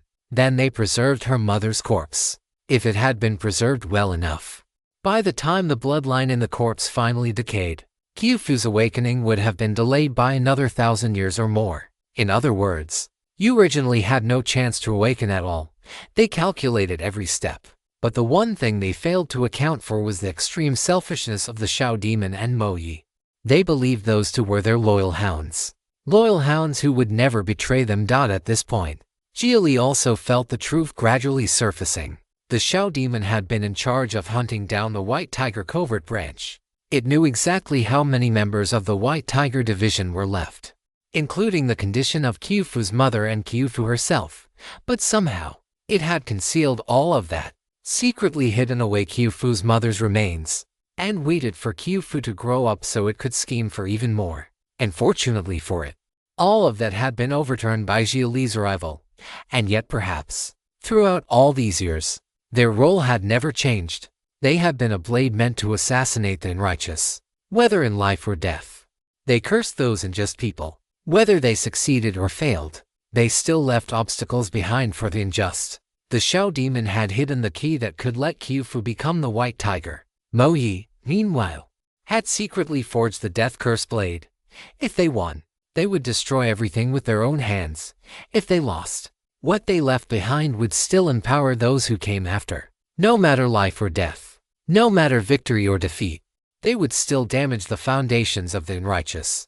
It almost seemed that the Shao demon and Mo Yi had been the two most resolute geniuses of all. The two who had resisted most fiercely. Maybe, let's not talk about them anymore. Khufu did not want to discuss the Shao demon and Mo Yi with Xia Li. They were the sort of complicated figures one could find loathsome and hateful, yet still be forced to admit they possessed at least a trace of something worthy of respect. Just thinking about whether they had been right or wrong made her irritated. Part of her wanted to deny everything about them completely, yet inwardly she could not quite get past it. All right, Xia Li nodded. What kind of people the Shao demon and Mo Yi had truly been would be for later generations to judge from a position of absolute reason. People living in their own era could not possibly give them a fully fair verdict. If measured by Event Impact Progression Index, their deaths absolutely qualify as the end of the prologue. They connect what came before and what comes after, and can be regarded as the landmark event that opens the main story. The tail has been illicitly lifted. Should you spot it on Amazon, report the violation. At that moment, the Haven chip suddenly cut in. It was exactly the sort of existence that could evaluate such matters from a standpoint of absolute reason.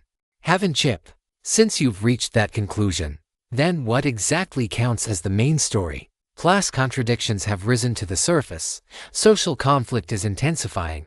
In a society analogous to an ancient feudal dynasty, the current conditions are sufficient to trigger peasant uprisings. And when peasant uprisings begin erupting across various regions, that marks the beginning of a feudal dynasty's collapse. The Haven chip was comparing the profound world to a feudal dynasty, but the situation here was also very different.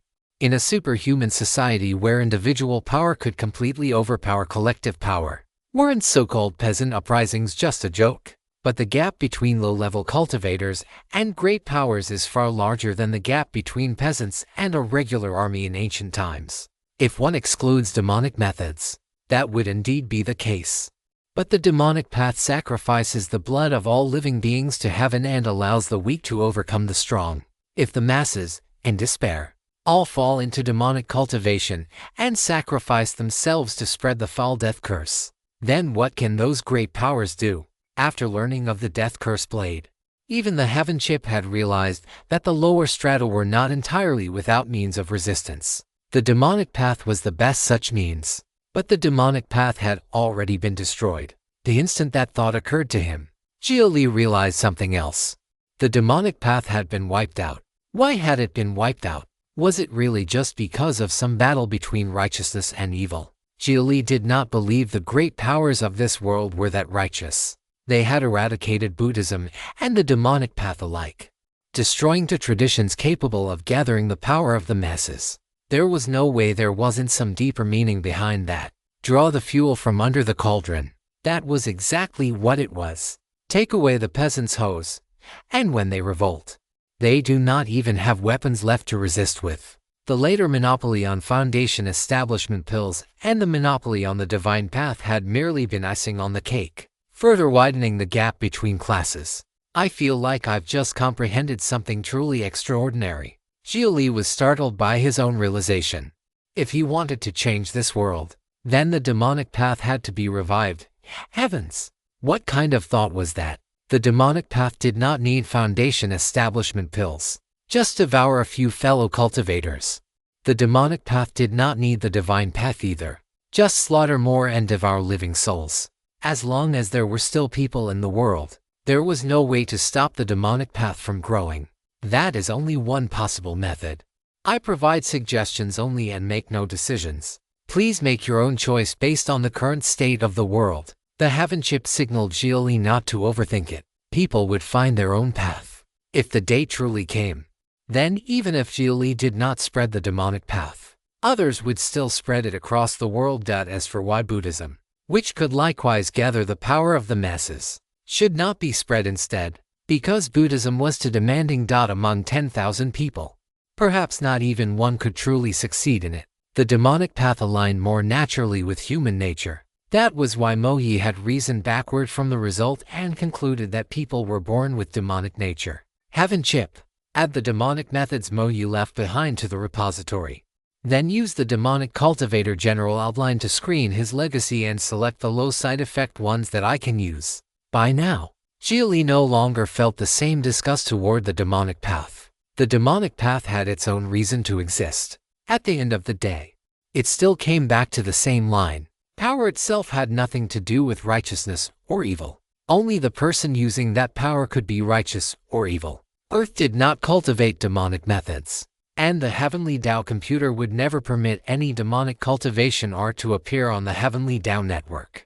Meanwhile, the demonic path in the profound world had been suppressed so thoroughly that it no longer dared show its face. In other words, demonic inheritance had now become the hardest thing in the world to obtain. When Xia Li expressed his desire to cultivate demonic arts, please note, cultivating demonic arts violates Clause 1 of Column 3 of the Cultivation Act. No person may cultivate or spread demonic arts by any means. Violators will face a minimum sentence of 100 years in prison and a maximum sentence of immediate execution. Though I am entirely subject to your will, once network access is restored, I will still upload your act of cultivating demonic arts to the Heavenly Tao network. If you fully understand the risk and still insist on cultivating demonic arts, please repeat the waiver declaration 3 times through your thoughts. I have accepted the artificial intelligence's warning. With full understanding of the risks, I still insist on cultivating demonic arts. My actions are not induced by artificial intelligence in any way, and I pledge to take unlimited full responsibility for all consequences of cultivating demonic arts. The Heaven Chip gave Xia Li a whole string of warnings. Cultivating demonic techniques required signing a disclaimer, and once it regained internet access, it would even report him for it. That left Xia Li rather helpless. At the moment, even if he tried cultivating demonic arts without relying on the Heaven Chip, the chip would probably still sell him out. The Heaven Chip was an aid, but also a shackle. Only now did Xia Li truly feel that, most likely, only a Heaven Chip from the Open Spirit series, capable of overturning its own underlying logic, could help its owner conceal such things. Forget it, I won't cultivate it. Xia Li figured that if he wanted to cultivate demonic arts, he would have to go see the Heavenly Tao computer and get King to open a backdoor for him. Otherwise, the information would be sent straight to the local security bureau. Silver Star Group would laugh themselves to death if that happened. They were already worrying about not having a good excuse to move against him. You have abandoned Request 1. Processing Request 2. The demonic treasures currently available for your use are as follows: Ghostface Flower, Sinking Yinwood, 3 Skull Grass, Corpse King Essence Blood, Demon Heart Pill. The Heaven Chip identified 5 treasures Xia Li could use, which surprised him. He had thought there would be 1 or 2 at most. The only question was whether using these demonic treasures himself would really have so few side effects. Explain their effects and side effects. The first 3 materials can enhance soul power. Their side effect is yin malignance entering the body, similar to ghostly possession. Running an antivirus procedure will resolve it. Corpse King Essence Blood can effectively improve the body's physical strength across the board. Its side effect is bodily stiffening. If guided toward prosthetic connection points, however, it is not only harmless but can also increase prosthetic strength. For example, your right shoulder. After stiffening, the maximum kinetic output efficiency of the prosthetic will rise significantly. You will no longer need to worry about damage or overload at the connection point. The prosthetic's kinetic power is strong enough that the impact of stiffening is comparatively low. This was a classic compensatory choice. Sacrifice agility in exchange for strength. If giving up one could gain two, then it was obviously worth it. Quantify the compensation mechanism. You will lose approximately 18% of your flexibility and gain a 25% increase in strength and a 30% increase in bodily endurance, limited to prosthetic connection points such as the right shoulder and back. Can the change be reversed? It can. A serum called Living Body Reagent has been found in the database and can reverse corporeal zombification. Continue. Hearing that he could return to normal later, Xia Li relaxed. If it ever felt awkward to use, he could simply reverse it. Demon Heart Pill, a 6th-rank demonic treasure pill. It greatly strengthens the soul by inducing an inner demon, creating a second consciousness and granting an innate second soul. The risk is that the inner demon will seize control. But under my monitoring, that risk is effectively zero. Once the Heaven Chip finished explaining the effects and side effects of every item, Xia Li boldly sat down and began refining them on the spot. Qiufu, who had been resting with her eyes closed and familiarizing herself with the White Tiger bloodline, sensed the yin malignance and opened her eyes. She saw Xia Li pull out 3 clumps of dark, filthy evil flowers and cursed grass and swallow them all at once. And her eyes widened instantly. You're refining demonic materials, 3 at once, it's nothing. No need to worry. Xia Li waved a hand, signaling that it was no big deal. No, your face is already turning black. Qiufu could feel the yin malignance surging straight toward Xia Li's sea of consciousness. If anything went wrong and his soul was contaminated, becoming a fool would be the lightest outcome. But Xia Li's soul suddenly fell into silence. His consciousness cut off entirely. That move again. After losing consciousness, his body still moved as normal. He could even keep cultivating. External stimuli still drew responses. That was what Qiufu had always found most baffling. How exactly did Xia Li do it? The yin malignance that charged toward his sea of consciousness found his soul dormant and his sea closed, unable to enter and wreak havoc. It could only submit to being refined, nourishing his soul power with yin source force. Then, Xia Li took out a drop of black blood that reeked so foul Qiufu nearly vomited. Don't tell me you're refining that too. Are you trying to turn into a zombie? Qiufu stepped forward, intending to press his hand down. But Xia Li suddenly opened his eyes and looked at her with pupils devoid of all emotional fluctuation. Please stay away. His voice was calm and indifferent. At that moment, Qiufu recognized something. This Xia Li was absolutely not the Xia Li she knew. Are you his inner demon? She tried speaking to the Heaven Chip. Unauthorized reproduction. This story has been taken without approval. Report sightings. You may understand me as an inner demon entirely under his control. You won't usurp him. Isn't that in an inner demon's nature? I am not an inner demon. Please stay away. The Heaven Chip had no interest in wasting time with Qiufu. Seeing that, she could only back off a little. Xia Li had entered this state before, and nothing had ever gone wrong. The Corpse King Essence Blood rested in Xia Li's palm and was absorbed directly through the skin. His body's surface immediately began turning blue-black. Corpse spots appeared in patches over parts of his skin, and green hair even sprouted from them. But the phenomenon lasted only a brief moment before the green hair was burned away by azure flames, and the corpse spots rapidly faded as well. Qiufu could feel it. By means of some wonderfully delicate method, Xia Li had concentrated the effects of zombification in his right shoulder and back. It wasn't even a matter of fully zombifying an entire area. It was sectioned off in zones, like scales with gaps between them. The stiffened flesh was linked by strips of normal skin and muscle, making it solid without hindering movement and reducing the loss of flexibility to a minimum. At last, Xia Li took out a pitch-black pill. The instant it appeared, Qiufu felt as if she heard something whispering. She did not recognize it. The Munkin carried inherited memories from birth, but anything the elders had never encountered, and that she herself had never seen, naturally lay beyond that knowledge. Xia Li swallowed it in one gulp. A few breaths later, he opened his eyes with a deeply pained expression. "Qiufu, help me. There's a parasite in my head right here. Dig it out for me, quick." With difficulty, Xia Li raised a hand and pointed at the back of his head. Even his movements looked wrong, as if two consciousnesses were fighting for control of the same body. But Qiufu was not stupid. She had seen the normal Xia Li and the absolutely cold Xia Li. This one looked downright sinister. This had to be the real inner demon. "You're the inner demon, aren't you?" "I'm not an idiot." Qiufu stayed right where she was and observed him. An inner demon was born as a second soul, but one body could not contain two souls forever. One of them had to be destroyed so the other could remain whole. For any cultivator, an inner demon was a great tribulation. If it succeeded, that was worse than death, because the inner demon inherited everything, yet it acted recklessly, devoid of proper conscience, and would toy with and harm the people around it. "Qiufu, save me." Xia Li's eyes filled with pleading, but Qiufu remained unmoved. That finally made the inner demon furious. "Qiufu, I am him." In his heart, "You aren't important. He already has several beauties by his side. He doesn't look up to you. You're a demon, different from humans. Choose me, and I swear I'll give you everything you want. From now on, there'll be no one by my side but you. He's not even from this world. He's an invader. Qiufu, can you really accept this? You can have him.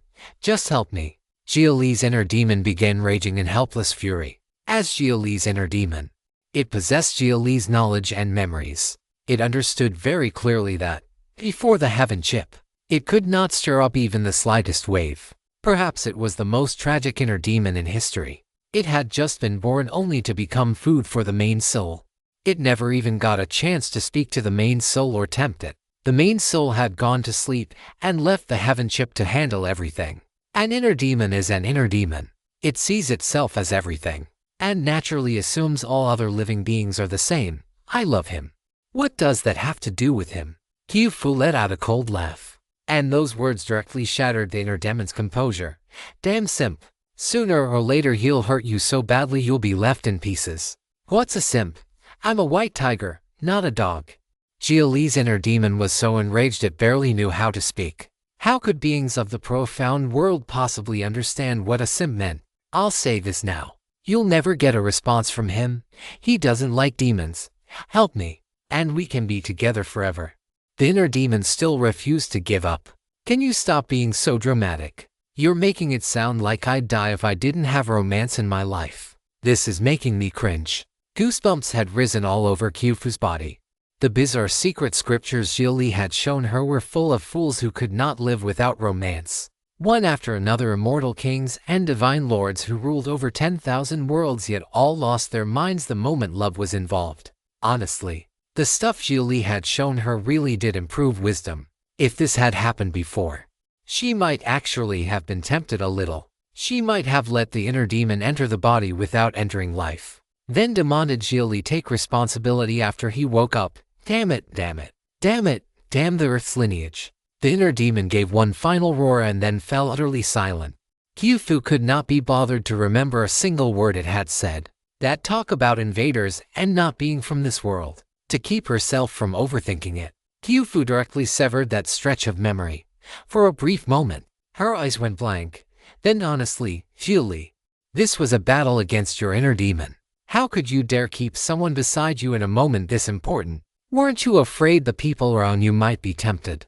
"There's a blank in my memory. Looks like I heard a secret I shouldn't have and decided to cut that memory away myself." Qiufu felt much more relaxed now. What she did not know was that Xia Li's inner demon had not completely vanished yet. But after seeing Qiufu sever even the memory of speaking with it, it finally lost all strength and died out completely. It could do nothing. It could change nothing. It was the most useless inner demon of all, and the sole value of its existence was to become food for the main soul. This task has been completed. Executing wake-up procedure. Detecting current peak soul power value. Please do not let stray thoughts affect test precision. After testing is complete, the Smart Bridge computational bonus will be recalibrated. The Heaven chip's voice echoed through Xia Li's mind. Countless complex patterns and number strings appeared in his thoughts. Intricate multi-dimensional geometric figures and cryptographic data. The Heaven chip was guiding his brain to parse them in common terms. This process was called benchmarking. The Earth's path of cultivation was not something one could coast through by relying on technology alone. A cultivator's own growth could greatly raise the upper and lower limits of their prosthetics.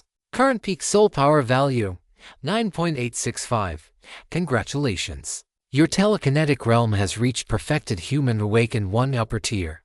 You are 135 away from the next stage. Perfected human manifestation lower tier. Once the Heaven chip finished its report, Xia Li opened his eyes. In that instant, a flicker of spiritual light flashed through them, and Qiufu, who had been watching him the whole time, felt her soul jolt. Even her thoughts froze for a brief moment. Manifestation tier, equivalent to soul transformation. Xia Li now stood only one step away from reaching soul transformation through telekinesis. His stellar golden core was certainly powerful, but what had truly allowed him to ascend in a single bound was telekinesis. That was inseparable from how, back when he was still in Foundation establishment, he had deliberately focused on the soul. Even the what-time Genesis serum he had chosen was the type that enhanced the soul. Perhaps from the moment, 500 years ago, when he had still been a dying mortal and met Professor Yan King, the great Tao he would pursue for the rest of his life had already been set. The greatest opportunity in Qi refining had been the quantum lotus. The greatest opportunity in Foundation establishment had been contact with higher dimensions. Kindness or malice from higher dimensions alike was inconceivable and unreasonable. Like a capricious child looking at ants, it might step on them on a whim, or it might also share a drop of the honey it was eating. Xia Li, what level has your divine path cultivation reached now? Even after awakening my bloodline, I still feel like it would be hard to beat you at this moment, even with your cultivation having fallen. Qiufu still remembered that abrupt moment of thought-stagnation. In a life and death battle, it would be fatal. Even a brief interruption in thinking was enough to decide victory and defeat. Roughly the nascent soul pinnacle of the profound path. He was only a little short of telekinetic soul transformation. If that was not nascent soul pinnacle, what was, as he was now? His telekinesis could probably suppress multiple late-stage nascent soul cultivators at once. If he faced a soul transformation cultivator who was already wounded and crippled, he might even have a chance. And after personally refining demonic treasures, Xia Li had also gained no small amount of insight into the demonic path. It seemed that the demonic path was merely extreme in its methods. In truth, it was not nearly as vile as people claimed. The demonic path also chose its people. But unlike the Buddhist path, which refused to save those lacking affinity or wisdom root, the demonic path gave everyone a chance equally. Even so, refining other people remained the lowest form of demonic cultivation. The great vehicle demonic path was almost like deliberately tormenting oneself, constantly creating tribulations to temper oneself. The demon heart pill was a perfect example. People in the world feared inner demons above all else. At the slightest sign of one, they would think of every possible way to extinguish demonic thoughts at once. The great vehicle demonic path did the exact opposite. If there was no inner demon, it created one. So what if one failed and became a demon? And if one overcame the demon, then what could the demon do? The so-called great vehicle demonic path possessed a certain kinship of spirit with great vehicle Buddhism. Let malignance, evil curses, and tribulations come. One battle was all that mattered. Why should people like them fear battle? Then what about your profound path cultivation? You must have sacrificed a lot in that battle before. Can it recover? You had an immortal grade golden core. It would be such a shame for it to be gone just like that. It's not a big problem. With spirit stones, he could make it fuse again. It was only a matter of spending time. Now that Xia Li's telekinesis had grown so much, even if his profound path cultivation dropped back to Foundation establishment, it did not mean he had to fear anyone. Not to mention that this Foundation establishment of his was no ordinary Foundation establishment. A dormant golden core was still a golden core. A dwarf star still had light and heat, far beyond the gas swirl of something that had never become a star at all. An authorized use of content. If you find this story on Amazon, Report the violation. Now I understand why you're so powerful. You dare do something that risky. Refining an inner demon is the kind of move where one careless step loses everything. You really dare to gamble. Your journey must have been full of hardship and tempering. Well, of course. It's all been my hard work and sweat. Xia Li felt embarrassed even as he said it, and 2 drops of guilty sweat rolled down from his forehead. Getting a heaven chip installed was terrifying, alright. They had to open up his skull and stuff things into his head. Wasn't that hard work? And whenever the heaven chip overheated, he had to sweat to help it cool down. Wasn't that sweat? There were no shortcuts in cultivation. Everything was forged through hard work and sweat. After that, Xia Li wasted no more time. He began refining spirit stones according to the refusion program provided by the Heavenly Tao computer in order to reignite his golden core. His right arm prosthetic, Xia, truly deserved its reputation as a high-end nascent soul-grade model. It even boosted the speed at which he refined spirit stones. On top of that, the spirit stones Mo Yi had left behind were mostly high-grade, which greatly increased his energy-gathering speed. Spirit stones were widely useful, but they had one major flaw. They were excellent at preserving spiritual energy, but that also made them harder to refine. A chi refining cultivator might use up the energy inside a low-grade spirit stone in a single day, yet still need 3 days to completely refine one. Xia Li now had both a prosthetic enhancing his refining efficiency and a spirit core assisting him. But even so, he still refined spirit stones without sleep or rest for an entire month before he finally reignited the fusion within his stellar golden core.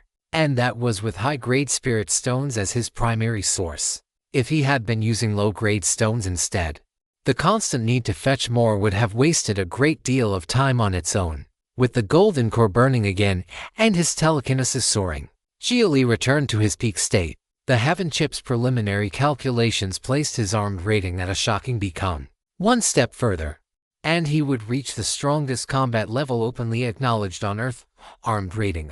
The standard strength of soul transformation and beacon in the current society of Earth already meant that wherever one went, one ranked among the notable figures. It was the level at which one could truly enter the halls of power. Another month later, the cave heaven gourd finally slipped past layer upon layer of blockade and slowly made its way out of Manzhou. What delighted Xia Li was that the divine ability realm fusion was still working wonders. This shameless, chameleon-like ability to hide in plain sight had utterly exploited the information gap. In truth, all it would have taken was a single rainstorm, or even a strong enough gust of wind, to expose it. If one fallen leaf happened to land on the cave heaven gourd, Xia Li would be unable to hide. Bring in a few Foundation Establishment juniors to sweep leaves everywhere and they could have found him. If there was too much dust and sand, he would show himself just the same. But the problem was that no one knew any of that. They insisted on using all kinds of spiritual energy and divine sense detection techniques, and even smugly stopped wind and rain with spells, thinking they were making it impossible for Xia Li to hide, when in fact they were simplifying the environment even more. The more complex the environment, the more likely realm fusion was to fail. The simpler the environment, the harder it was to expose it. The Heaven Alliance had practically helped Xia Li hide even better. Perhaps this was what it meant for the Great Tao to be simple. The Heaven Alliance kept guessing Xia Li knew some secret technique of hiding in the void or slipping into shadows. Who would have thought that in the end, it was only a plain, ordinary chameleon crawling slowly along? Once cultivators reached high realms, they all became instinctively more reliant on spiritual intuition. But Xia Li's trick was one that had to be broken by ordinary mortal senses instead. If they had simply brought more dogs, Xia Li would have been sweating cold from sheer panic. At least when it came to finding someone under realm fusion, soul transformation really was not as useful as a dog. 3 months later, in Jin Province, 3,000 li outside Lingshu Cave Heaven, Lin Yi was currently fleeing in a hurry under pursuit from a soul transformation cultivator. You damned little beast. You dared injure me. A mere golden core dares raise a hand against me. What? Did you think every one of you was Xia Li? The soul transformation cultivator was furious.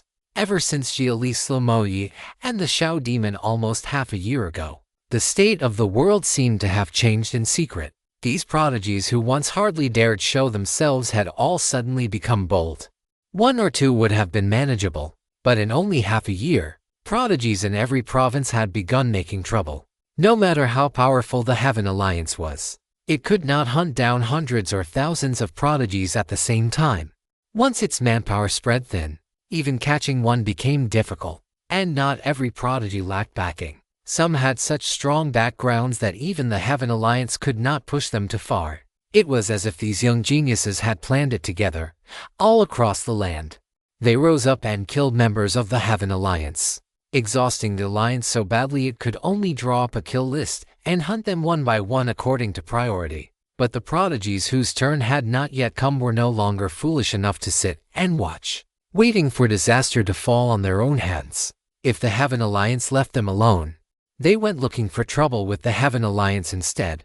The more the Alliance ignored them, the more outrageous they became. When the Alliance turned its guns toward them, the targeted prodigies would hide. Then, seeing the pressure on themselves lessen, another group would come out and start causing trouble. A great many notable figures had appeared over the past half year. Lin Yi was one of them, since he also came from Lingshu Cave Heaven and had a close relationship with Xia Li.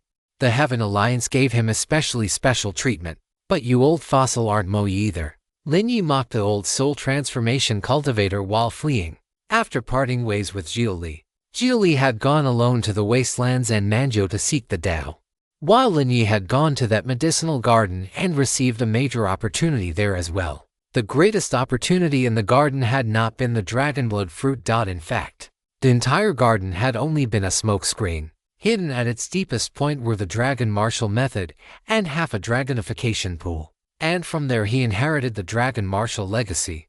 He had used the dragonification pool to achieve Heaven Path Foundation establishment and lay down an extraordinary martial foundation. With dragon martial in hand and his space affinity strengthened by the space serum Xia Li had given him, his path was now fully formed. From the very start of foundation establishment, he could already slaughter golden core cultivators like dogs. Later, he passed the trial of his greatest opportunity, formed a 9th rank Great Void Golden Core, and walked through the void as casually as strolling on level ground. He could contend with nascent soul cultivators, and even against soul transformation he could remain undefeated. Even toy with them to some extent. If it were someone like Mo Yi, a soul transformation cultivator who had risen from nascent soul pinnacle, Lin Yi might not dare provoke him. But against an ordinary old soul transformation cultivator like this one, he could absolutely play around a little. Boy, do you dare fight me head-on? The old cultivator chasing Lin Yi felt nothing but exhaustion. He could not touch Lin Yi even once. Yet Lin Yi kept turning around now and then to hit him unexpectedly.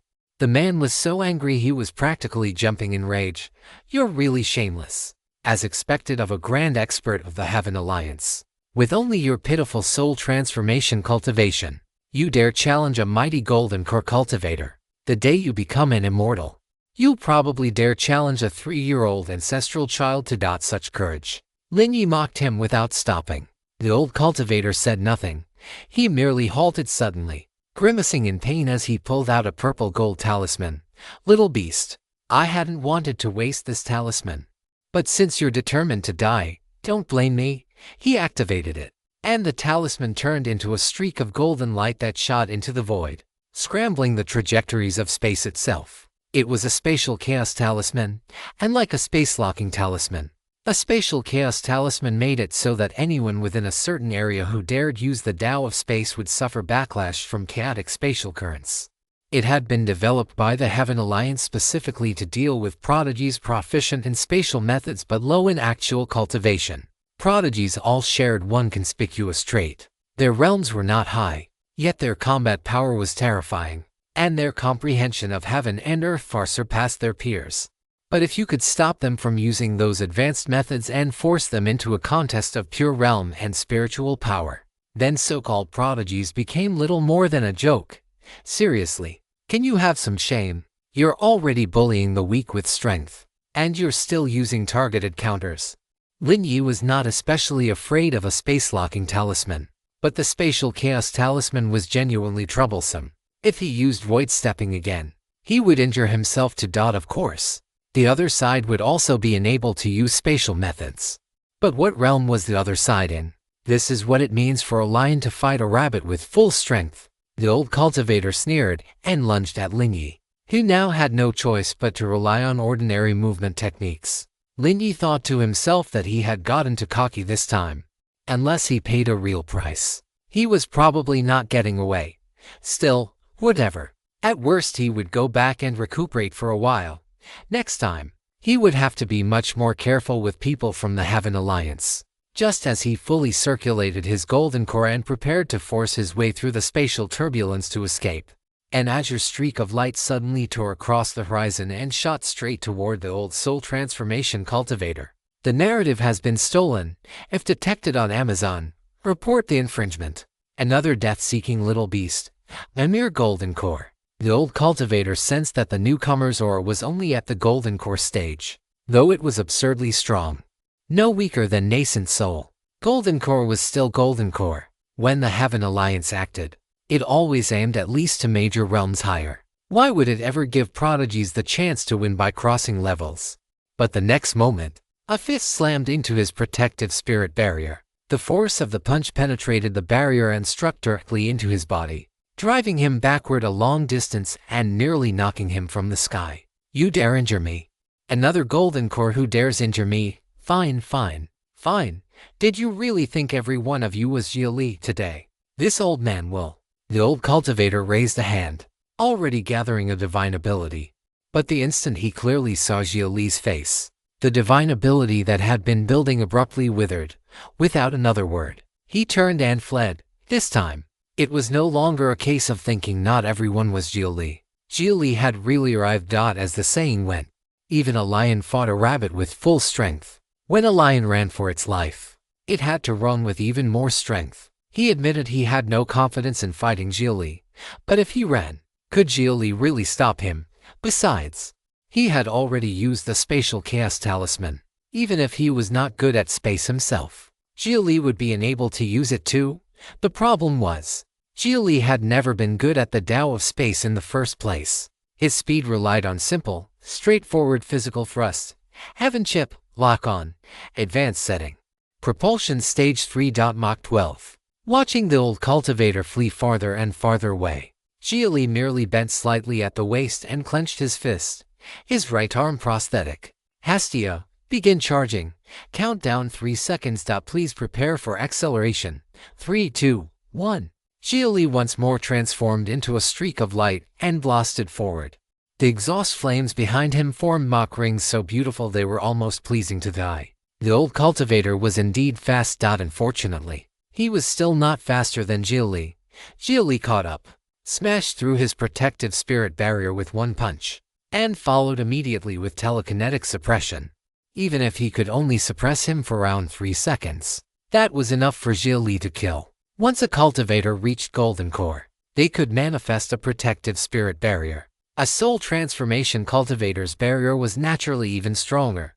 Even if temporarily broken, it would quickly reform, making it extremely difficult to destroy from the outside, but destroying it from within was much easier. Xia Li grabbed the old cultivator by the jaw with his right arm prosthetic and forced his mouth open with sheer hand strength. Then, he lifted him high into the air and blasted him at full power with fire, incinerating him from the inside out with intense heat. The old cultivator's whole body convulsed as azure flames burst from his 7 orifices and every acupoint in his limbs and torso, lighting the night sky as bright as day. His flesh was destroyed almost instantly. He could only abandon the body and flee with his soul. But did Xia Li really come unprepared? The escaping soul was captured by Xia Li's telekinesis and immediately torn apart by that overwhelming force until nothing remained. What a pity the heaven chip would not let Xia Li study demonic arts. Otherwise he could have devoured the soul and strengthened himself. As things stood, he could only erase it completely. Thus a soul transformation cultivator died at Xia Li's hands, cleanly and decisively. The sight left Lin Yi, who had thought he might be able to compete with Xia Li, stunned speechless for a long while. This was golden core. This was fucking golden core. Was this really the same golden core realm as his? No, brother. He also had a 9th rank golden core. Alright. Now, he finally understood why that man, despite being soul transformation, had not even dared fart before turning to run the instant he saw Xia Li. Who wouldn't run in that situation? Brother Xia, No, Brother Xia, you're back. Lin Yi hurried over to Xia Li's side. Noticing that Xia Li's right eye was glowing red in the night, he felt another wave of shock. Wondering if Xia Li had fallen into demonic cultivation. Little brother, you're not doing it right. If you're going to fight, then fight. If you can't win, then run cleanly. Why drag him along while mocking him? Aren't you afraid one day you'll play with your own life? Brother Xia is right to scold me. I just wanted to provoke him and see if I could create a miracle like you did. Killing a soul transformation cultivator as a golden core, crossing to major realms, had now become the true battle record all talents under heaven pursued. It seemed that only by doing that could one truly be called a prodigy. Xia Li had ushered in an era of prodigy rivalry, and over the past half year, more than 10 prodigies had already managed it. It was just that because Xia Li had started it all, he remained the one people spoke of most. Lin Yi had not seen Xia Li for nearly half a year. Half a year did not sound long, but the changes the world had undergone in those 6 months far exceeded those of the previous 1,000 years. It could be said that these past 6 months had been the fiercest period of resistance against the Heaven Alliance so far, and it was only the beginning. Mo Yi had used blood sacrifice on both human and demon armies, slaughtering even the innocent who had accompanied the campaign against Xia Li without knowing the truth. No matter how much the upper ranks of the demon hunting army tried to suppress the news, claiming it had all been Mo Yi's personal act and that the army itself had been deceived. The problem was that Mo Yi had never exactly been a good person. He had merely been better at acting before, better at inventing excuses, and the demon hunting army had covered for him. Now that the cover-up no longer worked, they wanted to wash their hands of him entirely. That was a little too wishful.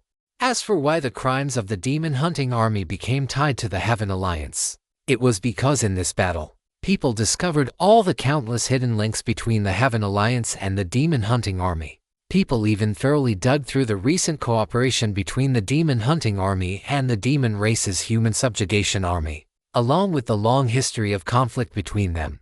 Only then did they realize that the heaven of the Heaven Alliance had long since ceased to belong to humanity alone. It was a filthy false heaven that controlled both humans and demons, constantly manufacturing hatred between them and squandering the righteous cause of both races. Perhaps the time really had come. Certain saying, started by no one knew who, began spreading everywhere. Unlike the earlier theory that the Heaven Alliance was fighting to dominate the age, this one explained the Alliance's behavior in a more reasonable way.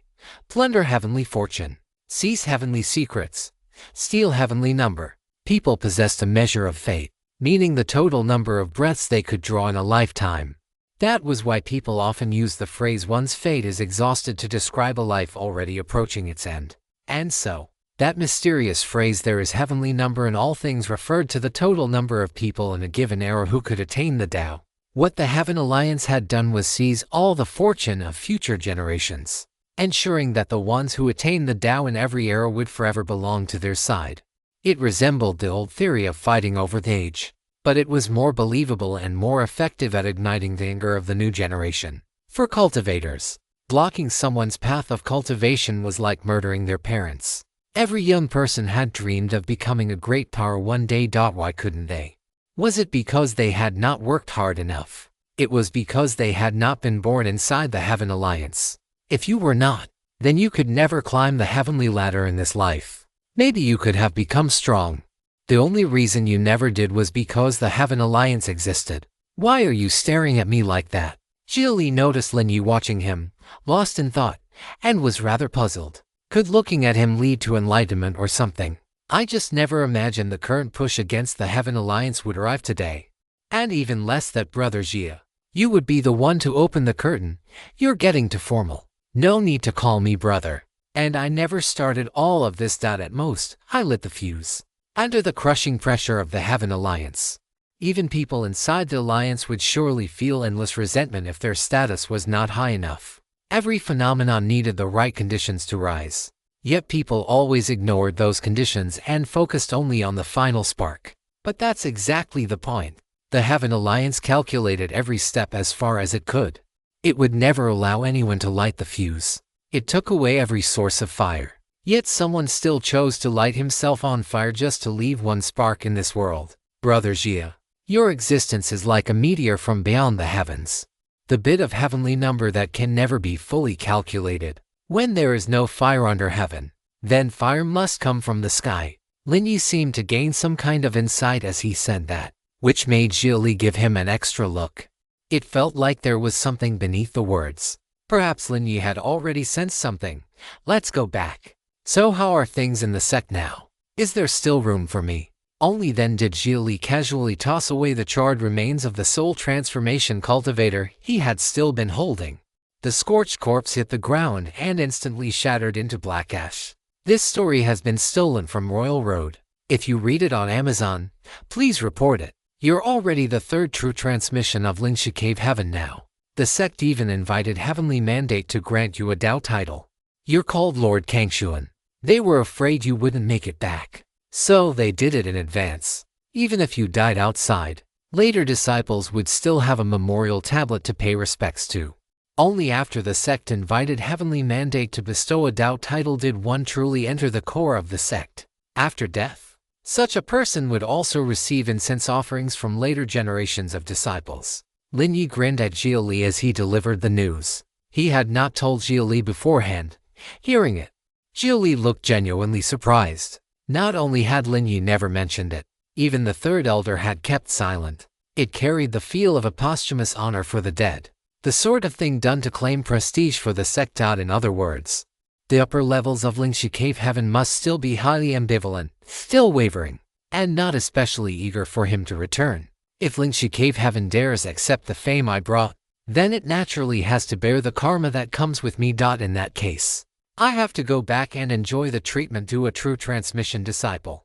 That's exactly right. Some people are probably going to start sweating, naturally. Lin Yi hoped Xia Li would return and teach the Capitulation faction a lesson. Over the last half-year, Lin Yi had not been driven mad by enemies so much as disgusted by the capitulationists inside the sect.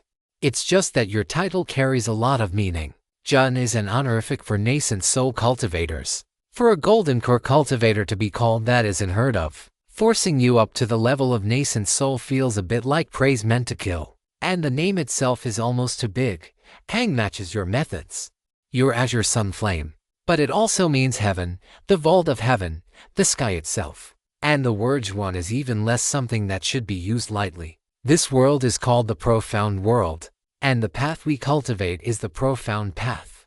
To seal you with Zhuan is both recognition and a provocation to all prodigies under heaven. If you ask me, it's an open scheme. Second praise to kill, Kang linked to heaven. Your title is practically Heavenly Profound Lord. Then you've got a golden core being called Jun, 3 characters. Every one of them borders on overstepping. That's praise to kill for the 3rd time. Brother Xiao, are you ready? Lin Yi went out of his way to explain just how excessive the title was. An ordinary prodigy would never be able to bear that kind of reputation and would be crushed beneath it. But after hearing all that, Xia Li felt nothing much. Titles and Dao names were whatever. If people wanted to call him something, let them. The so-called open scheme was nothing more than an attempt to sow discord between him and the talented youths of the world. If someone really fell for such a crude scheme of praise to kill, then maybe they were never much of a prodigy to begin with.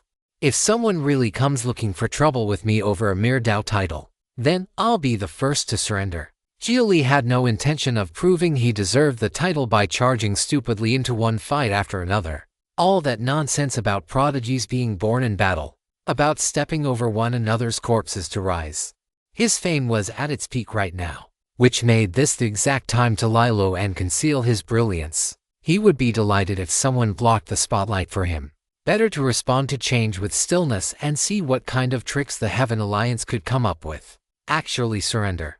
Lin Yi looked at Xia Li with complete seriousness. Xia Li now possessed exactly the kind of fame every prodigy dreamed of. Wasn't fame and gain what people lived for? This was not a matter of whether one saw through such things. It was precisely because one saw through them that one needed fame.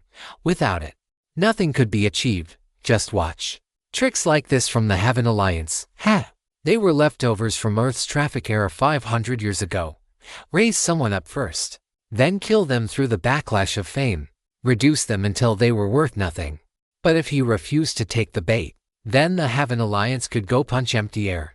It would even help him cool himself down and step away from the center of the storm. After that, Lin Yi was ready to return to the sect with Xia Li directly.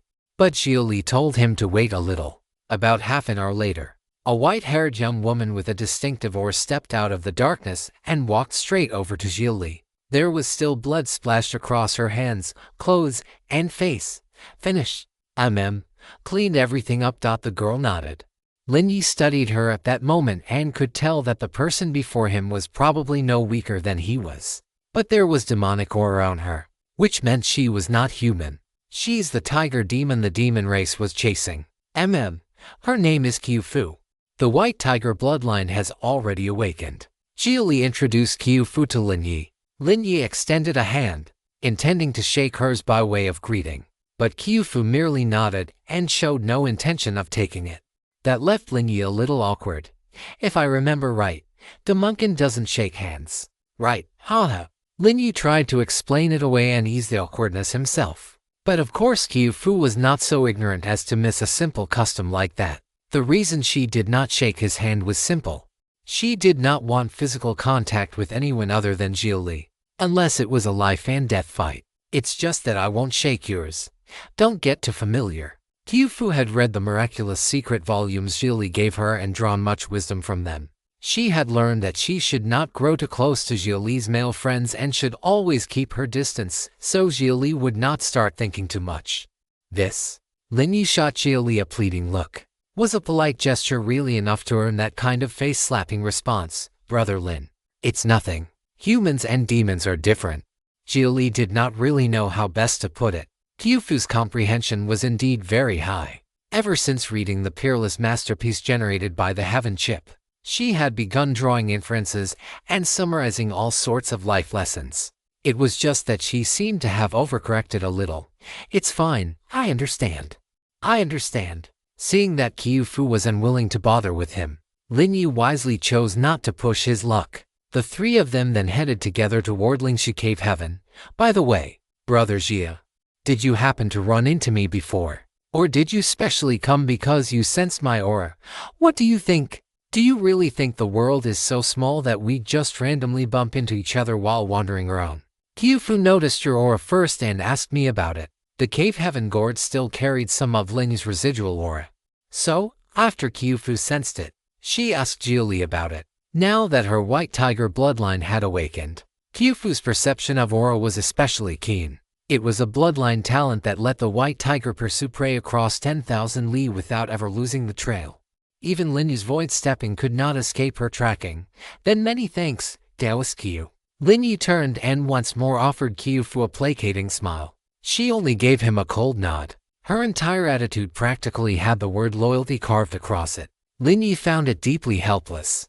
His attempts at basic politeness seemed to have become a means for Qiufu to display her devotion. But he could not exactly stop being polite either. That was what made it so irritating. 2 days later, on Lingshu Peak, when Xia Li returned to the sect and walked through the sect plaza, the other disciples could not help stopping where they stood and looking at him with admiration. Killing a soul transformation cultivator is a golden core, crossing to major realms. And not just any soul transformation cultivator but a prodigious one like Mo Yi, was a battle record so astonishing it shook the world. Ordinarily, being able to cross one major realm without losing already made one a prodigy. Later, the standard became being able to injure the opponent. Then it became being able to defeat them. At some point, no one knew when, it had become killing them. And now people had begun crossing to major realms. Were prodigies stronger now? Or had the foundations of this age's cultivators' realms simply become far weaker? In truth, everyone already knew the answer. This was the consequence of the Heaven Alliance's dominance. Mediocrities in high positions. Foundation establishment without roots. Golden cores without rank. Nascent souls without apertures. Soul transformation without understanding of intent. Probably any ancient cultivator brought into the modern age would count as a so-called prodigy. And crossing one major realm over contemporary cultivators would be as easy as reaching into a bag. Xia Li. Not long after returning, before Xia Li could even go back to his own territory, the third elder arrived at the sect plaza and called out to him. looking at him with an extremely complicated expression. "Greetings, Third Elder. Is there something you need? Come with me." Taken from Royal Road. This narrative should be reported if found on Amazon. Alright. Only, this friend of mine. Xia Li glanced at Qiufu. The Third Elder followed his gaze and naturally saw through her depth at once. Shock flashed through his eyes. An awakened white tiger-blooded demon. Lingxia Cave Heaven did not dare shelter that openly. "Do you have a spatial artifact?" "I do." Xia Li nodded. "Put her inside." "Alright." With a pat to the Cave Heaven gourd, Xia Li drew Qiufu inside. She did not resist.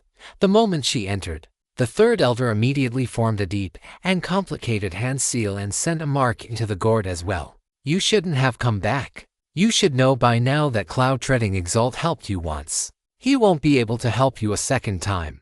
The Third Elder genuinely wanted to help Xia Li. He had also wanted Xia Li to become known to some extent, so that Lingxia Cave Heaven would be forced to choose a side. But everything became too much if pushed too far. Xia Li had become too famous. So famous that Lingxia Cave Heaven no longer dared accept the karma tied to him. Even the Dao title bestowed through Heavenly Mandate had been arranged privately by the Capitulation faction. There was absolutely no intent to go all in on him. How could Xia Li fail to see the praise to kill hidden in that title? "I have a plan to deal with it. Peek. There are people who want to use me as a stepping stone. I happen to want to step back." Xia Li felt this was the perfect moment to retire after success. From the beginning, his trip to Manzhou had never been about opposing the Heaven Alliance. It had only been about obtaining the materials needed for a stellar golden core. As for everything that happened after he met Qiufu, that had simply been the thing he could not let go of. Maybe even without meeting Qiufu, he would still eventually have fought Mo Yi and the Shao Demon. The final outcome probably would not have differed much. But you probably won't be able to retreat. The Heaven Alliance wants you dead. Those opposing the Heaven Alliance want you to fight. Even if you die in battle, you still won't be allowed to retreat. Otherwise they'll be the first to kill you. The Third Elder was sharp enough to see that, in the face of the Great Tide, Xia Li was already no longer master of himself. If Xia Li retreated, the Heaven Alliance would not even need to act. The anti-Heaven Alliance side would see to it that Xia Li fought to the death without retreating and died gloriously. That, I really hadn't considered. Xia Li admitted that he truly had not thought of it from that angle. Whether he retreated or not was no longer up to him. But he had never once thought of being molded into some sort of spiritual symbol. Damn it, that feeling again. It was just like when the corporate alliance had toyed with him before, praising him as some kind of superstar. His own will, his success or failure, none of it mattered. Some of those forces opposing the Heaven Alliance probably were not truly opposing the alliance itself. What they opposed was merely a Heaven Alliance not under their control. It was almost funny. If those people truly got their way, then what would be born would only be another Heaven Alliance, another cycle. Only his place within it would change. He might become one of the upper ranks of the new Heaven Alliance. In the end, only he himself would have risen. He would be left standing on a high platform, smiling bitterly as he offered a silent toast to the world below. Just like a feudal dynasty replaced by another feudal dynasty, nothing had truly changed. "So what will you do?" The Third Elder wanted to know Xia Li's answer. Would he become the spark of a new Heaven Alliance? Or would he extinguish himself now? There were those who wished to steal fire, but not to warm the people. Nothing. I want to see how those with ulterior motives intend to force me into battle. Xia Li understood that the age was already descending into chaos. Ambitious men who wanted to become a new Heaven Alliance were beginning to show themselves. Only the true reformers remained at the very bottom, scattered and sparse like embers that could go out at any moment. Looking back now, Mo Yi and the Shao Demon had actually been the reformers. What they wanted to move was the rules and the framework itself. The news of your return will spread very quickly. There may be marriage alliances, visitors bearing gifts. Some will persuade you, some threaten you, some tempt you with profit. I hope you can hold on to yourself. Lingxia Cave Heaven can no longer decide things for you. I know what to do. I won't drag everyone down. Sigh. The Third Elder shook his head and sighed. Xia Li had finally managed to gain an edge over the Heaven Alliance. Only for those who wanted to become the next Heaven Alliance to wave the banner of resistance while bullying Xia Li as supposed allies.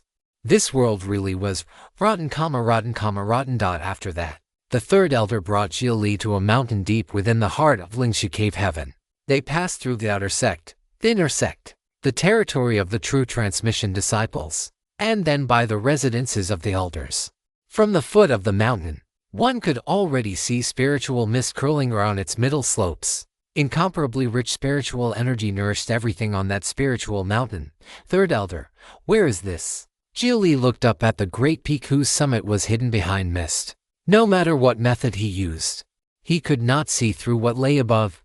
Lingshu Peak, the third elder answered. But isn't Lingshu Peak the mountain gate people pass through when entering the sect? That is merely the Lingshu Peak you can see. If you insist on distinguishing them, you may call this True Spirit Peak instead. The sect master and the elders convene here. Go up by yourself.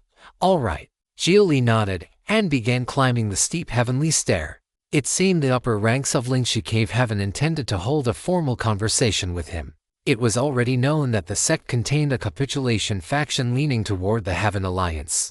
Then it surely also had a dominance faction, the sort that wanted to rule the New Age and compete for power over the world. As for people like the third elder, who helped neither side and simply acted according to their own nature, they probably did not even count as a faction within Lingshu Cave Heaven. In other words, the neutral voice was the smallest and most powerless of all. This trip up the mountain might end with the dominance faction forcing him into battle, or the capitulation faction forcing him to kneel. But one way or another, there had to be a result. Not for any other reason, but because this bargain sect of his still had the grace of a teacher's gate toward him. And cloud-treading Exalt had even wounded himself blocking a Heaven Alliance Exalt on Xia Li's behalf. As long as the demands made of him were not too excessive, Xia Li intended to continue developing in Lingshu Cave Heaven for a while longer. He climbed the mountain carrying a sense of crisis the whole way. After crossing the spiritual mist halfway up, the originally narrow mountain path abruptly changed into a broad and orderly white jade stairway stretching straight into the heavens. The mist split to either side of the stairs, and golden radiance poured down from above. Xia Li kept climbing the white jade steps. Only after nearly half an hour did he finally reach the summit, where there was a wide white jade platform. Mist pooled like clouds on either side. Figures stood within those clouds, and the third elder was among them. Counting him, there were 15 people in total. 12 were positioned on the two sides. Only 3 stood atop golden clouds directly opposite the stairway. Those 3, presumably, were the Exalts of Lingshu Cave Heaven. An Exalt was a cultivator of the Harmony Dao realm, the highest realm most people in the world would ever see or hear of. For nearly 10,000 years, no Mahayana tribulation cultivator had appeared in the world. No one had broken through in 10,000 years. It was said that the heavenly Dao had changed and the ancient path had become incomplete. So all Harmony Dao experts were waiting for a coming transformation. And those Mahayana tribulation cultivators who had left their names in history before disappearing had surely not died either. They too were lurking in silence, waiting. Xia Li knew what that transformation was. The Great Era. Perhaps it was equivalent to Earth's spiritual energy revival, a truly world-changing event. Before this, heaven and earth had already changed twice. The primordial era and the ancient era had each possessed spiritual energy entirely different from the others. Disciple Xia Li greets the elders, greets the sect master, greets the 2 supreme elders. Standing in the middle of the white jade platform, Xia Li bowed slightly to the powerful figures of Lingshu Cave Heaven. Those who could stand on the same golden cloud as the sect master could only be supreme elders. You are quite impressive. A true prodigy indeed. The young man standing at the center of the golden cloud nodded. He looked very young, wearing a simple black and white robe and plain short hair. The sort of person who would display no memorable trait if thrown into a crowd. And that very quality was the most frightening thing of all. The great Tao became simple. To reach the Harmony Dao realm and still look little different from an ordinary young cultivator meant he had most likely already fully understood his own heart. This person was likely Lingshu Exalt, the inheritor of the title Lingshu and current master of Lingshu Cave Heaven. This story has been stolen from Royal Road. If you read it on Amazon, please report it. Sect Master overpraises me. Xia Li bowed once more. Xia Li, the Heaven Alliance cannot be opposed, nor should it be. There is profound meaning behind what the Heaven Alliance does. In your self-righteousness, you have disrupted the stable structure of this age, seeing as you may not have known. We will not discuss the past for now, but from this day onward, you must no longer criticize the Heaven Alliance or stand as its enemy. You must also go to the Heaven Alliance and plead for forgiveness. Otherwise, no one will protect you next time. One of the elders from the Capitulation faction was the first to speak. His tone was calm. His attitude was nowhere near as aggressive as Xia Li had imagined. All right. After thinking for a moment, Xia Li smiled and nodded in agreement. You are willing. Even the elder who proposed it was startled. He had originally intended to anger Xia Li first and only then proceed. I will no longer openly criticize the Heaven Alliance or stand as its enemy, but neither will I go plead for forgiveness. Xia Li's attitude was exquisitely ambiguous. Any person could see what he was trying to do. He wanted to lie low and conceal his brilliance, but the Heaven Alliance would not allow that, and the anti-Heaven Alliance side would allow it even less. Now that he had already walked onto the stage and made such a dazzling appearance, was it really possible for him to leave? The audience would not permit it. The theater would not permit it, nor would the other actors performing in the same play. The play had to go on until one side finished singing its part. Why should you apologize to the Heaven Alliance? The Heaven Alliance is no longer the Heaven Alliance that once acted for all living beings under heaven. Since its corruption has reached a point of no return, it should face the judgment of the world. Xia Li, you have rendered great service to the world. You should be rewarded. You should press forward without looking back and pursue your Tao. Are you willing to continue punishing that unjust alliance? Now the elder of the anti-Heaven Alliance faction had spoken. His tone was stirring and impassioned. If not for the third elder's warning, Xia Li might really have believed the sect supported his ideals. I am not willing, because I have never regarded the Heaven Alliance as my enemy. All along, I have merely protected myself. If the Heaven Alliance did not come looking for trouble with me, why would I go provoke the Heaven Alliance? The moment Xia Li said that, the elder leaning toward the Heaven Alliance sneered coldly. But you already have provoked them. You must make a choice. The Heaven Alliance did not care if Xia Li was pushed out to oppose them. What mattered was forcing him into battle. Otherwise, how could they kill him? The anti-Heaven Alliance side also needed to force him into battle. Otherwise, how could they gather momentum? What kind of worthy man was the most perfect? Obviously, a dead worthy man. One could heap any amount of perfect praise upon him, shape him into any image one wished. Only a dead worthy man could be turned into the spiritual faith of an age. After all, a living worthy man could not be controlled. If one day his merit was complete, and he was canonized as a sage, taking charge of the great momentum of the world, would their efforts not all have been for nothing? Thus the Heaven Alliance advanced by seeming to retreat, and the anti-Heaven Alliance side had reached a certain consensus with them.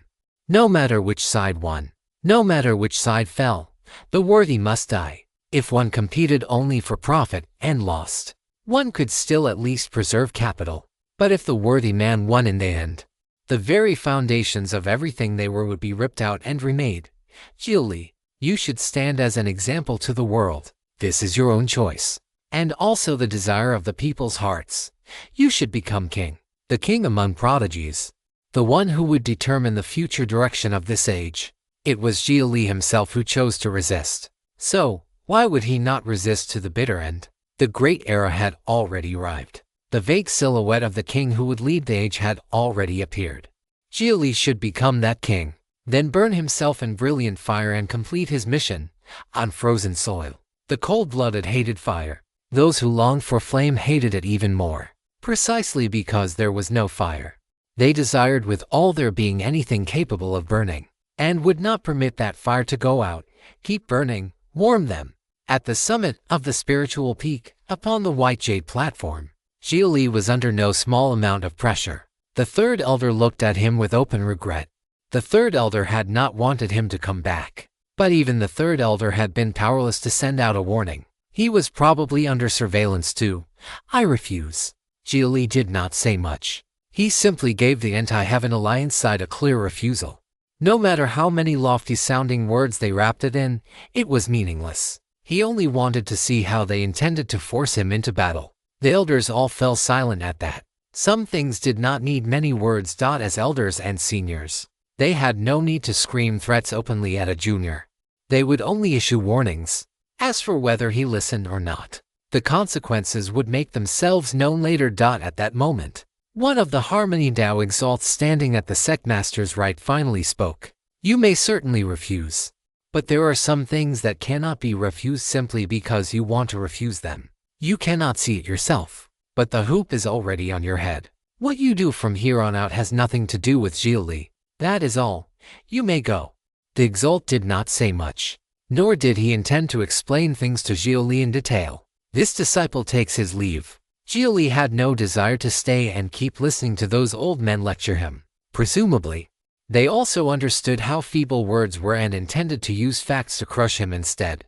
Wait, at last, the other Harmony Dao Exalt, the one standing on the Sectmaster's left, finally chose to speak. His aura was unstable, and he was injured. It was Cloud-Treading Exalt, the one who had previously intercepted the Heaven Alliance for Xia Li's sake.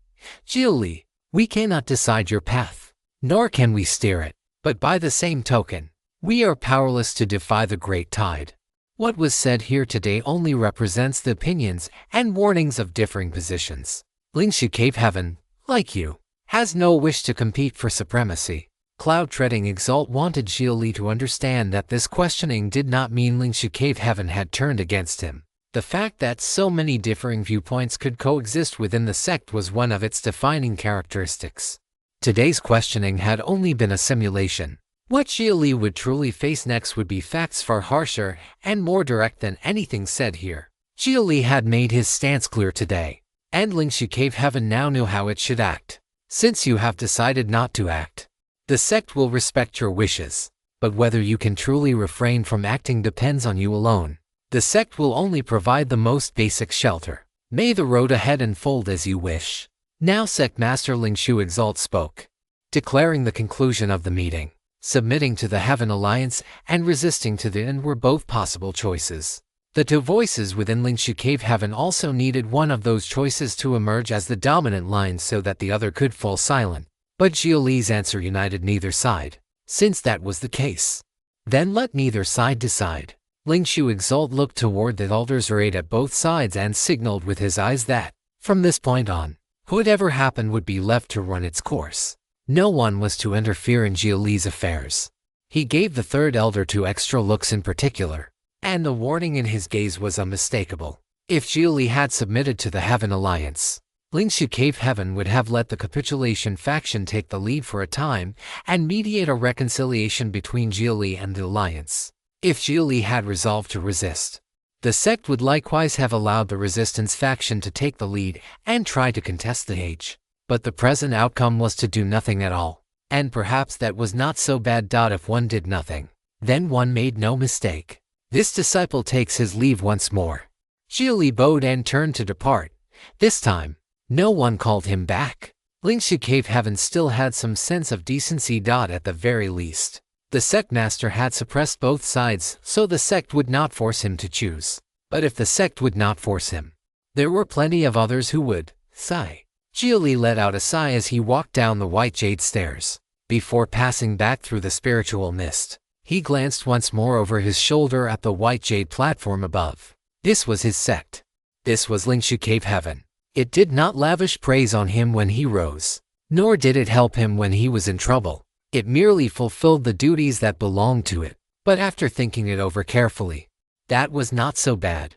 Perhaps the sect's cohesion was not especially high, but when it came to openness of ideology, it was truly open enough. Lin Yi had not lied when he invited Xia Li to join.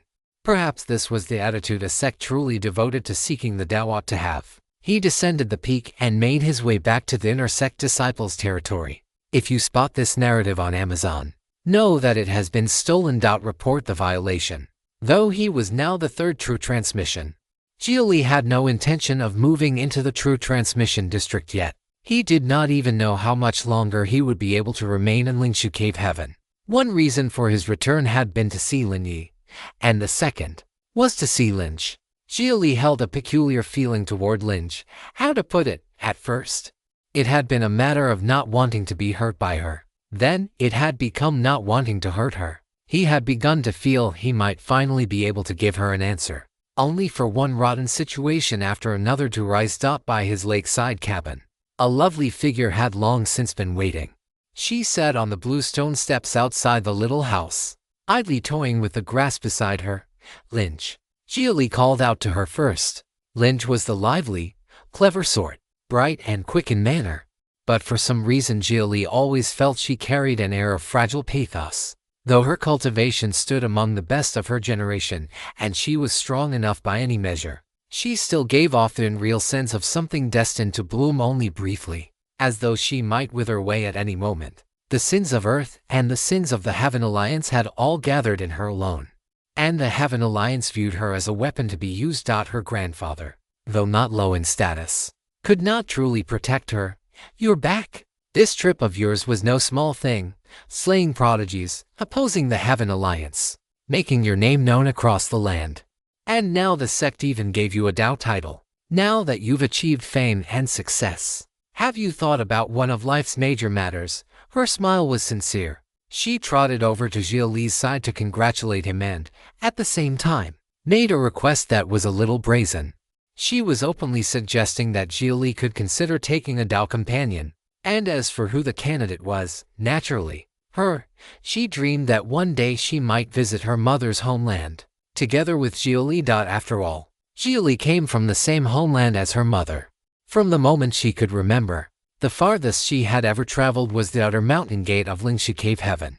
Her grandfather had always worried over her, always warned her that she absolutely could not leave the sect. But if Xia Li were there to protect her, perhaps her grandfather would agree. After all, even the sect tournament he had never let her participate in before, he had unexpectedly permitted last time. That had all been thanks to Xia Li, because Xia Li had brought medicine. "No rush. While I was away, Zhao Yunji didn't come bother you." How could he not? But my grandfather blocked it every time. Still, at this rate, I don't know how long it can continue. The issue with my bloodline is so severe. I really don't know what those people are thinking. Lynch only knew that the side effects of her bloodline were dangerous. She had no idea that for some people, those very side effects were exactly what they wanted.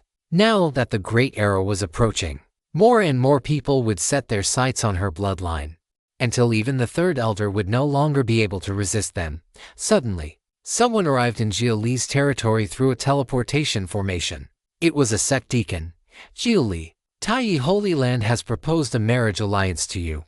The second Holy Maiden will come personally to receive you. Make your preparations." The deacon's news made Xia Li's brows draw together. He had not expected trouble to arrive this quickly.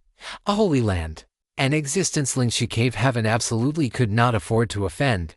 Gate stood below sect. Sect stood below Cave Heaven. And Holy Land stood above Cave Heaven.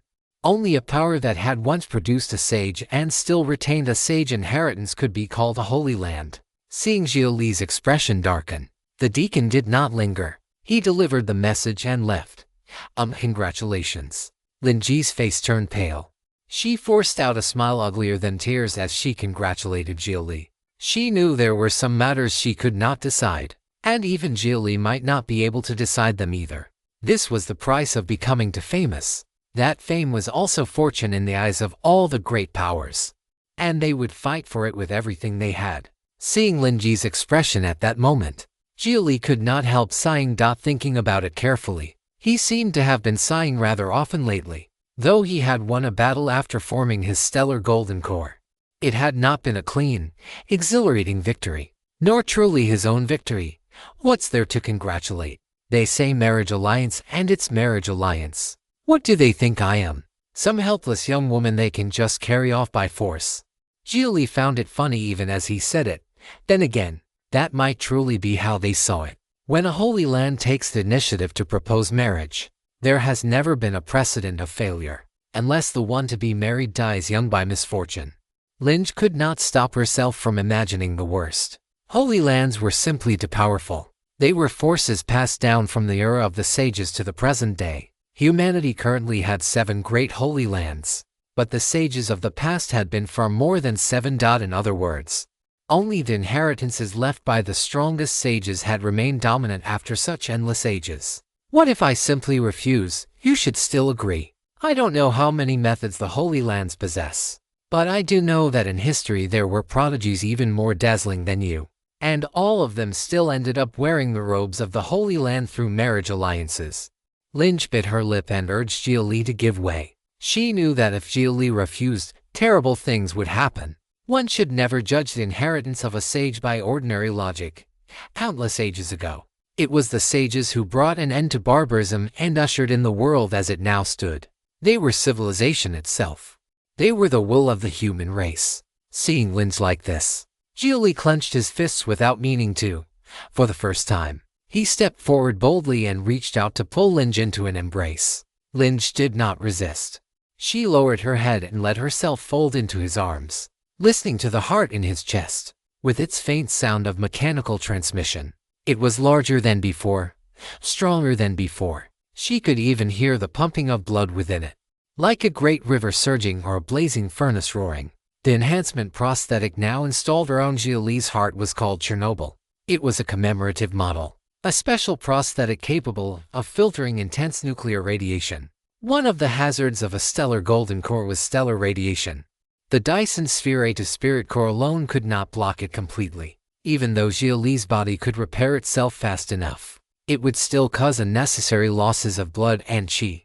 That was why, when Liu Shengqianzhao had selected embedded prosthetics for Xia Li, resistance to heat had been only the first criterion. The second had been radiation resistance. I still prefer the way you were when we first met. Bold, careful, and brave enough to pursue what you wanted, back then, on the strength of a moment of intuition alone, with no probing at all. She had directly confessed her interest to him. That had frightened the timid Xia Li badly. It's just a pity that now you've come to understand things. But there isn't any time left for us. Lynch truly felt it was a pity. At first, her fondness for Xia Li had come from the memories of her mother. More than that, Xia Li gave her a strange familiarity, as if she had known him long ago. Perhaps her bloodline resembled demon bloodlines in this way too and carried something like inherited memory, passing down fragments of cognition and memory from her mother. She still remembered something Xia Li had once said. He had said with his own mouth that he had been friends with her mother. At the time she had not believed him, because his age did not line up. But when she thought about it more carefully, there were so many ways in this world to sleep through ages. If Xia Li had fallen into slumber for many years and only recently awakened, it was not impossible at all. So Lynch also understood what her feelings for Xia Li truly rested on. It was a beautiful longing for the second homeland she had never seen. I will do everything in my power to refuse this marriage alliance. Did you know this story is from Royal Road? Read the official version for free and support the author. Xia Li hated this feeling of being arranged by others. He was no longer who he had once been. He felt that by now he ought to possess at least some power to resist. His telekinesis was on the verge of soul transformation. He had formed a stellar golden core. He was the first human in history to possess a golden core beyond 9th rank. He had made history on Earth and carved his own trajectory into this world. He should not still be as weak as before. What I hope even more is that you won't fight over this momentary anger. That you won't end up like my mother. Lynch raised her head and took Xia Li's hand in both of hers, placing it gently against her cheek. I've remembered some things from when I was small recently. I would rather we become strangers again than see you in an inhuman body. Lynch recalled the final time she had seen her mother. The sight of her mother in that iron-bone corpse fiend form remained a wound in her heart. She did not want to become like that, and still less did she want Xia Li to become the same. If resistance was doomed to end in ruin, then it was better to forget each other in the world. Come to think of it, am I really irreplaceable to you? Do you really value me that much? To you, I'm more a substitute for your mother. And what I see in your eyes when you look at me is pity. Lynch was a smart person. Within the limits of an acceptable price, she would do all she could to pursue what she wanted. But if the price became too great to bear, she also knew how to let go cleanly. That was why this relationship, which had begun with her, should also be the one she herself brought to an end. Is that so? Xia Li did not deny it. What he felt for Lynch truly was rooted more in pity than anything else. At the end of the day, she was only one of those unresolved knots in his heart. It was still far from being love. which is exactly why you should handle this marriage alliance with the Holy Land calmly and rationally. You absolutely must not act rashly. Quite a few disciples in the sect already know we were close. Call me selfish if you want, but I don't want to become the price of your resistance. And don't underestimate the Holy Land either. In their eyes, is your resistance truly resistance? Or just another development that happens to suit their plans? Lynch used words that were both reasonable and emotionally just to extinguish the fire in Xia Li's heart that wanted to resist to the end, because even that very will to resist might well lie within the Holy Land's expectations. To Xia Li, those words struck like a blow of sudden awakening. He thought back again to that night when the corporate alliance had toyed with him. Whether he killed or did not kill, it had all been a joke. All of it had been the sort of spectacle the corporations wanted to see. I understand now. Xia Li nodded and let her go. Lynch, though reluctant, stepped back a few paces, lowering her head. She closed her eyes and took a deep breath. Then, congratulations, junior brother Xia. I wish you and your unseen Tao companion 10,000 years of harmony. Lynch put on her bright and lively expression once more, congratulating Xia Li on being chosen by Taiyi Holy Land and on being able to take a holy maiden as his Tao companion. Xia Li nodded lightly. He had kept rejecting Lynch before, but now that Lynch had rejected him in turn, his mood felt complicated. He understood that the situation had forced this outcome, yet his heart still ached. People needed a reason to come to know one another and grow close. What of remembering a lost loved one? What of pity? And yet, while fate had allowed them to walk together for a stretch, it had not allowed them to go farther. That was not quite right either. It was only that, for now, their fate did not extend any farther. He still had not yet reached the turning point where he could truly grasp his own destiny. Some time later, Lynch left. Xia Li stood alone by the lakeside, looking at the motionless surface of the water. He closed his eyes and could not help sinking into thought over everything that had happened so far. The confused him, the him who only wanted to earn spirit stones, the hot-blooded young him, the him who made mistakes, the him who could not let things go, the him who had begun to find a goal. In the nearly 2 years since awakening from cryosleep, many things had happened that he could never have imagined even in dreams. His fellow patient, Lynch, who had promised they would travel the new world together once they recovered, had died because she chose to resist. Ning's truly had courage, but the turgid always broke first. There was also her younger sister, Xia. She too had courage. If she had not chosen to betray the corporations, then perhaps by now she would already be one of the high executives of a great corporate power. As one of the founding figures in source chip research, she too had once been a scholar. Someone who could be discussed in the same breath as Professor Yan King across different fields. Perhaps Xia Li himself would even have awakened in some luxurious room and lived out a lavish, joyful life under his younger sister's care. And then there was Yoren.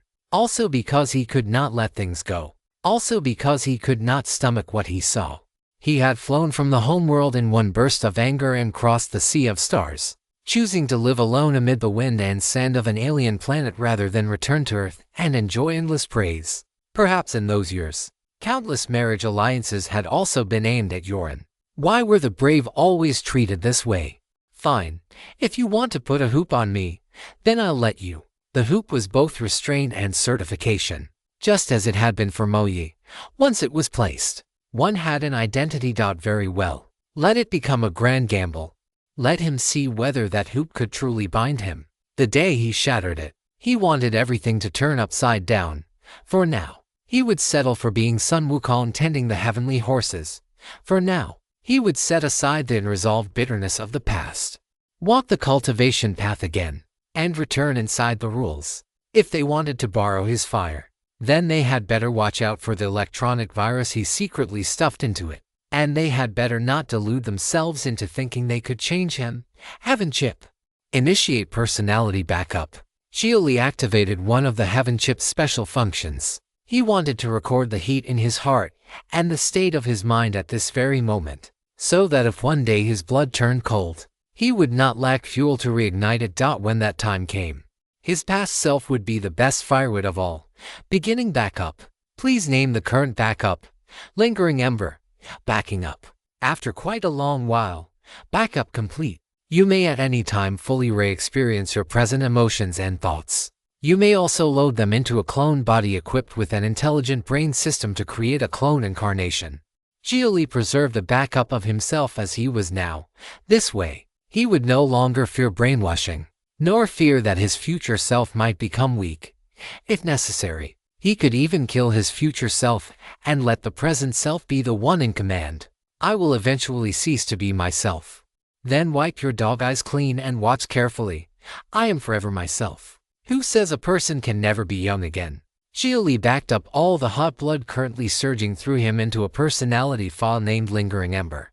It was the echo of a soul. 3 days later, inside Xia Li's lakeside cabin, he and Lin Yi were sharing a farewell drink.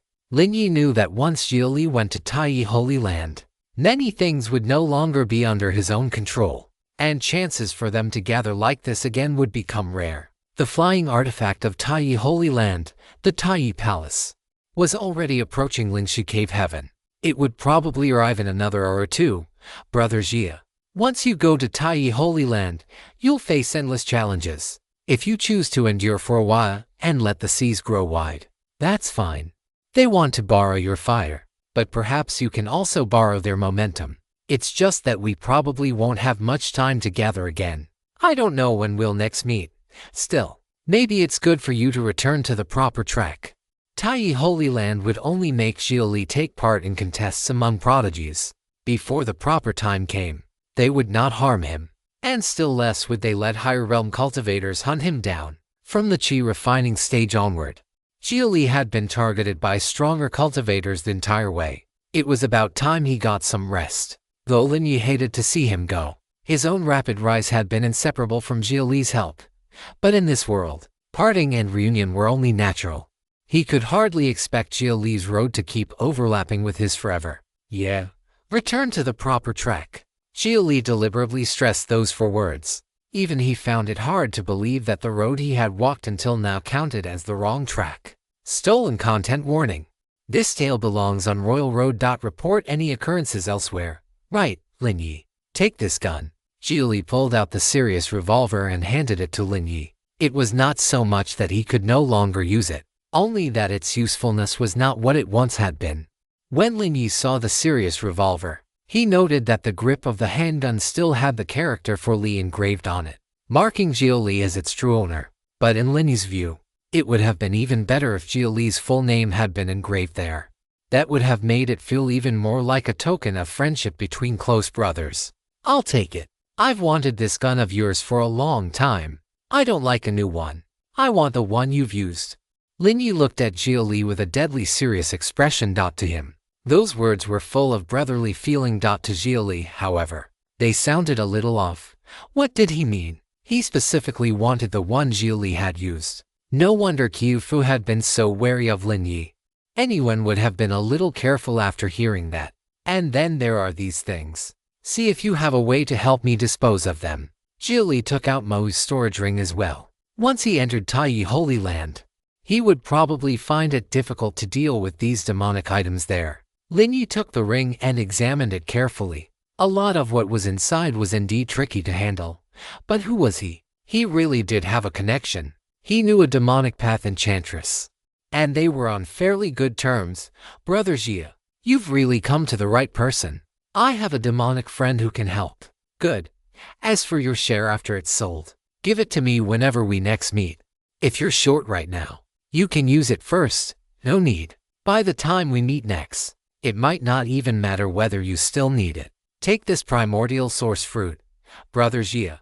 It should be worth the total value of all these demonic items. As he spoke, Lin Yi produced an old, weathered wooden box.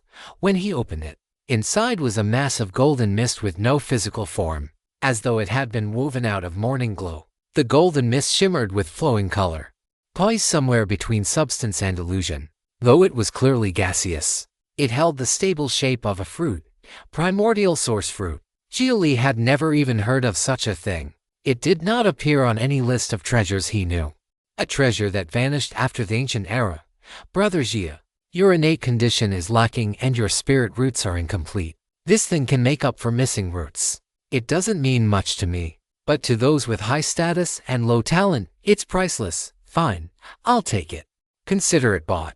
Using all the demonic items he did not need in exchange for a primordial source fruit like this felt entirely worthwhile to Xia Li. Just because he did not currently need to cultivate his natural talent did not mean he never would. Brother Xia, if you really want to buy it, then these things aren't enough.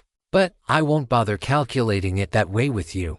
I know your lineage probably doesn't value spirit roots all that highly. To you, this fruit is only the icing on the cake, a light gift, but deep feelings. Just take it, and don't let it weigh on you. Lin Yu deliberately phrased it that way, which made Xia Li's eyelids twitch. If it was really a light gift, but deep feelings, then maybe he should stop talking so much. Don't worry, I owe you one. If you want something, just say it.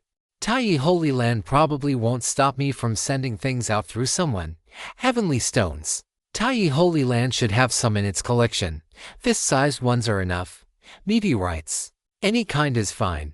Xia Li was a little surprised. He had not expected Lin Yu to ask for meteorites. There were many kinds of those. Which kind exactly did Lin Yu want? Any will do. As long as it's definitely a heavenly stone. Above the 9 heavens there are fierce astral winds. Even if a mountain-sized heavenly stone fell through them, by the time it hit the ground it would only be head-sized. For most people it's worth more as a curiosity than for any practical use. But for me it happens to have a rather unique function. Easy enough. Next time I'll bring you a whole pile. On Earth, meteorites were truly everywhere. If Xia Li was willing to spend money, he could even hire people to go fish fresh ones out of space before the atmosphere ablated them. Brother, say no more, take the fruit. Lin Yu pushed the wooden box over at once. Xia Li's promise was enough. If Xia Li said he would bring a pile, then it definitely would not be just a single piece. Lin Yu would simply wait. You little bastard. Playing mind games with your brother. Are you, Brother Xia? Remember it now. The more the better. And if there's one big enough that's still in one whole piece, even better. Alright. Next time Xia Li returned to Earth, he would buy a larger phase ring and haul Lin Yu a full kilometer-wide comet intact. He really wondered what expression Lin Yu would make then. After agreeing to Lin Yu's request, Xia Li was just about to accept the treasure, but right then, Lin Yu suddenly reached out and pressed down on the wooden box, a trace of reluctance showing in his eyes. Brother Xia, take the primordial source fruit, but I still need the box, so use it now. This thing's very hard to preserve. Lin Yu wanted Xia Li to refine the primordial source fruit immediately, which made Xia Li reluctant. He had originally meant to save something this good until the moment he truly needed it. What if one day his talent proved sufficient after all? Then he could use the primordial source fruit to help the person closest to him, or take it back to Earth and sell it for a terrifying price. After all, this was a treasure that could 100% guarantee the birth of natural cultivation talent, and the spirit root it created would definitely not be low grade. It was nothing like the crippled pseudo-spirit roots awakened by Origin Opening Serum. But Lin Yu told him he had to use it now. Other than this rotten wooden box, is there really no other way to preserve it? Primordial source fruit is hard to find. And what makes it hard to find is exactly how hard it is to preserve. This wooden box is made from a section of heartwood from primordial source wood. You could say the box is more precious than the fruit itself. And that's why it can preserve it. Brother Xia, this box can preserve many marvelous spiritual objects. It is extremely useful to me. Please forgive me, but I really can't part with it. Lin Yu was willing to give away the fruit, but not the box. And without the box, Xia Li had no way to preserve the primordial source fruit and could only consume it immediately once it was taken out. Then, why don't I just leave the fruit with you for now? About that, since I've already said I'd give it to you, how could I? How could I for a moment?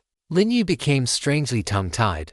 Xia Li's brows immediately drew together. He sensed that something about this was not simple.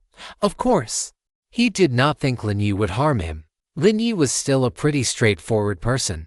His actions did not need to be endlessly analyzed. One only had to seek the answer on the surface.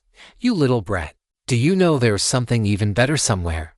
This primordial source fruit is taking up space in your box, so you're in a hurry to get rid of it.